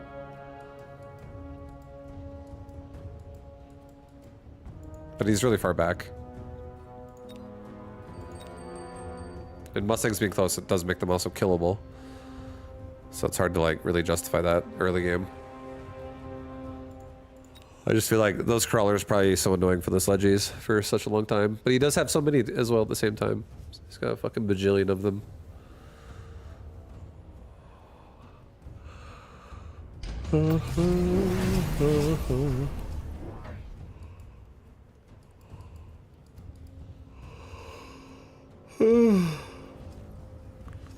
So this is just people playing just to finish off the tournament, but yeah. Well, I think this is the last game that's remaining. These are the guys we just played earlier. Dreadmaker.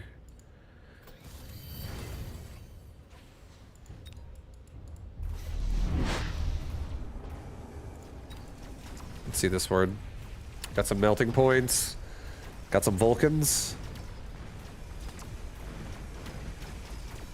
Good amount of Mustangs.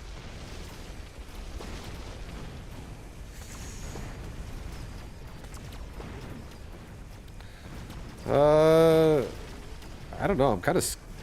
There's not really a lot of chaff in the way of the marksman, man. These marksmen are just gonna like go to town, I feel like, on everything. I really believe in marksmen so much. What do they even have in upgrades? Just range. But he has like aerial spec and assault mode and shit, so he's got an assault mode marksman. Definitely a little more of a difficult situation. If those marksmen have like range and EMP, oh boy, those melting points can't do anything.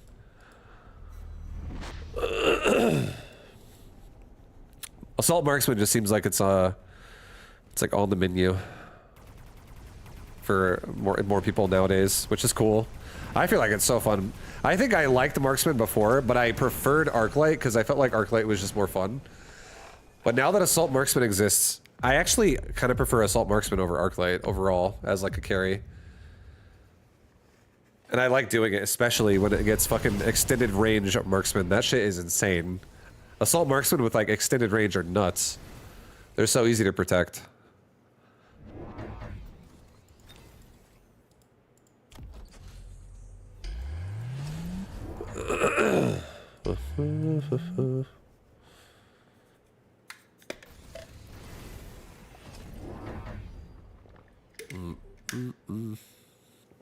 I don't know who this is.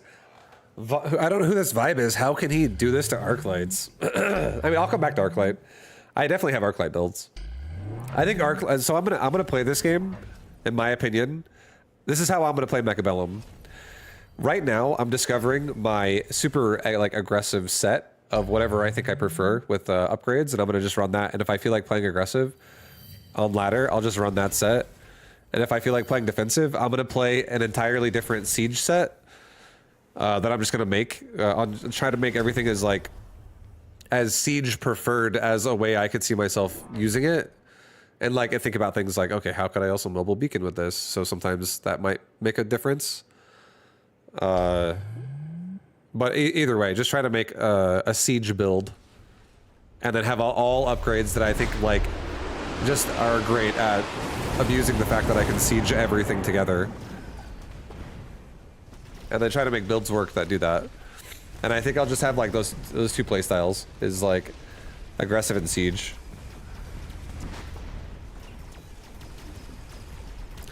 And then I feel like whatever style I'm playing with whatever talents I'm using on the units, I'll just look for, you know, upgrades that prefer whatever I have more.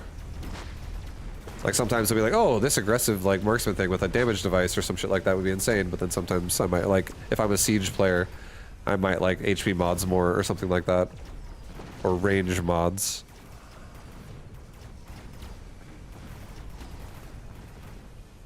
Or really damage mods, honestly. Siege with damage is really nice. Especially when you have like oil. Get some like something with long range and oil in its face as well at the same time. Oof.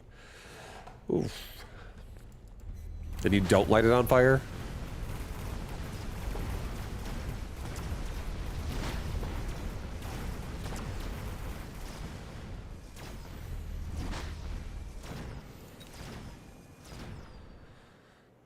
Hey, damn, this is a close game, guys. Close game.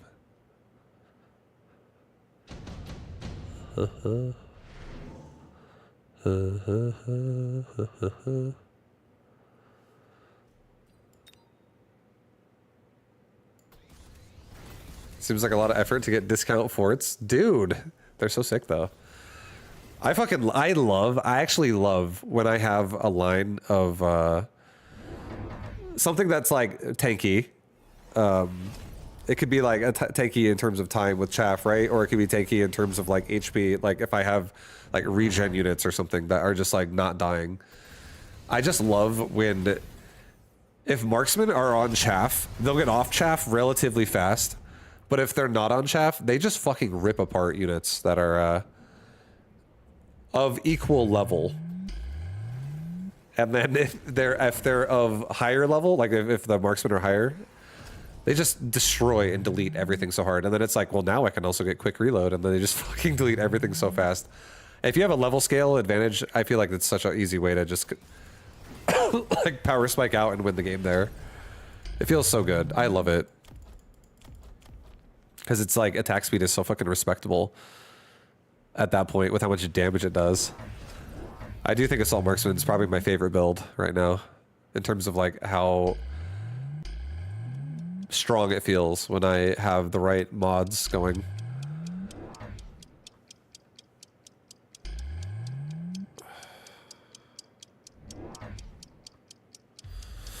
But my marksman also has like a build that's like 100% suited as well for an assault marksman. So it's, in my opinion, for how I would play it. So I don't have things that I feel like are, I like, for instance, I don't have aerial specialist on my assault marksman.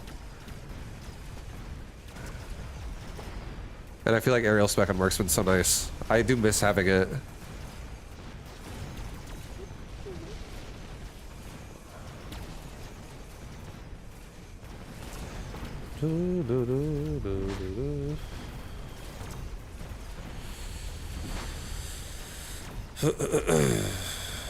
No AA spec on marksman is unhinged behavior.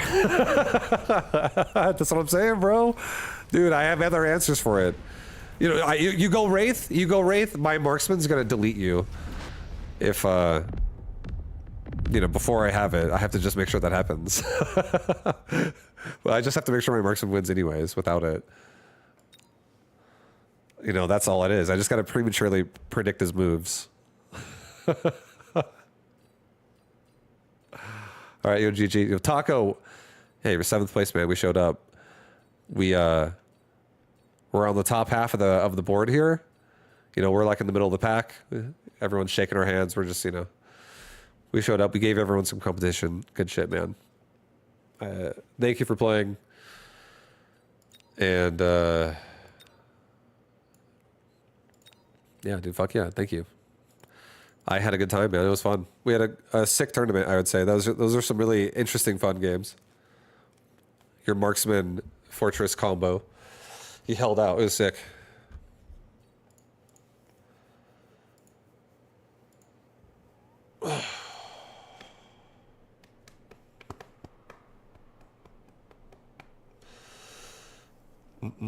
That was a fun tournament. Yeah, I think so too. I had a good time. I think these builds I'm doing right now are actually really fun to me. I'm really enjoying them. I want to like cheer for my units. I want to try to make these units work in the ways I'm trying to make them work. And right now I'm going to try making Fangs work again, guys. Unless I get a marksman, something with marksman here. You know what I'm saying? Marksman? I'm gonna go amplify. It's fine. I don't have a tank. My tank is my storm color. It's going right on the front line. How you always have the sniffles, sir. Just it's how it is. Because my nose isn't. Because yo, thank you very much for the 129 month resub. First of all, Esrough. But I went to a nasal place. A nasal center, the sinus relief center, and I was like, please help me, and they scanned my head, and then the lady came in the room and she's like, hey, do you see this graph? Or this like this photograph? And she basically pointed out the fact that she pointed out the fact of what someone whose face is entirely impacted looks like everything is stuffy and it's like really bad and you haven't taken care of it for a long time. She's like, that's what you look like. That's actually your face. I was like, oh, that's not good news. Well, so you're telling me it's really bad. And we talked about getting surgery and stuff, and I was like, oh, Jesus, it's so expensive. So it's okay.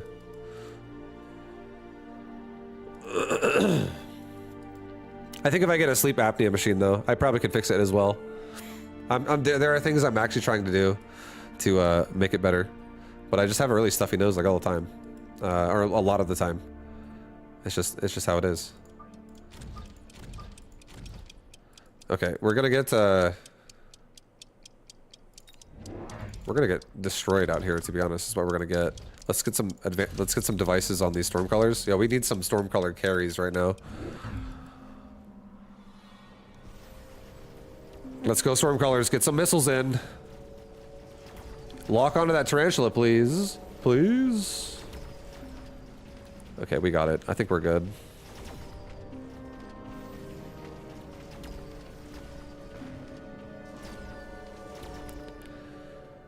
Doo-doo.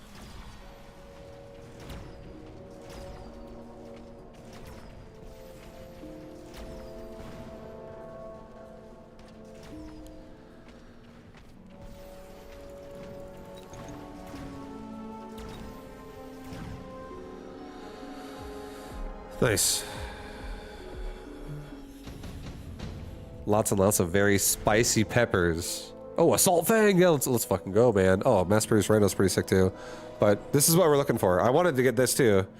I've been looking for this for a Fang build, so now my Fangs are very aggressive. I do really want to give them range. I think I'm just gonna get like for this round, I'm gonna get some coverage on the whole board here.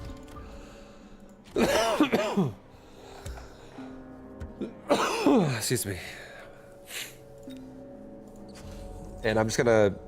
I can sell these things in the future if I really need to, but I feel like I'm afraid to make more Fangs right now and just die.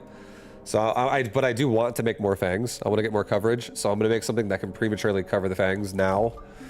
So when I make them, they're not just dead instantly. And you know, they can exist. They can live. And I also now get the siege on top of that Stormcaller, ideally.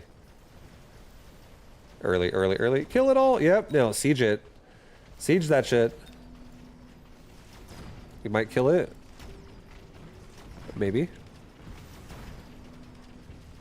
Almost. But it's really low now. And there's still Fangs alive. So that's all we need for the marksman to not be able to kill us here. Made you talk about your sniffles now. You have a cough. I'm the worst. Yeah. Look at me. I'm not even stressed out about it.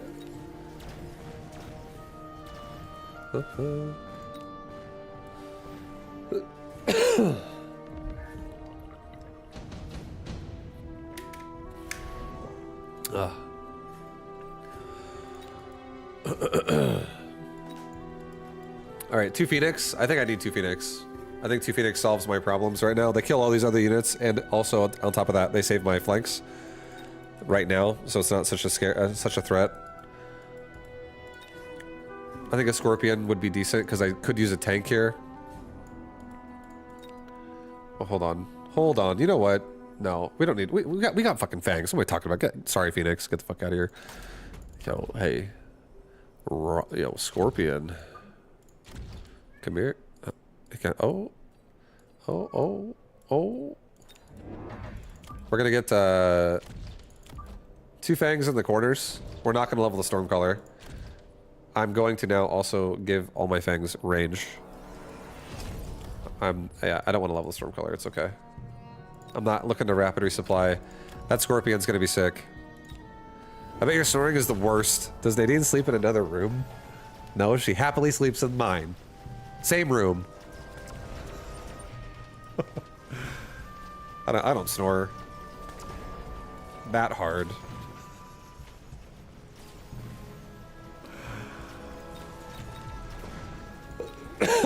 Alright, yo, Fangs on the left, kill those Phoenix.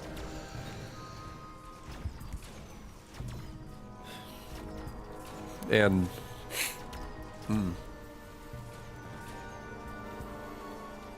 No idea how your wife sleeps with your snoring. You know, you just get used to it.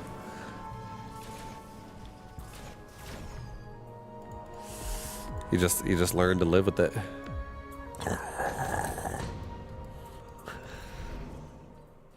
Subsidized? No, I'm not going to do subsidized marksman. Acid blast is scary, a little bit.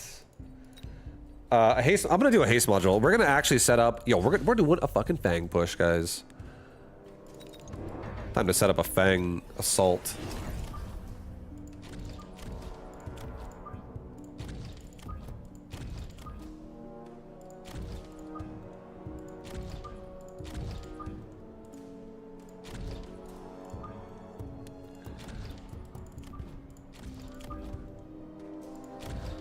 gonna do that actually. I'm gonna give. I'm gonna give my Fang a level up, and I still don't know if I really want to do. I mean, I probably should. These tarantulas have fucking explosive, dude. We need to get a tank on the right side.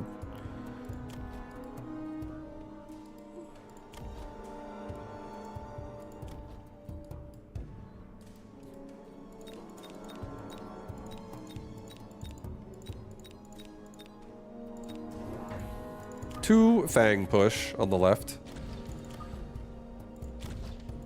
And a Scorpion on the right. Let's get a regen. I love field maintenance on these things right now. I'm addicted to it as well. I really am.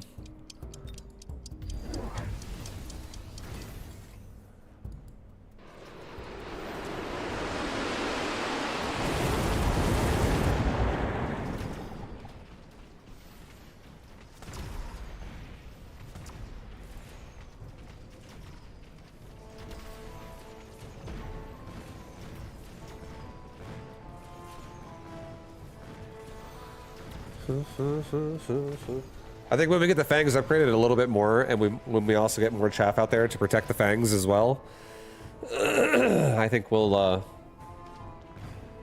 be okay. I think the fangs will be able to actually help DPS down this shit as well, and help the Scorpion not get stuck on crappy targets for so long.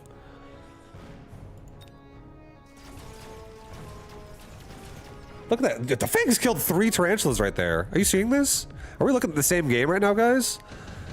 Holy shit. What an elite squad of fangs. Let's get a portable shield, put it on this guy.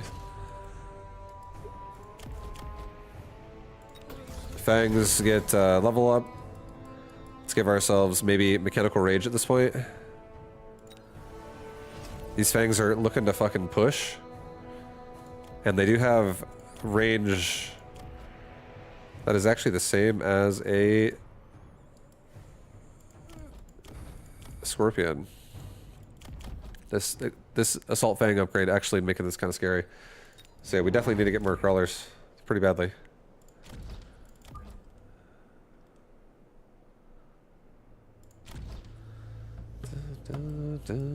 Yeah, just get some more time. More time. And then poison will be over at the end of this round. So that's going to be nice. I'll level a Stormcaller on the right. I'll try to help it out. Now that I think my fangs are going to live longer, let's actually give myself a little bit more damage to get rid of these tarantulas harder. Stormcaller definitely going to be able to get some shots.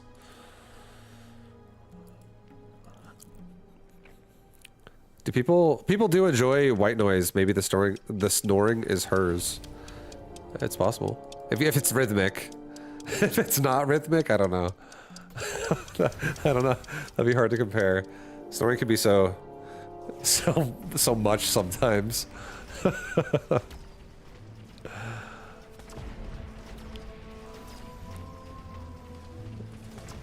Oh yeah, we one-shot the tarantula right there, so very nice. On the right side. Able to get through it a little faster, a little nicer.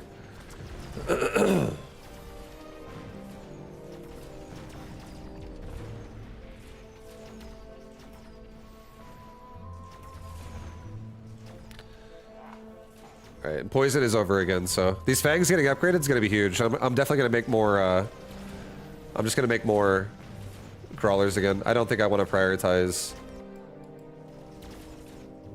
I don't think I'm gonna prioritize more Scorpions. I'm just gonna prioritize leveling them up at this point. As they can. I'm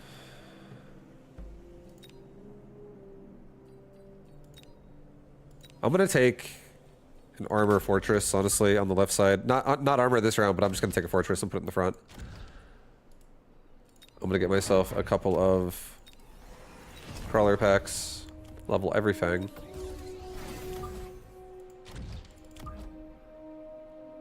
Get another crawler pack like right here, and another one that maybe like right here.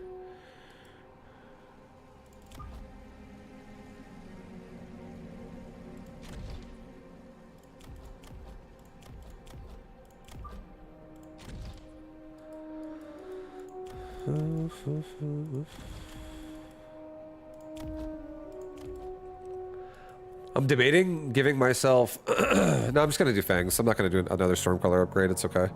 My fangs are actually getting pretty fucking strong.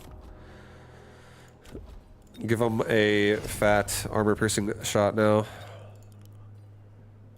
So these fangs are doing very nice damage here, guys. Let's see, can they handle it? Can these fangs handle the heat these tarantulas are throwing their way? I don't know. I do have more crawlers.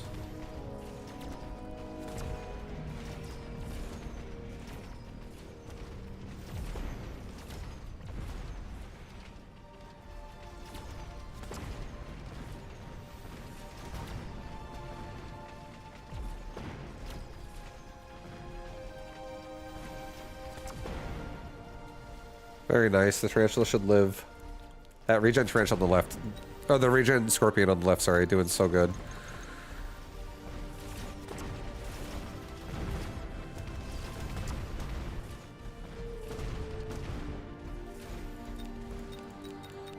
Alright, I want to believe. I want to believe.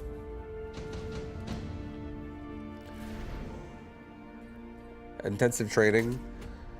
Alright, let's get ourselves... maybe a fortress over here. Maybe give him a level. Maybe give him armor. Level this guy. Maybe give myself 2 more crawlers.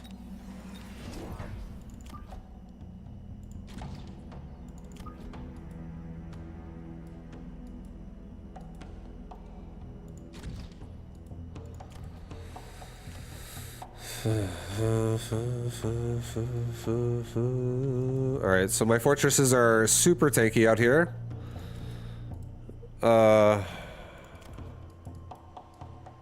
We do have move speed like crazy on fangs. Here, I'm gonna upgrade this fang again, fuck it. I was like, I might get move speed this round. Or I mean, I still can. But now I also do kind of want to get range. I think range is more important right now. I want to make sure I'm like actually as far away as possible to not get hit on by these fucking tarantulas with explosive. Or maybe I actually put just a barrier in the middle. Protect these fangs from dying that way. Because they're the only ones without a tank right now. No, give me range on everybody. I want range. He's got range and elite marksman on his fortress. That's like level 4 over there.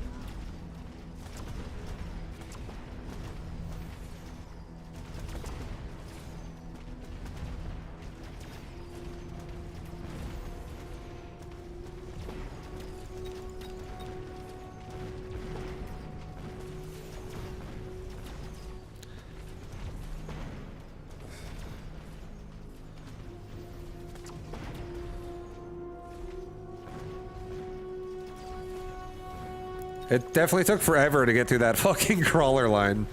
Bang's definitely holding... It's having a hard time getting through that shit.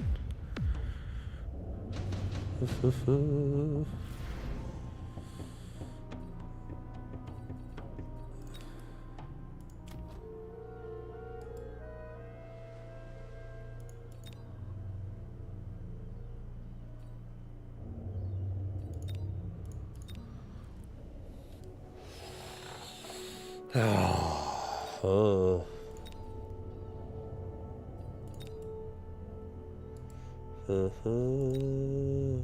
I think I honestly kind of want to prioritize maybe trying to paralyze him.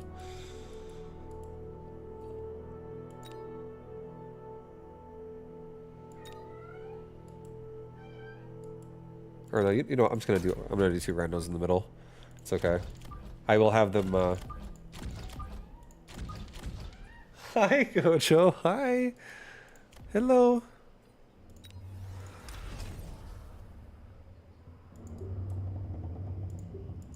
I'm gonna have them run into the tower. I'm gonna give them armor as well right now. I think I'm gonna give myself fire. Oh, I don't have fire. Fuck. I took fire off. No. Oh, shit, dude. I'm gonna give myself some hounds. This is what I'm gonna do. Where are my hounds at? Yo, where are my hounds at? I'm so tired of these fucking crawlers, like, the whole time just streaming and never ending. Take some, incendiary bomb hounds right now.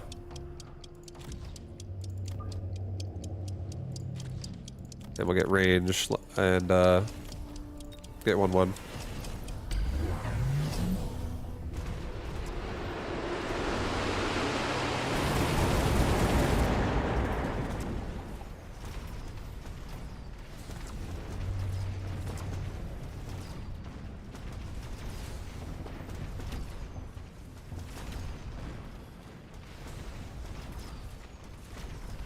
Yeah, we're probably dead. This was difficult to make Fangs feel good here. I feel like Fangs are... It's a lot to commit armor-piercing bullets on them as well. It's so much. They're not really, They're not really getting it done. I had everything... I had all 3 upgrades so early, too. They were actually getting it done early, but it fell off pretty hard, pretty fast. And I was with improved Fang, but it also the weird thing is it makes it Fangs have less range, and less range Fangs meant that they were actually staying on the front line. They weren't actually running behind my fucking Scorpions. So maybe Scorpion just can't be the tank if I have Assault Fang, which lowers their range by 15.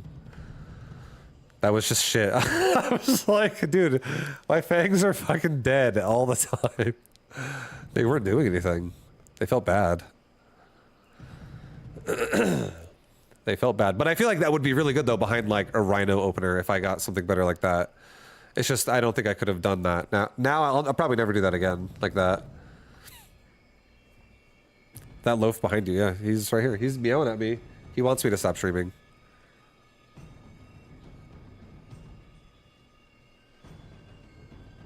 Hey, Gojo.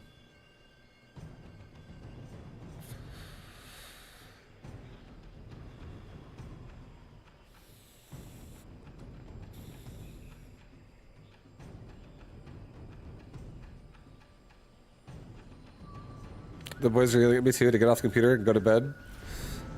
Yeah. Hi, Gojo. Hi.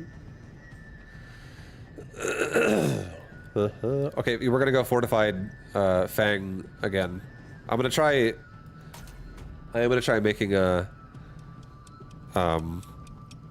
Fang work again here. At least now we have something that can tank a little bit more. In the form of Steel Ball. We don't really have any good AoE clear though. So our AoE clear is... Maybe we could make Arc Lights. We'll see what he has.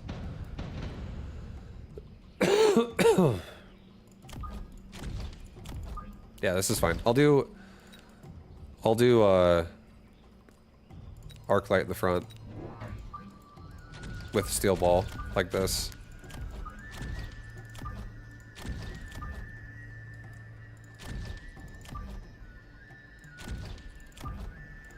Get like a somewhat tightly knit Fang line, I think. With balls coming out like this.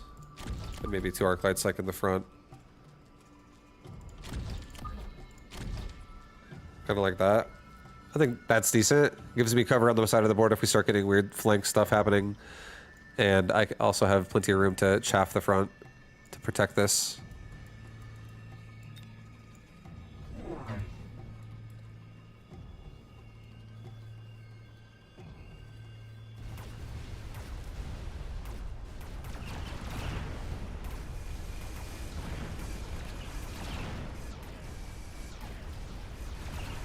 If we just kill the sledgies, these Fangs will roll over the Void Eye. But the other sledges on the other side are scary. That's a different problem. These Void Eye are definitely going to town on these Steel Balls. That's a little rough. We gotta get some crawlers in here. For sure.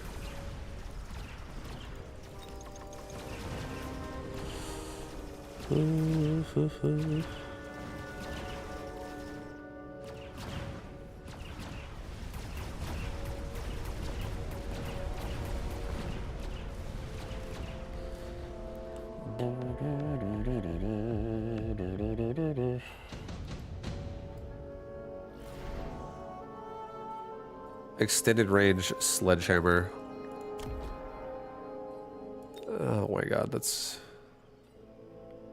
No, I don't like it. I don't like it, because, I don't even want to play my sludgy. He might take it himself. He might have that.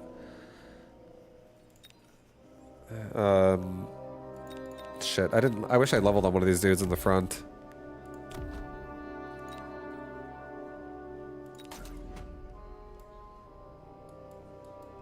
Alright, I think I'm gonna attempt this.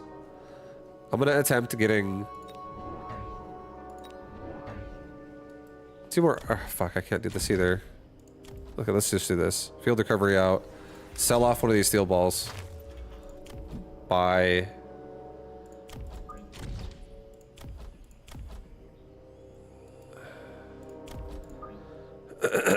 Another arc light, like right here. Like right here.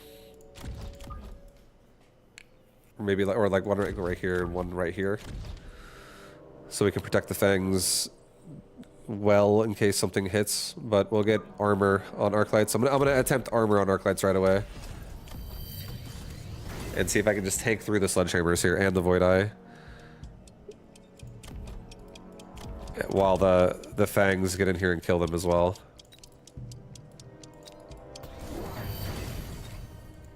He leveled his void eye, that's a little scary. That is a little scary.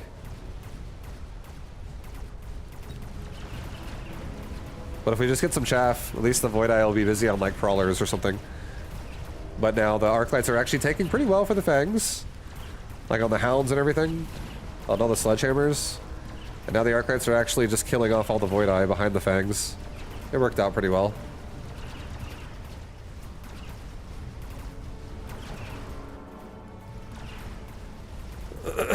Did they take the card? I'll see what they took after. I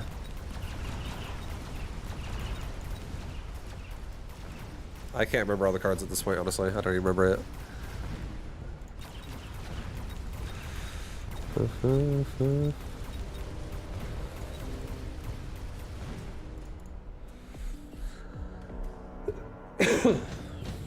Okay, we got 2 levels on the left on the arc lights. It's super nice, super duper good. I think additional deployment, definitely just take it. That's one of like the best cards I feel like I can have right now.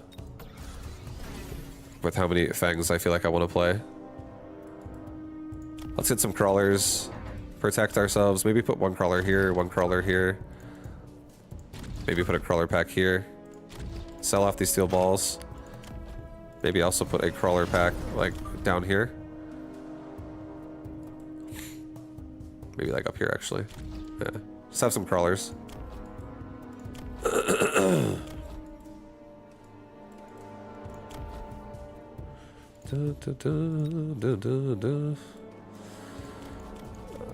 I think I'm gonna save. I think I'm gonna save the rest of my money. I don't want to get 1-1. I just want to see what I get a drop on next round. Have a 200 more to spend on something, whatever I want, really, and go from there. Okay, so he got increased range on Void Eye. I didn't have. I did not have enough chaff in the front, so I definitely got slapped right there on my arc lights.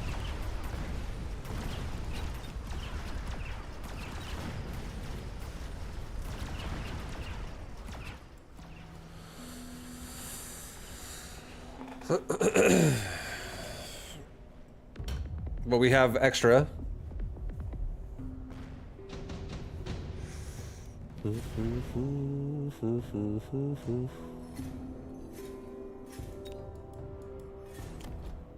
He does not have aerial specialist.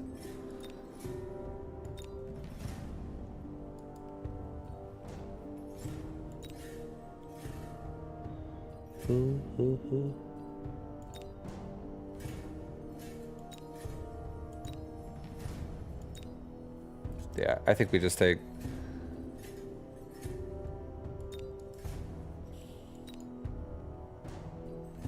I think we take 2 Wraith.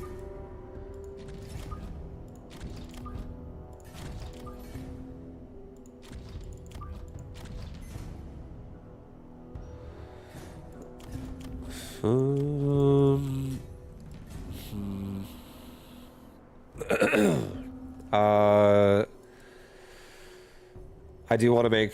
I'm gonna get range on Fang. I think I'm actually just gonna do this right here.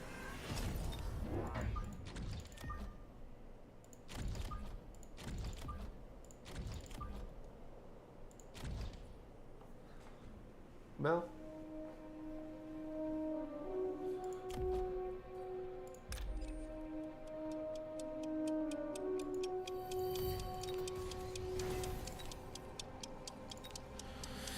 You need more chaff. You needed more chaff on the left. Well, now I have 2 Wraith on the left. So it's going to change the fight as well. I also have range on my Fangs now. So my Arclights are, I feel like, becoming less and less of the focus. They're just supposed to be in the front and die. Like, I can come back to them later, but... I might actually level these, I don't know if I really want to level the Wraith either. I think I might just give myself something fucking tanky. Fangs, come on, baby. Get stronger for me. This game feels like a fucking... I don't like the fact that he has so many Void Eyes, man. Makes me sad.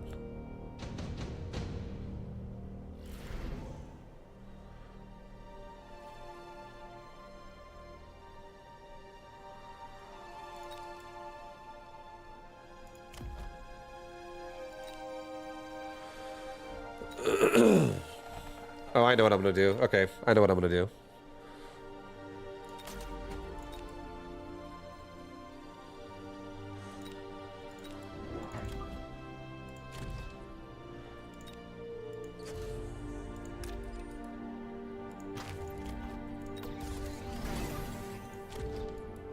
Yeah, I'm gonna give myself a sandworm. And I think I'm gonna give this thing a huge fucking armor upgrade right now.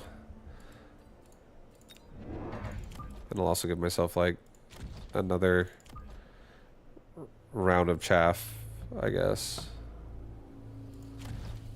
That go out with the worm and get in front of the Arclights now as well again.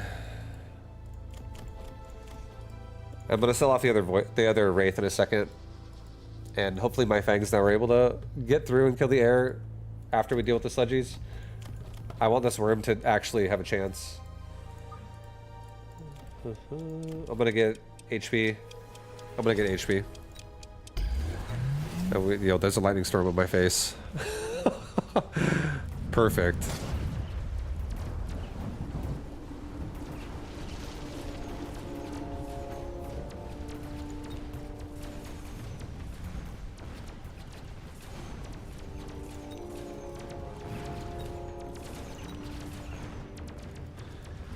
That worm was struggling.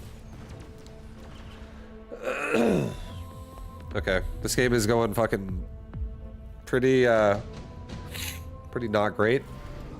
Well, we can level the worm right now, which is nice.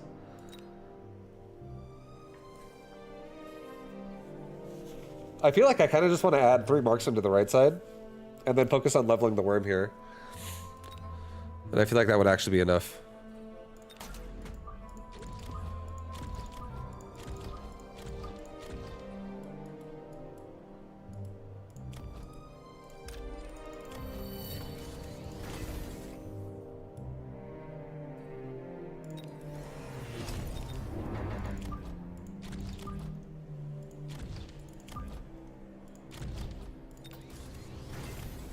Alright, I'm gonna get move speed as well for everybody, so I can get the worm into his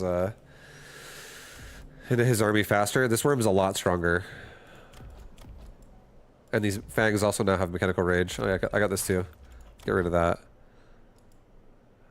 Maybe also just give myself another worm now on the right side, just to actually have a tank over here too.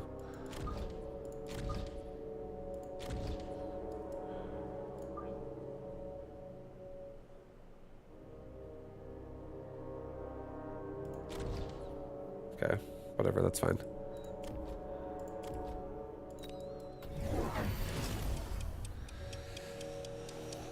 This game is weird. It is. It's because I am trying to like just protect and force fangs out. I just want to feel how threatening I can be with fangs.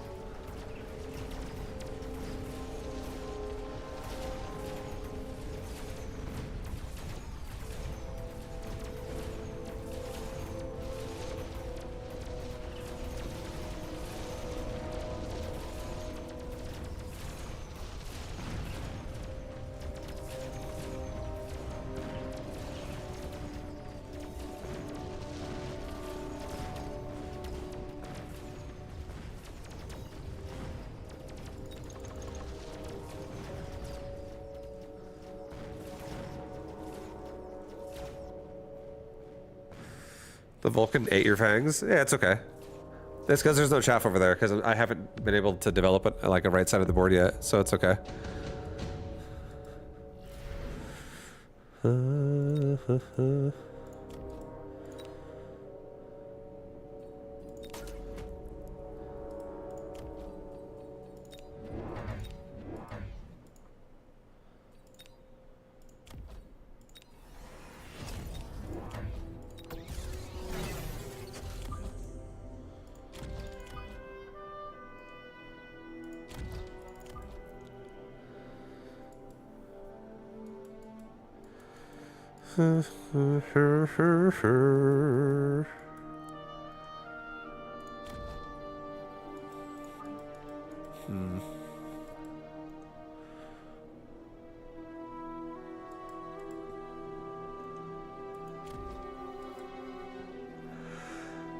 Alright, I'll do that. Give this Arclight a second to live on this left side. I could get move speed, but I don't want to... Oh, no, I will. I'm going to level these marksmen as well while we're at it.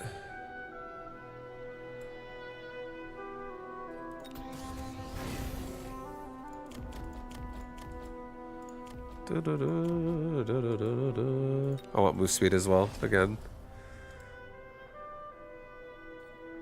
I want these worms to get out of the ground, out of underground as quick as possible.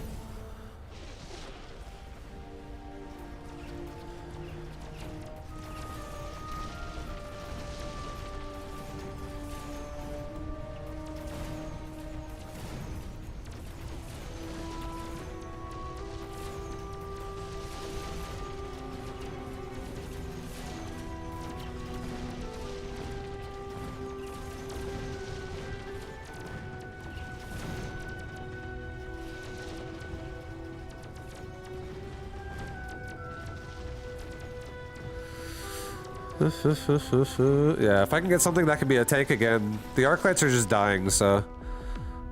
Maybe I could elite recruit Arclights and put them in the back, and maybe they come out late and guard my fangs when the worm goes underground. That could also happen.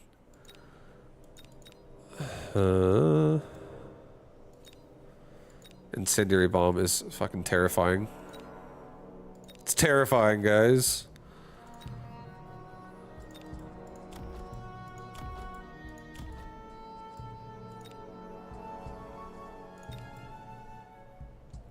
I'll do an EMP on him. I don't think I need a damage device for fangs right now. It's fine. I'm gonna EMP like this left side and try to like really turn this off so I can get on top of that tower pretty quickly.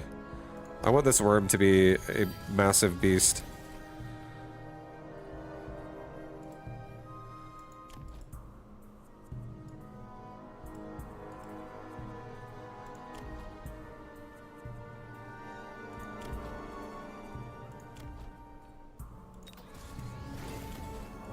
Here, I actually am going to do a elite recruit.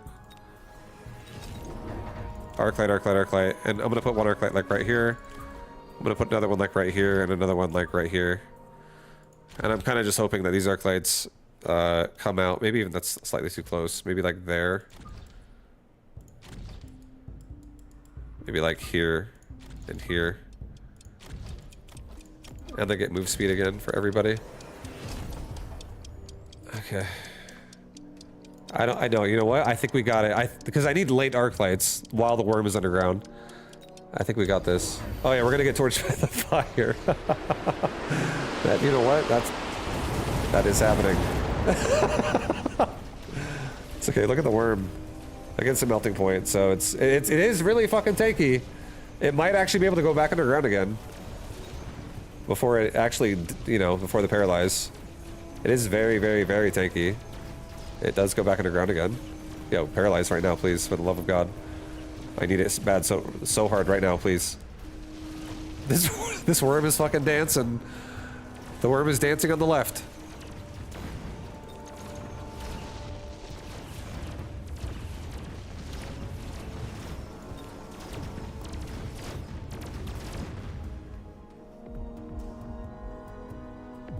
I'm alive.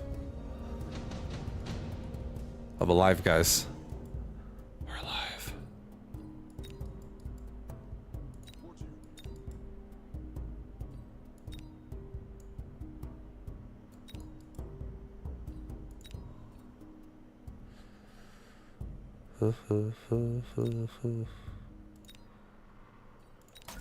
Let's get 3 double shot scorpions, like literally right in the front here.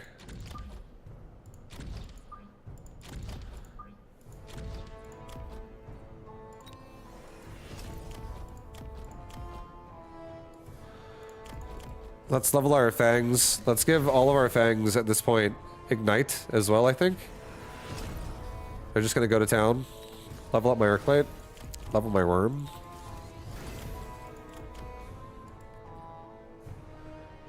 Give all my worms burrow maintenance as well, so every time they go back underground they just heal up, and they also have a little bit more health overall now.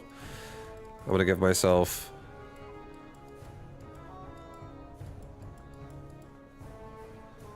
another rapid resupply. I think I need to get, I think I won't range this round. I think I might... Fuck. I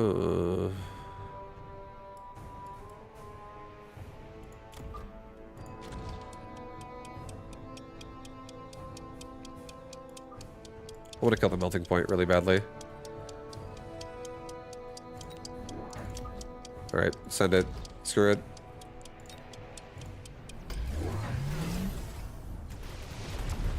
Yeah, we don't have the fire again. We don't have hounds, guys. We are playing pretty fast and loose with no hounds.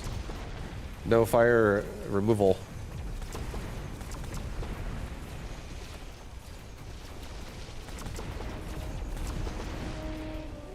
But look at the worms. They're getting it done, man. The worms are getting it done. We absolutely need to get some hounds if this game continues. But I think we got him. This worm on the left is so fucking strong.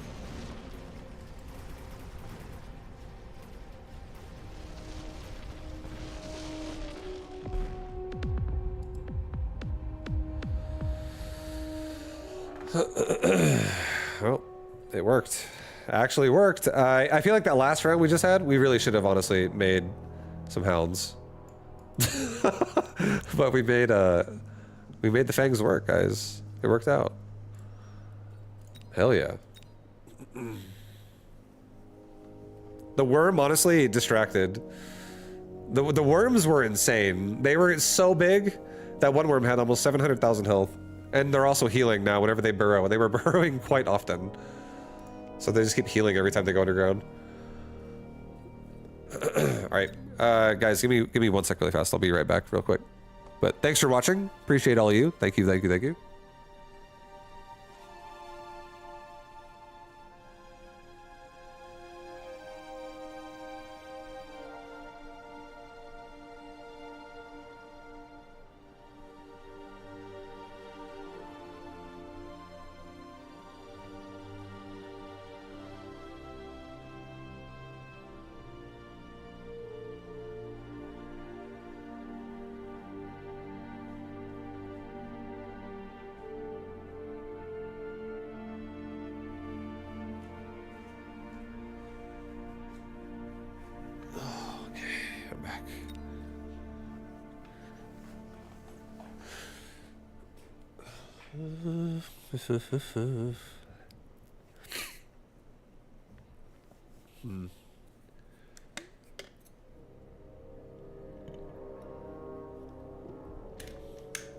Oh.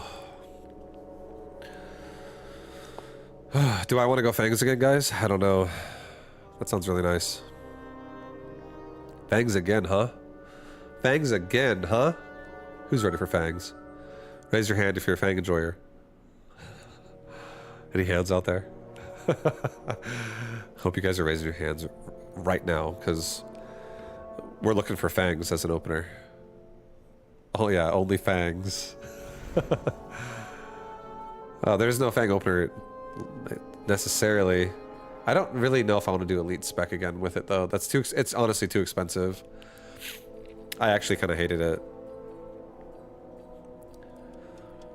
All right, we'll do supply. I'll do both of these guys can be a tank the way I have them spec'd out right now. We'll do supply spec.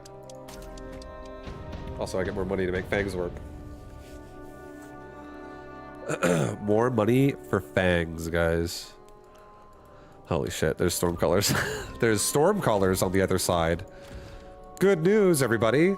Missiles are coming for all my slow-moving units. Let's definitely get some crawlers.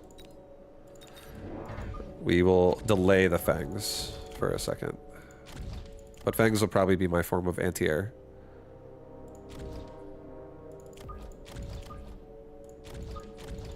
Alright, I'm just gonna get myself a little bit of a spread here on my units.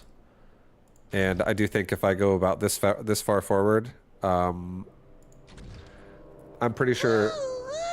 Yo, Mumbo Jumbo, thank you very much for the raid. Thank you for the raid, dude. GG in the tournament today. Appreciate it. Appreciate the beatdown. No, much love, man. And welcome everybody from Mumbo's stream. Hi, guys. I'm just messing around with trying to make fangs work today. Now, again, right now. And we're going to see if I can make it work. Round 1 storm colors, though, not making me too happy. Making me feel kind of scared.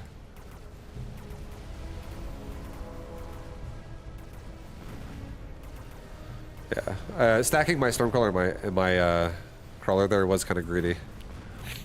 It was pretty greedy. I was hoping he would play like next to the towers or something, not in front of them. Decent day in tourney, 2nd in EU and 3rd in America. I'll take it. Yo, hell yeah, man. Well played, GG.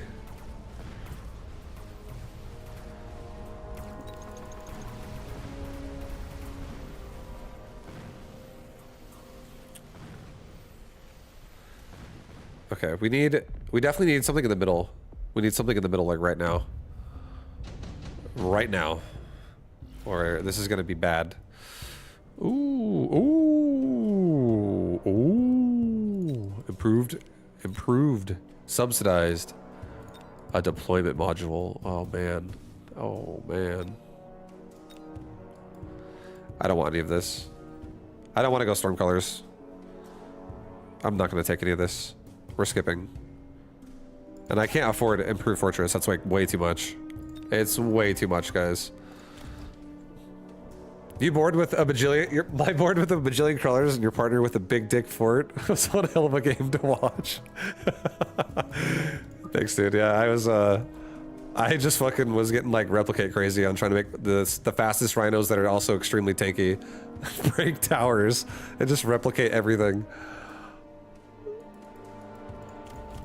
I'm glad you enjoyed it. I feel like that game is going to be a core memory game for me too. That was the most crawlers I've ever had. All right, we're going to give myself a barrier. I think this is going to hurt. Yeah, I'm scared. I'm scared of the storm color, or of the missile device as well. Oh man. I don't know, man. Fangs here making me feel kind of scared. Feeling kind of scared to go fangs, guys.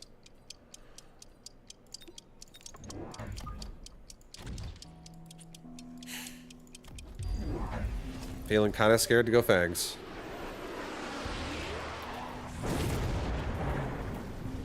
Almost want to go like hackers and just get barrier. Or if I get like a typhoon drop, that'd be decent.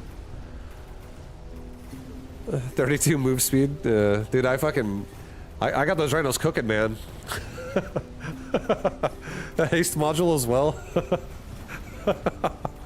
That dude was so fucking fast.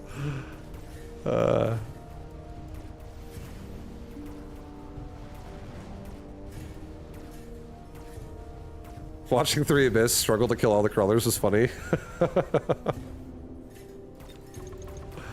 I was doing like a fucking ultra zergling all in. I was just swarming it with big and mass small. Just fucking sending it. Another subsidized Stormcaller, man. Oh my god. But fortified Arclights. Oh Alright. Fangs are back on the menu. I think Fangs are back on the menu, so we're gonna go like this. We're just gonna give ourselves a couple of Mustangs. Even though I just got fortified Arclight, I'm gonna give myself a couple Mustangs. These things are gonna just be general, like general. You know, on second thought, don't do that yet. Don't do that. I want to do it, but I want to get like. Fuck, I'm so upset these crawlers exist.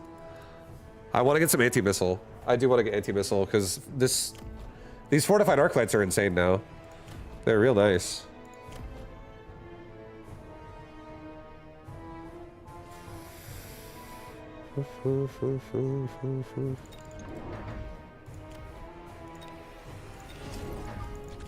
What if I just did this?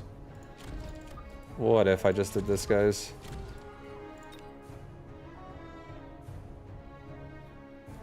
My Arclight is coming to kill it anyway, so it's whatever.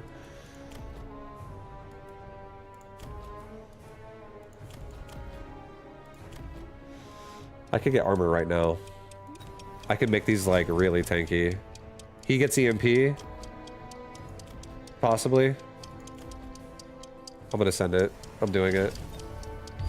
Armor lights, guys.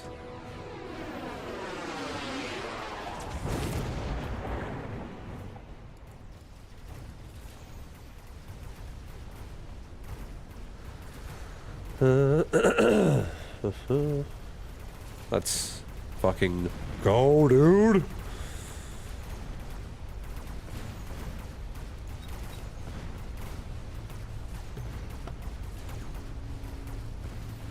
We kill everything besides the Phoenix, but we are making fangs. Fangs are coming. This is a fang build. Now all these Arclight tanks can level up a little bit. Hopefully not get hacked out of existence or something.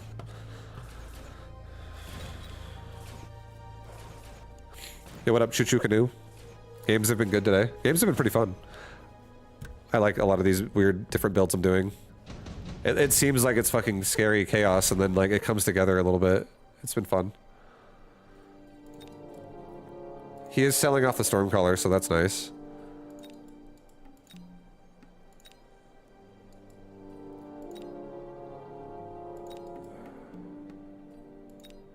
I think I'm gonna give myself just more tanks.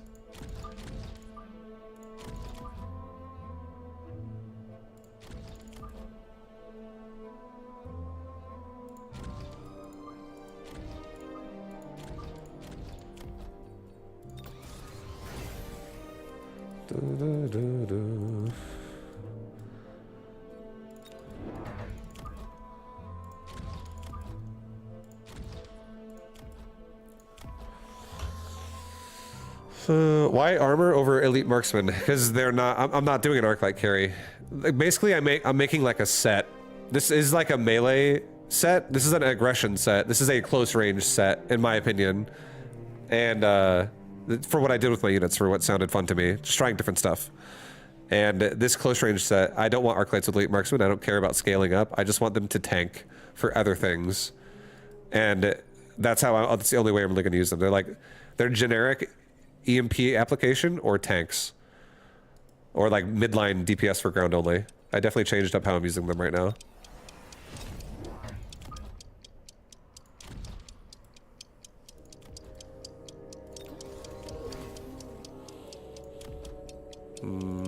Yeah, just I didn't really want to. I didn't know what I wanted to spend, honestly. I need a second here to see what he wants to do with his investment. And Arclights are kind of, this is extreme, so at least we take more than one hit to die to a Scorpion. That feels wonderful.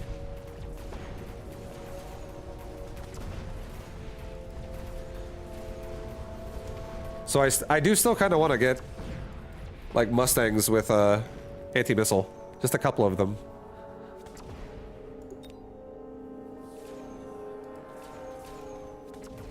Because I feel like turning off the Stormcaller shots would be so sick to start protecting these fangs.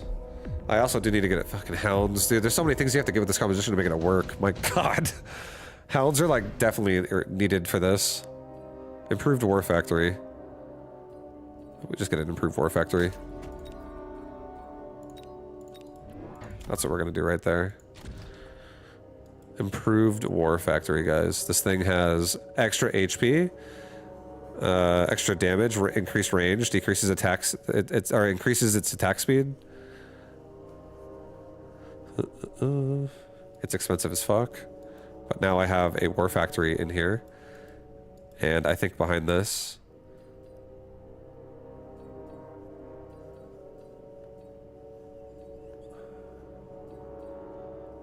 I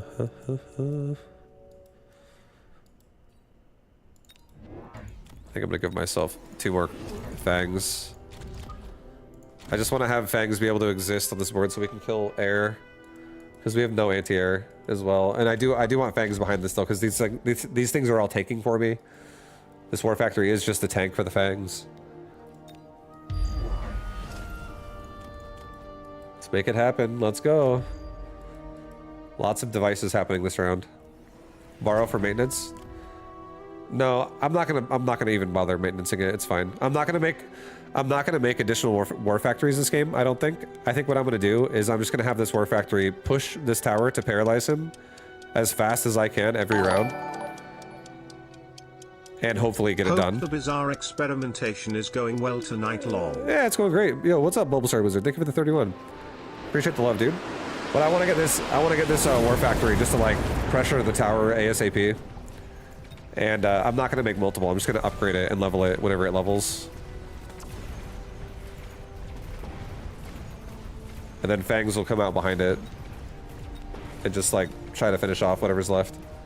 And I think I am going to be mobile beaconing it as well, just to make it really push the tower for real. Like, don't waste any time.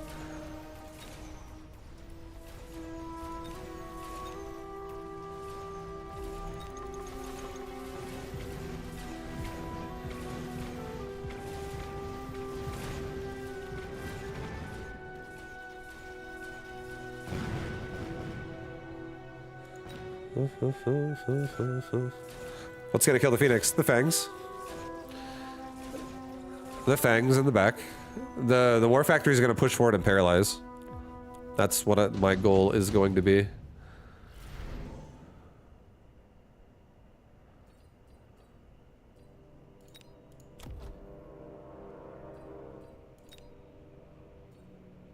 Okay. Alright, we got a Farseer tech unlocked now as well, so I can also I can buy another one in the future and photon emission it, and just have that now replace the Farseer I just lost. Level up the War Factory. Give this thing...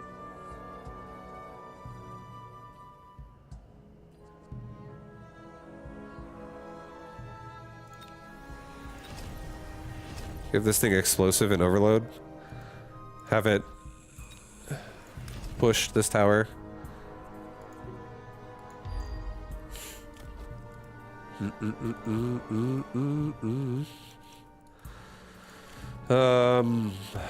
Level the Arclight.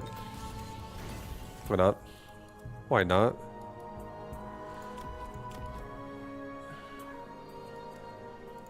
He might turn on EMP, he might not, but I'll worry about it next round. I'm not going to worry about it this round. I think this round I'm going to give my...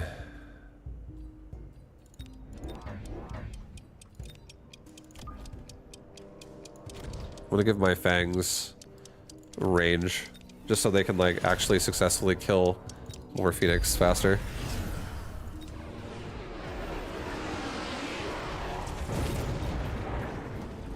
Oh, well, I gotta give it photon coating pretty badly. Should have maybe gave it to it this round. I actually might be dead, to be honest. Yeah. Oh, we're not dead right now, but this is very scary. I feel like there's such big tanks in front of that tower. I don't think I'm getting a paralyze. And I only have 1300 health, and yeah, we're just dead. There's too much damage. If I had photon coating there, that would be different. I'd be immune to the effect of the poison, and also, which is what killed me so fucking hard so fast. And I also would have my tech on still, so I would actually be killing his units quickly as well. And I'd have damage reduction. I fucked up, boys. We fucked up. We fucked up, dude. We should have really went, I would say probably overload first. Launcher overload and, photon emission, photon coating. And then after that, then we turn on some explosive. Even then, I don't even know if I really need explosive there. It's like one group of chaff. It was like 1 or 2 chaff groups. Cell and Abyss would have been deadly, especially against Scorpion boys. Yeah.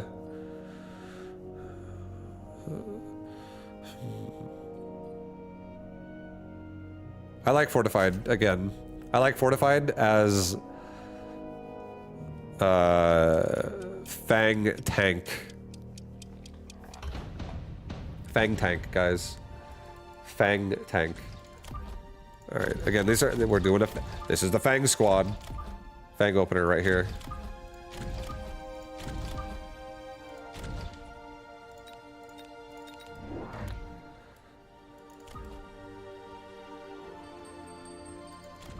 You might think this seems crazy, but these Fangs are not the tanks. They're the DPS. They're the DPS, guys. They are.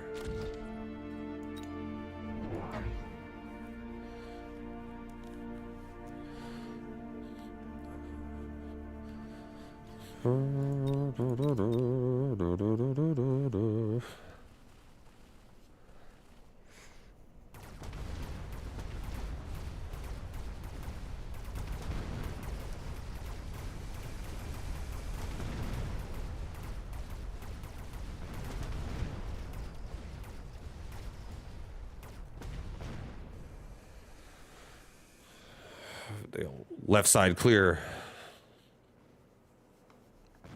Definitely got to get a crawler in front to bait out missiles a little bit.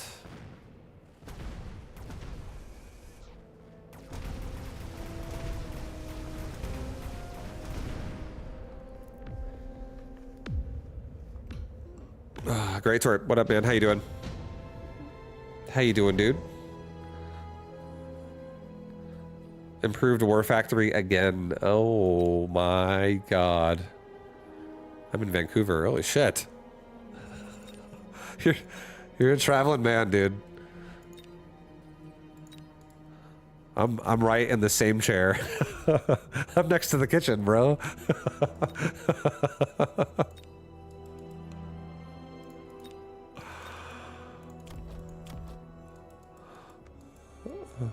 Oh no, I'm so you know what though? I'm so happy that you're a 2400 big dick. Good shit hitting that before you end up taking a break for a long time, so let me be your Mecha Balm outlet. I'll inspire you, Andre. I'll inspire you a ton to be like, what the fuck are these builds? Alright, we're not gonna take extended range Vulcan. No, that's not going here. I do think Improved War Factory is tempting, but I don't think I'm gonna take it. I think I'm just gonna take... I'll take a redeploy. I don't think I'm gonna use it yet. Let's get a Fang squad in like the back. Actually, don't do that.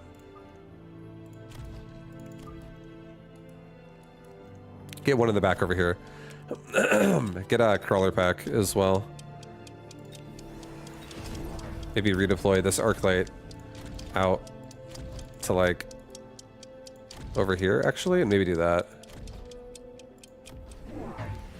Yeah, I kind of like that actually.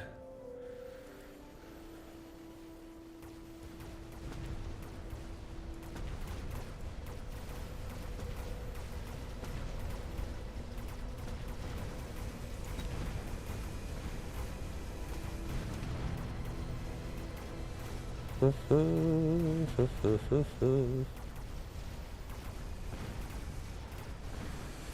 sad. Why are you sad? Played Sacco yesterday, last night, and lucked out a win for huge puntos. Oh, hell yeah. Oh, hell yeah.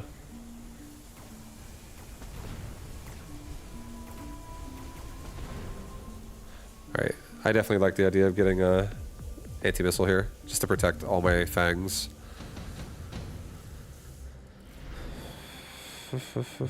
I normally I would take extended range marksman, but this round, because I need 650 exactly to afford everything. Or do I? No, I don't want this. I'm not doing assault. It's so nice to go assault mode marksman, but I'm doing a fang game. I'm doing fang. Or a factory again. Yeah, it really wants me to take it. But nope.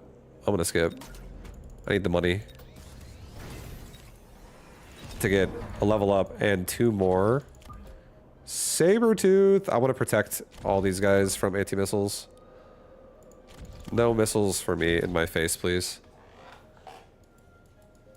We have nothing in the back.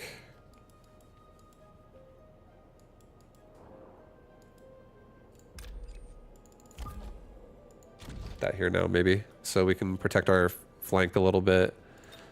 And we have anti-missile now to deal with the Stormcaller.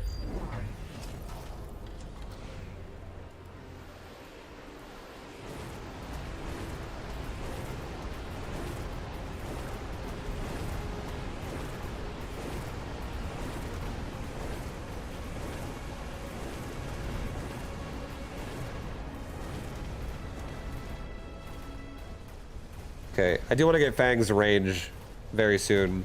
I don't really like the idea of these Fangs continuously running into the arc lights. And these Sabertooth at this point are all getting a bit higher in XP. They're pretty tanky. My arc lights also could also be turning on armor on my side too if I really need to. But yeah, the anti-missile Sabertooth really shutting down the Stormcaller. Let's go.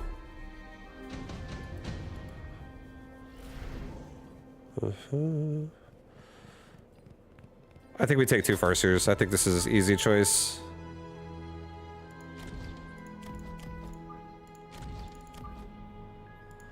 I think I'll put them like right there.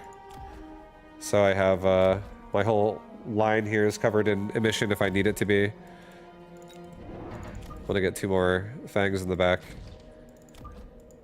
Give me range.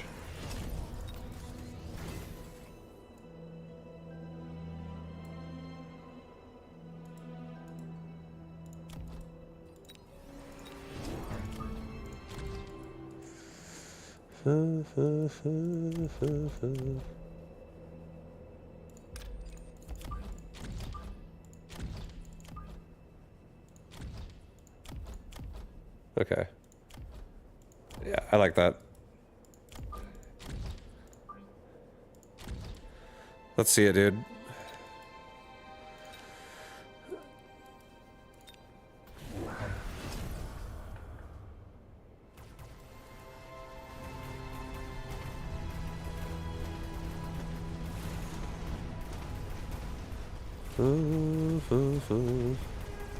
Right side could definitely use a little bit of help. Some chaff. We just got blasted by Phoenix. Left side doing pretty good though.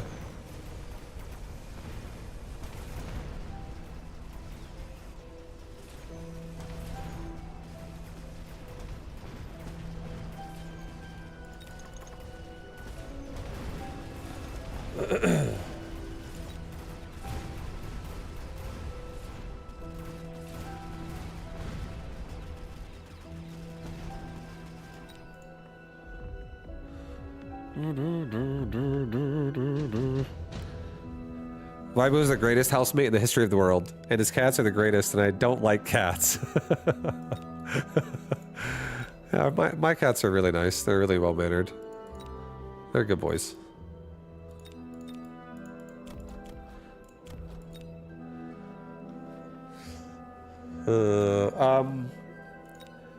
I kind of like the idea of EMP a little bit, but I don't really feel like it's necessary. I actually don't care, but the fact that it exists means I kind of want to just turn on a mission and not be turned off on anti-missile, because that would suck. I'm gonna level these fangs, and now nobody can also lose their techs. And then I also think I'm gonna get my right side a bit more chaff. Be like 2 crawlers and a fang squad on the right side. Yeah, put a crawler pack like right here, and put another one like right here, maybe. Put a fang squad like here, behind. Maybe redeploy this dude to like right here.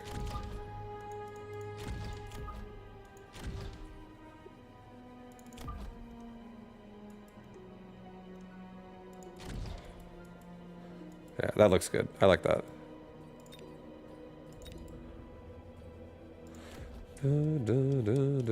Let's get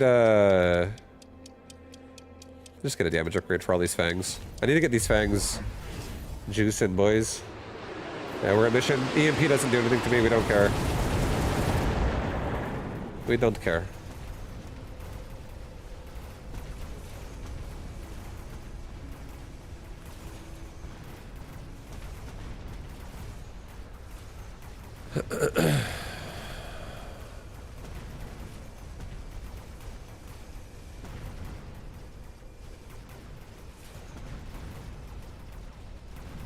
Yo, fangs.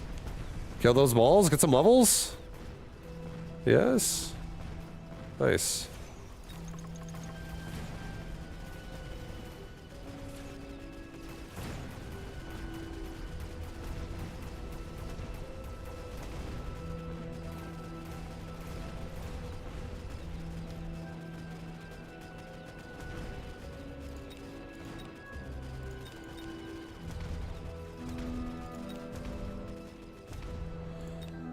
Jesus.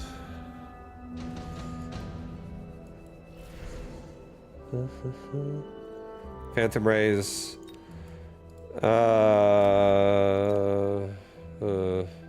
Wraith.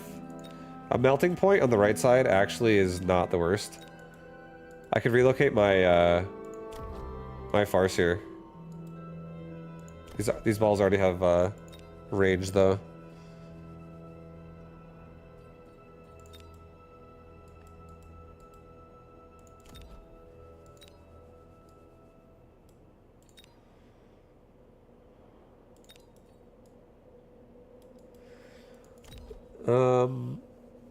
Alright, this is what I'm gonna do. So I might actually just sell the Wraith. Like, literally. Let's redeploy this dude to, like, the right a little bit over here. So I get more emission coverage. I don't want to level the Farseers. I do want the Fangs to get some rage. I want to level my Fangs. I'll level my arc lights. I'll probably have to relocate this arc light here down one, I think, because he's not going to be in range to be protected. I'm going to give these arc lights armor. I'm going to make one more arc light and one more fang on the right side. And I'm just going to leave my Wraith like over here, and it's just going to come out late on the right side. I'll sell it next round. I don't really know what I want to do with it yet, but yeah, this works too. So he went melting point.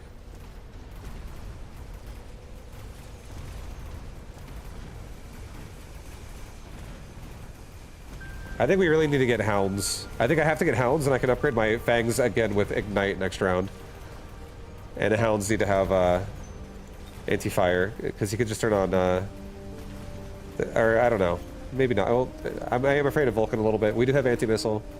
It's all a little scary. I feel like fangs could just instantly melt to fire. It's always such a... like, your whole army could instantly just fall over.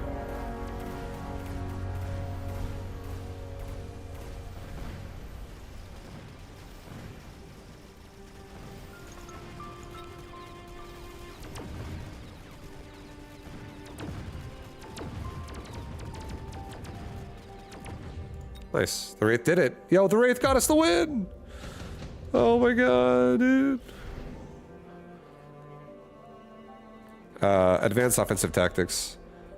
Let's take another Fang in the middle. Let's take another Crawler in the middle. Let's give our fangs ignite. Let's level up all of our fangs.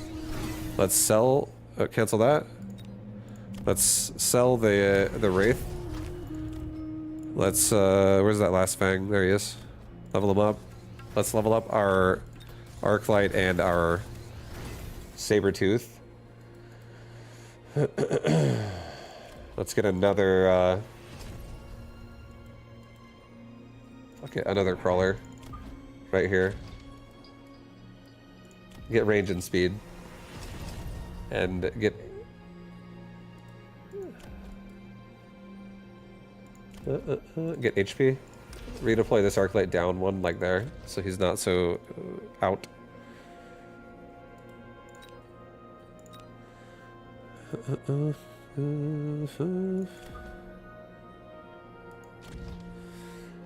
Okay. Send it again. We have range now. We have a lot more going on here. These fangs are super strong now. The fact that they have ignite.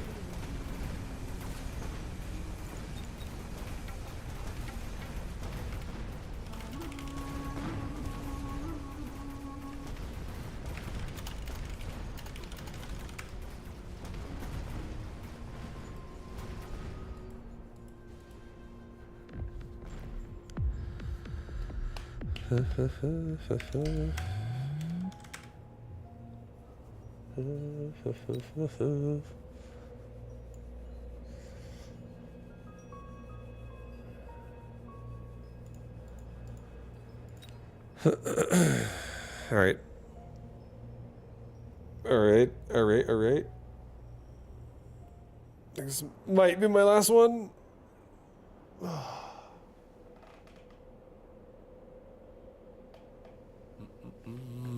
Vibe is farming MMR. Some of these games, some not so much. Early game fangs though, I do like using them not as chaff. You know, force the fang to be in the back, let them actually gain the XP. How about we vote for a 24-hour stream? I would love that. I would love that so much. My body would be so fucking dead. Alright, I'm gonna go aerial specialist. Aerial specialist, guys. No, we're gonna go supply spec, actually. Actually, we're going supply spec. I like the idea of starting with hounds. For fangs here. So they can just have sprinkler systems. Grandpa Vibe would die. Yeah. True. Alright, there's hounds and sledgehammers. Both have armor. This I said I want to do a fang build right now, but this seems like one of the worst times in the fucking universe to go fangs. I don't really want to do that anymore. I don't want to do it. Unless we open this game with arc lights and just stack Mustangs on one side behind them. I think that could work. I could also open up with the sledgehammer, to be honest. Yeah, we're gonna go sledgehammer. I'm gonna open sledgehammer. I'm not gonna make too many sledgehammers. I'll probably make like 2 squads, like in the middle, and I'll just support them like this.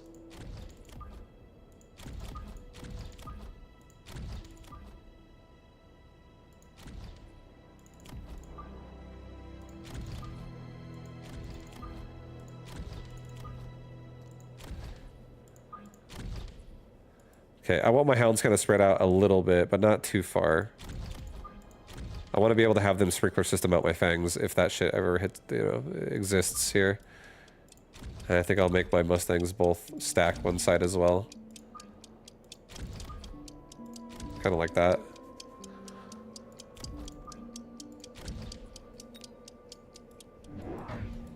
All right.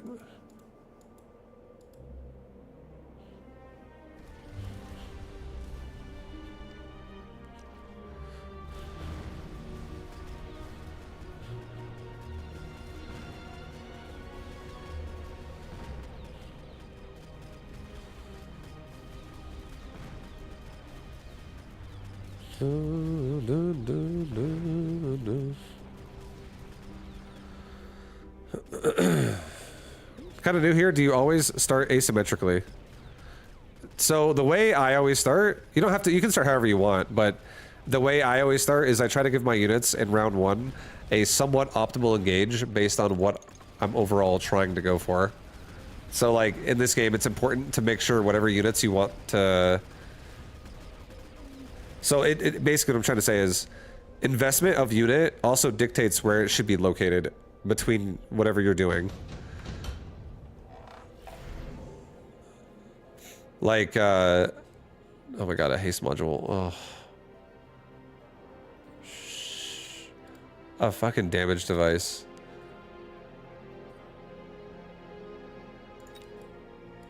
Alright, I'm gonna try this out. I wanna see how good this actually feels, okay?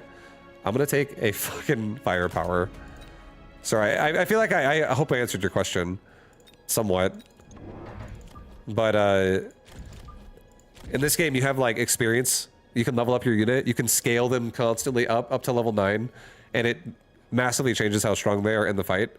So, sometimes if you want your units that in certain spots to gain XP and make sure they're like, lasting to kill stuff, sometimes it's good to put my fangs in the front like this. But right now, I'm doing a style where I want my fangs to actually be the ones who are not dying first, and they're actually, like, farming a little bit. So I'm putting them somewhat in the back, so they're not just instantly running out and dying. Stuff like that.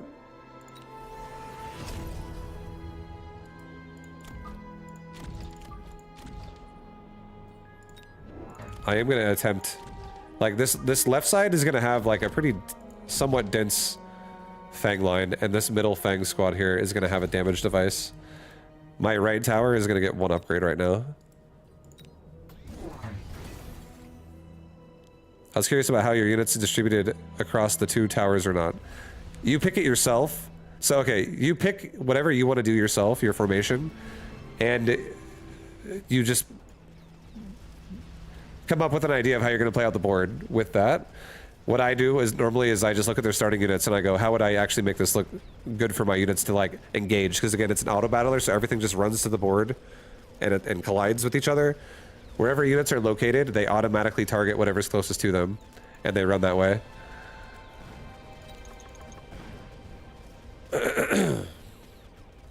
So you can just do whatever you think is efficient. And the goal of the board is to obviously kill everything on your opponent's side. And the towers are vulnerable points where if they die, your entire army gets paralyzed for 9 seconds. And 9-second paralyze translates to your units do 90% less damage and take 50% more damage during that time. So they basically can't do shit and they just die really fast. And you can also spend money to upgrade your towers to make them tankier and make the paralyzed last less amount of time. So you're trying to like strategize, how do I want to play against his board and also maybe kill a tower. And efficiency usually in the start of the game, and you also don't know what these are going to be every round. These are different every single game. So you have to just like kind of take what the game gives you and you know, utilize it with the board as well as you can every round, and so on and so on and so on until the game's over. Oh boys, I don't like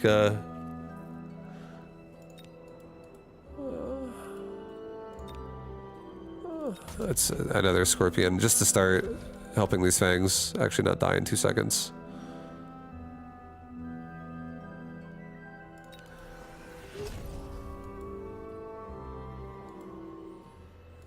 Oh god, this is so disgusting.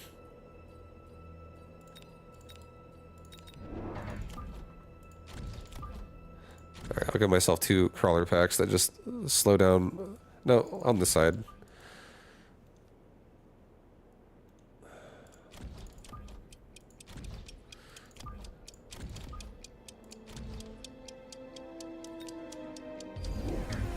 Alright, he's got a speed rhino running to my tower. Nice. Nice. These fangs have range now, so they'll be able to farm XP. They'll be able to level up.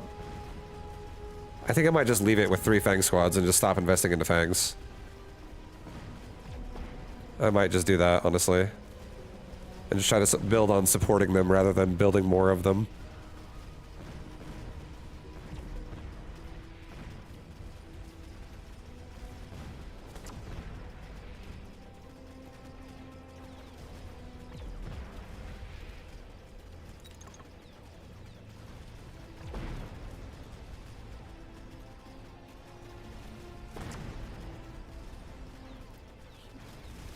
Scorpion is just going to town here. Scorpion pretty good.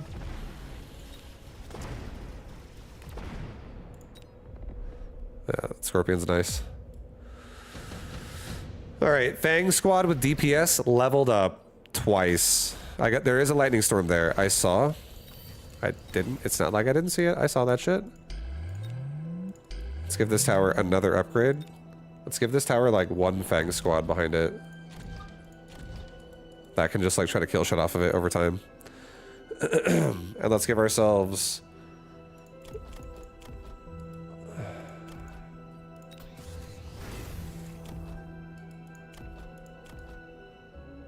No, don't level the Mustangs.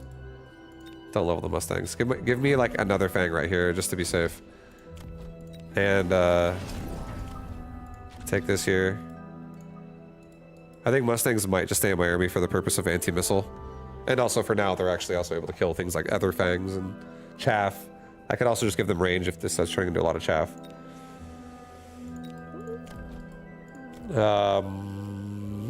Damage, I guess. I don't really want range here.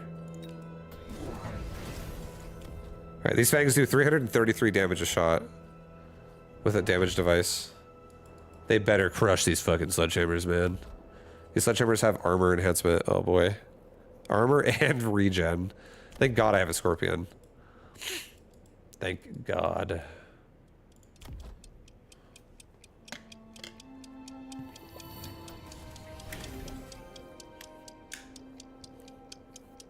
I'm new, but I usually play symmetrically with Storms or Sledgies and asymmetrically with other 2-cost starter units. The way you're supposed to play this game, in my opinion, is you're supposed to look at their board and you're supposed to click their units and understand their upgrades. And that does sometimes dictate if you should or shouldn't play a certain way. Like, for instance, if I have Mustangs and I'm like, man, I love carry Mustangs, and my opponent has, let's say my opponent has, like a Sledgehammer opener, and it has armor on Sledgehammer, and I'm like, let's fucking carry with Mustangs, and then he just gets fucking armor on Sledgies. And then now, let's say I can't somehow make, like, Scorpions connect or something. You just have to... I feel like there's always a way to do something to make it work, because this game's really open-ended compositionally. But if you want to give yourself a strong opener, try not to set yourself up into a board that would be weak normally, traditionally, versus certain styles of upgrades. Like if you're over here investing into a bunch of steel balls and your opponent goes Scorpions, you're probably going to have a bad time, for instance.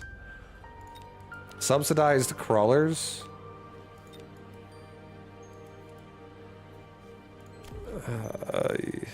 Yeah.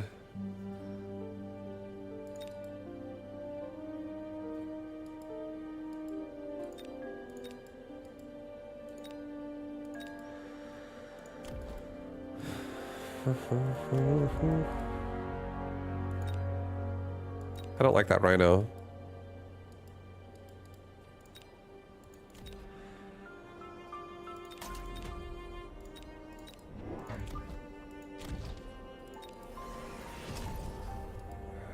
I'm gonna get myself a hacker. Tired of that rhino. Improve wasp though. My wasp sucks now. It's not. My wasp is harass only. If I don't do wasp early, I just don't really do it. My wasp doesn't have a carry build like it used to, so I changed all my units, or a lot of them. So I don't really like the card improved wasp as much as I used to.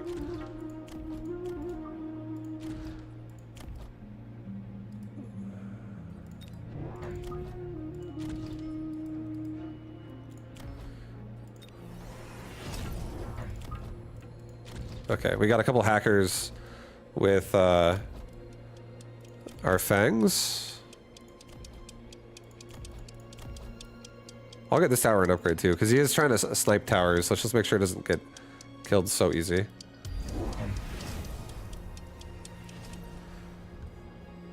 Are you just trying something different? Why change? Because I think making content is fun, and I think doing the same thing every single game is boring.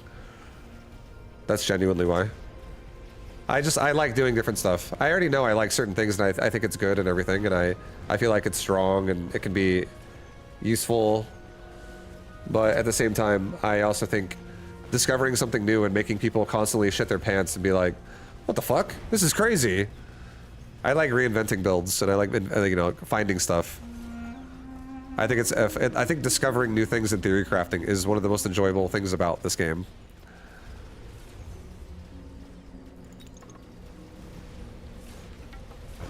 The hacker didn't do its job. It did its job okay. It almost stole the rhino. I just gotta help it a little bit and it could do it way better. The right hacker definitely doing its job.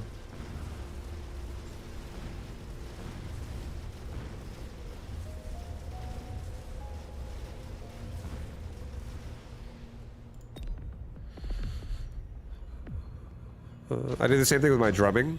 I love trying new ways of playing grooves, even though I don't like how they sound.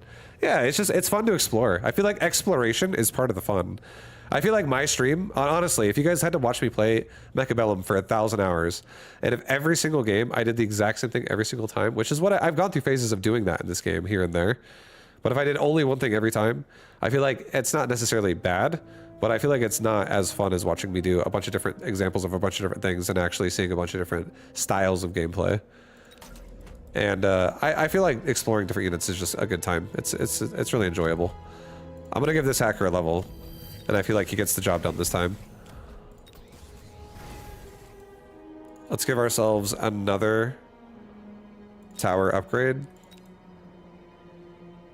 Maybe give ourselves another barrier on the left.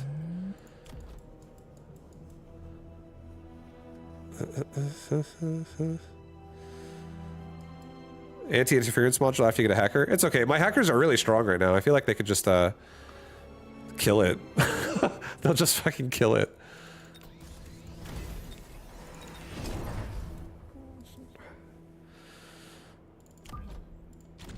Alright, I'm gonna get a couple more fangs in bottom mid. That kind of just help soften up the push as it comes. What's the first upgrade on my scorpion? Poison. Acid attack. It makes the shot now apply the debuff of acid whenever it shoots the target area. I don't play anywhere near what you do, so different perspective and play goals, respect. Yeah, I think it's just, yeah, exactly. Thank you, I appreciate that. I think it's just fun to explore the game for sure. Get a bunch of different ways to look at it. Play Mechabellum through like all the different kinds of lenses that people can see it from. And then I feel like it makes me just have an extreme understanding of the game as well, because I just play through all of it.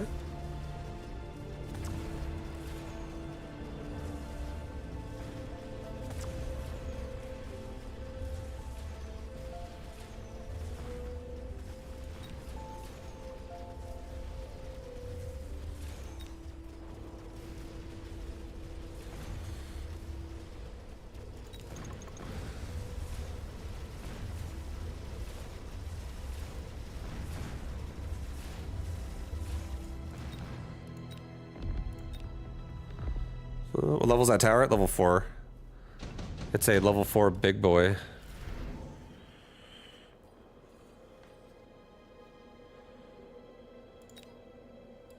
Alright, I think the biggest way to break this guy's board, I don't think he's making air units on right side, because we already have fangs over here.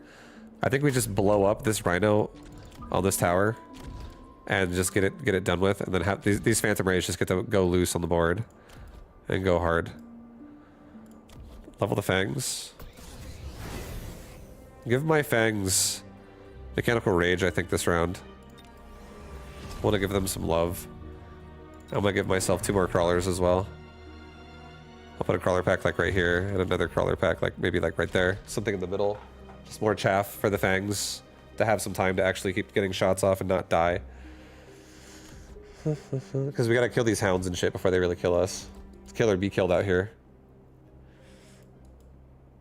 I don't get how the tower upgrade is cost effective. So this tower is allowing, it was allowing 1 squad of a fang and 1 hacker. I made these fangs relatively newer, and I just added these just now. But this tower upgrade is allowing all of these units to get stuck on the tower and die. So I'm having less investment of squads, kill more investment of squads. But that's one way you could look at it. Another way you could look at it is if this tower dies, which it very well could, the upgrade of the tower also reduces the paralyze you take, and paralyze is game changing. Paralyzed being 9 seconds or a paralyzed being 3 seconds is a humongous difference in how much that's going to affect the rest of the fight. If you're already fighting across the board when the paralyze happens. Like if I got paralyzed right now, for instance, and I'm like, as the engage starts, I'm just like, oh fuck, this whole fight is ruined now. There's definite bonuses to investing in your tower.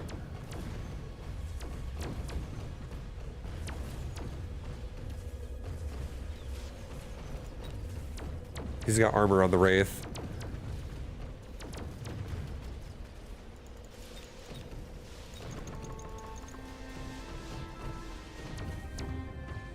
Kill the fucking Wraith, quick! Oh. Can hackers hack other hackers? Yes. Yep. Like you could, your hacker could hack his hacker, and then his hacker could hack his other units for you as well. If it ends up going that way. A javelin. Ay, ay, ay.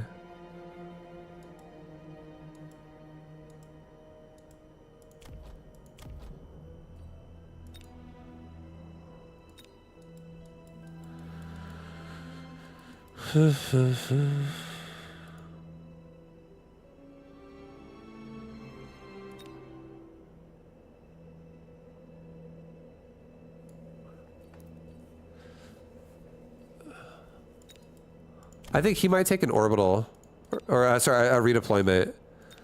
I don't really. I want to do this.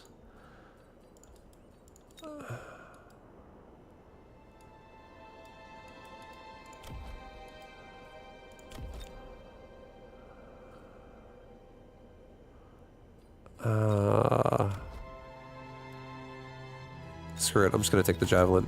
See if I can snap off both his Rhino and his Wraith. That would be nice. That's fine. I'll do that. Get Ignite as well on these Fangs. Maybe give this hacker another level up.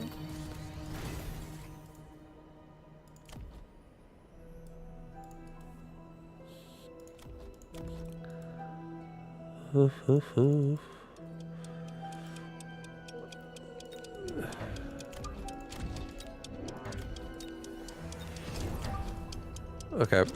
I think we're done making chaff at this point. As well, entirely. I'm happy he did not javelin me. Or he did javelin my right side. Okay. He sold the Rhino. He gave the interference module to these sledgehammers. That was nice. My Fangs though, now they have Ignite, so if they latch onto these Wraith, the Wraith do die. Pretty fast, even though they have armor. Well, kind of fast.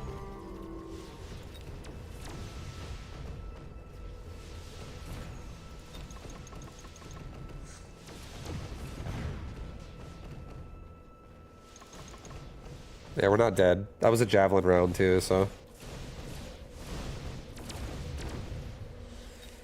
Yeah, my left side's definitely kind of shit. Fangs not really holding how I wish they were. I definitely don't love the idea of giving Fangs a damage device. I'll just say that right now. It feels fucking terrible. I'm gonna double down, yo. Fang, can you get it done? Right there. I just gave you as much as I could. I feel like I should have maybe even given the Fang the level device. This thing's doing 958 fucking damage. Give it some protection. Our Fangs are like fully equipped badasses.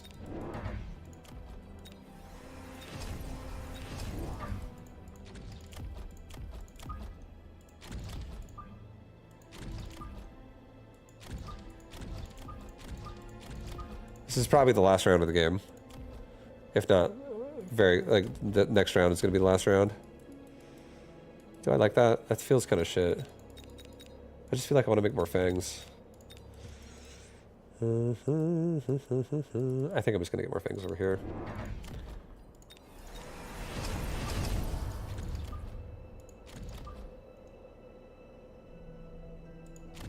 Alright, we have a assload of Fangs all over this.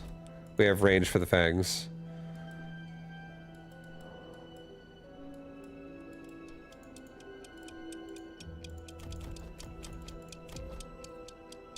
Let's sell off one of these Phantom Ray, actually, and get another damage upgrade. I'll get another barrier here on the middle for the Fangs in the mid area. Alright, let's see these Fangs take out the Wraith. Come on. You can do it, Fangs. I believe in you.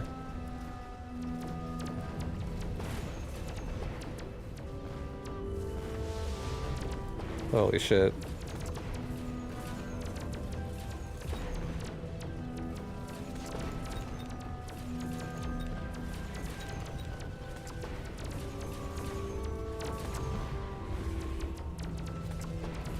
They're actually killing the Wraith.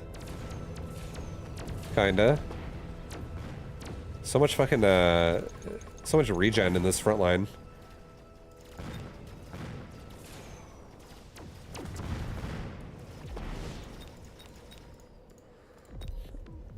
I should get some more, Scorpions, honestly.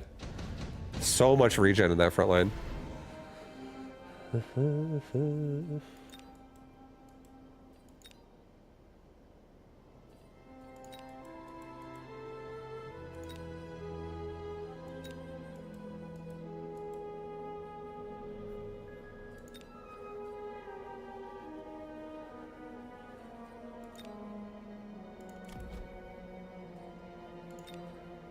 I'm gonna take a level 3 Raiden. I'm gonna put it like right there.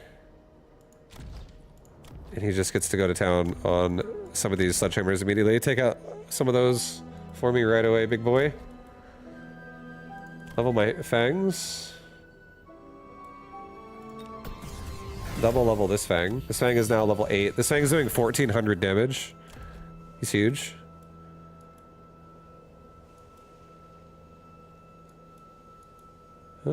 Free level 6 marksman and went for the Raiden.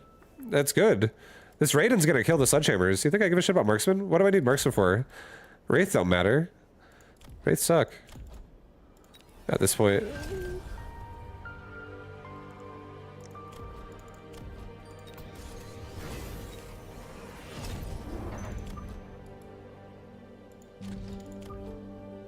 Alright, some more tanks in the front. Get myself a couple more barriers again. Be safe. Be safe! Be safe! Be safe! Look at this. Watch this Raiden. Yo, you watch this fucking Raiden right now. Even if this thing only kills some of these sledgehammers, that's a free fucking unit. I didn't have to pay shit for that. Realistically. Look at him go. Goodbye, sledgies. And now those are some massive problems deleted.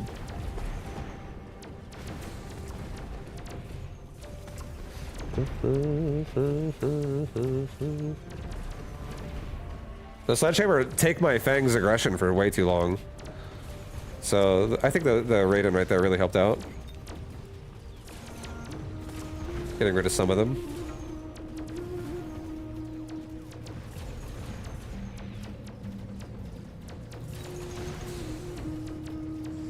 No, no, no, no, no, no, no.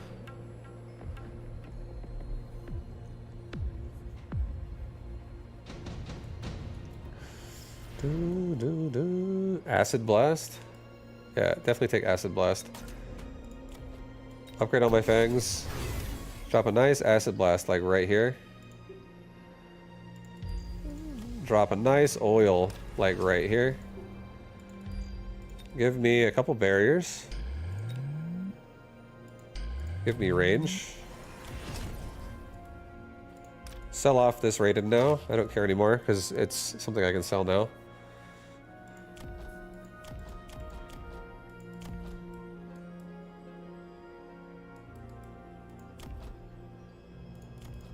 I think I'm gonna give myself this.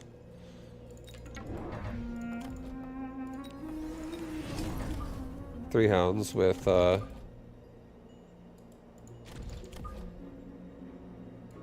no, not 3 hounds.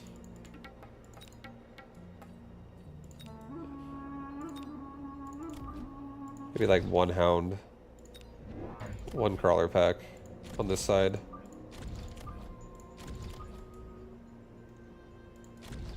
And give these guys incendiary bomb.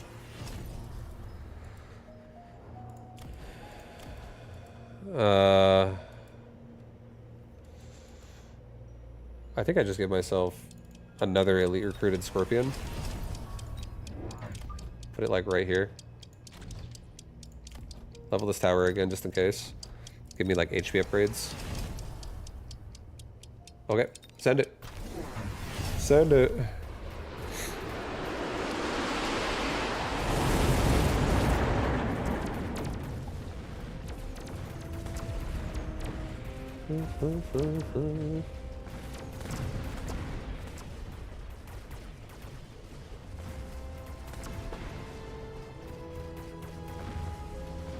Yeah, I think we got him.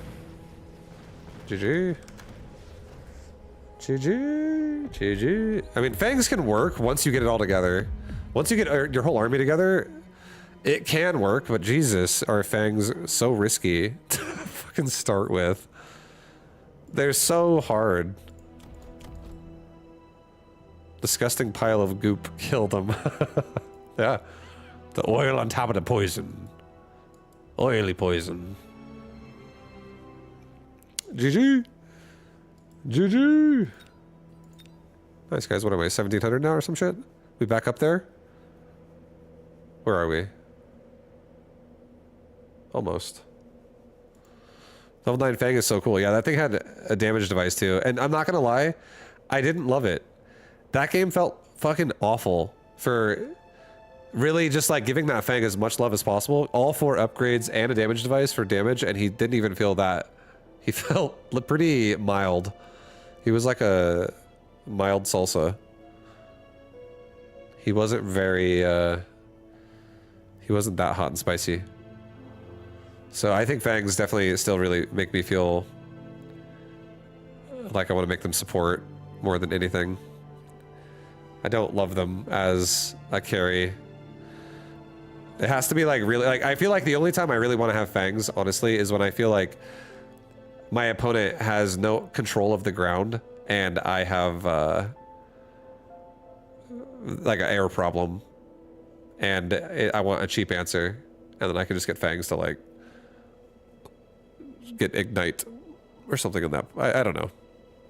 I just don't really like carry Fangs. I feel like they're not that great. I feel like they don't do as much as I want them to do. But I'll probably still try to make it work more. There might be something I could figure out that would feel really good with it. They do some form of pressure. Either way, yo, guys, much love. Thank you for watching the stream. I hope you enjoyed it. Hope you had a good time. I'm gonna call it there for today. And what time is it now? Yeah, I've been streaming for like 10 hours today. Yo, I had a really good stream though. I had a wonderful time. Hope you guys enjoyed the stream today. I'll be back again on Tuesday. I do not stream on Mondays normally, so most likely do not expect a stream tomorrow, guys. But Tuesday afternoon to evening, I'll be back and we'll be doing some more mecha, and I'll be pushing my builds that I'm doing right now further and further. And then sometime in the week, I might actually try out a siege set as well. Whenever I'm in the mood to make another set and try siege builds with it, I might even rotate them in and out in a daily stream or something. Do some siege builds, do some rush builds. You don't stream Monday? Are you like a restaurant that doesn't open on Monday?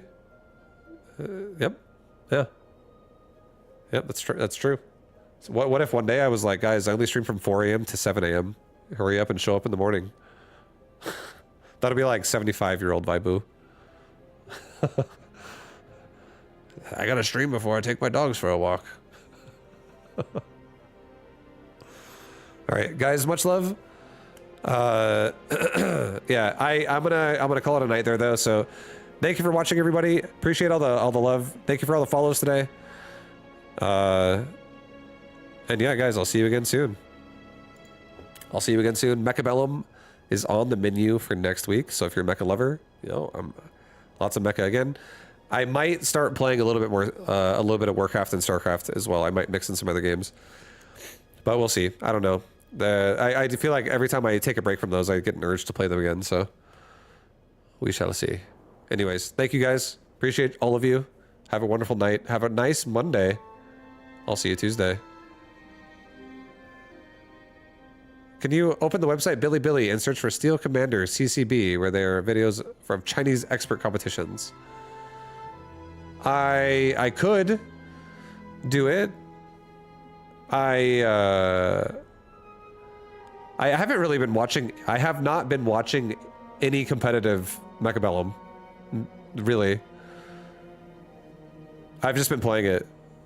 I just like figuring it out myself a lot of times. And you know, if people like give me ideas in chat, they're like, "You should try this." And sometimes I'll be like, "No, it doesn't go with what I'm doing." And other times I might be like, "You know what? I have this and it feels good." I feel like it's just fun that way. I enjoy doing it that way. I'm like, basically, this is the best way I can describe my version of playing the game right now. There's two ways I really play Mechabellum. One is like you know, like anybody else would if they're competitive. You're like, I play it because I want to get a high MMR. I want to get the higher MMR, the better. I want to be 2K. You have a goal, right? You have, like, I want to be 2100. I want to be 1500. Whatever you want to be. You have a goal. Something like a goal in mind. My goal in Mechabellum is to just make the game feel interesting. Whenever I'm doing what I'm doing right now. I want to make it feel fun because I want to explore weird, different shit where it's like, at first I feel like I don't know what the fuck this would feel, you know. It just feels like it's a mess, and then it turns into something beautiful.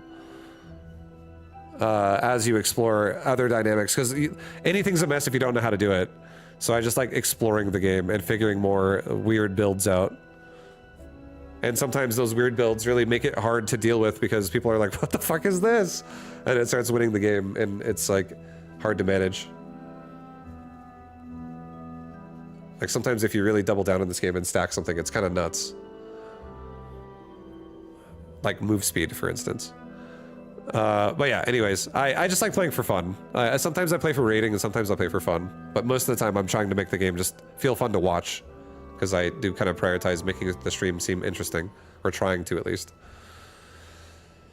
But anyways, guys, yeah, much love. I'm out of here for real. Thank you. Thank you very much. I hope you all have a great night. And yeah, I'll see you soon. Thank you, Lolamator. I appreciate that. I'll see you guys tomorrow. Or I'll see you Tuesday. Peace, guys.